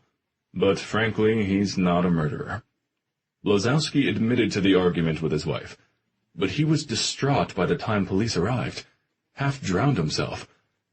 After she slipped, hit her head, and went overboard, he dove in that dark, murky water after her. He tried to find her. He searched for her in 3 to 4 foot swells for over an hour. Staff on the boat saw the whole thing. Samuel Lazowski is everything I said he was. But based on the evidence and the accounts from eyewitnesses that night, it appears he did everything in his power to save his wife. That's not our case. Now using his position to sexually harass his adopted daughter and dozens of other women? His heavy bulldog jowls shook as he vehemently tapped the thick stack of papers in the file with his thick fingers. Plenty of sworn statements to attest to that effect. That's how we'll take him down and bury him, Mr. Keyes. That was why I wanted you to come in before I talk to the ladies. I won't pursue the other. It's a waste of my time and yours. But he'll continue to be a threat to Fanny and Holly. Perhaps, but unlikely once he sees the breadth of the accusations we have against him. He can't silence everyone, even if he is stealing money from his daughter's funds as they suspect. No doubt to keep other women than the ones we found quiet. I understand your concerns, given who we're dealing with here, but I'm sure with the proper precautions, the two young ladies will be safe. Only they weren't. Not safe enough for me. Not with only one security guard and Diesel Lee in charge. Fanny. I paced in earnest now while Diesel and Holly sat side by side. Uneasy allies scouring the internet trying to find out how we'd been discovered. It didn't matter. What mattered was what always mattered. Keeping Holly safe. If the media knew, he knew. "Halls?" I called, trying and failing to keep the panic from my voice. "Yeah?" She turned her head, her distracted expression transforming to one of concern. "Get your things. Whatever you want to take with you, we need to get out of here." "All right, Fanny." She jumped up. Quick and immediate trust. I didn't deserve it. Dinner parties, writing love songs, surfing. I'd been so distracted, so selfish. I had to make this right. But I knew in my heart it might already be too late. She stopped on her way to the bedroom and U-turned. "I don't know what to get. Where are we going?" "I don't know," I admitted, starting to tremble. "Grab a couple of outfits, no more." We needed to travel light. "Find something to stuff them in." Gray eyes wide, probably mimicking mine. She nodded and practically flew down the hall. I turned to Diesel. He had his cell to his ear. "Who are you calling?" Suspicion made my voice thread thin. "Ash." He narrowed his eyes and shook his head. "It wasn't me. I didn't tell anybody anything. It was the OB cam by the pier. Got video of you and Ash kissing. It's all over the internet, along with a bunch of crazy speculation. But the gist of it is, they must have figured out that if you're here, then so is Hollywood. And everyone wants that reward." He took his cell away from his ear. "Fuck! Busy signal. My calls aren't going through." Ash wasn't reachable. Okay. All right, not that I could rely on him anymore. Who knew what had happened with the lawyer? It was weird how he'd wanted to meet with Ash first. And anyway, it seemed too risky to wait. Too much unknown. In my mind, I made a list. A very short one. Number 1, run. Number 2, get Holly and myself somewhere Samuel couldn't find us. I didn't have any money, but I could buy some time. "I need to borrow your phone," I told Diesel. "I don't know." "I'm not asking." My bravado was shit, with tears in my eyes and my outstretched arm and hand shaking. But for whatever reason, he gave it to me. I dialed his number before I could lose my nerve. I needed to know where he was and what he knew. I needed to redirect him. Then, I needed to get going in the opposite direction.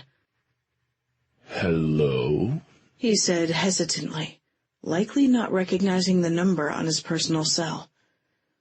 "It's me, Fanny." "Fanny." He spit. "Okay, shit. Maybe we can meet somewhere and talk." "Oh yeah? You want to talk now? All of a sudden? Why?" I could hear the suspicion in his voice. "You want to meet or not?" "Fine." I'd think later on why he was so quick to agree. For the moment, I took the in she gave me and tried for more. Where and when? Well, I'm stuck on the PCH right now. My driver had to reroute us. The 5 is a parking lot. Almost like all of Southern California is heading to Ocean Beach. I gasped. You've got nowhere to run, Fanny. Nowhere to hide. You see, I've always known how you think. Shit. And I see you now, too. Live on San Diego's most watched television news station. You and Holly. The limo has excellent reception for its information center.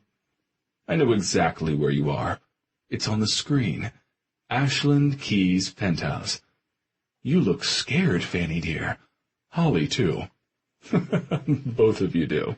He laughed. You should be. Chapter 38. Fanny. Come on, we're going.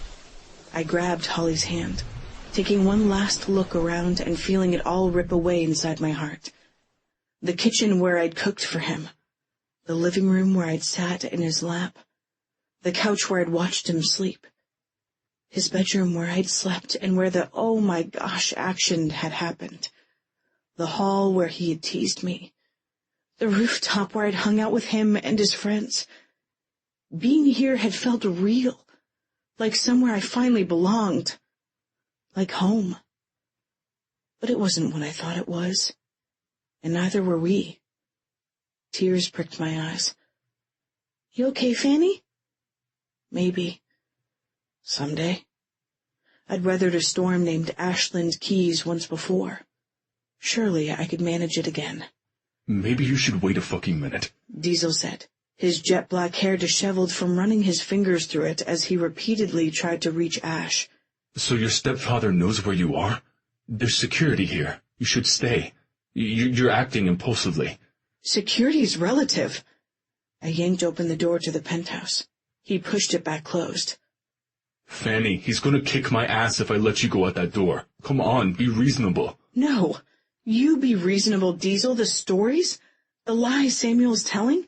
The false kidnapping allegations? She's my sister. I love her. She's all I have. What if they take her from me? I wouldn't be able to look out for her if they separated us. Haven't you ever had anybody that mattered to you that much? Someone you would do anything to protect? His dark eyes turned troubled. I have. So let me do what I need to do. Please. He nodded and opened the door again. I let out a breath. Thank you. Don't thank me. I still think this is a huge mistake. He gestured for us to proceed and followed us out. But I'm coming with you. I tried to talk him out of it as we crossed the hall to the elevator. Holly tried too on the way down. He folded his arms over his chest. You're both wasting your breath. When the elevator doors opened, we realized we had all miscalculated. Maximilian was practically overrun. At least 20 reporters plus camera technicians were crammed into the small space in front of a desk and chair he usually sat at, while guarding the penthouse elevator. He wasn't sitting now. He was standing right beside us near the elevator entrance. News cameras switched on. With the blinding light came a cacophony of questions. Hollywood, are you being held against your will? No. I wanted to leave L.A. I asked my sister to come with me. Holly stated firmly, shaking her head, her strawberry blonde hair swishing her tense shoulders. So why the reward? Why are you here in Ocean Beach? Is this all just some publicity stunt gone wrong? Who's this man? The rush of questions became a deafening roar of noise. There was no way we could answer them individually, much less press through the throng to get out. Diesel put his arms around both of us, pulling us back into the cart as they advanced. Maximilian moved in front of the elevator, glaring and barking at them to move back. But there were just too many of them. I stepped to the side and reached for the keypad while Diesel and Holly filled the open gap. He still had his arm around her. A few questions about the nature of their relationship filtered through the din. He puffed out his chest and drew her closer to his side, posing for the cameras. The moron. Holly's underage. I warned him in a hiss, even though I knew he was just being Diesel and fooling around. I quickly keyed in the code. We're friends, Diesel announced loudly. Just friends.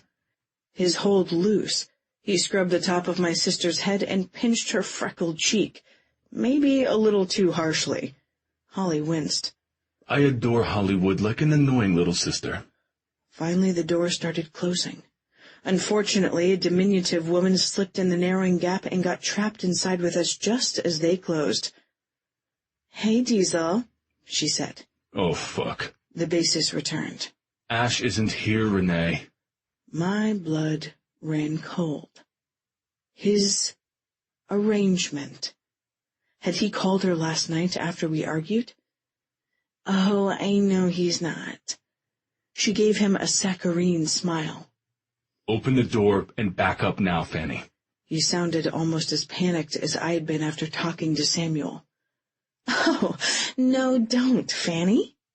Renee slapped her small hand over mine at the panel and turned her head to face me. When I heard her name, my stomach had only twisted.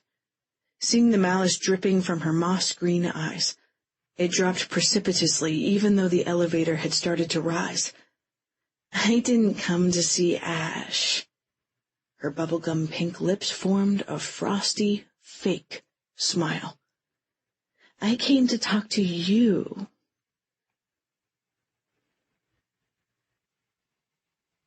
Ashland. Let me out at the gas station, I told Link. I was out of patience. He probably was too, driving his Porsche Macan in stop-and-go traffic, while I had sat beside him trying to deal with the escalating drama. First with Renee, who had returned my call from last night. She had not been pleased when I reiterated that our arrangement was at an end. I was taking the steps I could to show Fanny that I could do the couples thing. Then I had called the security company, several times. The circuits had been busy, but I had finally gotten a recording and put in an order requesting more guards. Then I had attempted to get a hold of Diesel again since I'd missed several calls from him. And even though those calls were probably only him giving me shit, they still worried me. Then my worry became a reality, and tension spiked after an incoming call from Simone. She explained why the streets of Ocean Beach were flooded. Then more attempts to reach Diesel to no avail. My cell was currently a useless brick. My mind had been so wrapped up in Fanny last night that I'd forgotten to recharge it. I had switched over to Link's phone and called Ramon. Unfortunately, he had been at the doctor with Karen in downtown San Diego. He was en route back to OB. He and Karen had heard the news, but they were having the same difficulty with traffic congestion as Link and I were. After that, I'd called Simone again. She had been manning the surf shop for Karen, but she was shutting it down even though business was brisk, to head over to my place on foot to check on Fanny and Holly. Which brought us to now. I don't know if I can even pull in, Ash. Link shook his head and gripped the steering wheel tighter. There's no room. There were cars and people everywhere, sidewalks and streets similarly congested. Pedestrians were passing us on foot as we inched along the steady stream of traffic pointed toward downtown. I knew the reason for all the craziness now, of course. Hollywood was a huge deal, and the situation with her and Fanny, the reward and now me thrown into the mix, the circus had grown to epic proportions. Fuck it, I'm getting out right here. I reached for the handle. Got it. I'll find somewhere to park, then meet you at your place as soon as I can. Okay. I popped open the door and climbed out. I'm leaving your cell in my seat. He glanced at me and nodded as the car behind him laid on their horn. I slammed my door closed and broke into a run. The thoughts that pursued me made me run even faster. If the media knew where Fanny and Holly were, so did Samuel.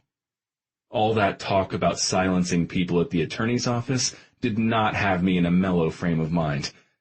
And then there was Fanny and me. Us. What I'd hoped to be an us. But where we were with a closed door and an ultimatum between us was not a good place. Chapter 39. Fanny. You're prettier than I imagined. the blonde nymph decided after circling me in the penthouse entryway. I wasn't quite sure why Renee was here. I just wanted to get rid of her. I had more pressing concerns. I glanced over her head to where Holly sat by Diesel. She was using his phone to contact her agent. This thing wasn't going away. We had to try and get out in front of the story so we could steer public perception. Samuel employed his own brilliant public relations team, but Holly had one of the best agents in the business, Olivia Avalon. In her mid-60s, she was a seasoned, tireless workaholic and represented only one other client, Shayna Bentley, America's candy-coated sweetheart-turned-mega star who was in a relationship with the abrasive lead singer of the rock band Tempest. If anyone could trump Samuel's handlers, Olivia could. "You're shorter," I threw back at Renee, while doing a quick assessment of my own. That didn't help the acid in my stomach to burn any less. The platinum blonde was prettier than I'd imagined also. Small, but she had tons of curves and confidence to match. Her green gaze blazed bright with it. Confidence that came from having Ash a whole heck of a lot longer than I'd had him. Not had him, I reminded myself, and sighed. "He told you about me?" she smirked. "I can see it in those pretty gray eyes of yours." I didn't answer. He hadn't told me, of course, and I soon discovered that he hadn't told me a lot of things. "You're certainly not his usual type." I've heard that before. Now my head tilted to an inquiring angle. "But what makes you say it?" "You're a lot younger, for one thing," she answered, after scanning me head to toe from the 3/4 sleeve hoodie that covered a Namaste tee, down to the yoga pants all the way to my purple Chloe's. She came closer, reached out and touched me without warning. I gasped as she stroked a familiar hand across my breasts. "Innocent." She flashed a conspiratorial smile. "You ever been with a girl before?" "No." I knew she was trying to shake me up. I wasn't that innocent. I remembered the groupie who had chased Ash at the Oscars, remembered what she'd offered him. I remembered everything from that night. Too bad. He likes a lot of variety. One of his favorite setups lately is me with another girl. But if that kind of thing's not for you, he's probably not planning on keeping you very long. Certainly not as long as he's been with me. Years and years." "Everyone knows you like to watch." My legs went unsteady. What we had done and hadn't done. Him sitting on the bed watching me with heated eyes. Even now, remembering the look on his face made me feel hot, achy, and needy. "You're blushing." I was, but not for the reason she thought.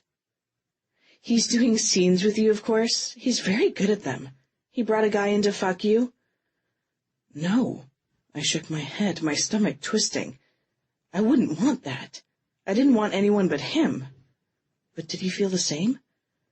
I suddenly felt inadequate, woefully out of my league, stupidly naive. "Then he's not doing much at all with you, probably hasn't even penetrated you, exhibited you, arranged you for someone else to pleasure you while he watched." Dazed, I shook my head. My fingers curled into fists. My eyes burned. She made sex seem devoid of emotion, like being with Ash was some kind of performance. Their arrangement didn't seem at all like anything we'd experienced. We might not have been together in the sense that I wanted us to be, but neither were we actors playing parts in some dispassionate play. It's not like that at all with us.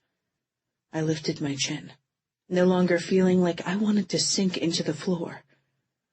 We do things together. We talk. We laugh, tease each other, surf together, hang out with his friends. She blinked, and the malevolent gleam in her eyes was no longer as bright. "What friends?" "Karen, Simone," I began, but she interrupted. "The guys in the band?" She jerked her head to the side. Diesel was standing now, his hands in his pockets, but he looked uneasy. Yeah, this wasn't a cool conversation. Not one I wanted to have with Renee, for sure, and certainly not with an audience present. Yes, of course, all the dogs. And his cousin, Link? I nodded, not understanding why she was making that distinction. So it's okay with you? That Ash is in love with him? That he always will be? That whatever sweet little innocent nothings you give him, you'll never, ever be able to give him that? It suddenly all made sense. I love you both, he had said. It hadn't been Simone he'd been staring at that day at the beach with all of that longing in his eyes. Not Simone that he could never have. It was Link. Everything everybody had said to me, including Link himself, started to make sense. Ash was in love, present tense, with his cousin. Everybody knew. Even Renee. Everybody except me. The penthouse door suddenly flew open, trembling on its hinges. Ash stormed inside. He looked incredible, like he always did. Hair wind-blown but tied back with a black silk ribbon. Navy blazer, definitely custom by the way it fit his wide shoulders. A light blue shirt that accentuated his eyes, like the Pacific roiling during a storm at the moment. Charcoal pants molded to his hips and long legs. He'd been in L.A. with the lawyer. I'd forgotten all that. He had a way of eclipsing my thoughts along with everything else in my life. Unfortunately, I didn't seem to have the same power over him. Ashland, get out. I barked furiously at Renee. She had no business being here with Fanny inside my place. I had clearly explained that we were over. But, honey, she purred, patting across the floor to me, her expression knowing and calculating.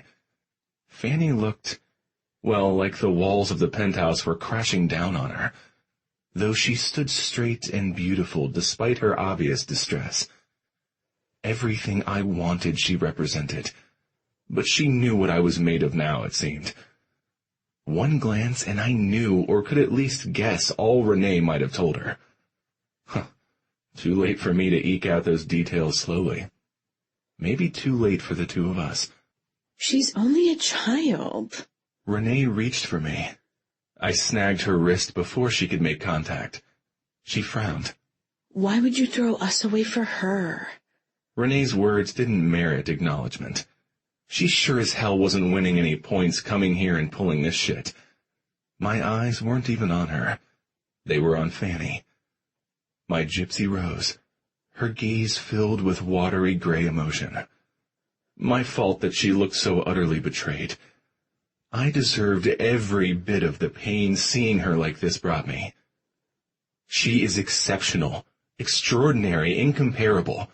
She's Fanny. And she might not be for me anymore after whatever it is you've told her about me. But not because I don't want her. She is everything I want. Everything I need. Her life is in turmoil. You had to know that coming through that circus downstairs. And still, you felt the need to come up here and add to her troubles? My gaze went hard. I never knew you. You never even tried to know me, she hissed. You're right. Maybe because I knew all along that the little I had of you was more than I wanted. She flinched. I released her wrist. She got the message, finally. We were done. Finished. If there had truly been anything between us, it was beyond redemption because of her actions. She slunk past me, her heels clattering on the hardwood floors. Fanny. I moved towards her, my hands outstretched. It's gonna be okay. No. Wide-eyed, she backed away from me. More pain sliced through me. Okay, maybe not with us. My voice was gruff. What? Us, Ash? She croaked, her voice ragged. What were you doing with me? What were we doing? Her hands fluttered as she glanced around the apartment, looking at it as if searching for specters of the memories we had created. Were memories all she would leave me? It doesn't matter, she said firmly. Her sharp words sheared the wings of hope from my heart. Samuel, Holly, press conference, she mumbled, cutting her gaze to her sister as if I weren't even there anymore. She seemed to be formulating some kind of list. I'd had enough. I needed her in my arms. I was going to force the issue. She thought better with me close. Well, so the hell did I. Samuel Lazowski is going down, or he will be, once you authorize Andrew Hart to represent you and Holly. What? She froze. I intercepted her, taking advantage of her surprise to get my hands on her arms. Gently but firmly I drew her close. Andrew Hart? She breathed. I could hear her sister telling someone named Olivia that she would call her back. Yes, I've had him on retainer since you told me what was going on with your stepfather. I stroked her arms with my thumbs, wishing I could stroke her skin but settling. I had her now, in my arms. Hart is convinced that your stepfather didn't have anything to do with your mother's death. But what he does have on him is a lot of statements, sworn affidavits about how he used his position to coerce women to have sex with him in exchange for roles in his movies. Oh, my, Holly exclaimed. One of them was underage like your sister, Fanny. I knew. I suspected, sure. But I never expected anyone would be willing to stand up to him. She shook her head in disbelief. They're not only willing, they already have. I imagine there might be more in the coming days. That's what Olivia told me. Holly's eyes were bright. She wants me to make a statement. She thinks if I go public with what Samuel did to me, more women might come forward. She's probably right. I nodded to Holly, then refocused on Fanny. She was looking down at my hands on her arms. Hart says he's going to bury Samuel. She lifted her gaze. Seeing the daze and confusion in her eyes clearing, I pressed on quickly. You know Hart's reputation. Everyone does. He doesn't take on a case if he can't win it. Yes, I know. She whispered and twisted in my grasp, frowning. Let go of me, Ash. I can't. Ash. Holly stepped closer. The door to the penthouse burst open and slammed into the wall. I released Fanny. Get behind me, both of you. I threw my arms to the sides protectively in front of her and her sister. Not knowing what to expect, I turned to see Link and Simone with Ramon and Karen right behind them. What's going on? Link asked. It's a madhouse down there. But no one is getting up into this penthouse that's not on your list, though. I can tell you that. It is that serious. The extra security you asked for is here in force. Cash has taken charge. If you can believe it, he made all of us show him our IDs. Plus, your mom's gotten involved. Even though she's supposed to be taking a medical leave, she made a quiet call, and now SDPD is handling things outside the building. He strode closer, his gaze sweeping the room. His brows rose. Seems like things are serious in here, too. What'd we miss? Renee was here. I updated everyone about what Hart turned up, and Fanny asked me to let her go. I summarized. Well, hell no on that last one. You're not going to do it. His gaze slid away from me. I shifted to see Fanny had moved to stand by Holly. They were holding on to each other. I felt a twinge of déjà vu, remembering the first night I had brought them up to the apartment, and had watched them holding hands in their sleep. Ash tells me you're the best thing that's ever happened to him. It would be crazy to let you go. But I guess he hasn't told you yet. Fanny shook her head. I think she already knows, Karen said. Fanny shook her head harder. Anyone can see how good you are for him. I'm sure it's just as clear to you what you mean to him, Fanny. You're the one for him. He never even had Karen or me up to the apartment until you came along, Ramon said. He's repressed. He's an isolationist and a control freak when it comes to letting people close. But you've changed that. He can't take his eyes off of you. He couldn't even before he knew who you were. You're all he sees. Simone said softly. And that kiss, Fanny? Holly reminded me. You told me about it, but I've seen the pictures now on the internet. He was on his knee in front of you. But, Link... Fanny whispered. Her eyes finally returned to me, her body shifting in my direction. Not anymore, little Rose. Not since you. It took me a little while to see it, but I think the process of falling out of love with him started the first time I met you. I don't understand. How can you say that? I can say a lot of things. I want to. But as much as I love my friends, and love that they're all here and supportive, and as much as I agree with everything they said about me and you, the rest I want to share is private, and it's only for you. I cast my eyes to Link quickly, then back to her. My cousin told me that I had to be willing to try to find a special person to share my life with, if I wanted something like he has with Simone. He told me that the day I chased you down the embankment and almost got you, he said I had to be willing to let that someone in when they came along. That someone is you. And I've been trying, Fanny. I've been letting you in, sharing with you, making you a part of my life. Things I never even imagined doing with anyone else. My eyes burned as I stared at her. I've done those first two with you, at least. I was working on the last part of his advice last night, but I botched it badly. What was the last part? She asked, her expression soft, her gray eyes shining with brilliance. Brilliance that I hoped was the same intense emotion that was ripping through me. That I had to be willing to get on with my life in order to truly experience it. I'm willing to do that. With you. For you, my Gypsy Rose. If you'll come along with me to the roof, I can tell you everything you want and need to know. Chapter 40. Fanny. Would you rather sit or stand? Ash asked me, looking uncertain. I couldn't remember him ever looking at a loss. It rocked me. I'd like to whisk us both back to the beach and that kiss. Everything had seemed so solid then. At least to me. Probably not to him, considering all that he hadn't revealed. I'd like that too. Sadness flickered in his eyes, clouding the blue. What if we stand over by the half wall closer to the ocean? Sure. Good. He reached for my hand. I didn't pull away this time. I slid my fingers into the gaps between his. He shifted to angle his body towards me, lifted our joined hands, and brushed his lips across my knuckles. A perfect fit, he said, and my heart fluttered as he lifted his head and stared deeply into my eyes. I knew you were right the moment I first looked at you. He didn't wait for me to respond.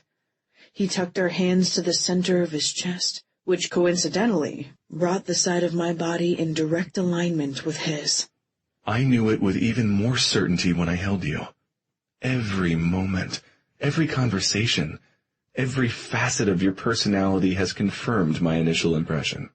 He cast his gaze to the ocean, giving me his profile.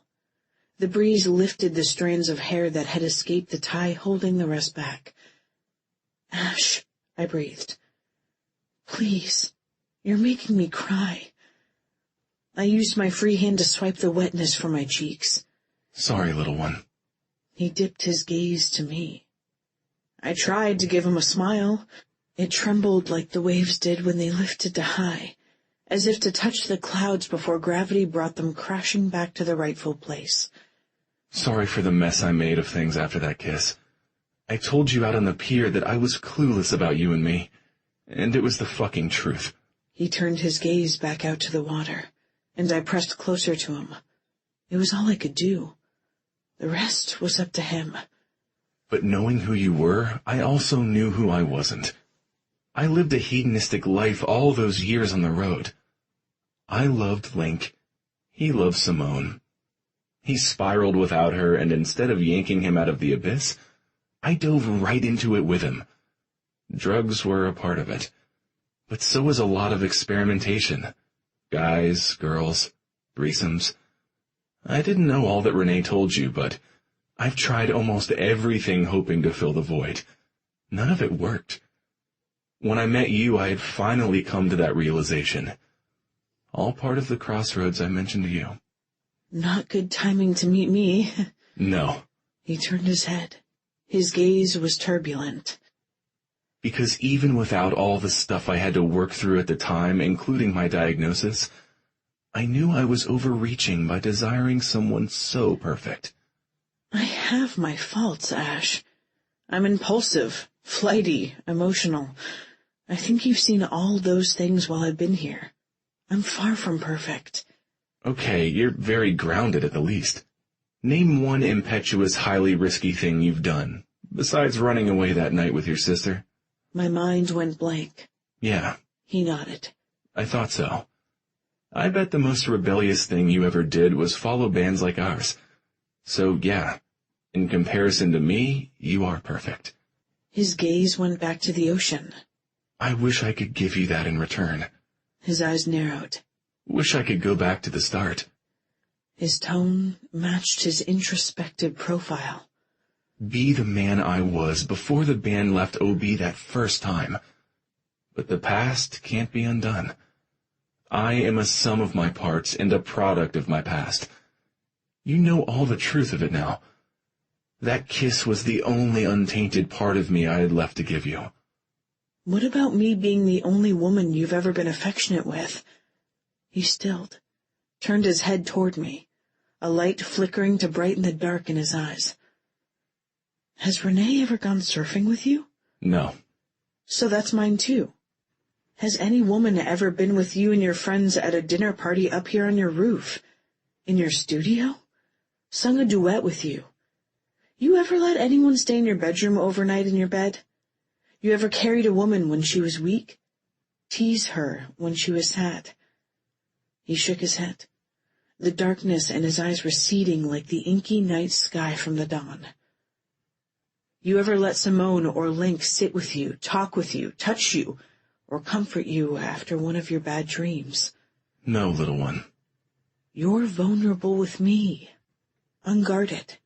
Not 100% all of the time, but the times you have been are mine too. But you're also strong too, incredibly strong. You've had your own demons to slay, yet you've championed my cause, not once but several times, intervening between me and my stepfather, setting me up to pursue my dream. You beat up someone who terrorized me. You rescued me and my sister when we were in trouble. You do all that wonderful, strong stuff for anyone else? Just you. His lips curved. Just me, I smiled. Fanny. He shifted, released my hand, but only to pull me more fully into him. That's another thing. I was worked up now. How do you do that? Make my unique name sound like something so beautiful. I placed my hands on his chest, on his silky soft shirt, comforted by the warmth of his skin, and the steady pounding of the perfect heart I knew beat beneath it. It's not anything I do, little one. That's just you being you. I don't think there's another person on the planet who would have reacted to the things Renee told you, or the news that I was HIV positive the way you did. I don't know about other people. I just know about you and me. And it wouldn't say very much about me as a person if I rejected you because of something your ex-arrangement girl told me, or because you were sick. It wouldn't say much about my feelings for you either. It would mean I was pretty superficial. HIV isn't just a sickness. I know. It's a serious chronic condition, but it's not a curse either. Having HIV doesn't define who you are. It doesn't mean you should punish yourself or cut yourself off from the world like Quasimodo in his tower.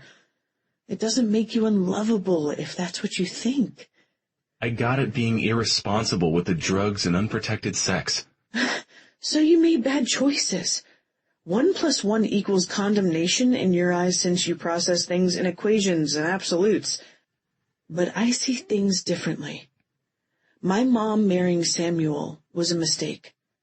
But she did it because she loved me and my sister. Me running away with Holly was dangerous, but I did what I felt was best to protect her. I offered him a soft smile. Why you did the things you did is an important part of your story. You were in love with someone who didn't love you back.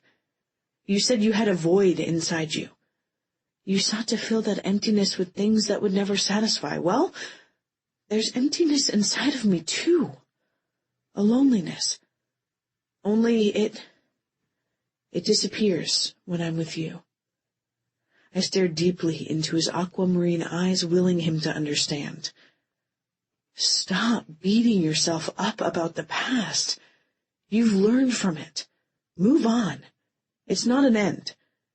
It's only the beginning of something beautiful if you give the girl who's always wanted you a chance to fill that void inside of you. There's no resisting you, Fanny. You're an incredible woman. Turning this completely around so that instead of me apologizing, you're comforting me. And not just comforting me, but making me almost believe that I can be worthy of you. No believing about it. I brought my hands to his handsome face and framed it. You are. On that, you'll have to believe for both of us.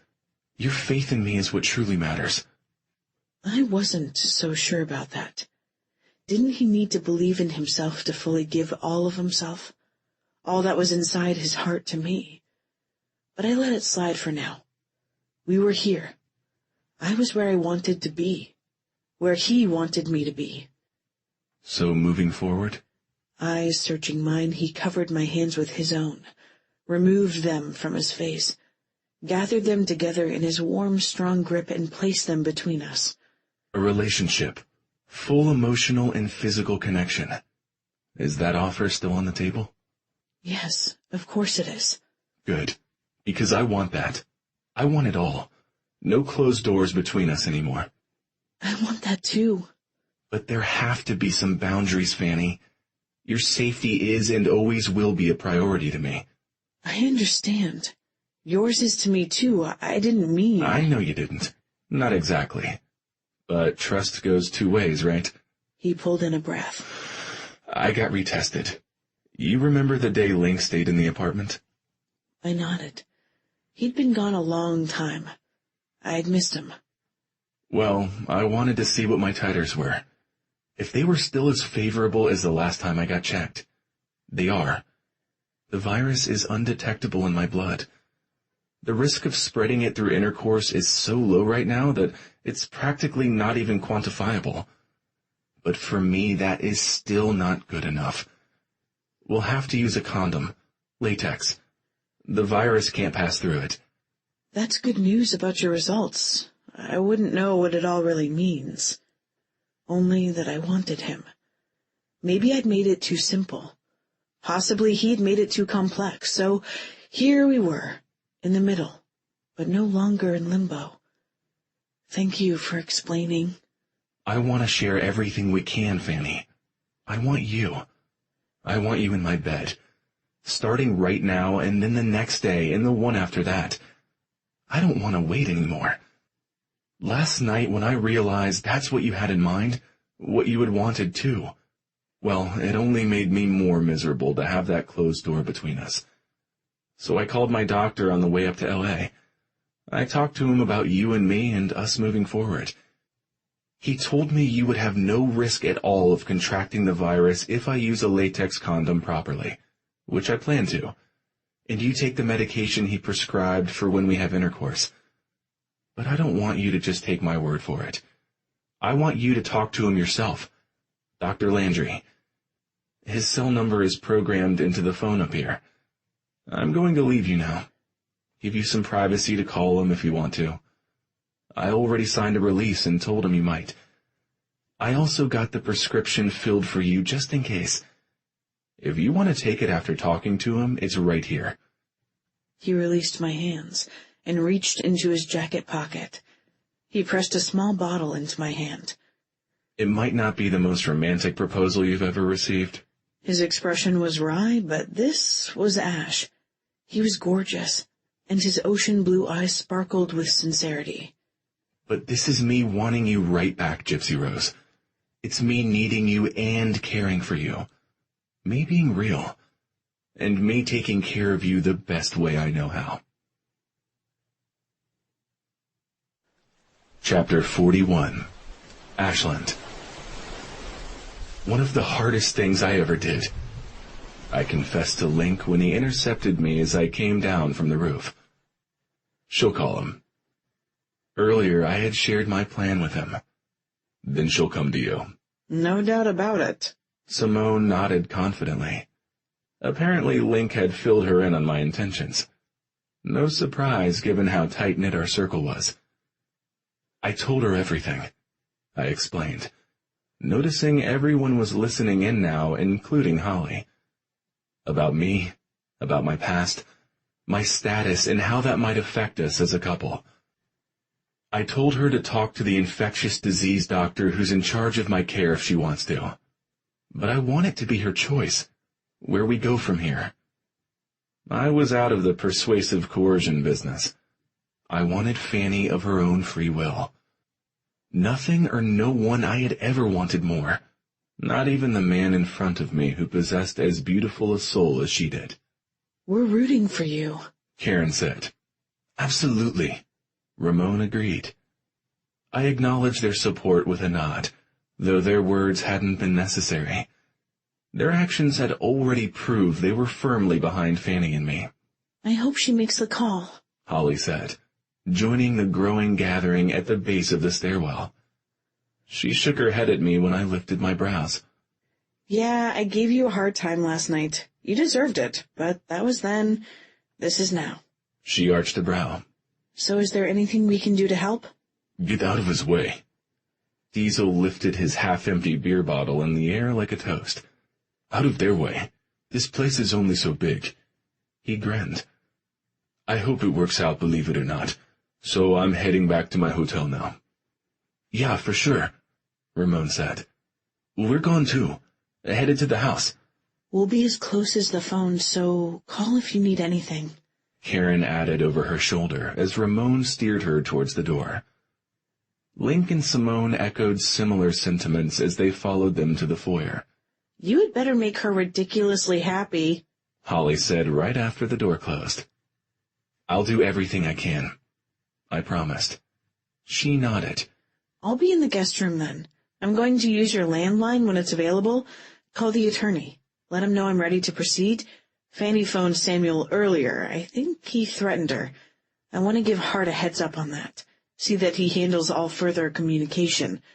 My agent wants Fanny and me to do a press conference ASAP so we can take control of the narrative. Sounds like a sound plan and good advice. I watched her move away, staring at the closed door a moment, then telling myself not to worry. The world outside Fanny and me, outside my penthouse, wasn't going to stop turning. Just because it felt like all that should matter was what was going on inside it between the two of us. I knew life didn't work that way, though I had acted as if it did before Fanny. But as Holly had said, that was then and this was now. The conference might need to take place soon, but soon wasn't now. Fanny wasn't leaving just yet. She was here with me.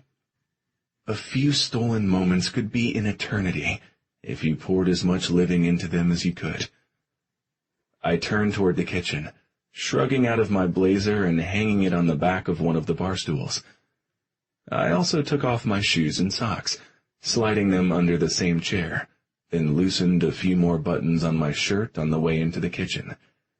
Since I couldn't go up to the roof to play my drums, I was going to lay out my practice pad on the table and have a beer, if there were any left after Diesel had been in the apartment all day. I opened the refrigerator and discovered that I was in luck. I grabbed the last bottle, folded the empty cardboard carrier flat, and crossed to toss it into the recycling drawer. When I straightened and lifted my gaze, I saw her, too far away on the other side of the living room, but she was here. I froze solid. Is my sister in the guest bedroom? Fanny asked casually, as if her appearance didn't mean anything, when in fact it meant everything to me. Yeah, I returned nonchalantly. Good. She went to the door and knocked. Holly opened it. Call the lawyer, Fanny told her, passing her the cordless phone. I plan to. Holly cast a glance my way. You and Ash spending the night together? She asked. Is that a rhetorical question? Relief bubbled up in me. I smiled. You got plenty of protection? Fanny asked, facing me once more. My grin widened. Yeah. We'll see. She arched a saucy brow. I got a water bottle from the fridge upstairs and took the pill. Your doctor was very supportive. He thinks very highly of you. Says you're extremely responsible. I shrugged. He told me you've been abstinent since the initial tests were run to make the diagnosis. Yeah, I confirmed. So, you and Renee? I didn't want her that way anymore. Not after I met you. That process you mentioned. She shook her head. A whole lot, or maybe not a lot, has happened since then, depending on your perspective, I guess. I've been hung up on you quite a while, Fanny Bay.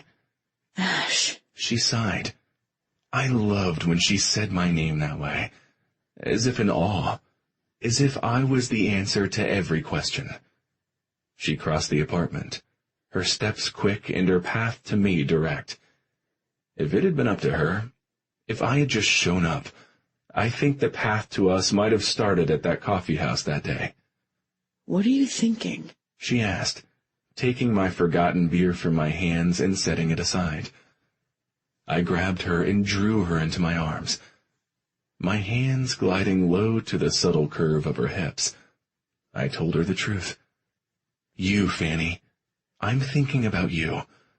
I'm nearly always thinking about you. Thinking or preparing for action? Truthfully, both. Mostly the latter. Oh my gosh, Ash. Yeah, I agreed. Been waiting a while. I'm going to devour you. I bent and hefted her into my arms. She gasped. Headed to my bedroom, I strode there fast with a definite purpose in mind. Entering it, I adjusted my hold of her to slam the door closed, then moved inside and set her down at the foot of my bed. That was when I realized I had the best friends in the entire world. I mean, I suspected before. Okay, I knew. But this made it official in a spectacular kind of way. The candles were only the battery kind, sure, but they flickered romantically. And those wonderful friends of mine had placed them all over the fucking room. Pretty certain I was a sure thing, huh? I didn't do it, honest. I slid my hands up her arms, along her shoulders, and framed her pretty face. My friends. Our friends, I corrected. They're all eternal optimists. Oh my, she said, the wonder in her tone mirroring mine. I love them. So do I, little one. I dipped my head and lowered my mouth to hers. So do I. Her lips. They were so soft, so warm. I brushed mine across them, turned her head gently, re-angled and kissed her again. Softer, then deeper, I coaxed her lips apart, sliding my tongue inside, and enjoying her taste and the way her fingers urgently flexed on my forearms. Ash. She mewed against my lips when I lightened up my ravenous assault on hers. Only because I needed a breath. I was going in again, deeper, harder, longer. I'm not kidding about the devouring. Is there a problem? I lifted my head a fraction of an inch. Yes. Okay, tell me. I want you to tell me everything. What you like, how it feels. I searched her smoky gaze flickering with an illicit fire. Whatever, however, you're mine, and I'm yours, Fanny Bay. No embarrassment. Understand that your pleasure increases mine. Yeah? She smiled slowly. Well, that goes both ways in case you didn't know. I was just going to tell you that I'm already totally and completely turned on, and you have too many clothes on. I grinned and yanked the tails of my dress shirt from my pants. Get naked, little one. I reached for the buckle on my belt. Fast. I snapped, watching her remove her top with heated eyes. If you're too slow... She yelped when I smacked her ass. You wouldn't, she whispered, her purple high tops thrown aside. She was already shimmying out of her yoga pants. I might. You better hurry. I didn't really mind that it took her more time than me to undress. Fanny, nude? Yeah. I wanted to have time to savor every inch of her. So pretty, her cap of ruby hair, her pretty features, big gray eyes full of passion, her lips swollen from my kisses. But I passed over them for now. Her slim shoulders, so graceful, delicate, and her tits. I stroked my cock. Soon.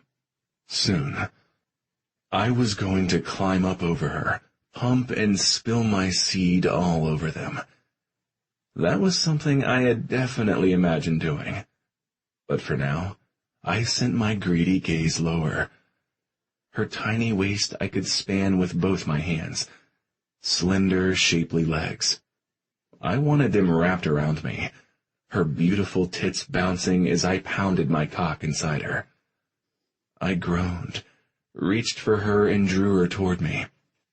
Sitting on the bed, I pulled her onto my lap, draping her legs over the side of mine, lowered my head and fastened my mouth to hers, sharing between deep thrusts of my tongue all that I had just imagined and wanted to do to her. Ash, yes. Please do them. Do them all. So I set out to do just that. Why deny her? Why deny myself? I spanned her waist. I lifted her gloriously naked body, twisted at my own waist, and tossed her into the center of the bed behind me. I didn't waste any time covering her nakedness with my own. A press of my weight to hers. Smooth and creamy curves to rough and hard contours. Then I came up on my hands and scooted down her body. I had seen something decadent glistening on her inner thighs. Ash, she gasped, coming up on her elbows as I lowered my head, put my mouth on her skin, licking and lapping the honeyed essence I found. Oh my gosh. Her thighs quivered in my firm grip. Lay back, I growled, my lids heavy from the pleasure of her taste. Tits next. Yes. She threw herself back and cupped her hands around them, lifting them for me like I'd had her do before. Only this time I didn't hesitate to partake. I licked, then suckled the pink tip of one perfect globe. Gliding my mouth over to the other, I licked a wide, then a contracted circle, sucking on the tight nipple inside my mouth, while twisting and tugging with my fingers the elongated, dusky perfection of the one I'd abandoned. Her lush lips parted. She was panting now. Fucking gorgeous. I climbed up and tasted her mouth again, thrust my tongue deep a couple of times before I nipped her lips. Scraping them with the edge of my teeth, I then soothed the sting with a sweep of my tongue. I'm gonna come, Ash. She warned against my lips. Her legs moved restlessly. Get that condom properly applied on that incredible cock of yours. I want to feel it, feel you. Come with you inside of me. I was already off her, my arm outstretched. My hand slapped at the stack of foil packets on the nightstand. I was shaking so badly I barely managed to snag one. I returned to her, shoved my knee up between her thighs, spreading them wider, and positioned myself. Kneeling before her, I brought the packet to her lips. She tore it open with a firm snap of her teeth and sideways ripping motion of her head. I rolled it on quickly, smoothed my hand over my length to make certain it was properly applied, and suddenly her hands were there too. Hurry, she urged me, her fingers frantic. Dropping one hand to the bed, I found her with the other. She was soaked, her clit taut. We aligned my cock together. Her hips lifted, and I surged inside her. Sheathed, blunt tip to hilt, she took all of me. Look at me, little Rose. She opened her eyes. The candles flickered on her face. "We're joined now. We're one. You are so beautiful," I praised, stroking shallow and plunging in deep, gliding along the gloss of her palpable desire with the steely edge of my own. "Oh, you're so..." She trailed off. Her lids fluttered half-closed, while I stroked in and out of her, ecstasy clawing at me, already desperate to be released. "So perfect." "Grab my ass, Gypsy." She grabbed. I started to move faster, lust tearing through me, my shallow strokes shallower and my deep ones deeper. Feeling her slick heat clinching around me, I groaned. She gripped me tighter, her channel tightening rhythmically around me. "Ash," she panted, her nails digging into my ass. "Fanny," I praised. She started to tremble, lifting her hips, seeking more, giving me more even as she received. I started pounding inside her. Deep, so deep. "Oh, Fanny," I groaned, my cock swelling inside of her. "Ash," she praised, and I felt it hit her, her nails tight on my ass, her cunt tighter around my engorged cock. "Oh, Ash, oh, Ash." Her eyes fluttering closed. Shudders racked my body as she gave it all to me. Everything. And I gave it right back to her, all of me in return.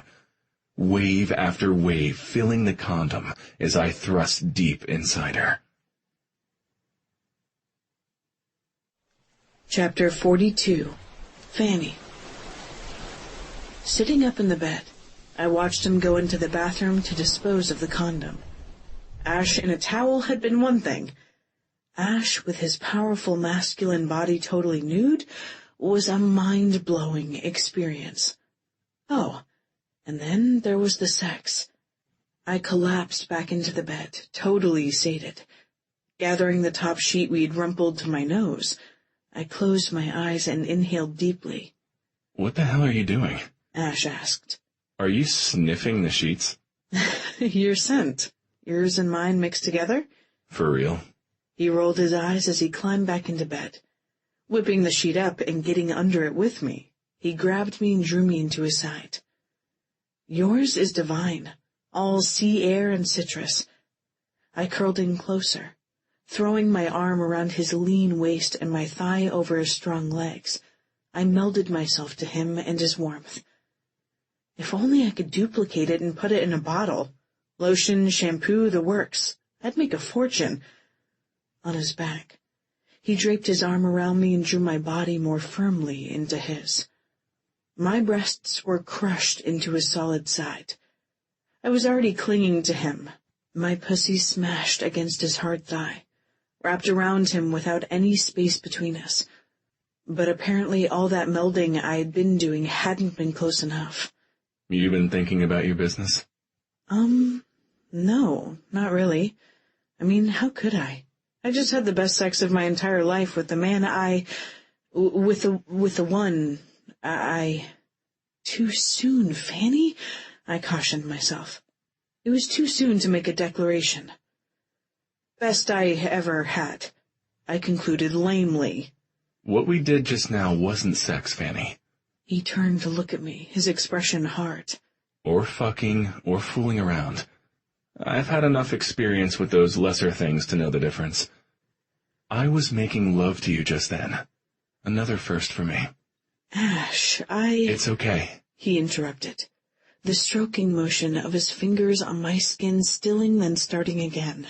"I'll go slower this next time to be sure you don't fail to notice the difference." The soft up and down motion of his caress on my arm, it was making my nipples points and me shivery and all turned on again. "I've only been with you once," I defended myself. How was I supposed to make a comparison? "Don't worry, little one. You'll get plenty more opportunities to clarify things in your mind." "Oh?" "Definitely. And as long as we're clearing things up, it's only you and me from now on. No one else. I realize circumstances were such and that you couldn't contact your boyfriend while we were seeing what happened between us. but circumstances have definitely changed.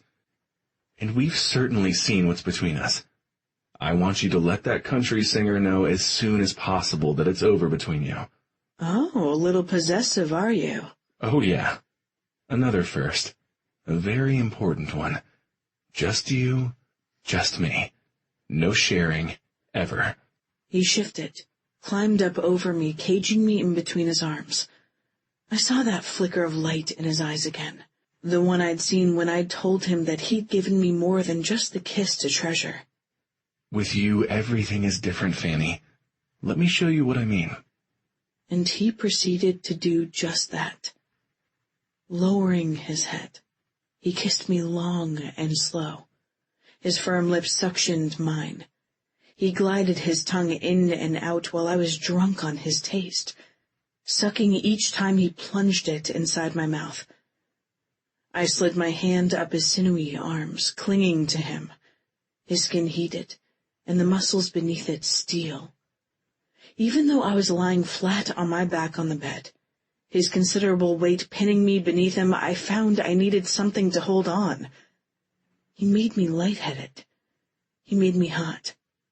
He made me want. And very quickly his kisses weren't enough. Ash. I tore my mouth from his somehow.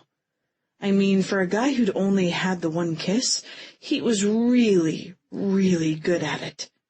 What do you want, little one?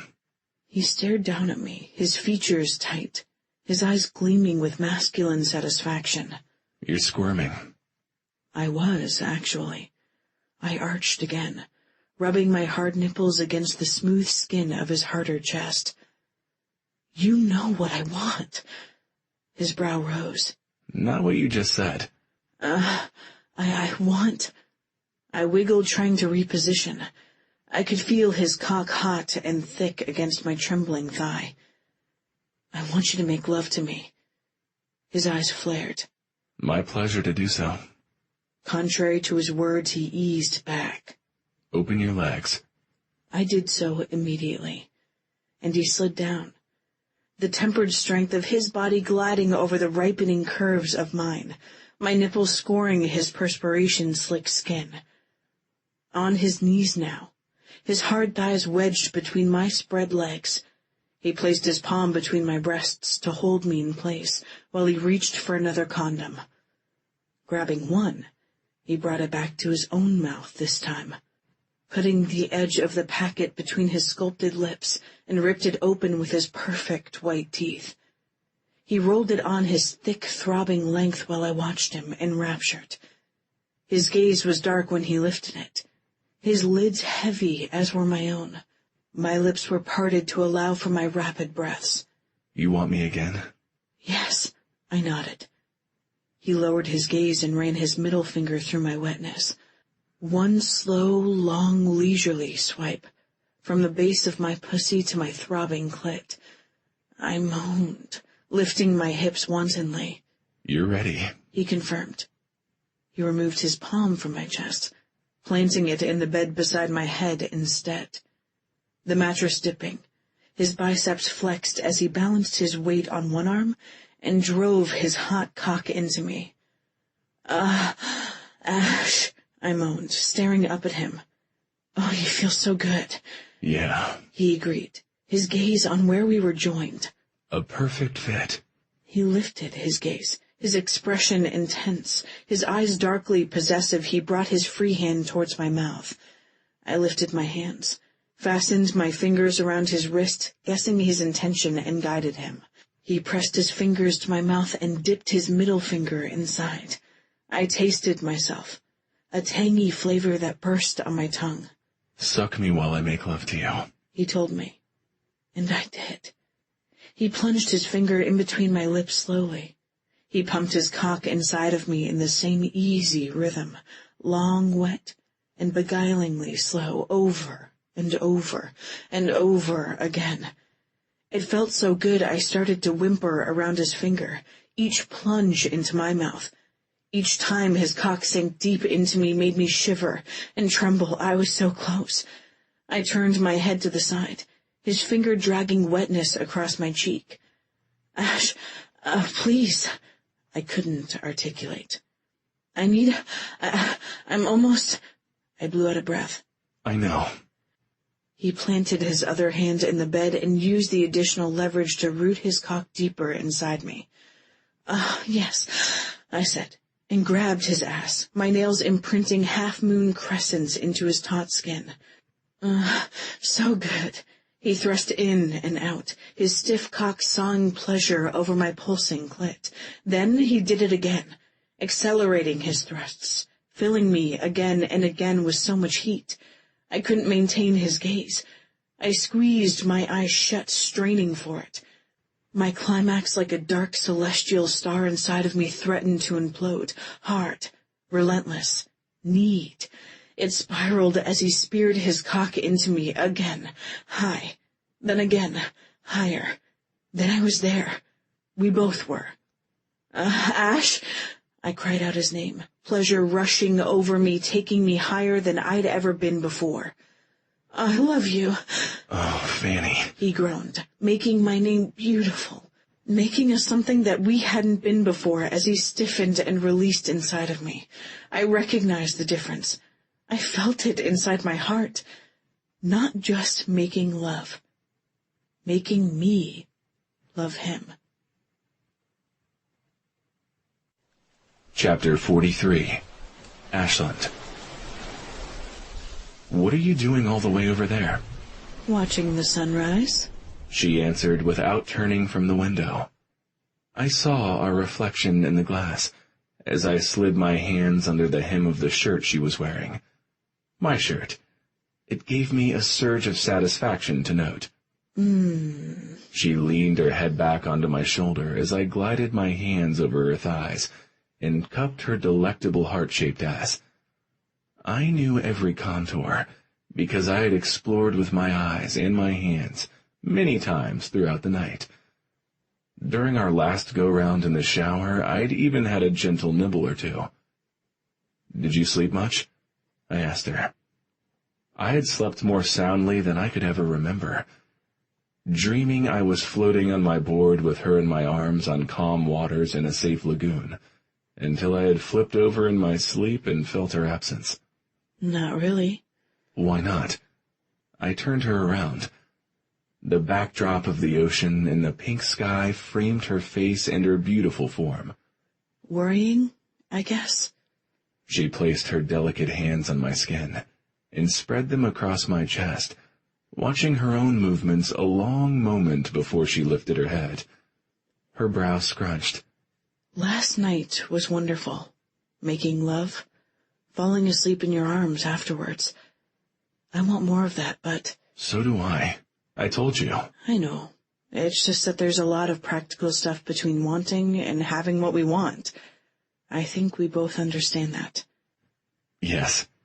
My gut started to churn. Okay. Well, one of the things that worries me is how public my life is going to be when I step out that door. There's going to be a lot of questions about you and me, and I just wanted to be sure to answer them the way you want me to. Don't answer them at all. It's none of their business. That's not realistic. Her expression turned more melancholy. Can we agree on something? An arrangement is fine. It might even be easier. People will believe that. It might make me look naive, but they'll already think that. Like you said, because you're who you are and I'm me. Not that it makes a difference. It's just to the world looking in at us, that's what they'll see. Fucking hell. Yeah. She blew out a breath. So, arrangement it is. What about your sexual orientation? It'll likely be one of the first things they hit me with. Again, none of their fucking business.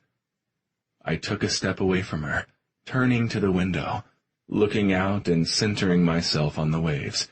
Breathing in, breathing out. I'm sorry. Sorry I brought this all raining down on you. I know you're a very private person. I don't want you to apologize, Fanny. You being in my life is the best thing that's ever happened to me. I stretched out my arm. She walked past it directly into my body and wrapped her arms around my waist. I laid my arm around her shoulder and dipped my head to kiss the top of hers. She smelled like the sun setting on a long winter, like a field of flowers opening to the first touch of the spring, like hope. She was everything I wanted, but she was right. There was always a price to pay for getting what we want.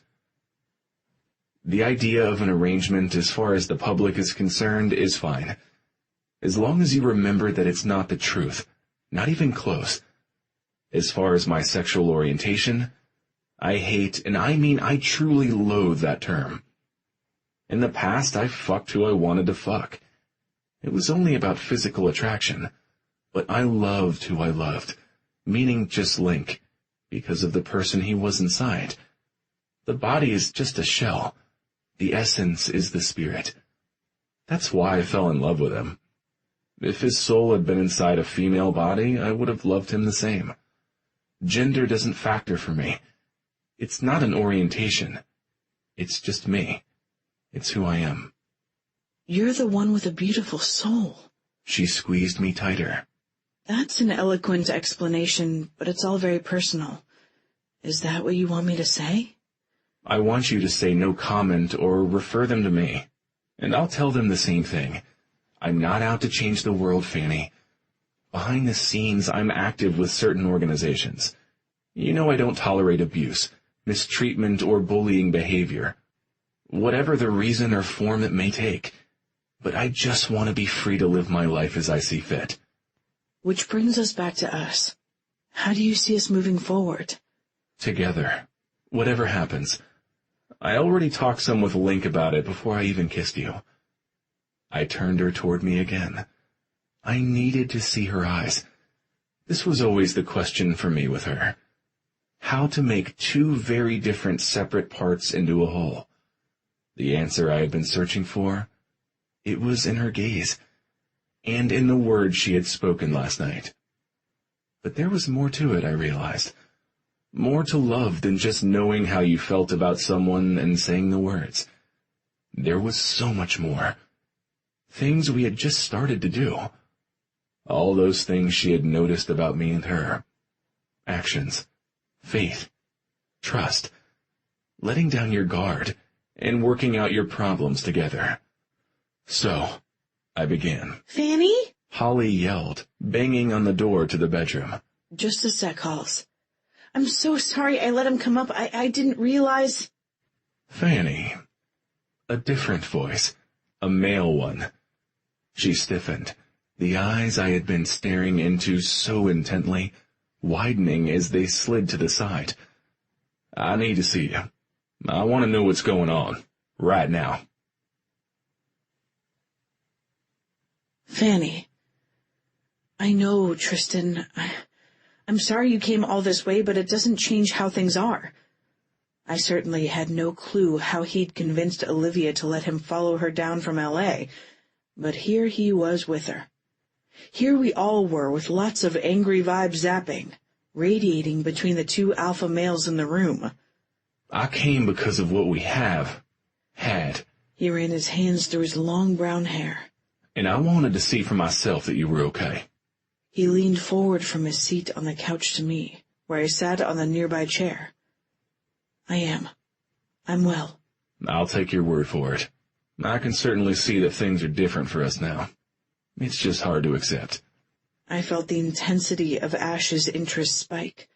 He sat at the table with Holly and her agent, eating breakfast. But since Tristan and I had started talking, I hadn't heard one fork clang or a single dish clank. Yes, I understand. A lot's changed. It's abrupt and unsettling, and when you're outside the process of that occurring, I realize now, looking back, that I'd never let Tristan in the way I should have. If I truly loved him the way he deserved, fully trusted him, I would have confided to him about Holly's circumstances before we'd fled. I'm sorry you had to find out this way. My hands fluttered. If my sister and I hadn't been in hiding, I would have ended things with him before Ash had even kissed me. Tristan reached for me, his fingers closing around my wrists. Take your hands off her, Murphy. Chair legs screeched across wood. Dishes rattled. Or I'll do it for you. Ashland growled, his voice much closer. Your choice. I can't talk to you here. Tristan chose to let them go. I'll come see you in L.A. after the press conference. Like hell you will. Ash. I turned my head to find him standing right behind my chair. So, of course, I had to crane my neck back to look up at him. I appreciate your concern. Ash was a gorgeous Norse god towering over me, but more importantly than his looks, he held the key to my heart. Tristan was a handsome boy-next-door type, a sweet, thoughtful guy I'd hoped would help me forget about Ash. But seeing him today, I realized that day would have never happened. Ash set too high a standard in my eyes for any guy to ever measure up. But it's okay. I've got this. I don't need protection from Tristan. He's not going to hurt me. Still, keep your hands where I can see them. Ash insisted. Fine. So, Fanny. He returned his gaze to me. You've made your choice, then? Disbelief was evident in his tone. You don't even want to hear what I have to say. I'm sorry. I love him. It wasn't anything I planned. It was inevitable, really, since I had never fully gotten over Ash in the first place. I never meant to hurt you. Yeah, you've said that already. It's starting to hit me. He gave me a wry look. I really thought we had something special. Never considered moving in with anyone before. Definitely never considered getting married in the future and all. But seeing you with my little niece and nephew this Christmas, listening to you sing to them before I tucked them into bed, hearing your laughter as you played hide-and-seek with them, well, it made me think about starting a family of my own, and us giving the little house and white picket fence thing a try together. I'm sorry, Tristan. I wanted those things, sure. Most women did, but marriage, children, my thoughts never went that far with him. I don't know what else I can say. Yeah, well, good luck and all. I truly am glad you're all right. You and Holly. Thanks. I stood after he stood and walked him to the door. He leaned close after I opened it and started to reach for my arm, but thought better of it at the last minute. I think the heavy footsteps behind me had something to do with it. But he did lean in and press a soft kiss to my cheek. For closure. He flashed his dimple. For closure, I repeated, taking his hand and squeezing it, remembering why I had so much warm affection for him. Bye, Fanny, he said, stepping out into the hall. Goodbye, Tristan. And I closed the door. You were going to make babies with Tristan Murphy? Holly teased. No. Good, because he would have been a bigger kid than any children you might have had. She turned her head. Ash is the much better choice. He was the only choice for me. The room seemed appallingly quiet all of a sudden. That's when I think we both noticed Ash wasn't standing beside us anymore. Nor was he at the table where Olivia resumed clacking away with her long fingernails on her iPad screen. I found Ash at the window, the one in the far corner of the living room. His hands were in the pockets of his board shorts. His shoulders were hunched. He was staring out at the water like I'd been earlier. It seemed odd to me that he'd moved away. I had figured he'd want to quiz me about Tristan as soon as he left. A quick replay of the conversation with my former lover and my sister's teasing had my muscles locking tight like his seemed to be. Babies. It hit me like a hammer, like it must have when the reality of his diagnosis had fully dawned. Disconsolate, I remembered now how he'd been after hearing the news about Karen. Happy on the surface, yet somehow distant. I suddenly felt that way as well. Achingly so. Never to have a child with the man you love when you've always dreamed of having a family? Perhaps a little girl. I would have named her Margaret, after my mother. It was never meant to be. It was okay, though. I had blessings to count. Ash and I were together. He was healthy. Holly picked up on what had happened, what the ramifications were at just about the same time as I did. "Oh, Fanny," she mouthed, finding and squeezing my fingers. I'm sorry. I shook my head at her, also shaking my finger at her to be silent. I didn't want her to make a bigger deal out of it than it already was. Ash was hurting right now. He was my priority. Chapter 44. Ashland. Hey. I sensed her before she touched me. Her presence was a balm, but it didn't heal this present wound. She wrapped her arms around me from behind and pressed her sweet body into mine. And I knew she knew, that she realized without me having to say the words what I could never give her. Maybe he would have been the better choice. No. I felt her stiffen. He wouldn't, because I don't love him. Still, she didn't say it. We can't have a baby together, Fanny. There will never be a child who's half me and half you. I won't have unprotected sex with you and put you at risk of possibly contracting the virus. I wish things were different, but they're not. It's okay. It wasn't. It was one of those concerns that had loomed largely in my mind as soon as our first night together was over. I turned, brought my hands up to her face and framed it. Don't take this wrong. I want you. Want whatever I can have of you. Even if it means long distance, weekends, just scraps of your time. However, we can have the most nights together like the one last night. The most days, too. But I pulled in a breath and stroked the silken skin of her cheeks with my thumbs. You're 22 years old, Fanny. Your whole life is ahead of you. You could have children with someone else. Sex without condoms and pills. But not someone making love to me. Not me making love right back. Not you, not me. And if I didn't already love her completely and irrevocably, those words spoken without hesitation or forethought did me in. She was it. No other would do. No other could compare. No other was her. My Fanny Bay. You are a very good thing. Yeah? Oh, yeah. And I want us to be a very good thing, without any regrets or what-ifs. So this is what I suggest. You go with your sister. Do the LA press conference. Take Mr. Cash with you, just in case. I want you both to be safe. Tie up any loose ends in your life, spiritually, physically, mentally. I touched her temple. Whatever you need to do to be certain, to be absolutely sure, of me and you and what we have here, and also what we don't and never will.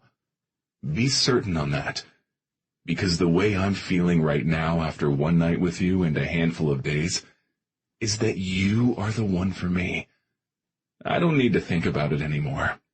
But you do have options. I don't. She shook her head. That's the deal. I pressed my fingertips to her mouth, shushing her. 2 days, that's it. That's all I'm going to be able to stand, not knowing your choice. It would be so much harder than the last time to move forward if she walked away. In fact, I wasn't sure it would even be possible. If you're in, and I hope with everything that is within me that you are, meet me at the coffee house. The Cosmic Cup, Manhattan Beach. Noon. Day after tomorrow. I'll be there this time. Nothing will keep me away. And if you show, I'll know nothing's keeping us apart ever again. Fanny. His resigned expression before he kissed me tenderly and released me said he didn't believe I would show up at the coffee house. I'd already given him myself and my love. But if it took this last step to bring him to the full realization that he had my heart and would never lose it, then that was how it would be. I would do anything for him. And I knew that he would do anything for me. He just needed to take down the last bricks of the wall around him to see the truth inside himself and accept it. All right, Ash. If that's what you want, that's what we'll do. I'll go get my things. He nodded his head, and his eyes radiated intensity as he stared. I knew he was committing every detail, every feature of mine to memory. I was certainly doing the same thing as I returned his perusal. 2 days of no Ash was going to seem like forever. I was going to need those memories to tide me over. Speaking of memories, his favor. My Lakers cap? I swallowed to moisten my throat. It had gone dry as sand too far from the shore. Have you seen it? The bedroom, on the dresser. I nodded and turned to get it, feeling his gaze on me as I walked away. Hey, you okay? Holly asked, a few moments later as I sat on the bed. A fistful of sheet in one hand, my Lakers cap in the other, trying to hold on to what Ash and I had shared. Doing it alone would be hard, and I hadn't even said goodbye yet. No, I shook my head. I heard everything. She sat down beside me. It's a big decision. She pried my fingers apart from the sheet and took my hand. There's no decision. I'll be there. I already know. But he needs to know. It'll mean something, a big something to him to know that I choose him. It would be a matter of faith, in himself most of all. He didn't believe he was worthy of me. He truly thought the mistakes in his life had permanently marred him, like Victor Hugo's tragic protagonist. He was wrong. He was no Quasimodo. Unlike Esmeralda, this gypsy had loved him from the start. It is a big decision, Fanny. You're the one who always pretended our stuffed animals were your children. I pretended they were famous actresses jetting off to exotic locales to film movies. Yeah, I acknowledged sadly. He's a good guy, she reminded me gently. Take the space he's giving you. I nodded. It wasn't like I had a choice. He was sending me away. So, I regathered the fortitude I'd let slip into the background since I had such a strong guy taking care of me. I gestured to the strewn clothing surrounding the offshore bags. What do we take? Why not take it all? I was thinking just the ones I've worn. Karen mentioned her profit margin being small at the shop. Oh, she gnawed on her lip. I didn't know, so you're right. I'll fold up the things that still have tags on them. Leave a thank you note? That would be nice. I have something in mind for the press conference. She moved to kneel beside the sacks. But we can talk more about that in the car. All right, I said. Sounds good. I knelt down beside her. Here, let me help you. It'll go faster. I added when it seemed like she might protest. We folded in silence for a while. There were a lot of clothes. Karen had been extremely generous. All Ash's friends were. Our friends. You're always helping me, Fanny, looking out for me. Best sister a girl could ever have, but I think I need to start taking more ownership of my life. When I think of what you did for me, leaving your business behind, going out on the streets every day taking risks while I hide from the world, I only did what I had to. I paused mid-fold. I'd do anything for you. Same. She gave me a firm nod with tears glassing her pretty gray eyes. I'm just trying to say I'm turning 18. I'll be a grown-up. It's time for me to act one. And hopefully, I'll be as good a one as you. Thank you. I reached for her hand and squeezed it. But the way you're going so far, I'd say you're going to be even better.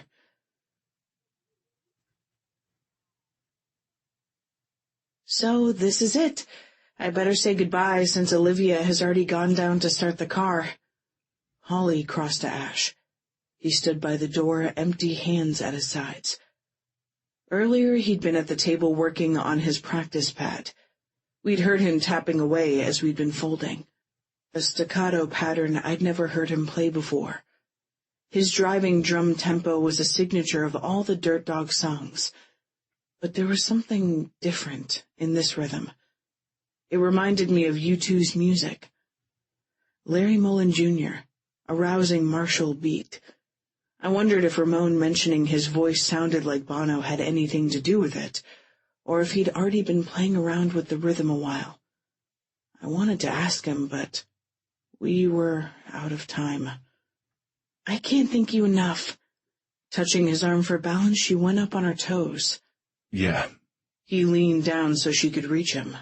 Best of luck out there, Holly. He received the kiss she pressed to his cheek and straightened. His eyes were locked on mine over her head. To anyone else, his expression might convey indifference to her affection and the fact that we were leaving, but what was in his eyes said otherwise. The ocean was in turmoil.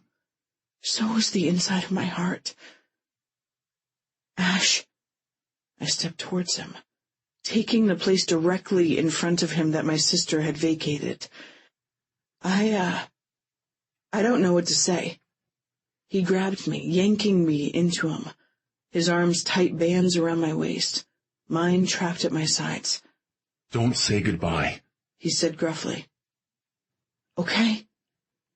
I could barely breathe because of how tight he held me, but also because it felt like my heart was breaking.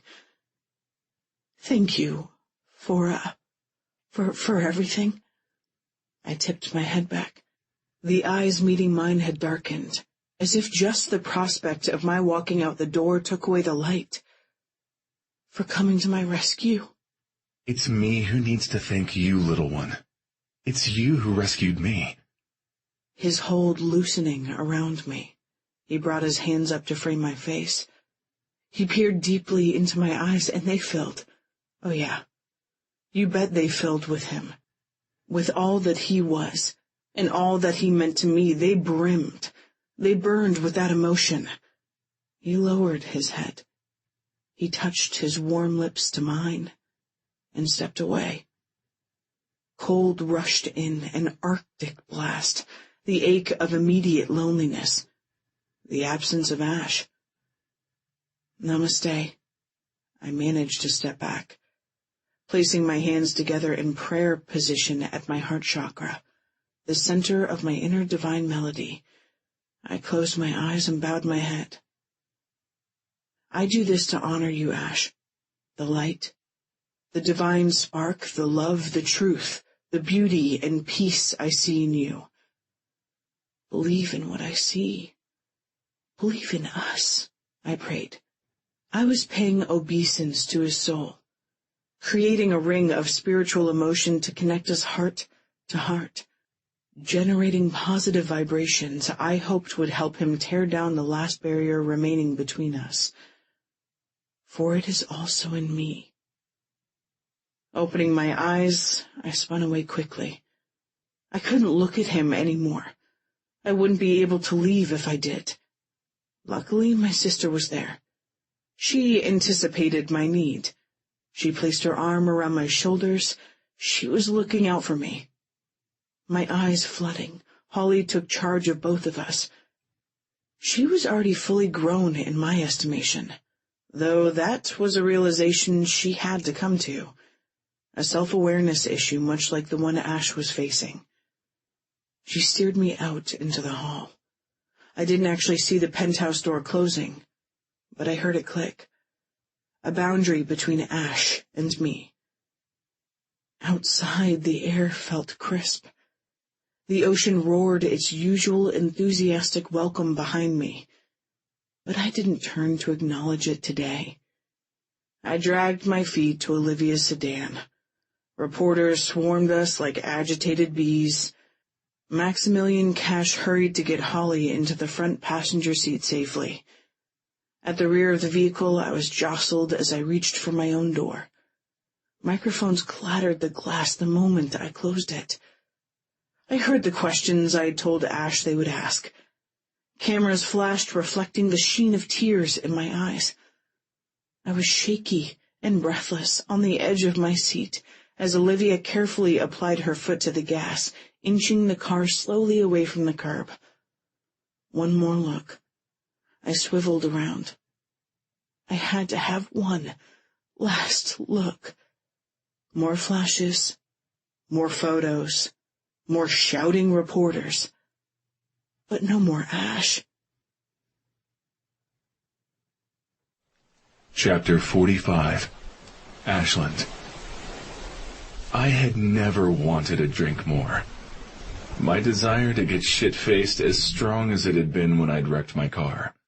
No, even stronger. I'd had a taste of her, the life we might have, and all the hopeful possibilities she personified. I'd had her in my arms, in my bed wrapped up around me. I turned from the door. I couldn't look at it.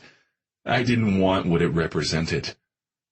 A barrier between us, one of my own making. I went to the table, pausing only a moment, but the moment buffeted me. Too many memories of meals spent with her here.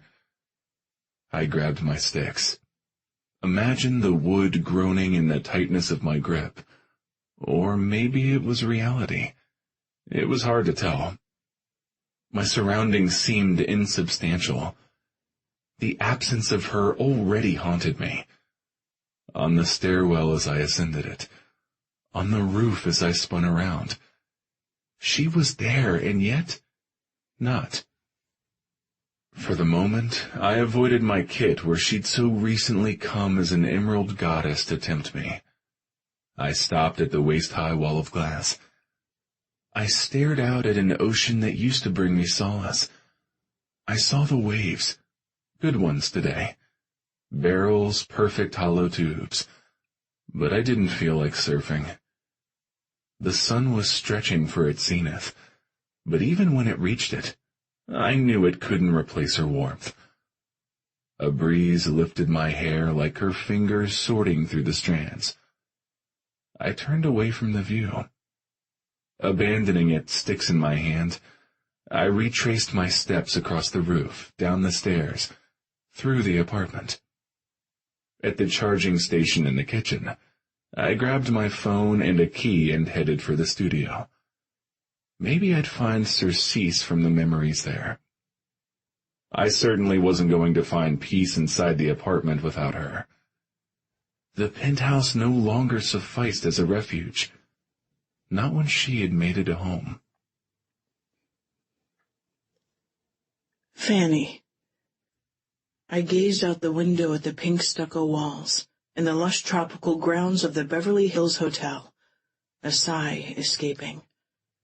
It was beautiful, but there was no ocean, and no Ash.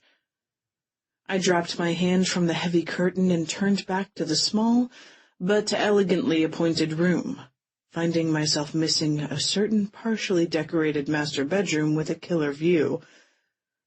I padded across the plush carpet and dropped onto the bed, staring at the closed door. And yes, even that made me think of him. So much for yoga settling my thoughts tonight. Given the level of noise emanating from the other side of the door, there wasn't much peace for Holly and her entourage either. She was in the process of restarting her LA life. She'd gotten a fresh haircut, a facial, and a massage. Now she and her personal shopper were sorting through a rack of outfits, trying to choose something for the press conference. I'd stayed lending my support for as long as I could, but my mind was elsewhere. I wondered what Ash was doing. Was he missing me as much as I missed him? I stretched my arm across the bed and snagged my only real memento of our time together. The yarn of the purple and gold cap was rough in my grip. I brought it to the center of my chest, squeezed my eyes shut, and hit play on the reel in my mind. One-dimensional Ash on the posters in my old room at the mansion. Laying on my bed, late at night hearing my mom and Samuel arguing down the hall. Turning up the music so I could only hear the dogs. I'd often stared at his picture until my lids had grown too heavy to keep open. His eyes always seemed so troubled. Now I knew why. loving someone and not being loved in return. I knew that feeling. I could identify with that lack of acceptance. In my case, from the man who was supposed to be my father. Maybe that was why Ash always stood far apart from the rest of the group in the photos. The drummer had always been an outsider in his own band. His own choice. I suspected, knowing him as I now did, he needed that separation. He had required it to maintain control. But he had let me in, and he was opening up more to his friends, changing, growing, evolving. And wasn't I doing the same? I'd been withdrawn too, or at least since my mom married Samuel. A shadowy memory surfaced. A man's large hand engulfing my smaller one as we walked out onto the dock together. Sitting down at the end of it, him pulling me onto his lap. His voice gruff as he hummed a soothing melody. I had buried my face in his soft shirt. He'd smelled like wood smoke and ocean brine, and he'd felt like love. He hadn't spoken a single word, but somehow I'd known he was telling me goodbye. Warm tears leaked from my eyes. I opened them. Why had this memory surfaced now when it had been submerged for so long? Maybe because the acceptance and the sense of mattering to someone else I'd felt then was the same way I felt when I was with Ash now. Safe, cared for, loved. I realized I'd started to feel that from him the night I met him for real at the Oscars. A feeling that strengthened each time he'd rescued me. By the time he'd cracked open the door to his heart, I'd known that I was his. Seeing his true self, experiencing his love. There was no substitute, no alternative for me. Ash was the beginning, the middle, and the end. A baby? One that was his and mine. My body swelling with his child, our child. Sure, I wanted that. But not having that option wasn't the end of the world. And I couldn't imagine a world without him in it. His arms around me. Smiling, laughing, singing, surfing, making love, together. The world beyond Ocean Beach seemed too harsh and too frenetic. Or it certainly felt that way inside our suite. It was actually the bridal suite, but in my mind I'd renamed it Hollywood Central, with the television blaring celebrity gossip. Olivia and Holly hunched side by side over the agent's iPad, going over their battle plans. Strategy for the press conference. What reporters would be there, what questions would likely be asked. They'd been at it for hours. I was familiar with the process. It brought back memories of how my life had been after I'd gotten the nomination for Best Song in a Motion Picture. The memories weren't ones I relished. They were draped in the fog of grief that had enveloped me at the time, and far too intertwined with the ones of my stepfather. How had I missed how controlling he'd become? How increasingly reproachful. Derogatory not just with me, but in his dealings with Holly as well. The bell to the suite rang shrilly. "I've got it." I trudged across the plush cream carpeting, teetering a bit on the way there. I wasn't reacclimated to the high heels or the rest of the high fashion I currently wore. A Stella Clark original. Stylishly cut, the deep purple jacket and pencil skirt accentuated the soft curves I'd regained with Ash taking care of me. The outfit complemented my coloring, but I longed for the more comfortable beach-themed yoga gear and my Chloe high tops. It's him you really long for? Yeah. I missed him all right. A glance through the peephole revealed who I suspected it would be. Andrew Hart. Cash was dutifully checking his ID. The bodyguard was taking his protection of us as seriously as he had when Ash had been in charge. Only now, Holly was his boss. She'd regained complete control of her funds. Not because Samuel's guardianship had expired, but because he was the one running scared now. His attorney had already received an outline of the charges Holly and the other women were prepared to bring against him. He wanted to settle them out of court. Good luck with that. Come in. I opened the door, and the high-powered advocate in a suit that probably cost thousands more than my own swept inside. "We're ready for you both downstairs," he announced. All right. Holly stood, her agent doing the same. A team once more, they made quite a pair. Olivia, with her gray hair pulled back in her usual chignon, her black and gray sweater ensemble making her appear to be my sister's grandmother, albeit a formidable one. Holly's hunter green prep school-inspired jumper made her look younger and vulnerable, all part of the roles we all might be playing for a good long while, whether in the courtroom or out in public. Hart had already warned us. The legal wrangling might take years. Olivia stopped to speak with Hart at the door. Holly paused beside me. "How are you doing?" She peered up at me, her eyes subtly done up by the stylist, her long strawberry blonde hair loose. She looked beautiful. "Hanging in there." I squeezed her hand. "How about you?" "The same, but this is my life now, you know?" She gestured to the stacks of paperwork strewn all over the marble coffee table. Job offers. Tons of them. The publicity surrounding us had sent her already rising star skyrocketing. It had done similar wonders for my business. Orders were brisk. My staff of 5 had handled things well in my absence. But if interest in my already developed line of products continued to grow at the current pace, I'd need to find a bigger space and do some more hiring.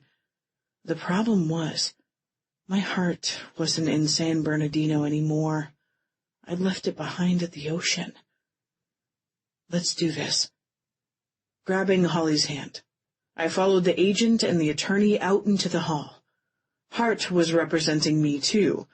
I'd never even entertained the idea to sue to get my rights back from Samuel, but I totally approved of the plan. Another way Ashland Keyes had rescued me. Another part of him that was mine. Did he not see? He gave so much of himself away. There was so much to love, so much of value. I remembered his words to me about being a person worth saving. Well, so was he. If only he would recognize it. "Ashland. Dude, what the fuck are you doing?" "What do you mean?" I put my feet on the floor and sat up in my office chair, frowning at Diesel. "What? I drifted off in my chair. I was catching some Z's.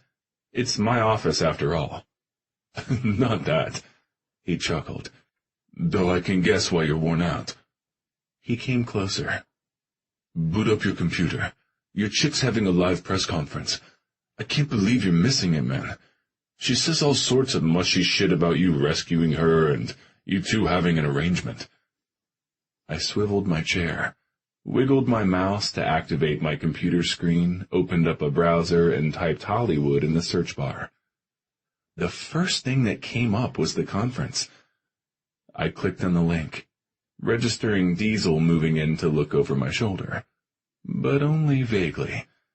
My eyes were on her. To the right of her sister, she was fucking gorgeous in full designer finery. Gossamer lavender shirt, purple suit hugging her tits, professionally done makeup. Spine straight, expression serious, gorgeous but remote, almost as phenomenal as she was in person. The camera seemed unable to capture the true blinding essence of her beauty. "She only comes alive like that here," a faint voice inside my heart whispered.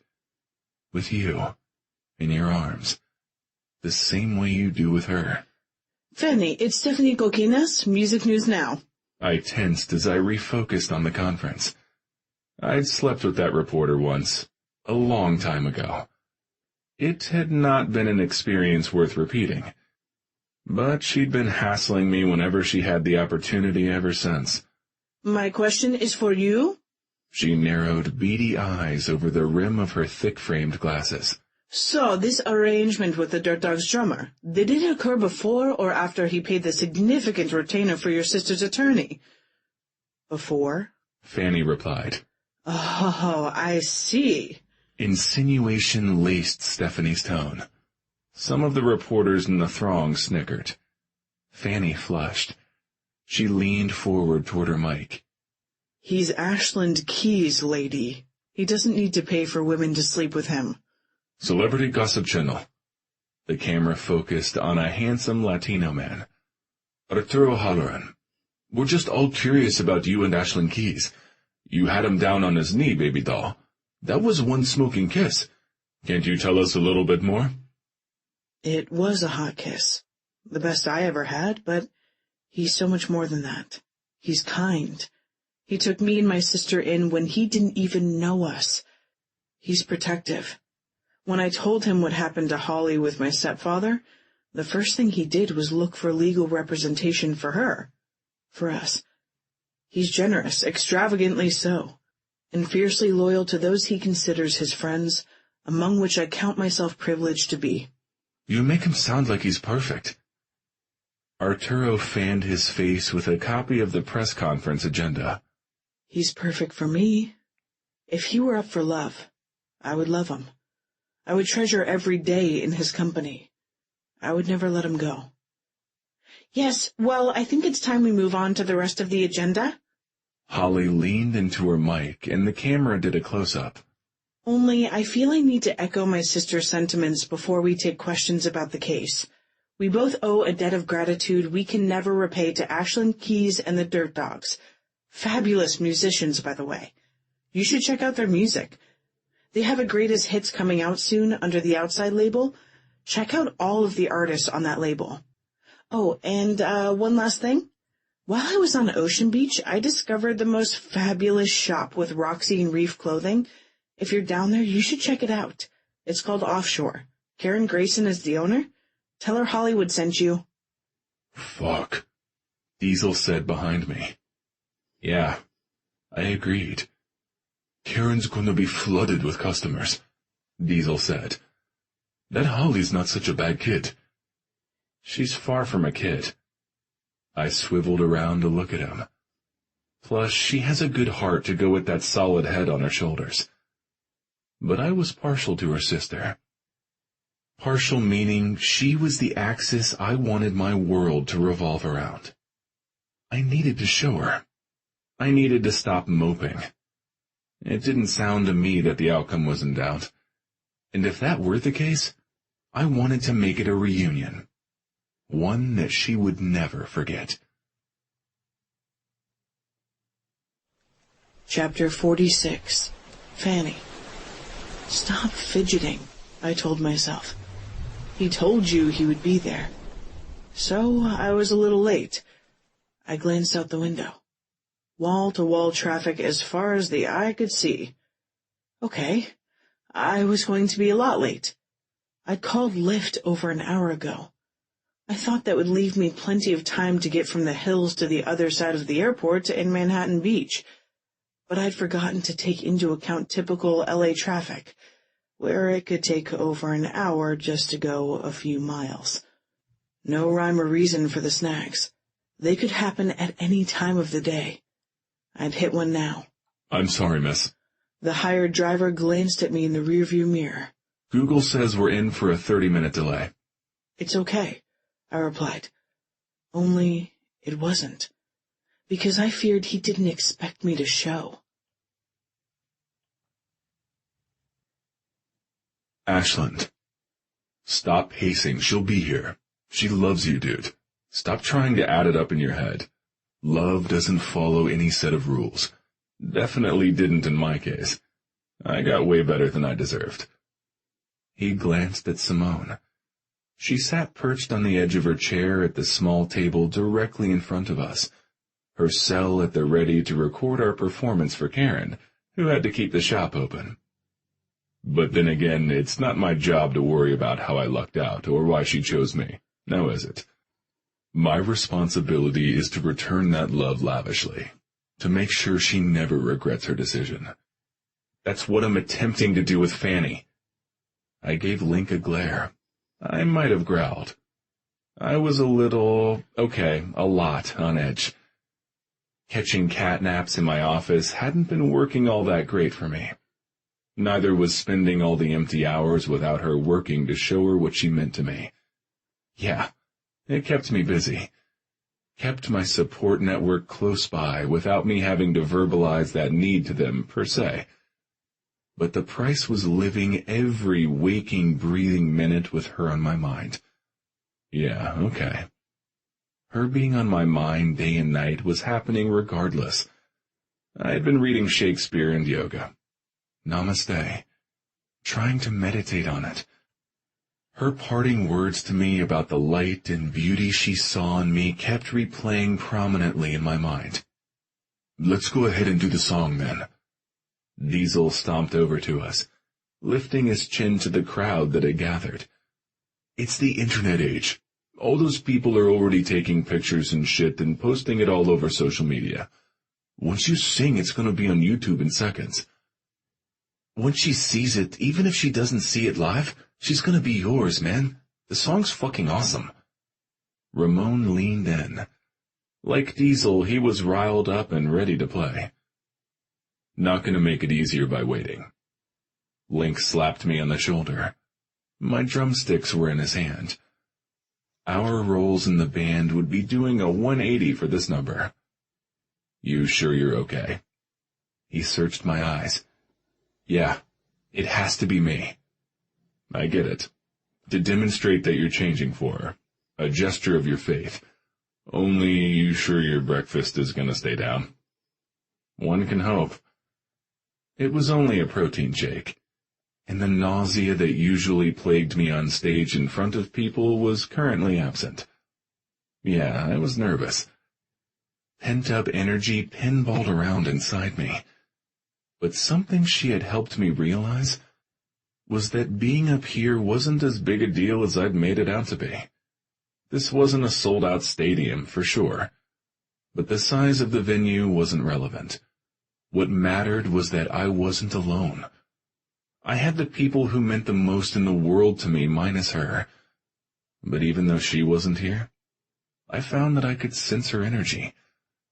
Somehow she'd seen past all my faults and hang-ups, and my poor choices, to discover the true essence of who I was. All those good things she saw in me, I now knew they were real. A woman with Fanny's vision didn't fall in love with a mirage. Simple, yet profound.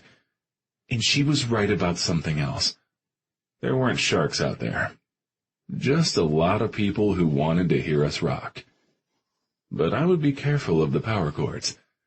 If I did end up on YouTube, I didn't want to stumble. I wanted to look good, to be good.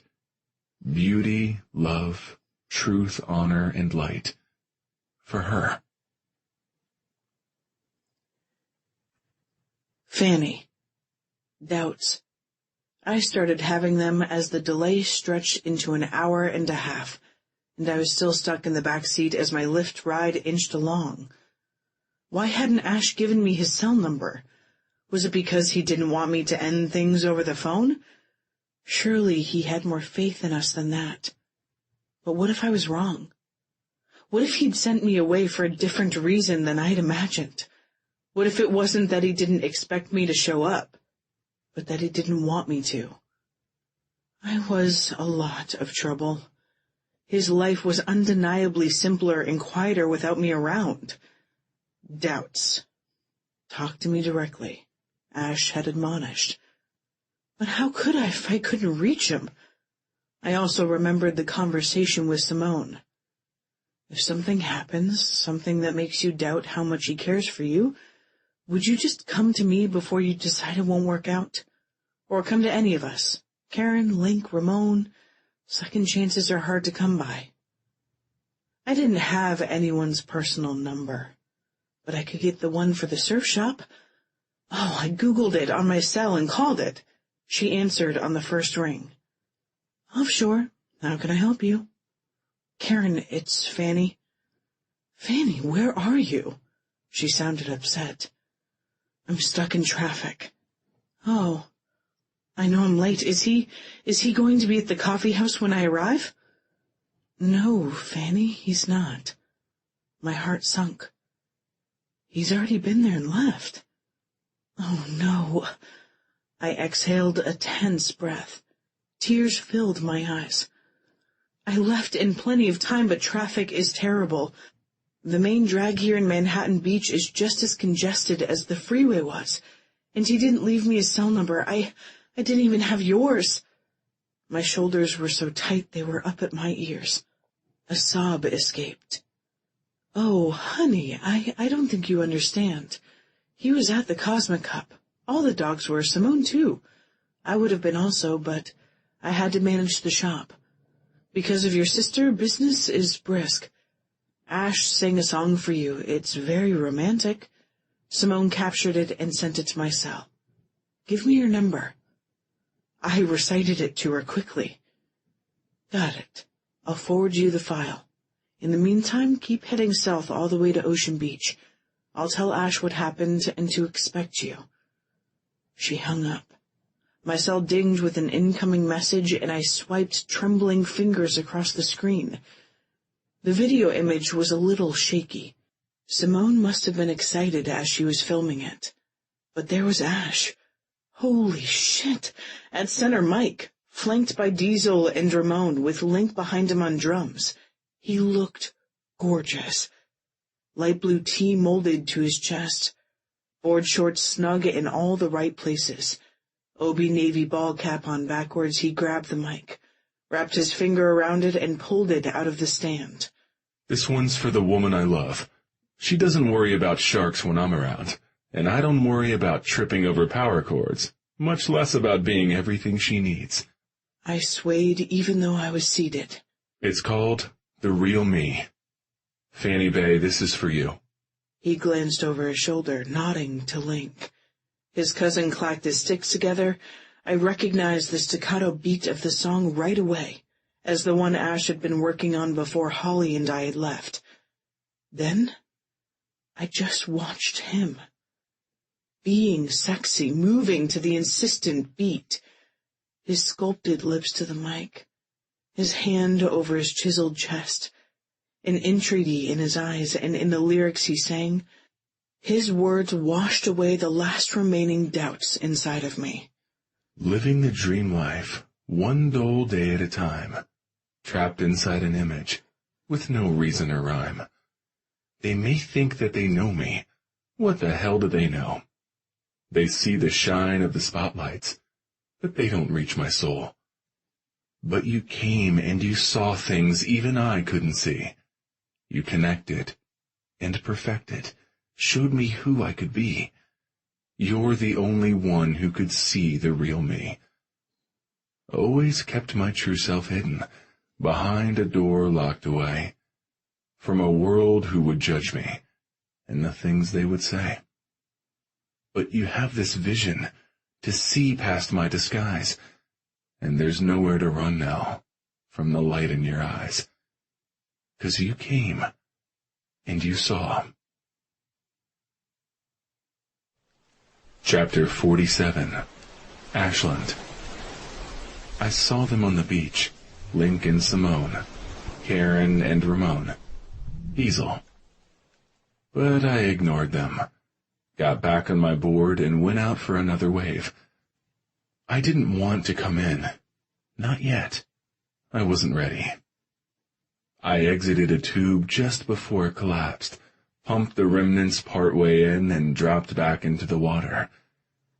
Dipping my head into an incoming wave to get my hair out of the way, I was just about to go back out when I heard him calling. "Yo, asshole." Diesel. Fuck. "Yeah."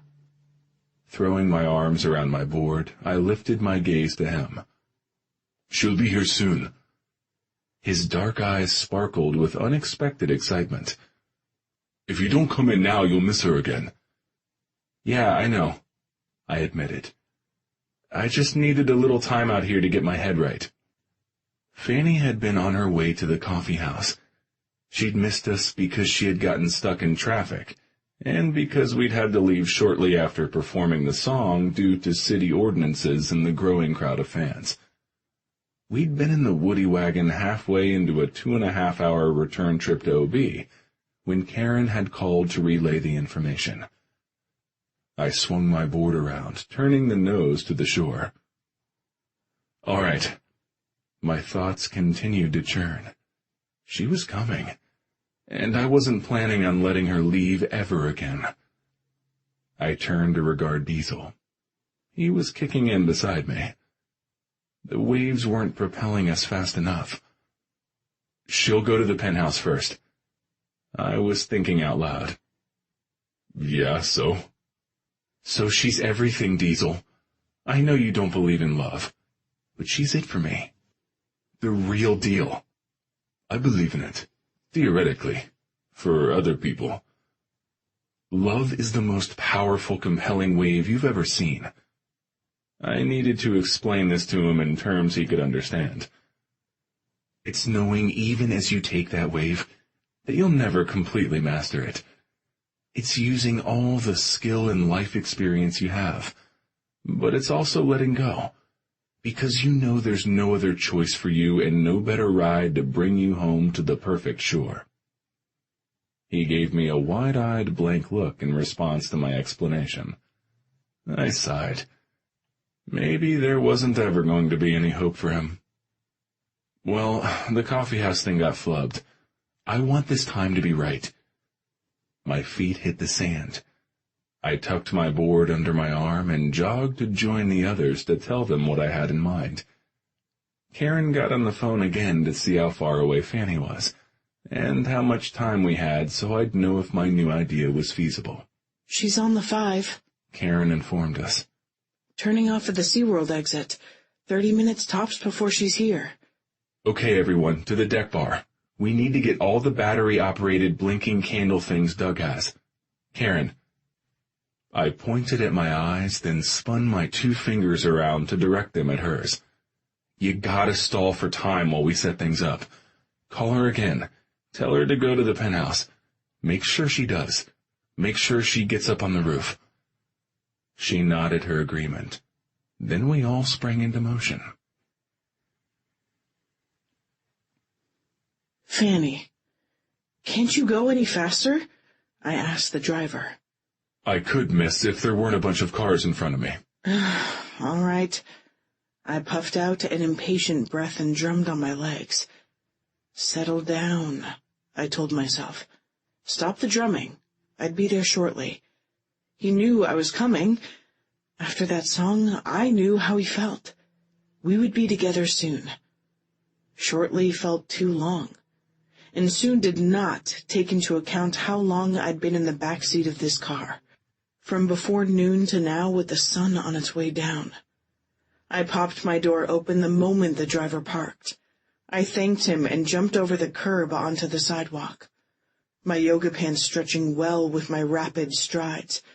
My Chloe's were a purple blur of motion over the concrete. Luckily, there was plenty of light around the building, and I knew my way to the door. With my Lakers cap, my Knight's favor, crowning my head, I punched in the code for the elevator Karen had provided. No security guard now to check in with. I was going straight up. When I reached the floor and got to the door, I stopped. I didn't have a key. I knocked, tapping my foot impatiently. Oh, come on, Ash. I couldn't wait to see his face, to throw my arms around him. The door popped open just as I was about to draw my cell out of my pocket. Karen, I said, my disappointment evident. She looked windblown. Stray strands of blonde snarled around her head. You okay? Where's Ash? Oh, I'm fine, just a little out of breath. I was outside, a little errand. I touched her arm. Where is he? Wherever that is, that's where I want to be. She cast her gaze upward. Is he up on the roof? Well, she hesitated. Let me show you. No, that's okay. I know the way. Why don't you get a drink of water? Sit down, Take it easy? Sure, she smiled. I'll do that. Good. I turned for the stairs. Good to have you back, Fanny. Good to be back, I yelled over my shoulder before taking the stairs 2 at a time. Up at the top, I shoved open the door and burst through the opening. A quick glance around left me confused. No one was there. What's going on? I wondered as my cell rang. I drew it from my pocket. It was a number I didn't recognize. Him? I answered. Hello? Fanny. His deep voice made my heart flutter. Ash, I returned, suddenly breathless as if I'd sprinted the stairs all over again. You on the roof? He queried. Yeah, where are you? What's going on? Go to the half wall, baby, and look out. I did, and I saw. Lights floating on the water, surfers bobbing and holding them up in the air. The little flickering ones that had been all over his bedroom the night he'd made love to me. On the shore, they were arranged in a line, an arrow on the end. It pointed to a circle where he stood. You called it, Gypsy Rose. You knew. The penthouse might be a sanctuary, but it's a lonely place to be without someone to share it with. Come on down. Let's start living our life right now together. I did. I practically flew. The living room was empty on my return trip through it. The public parking lot was full. I skirted through the cars. I rushed down the steps to the beach. Karen and Ramon, Simone and Link. They were all there. A little puffball, too. Simone's dog Chulo bounded around everyone on the sand. A blinking light was attached to his collar. They were my reception line at the shore. I received pats on the back as I slowed to walk to Ash. Inside the circle of light, the breeze tossed his platinum blonde hair around his handsome face. His smile as I stepped into the circle with him nearly blinded me. He opened his arms, and I launched myself into them, knocking him back some with my momentum. His strong arms banding around me, he swung me around in a circle. Namaste, he told me as I slid down his body, my curves conforming to his compelling strength. Honor, light, love, truth, beauty, and peace are within you, Fanny. I see them, because they are also within me, and I share them with you. In sharing them, I complete the circle the way you complete me. We are united. We are one. Namaste, I returned. I missed you. I brought my hands up to his face and framed it. You decided? His eyes searched mine while his friends, our friends, watched us. It wasn't a decision. You plus nothing else was all I ever needed. I feel the same. You turned my regrets into peace, my missteps into certainties. You gave me a second chance, a new start when you filled my lonely tower with your light. And now that spark has spread to our friends. Look around, Fanny. You've set the beach and the whole ocean on fire. Where thou art, there's the world itself. My gaze traveled over his beloved face. I smiled, feeling like my mom was there, giving us her blessing as I quoted Shakespeare. You sure you won't get bored with just me? Impossible, Gypsy Rose. I have at least 1,000,000 fantasies involving you to fulfill. I have some with you, too, I admitted. Right. So we'll take turns fulfilling them to be fair.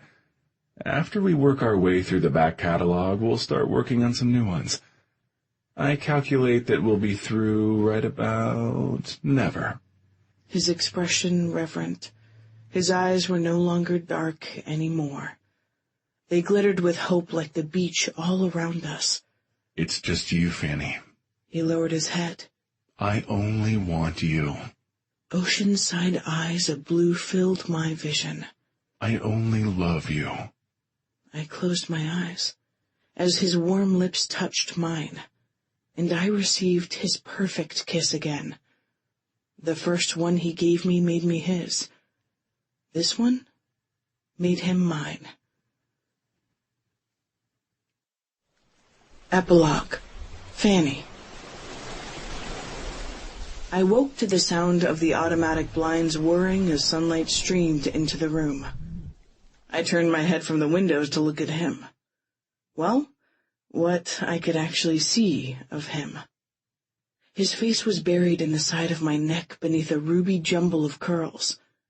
He teased me about having my nose always pressed into his skin, but his obsession with my scent seemed to be just as intense. My lips curved as his strong arms tightened around my waist. It was good to be back in her own bed. Not that there was anything wrong with sharing a bunk on the tour bus. Being on the road with the Dirt Dogs felt like taking an extended road trip with friends. Still, we both preferred the privacy of our penthouse. Home. We had lots of room to play last night, and we'd taken full advantage of the space. Up to the roof for dinner, then making love in front of the outdoor fireplace under the stars. Then downstairs in the shower, then the bed twice. I'd worn my man out. My man. Swoon. Ash was sound asleep, his breath soft and rhythmic as the sea where it unraveled at the shore. I stroked his arm. A light caress of my fingertips over golden skin dusted with fine platinum hair. My gentle touch woke him. Hey, little one. Hey. My heart hitched, and then restarted faster in response to his slow, lazy grin. You sleep okay? I asked. I always sleep well with you. His voice was a raspy rumble. Me too. One of his hands glided up my body. He stroked his thumb across the underside of my breast. My breath did more than hitch in response. It raced. So soft. He purred. Like a rose. Ash. I breathed as he found and pinched my already taut nipple. Right here with you, Gypsy. I know. There was a smile in my voice. Hard to dismiss your presence when we're tangled together, and you have your hand on my tit. I'm hard, all right, and I'll have more than just your tits in a moment. He came up in the bed, throwing a heavily muscled thigh over my leg. The hair on his rough against my smooth skin. Promise? Unabashedly, I stared up at him while he gazed down with eyes cobalt blue, like a wave rising from the depths ready to unleash its power. Promise. Shiny sheets of platinum curtained his handsome face. When have I ever not delivered? He settled his hips between my thighs. I started to throb. Okay, truly I'd been throbbing since he'd opened his eyes and smiled at me. There was that time in San Francisco, I reminded him, inhaling sharply when he brushed the pad of his thumb over me. There's no tour manager with a walkie-talkie here. He swirled a seductive circle around me. So stop teasing, I said huffily. And deliver? You like my teasing. His voice was low, the lines of his face drawn. I lifted my hips. He pressed his thumb right where I ached. You're so wet. Please, I moaned. Yes. Balancing on one arm, his bicep flexed as he grabbed a condom and rolled it on. When his gaze hit mine, it glittered knowingly. He'd caught me watching him. Babe. He gave me the smile that creased his cheek and wrecked my heart. Spread your legs wider. I did. He slid in. My body stretched eagerly to accommodate him. He pulled out. He sank back in. I grabbed his tight ass and lifted my hips. He pounded into me one deep, delicious thrust after another. Hold on, baby. He seized my hips in a masterful grip. I placed the soles of my feet on the back of his tensed calves. He started to hammer into me, toes to scalp. My entire body shimmered with the heat of his possession. Ash, I warned, feeling it building, my breath catching on his next thrust. I'm close. I know, babe. He growled. You feel so good. You do, I countered, though he was pounding me so hard my voice rocked. My breasts bounced and my nipples tingled. Let it go, he demanded. So I did, and the heady sensations tore through me. Ash, I screamed as I detonated. Yes, yes, yes. My ecstatic cries matched his powerful thrusts. The headboard slammed the wall. My climax crashed over me like a massive wave. I went under as he groaned, stiffened, and erupted inside me.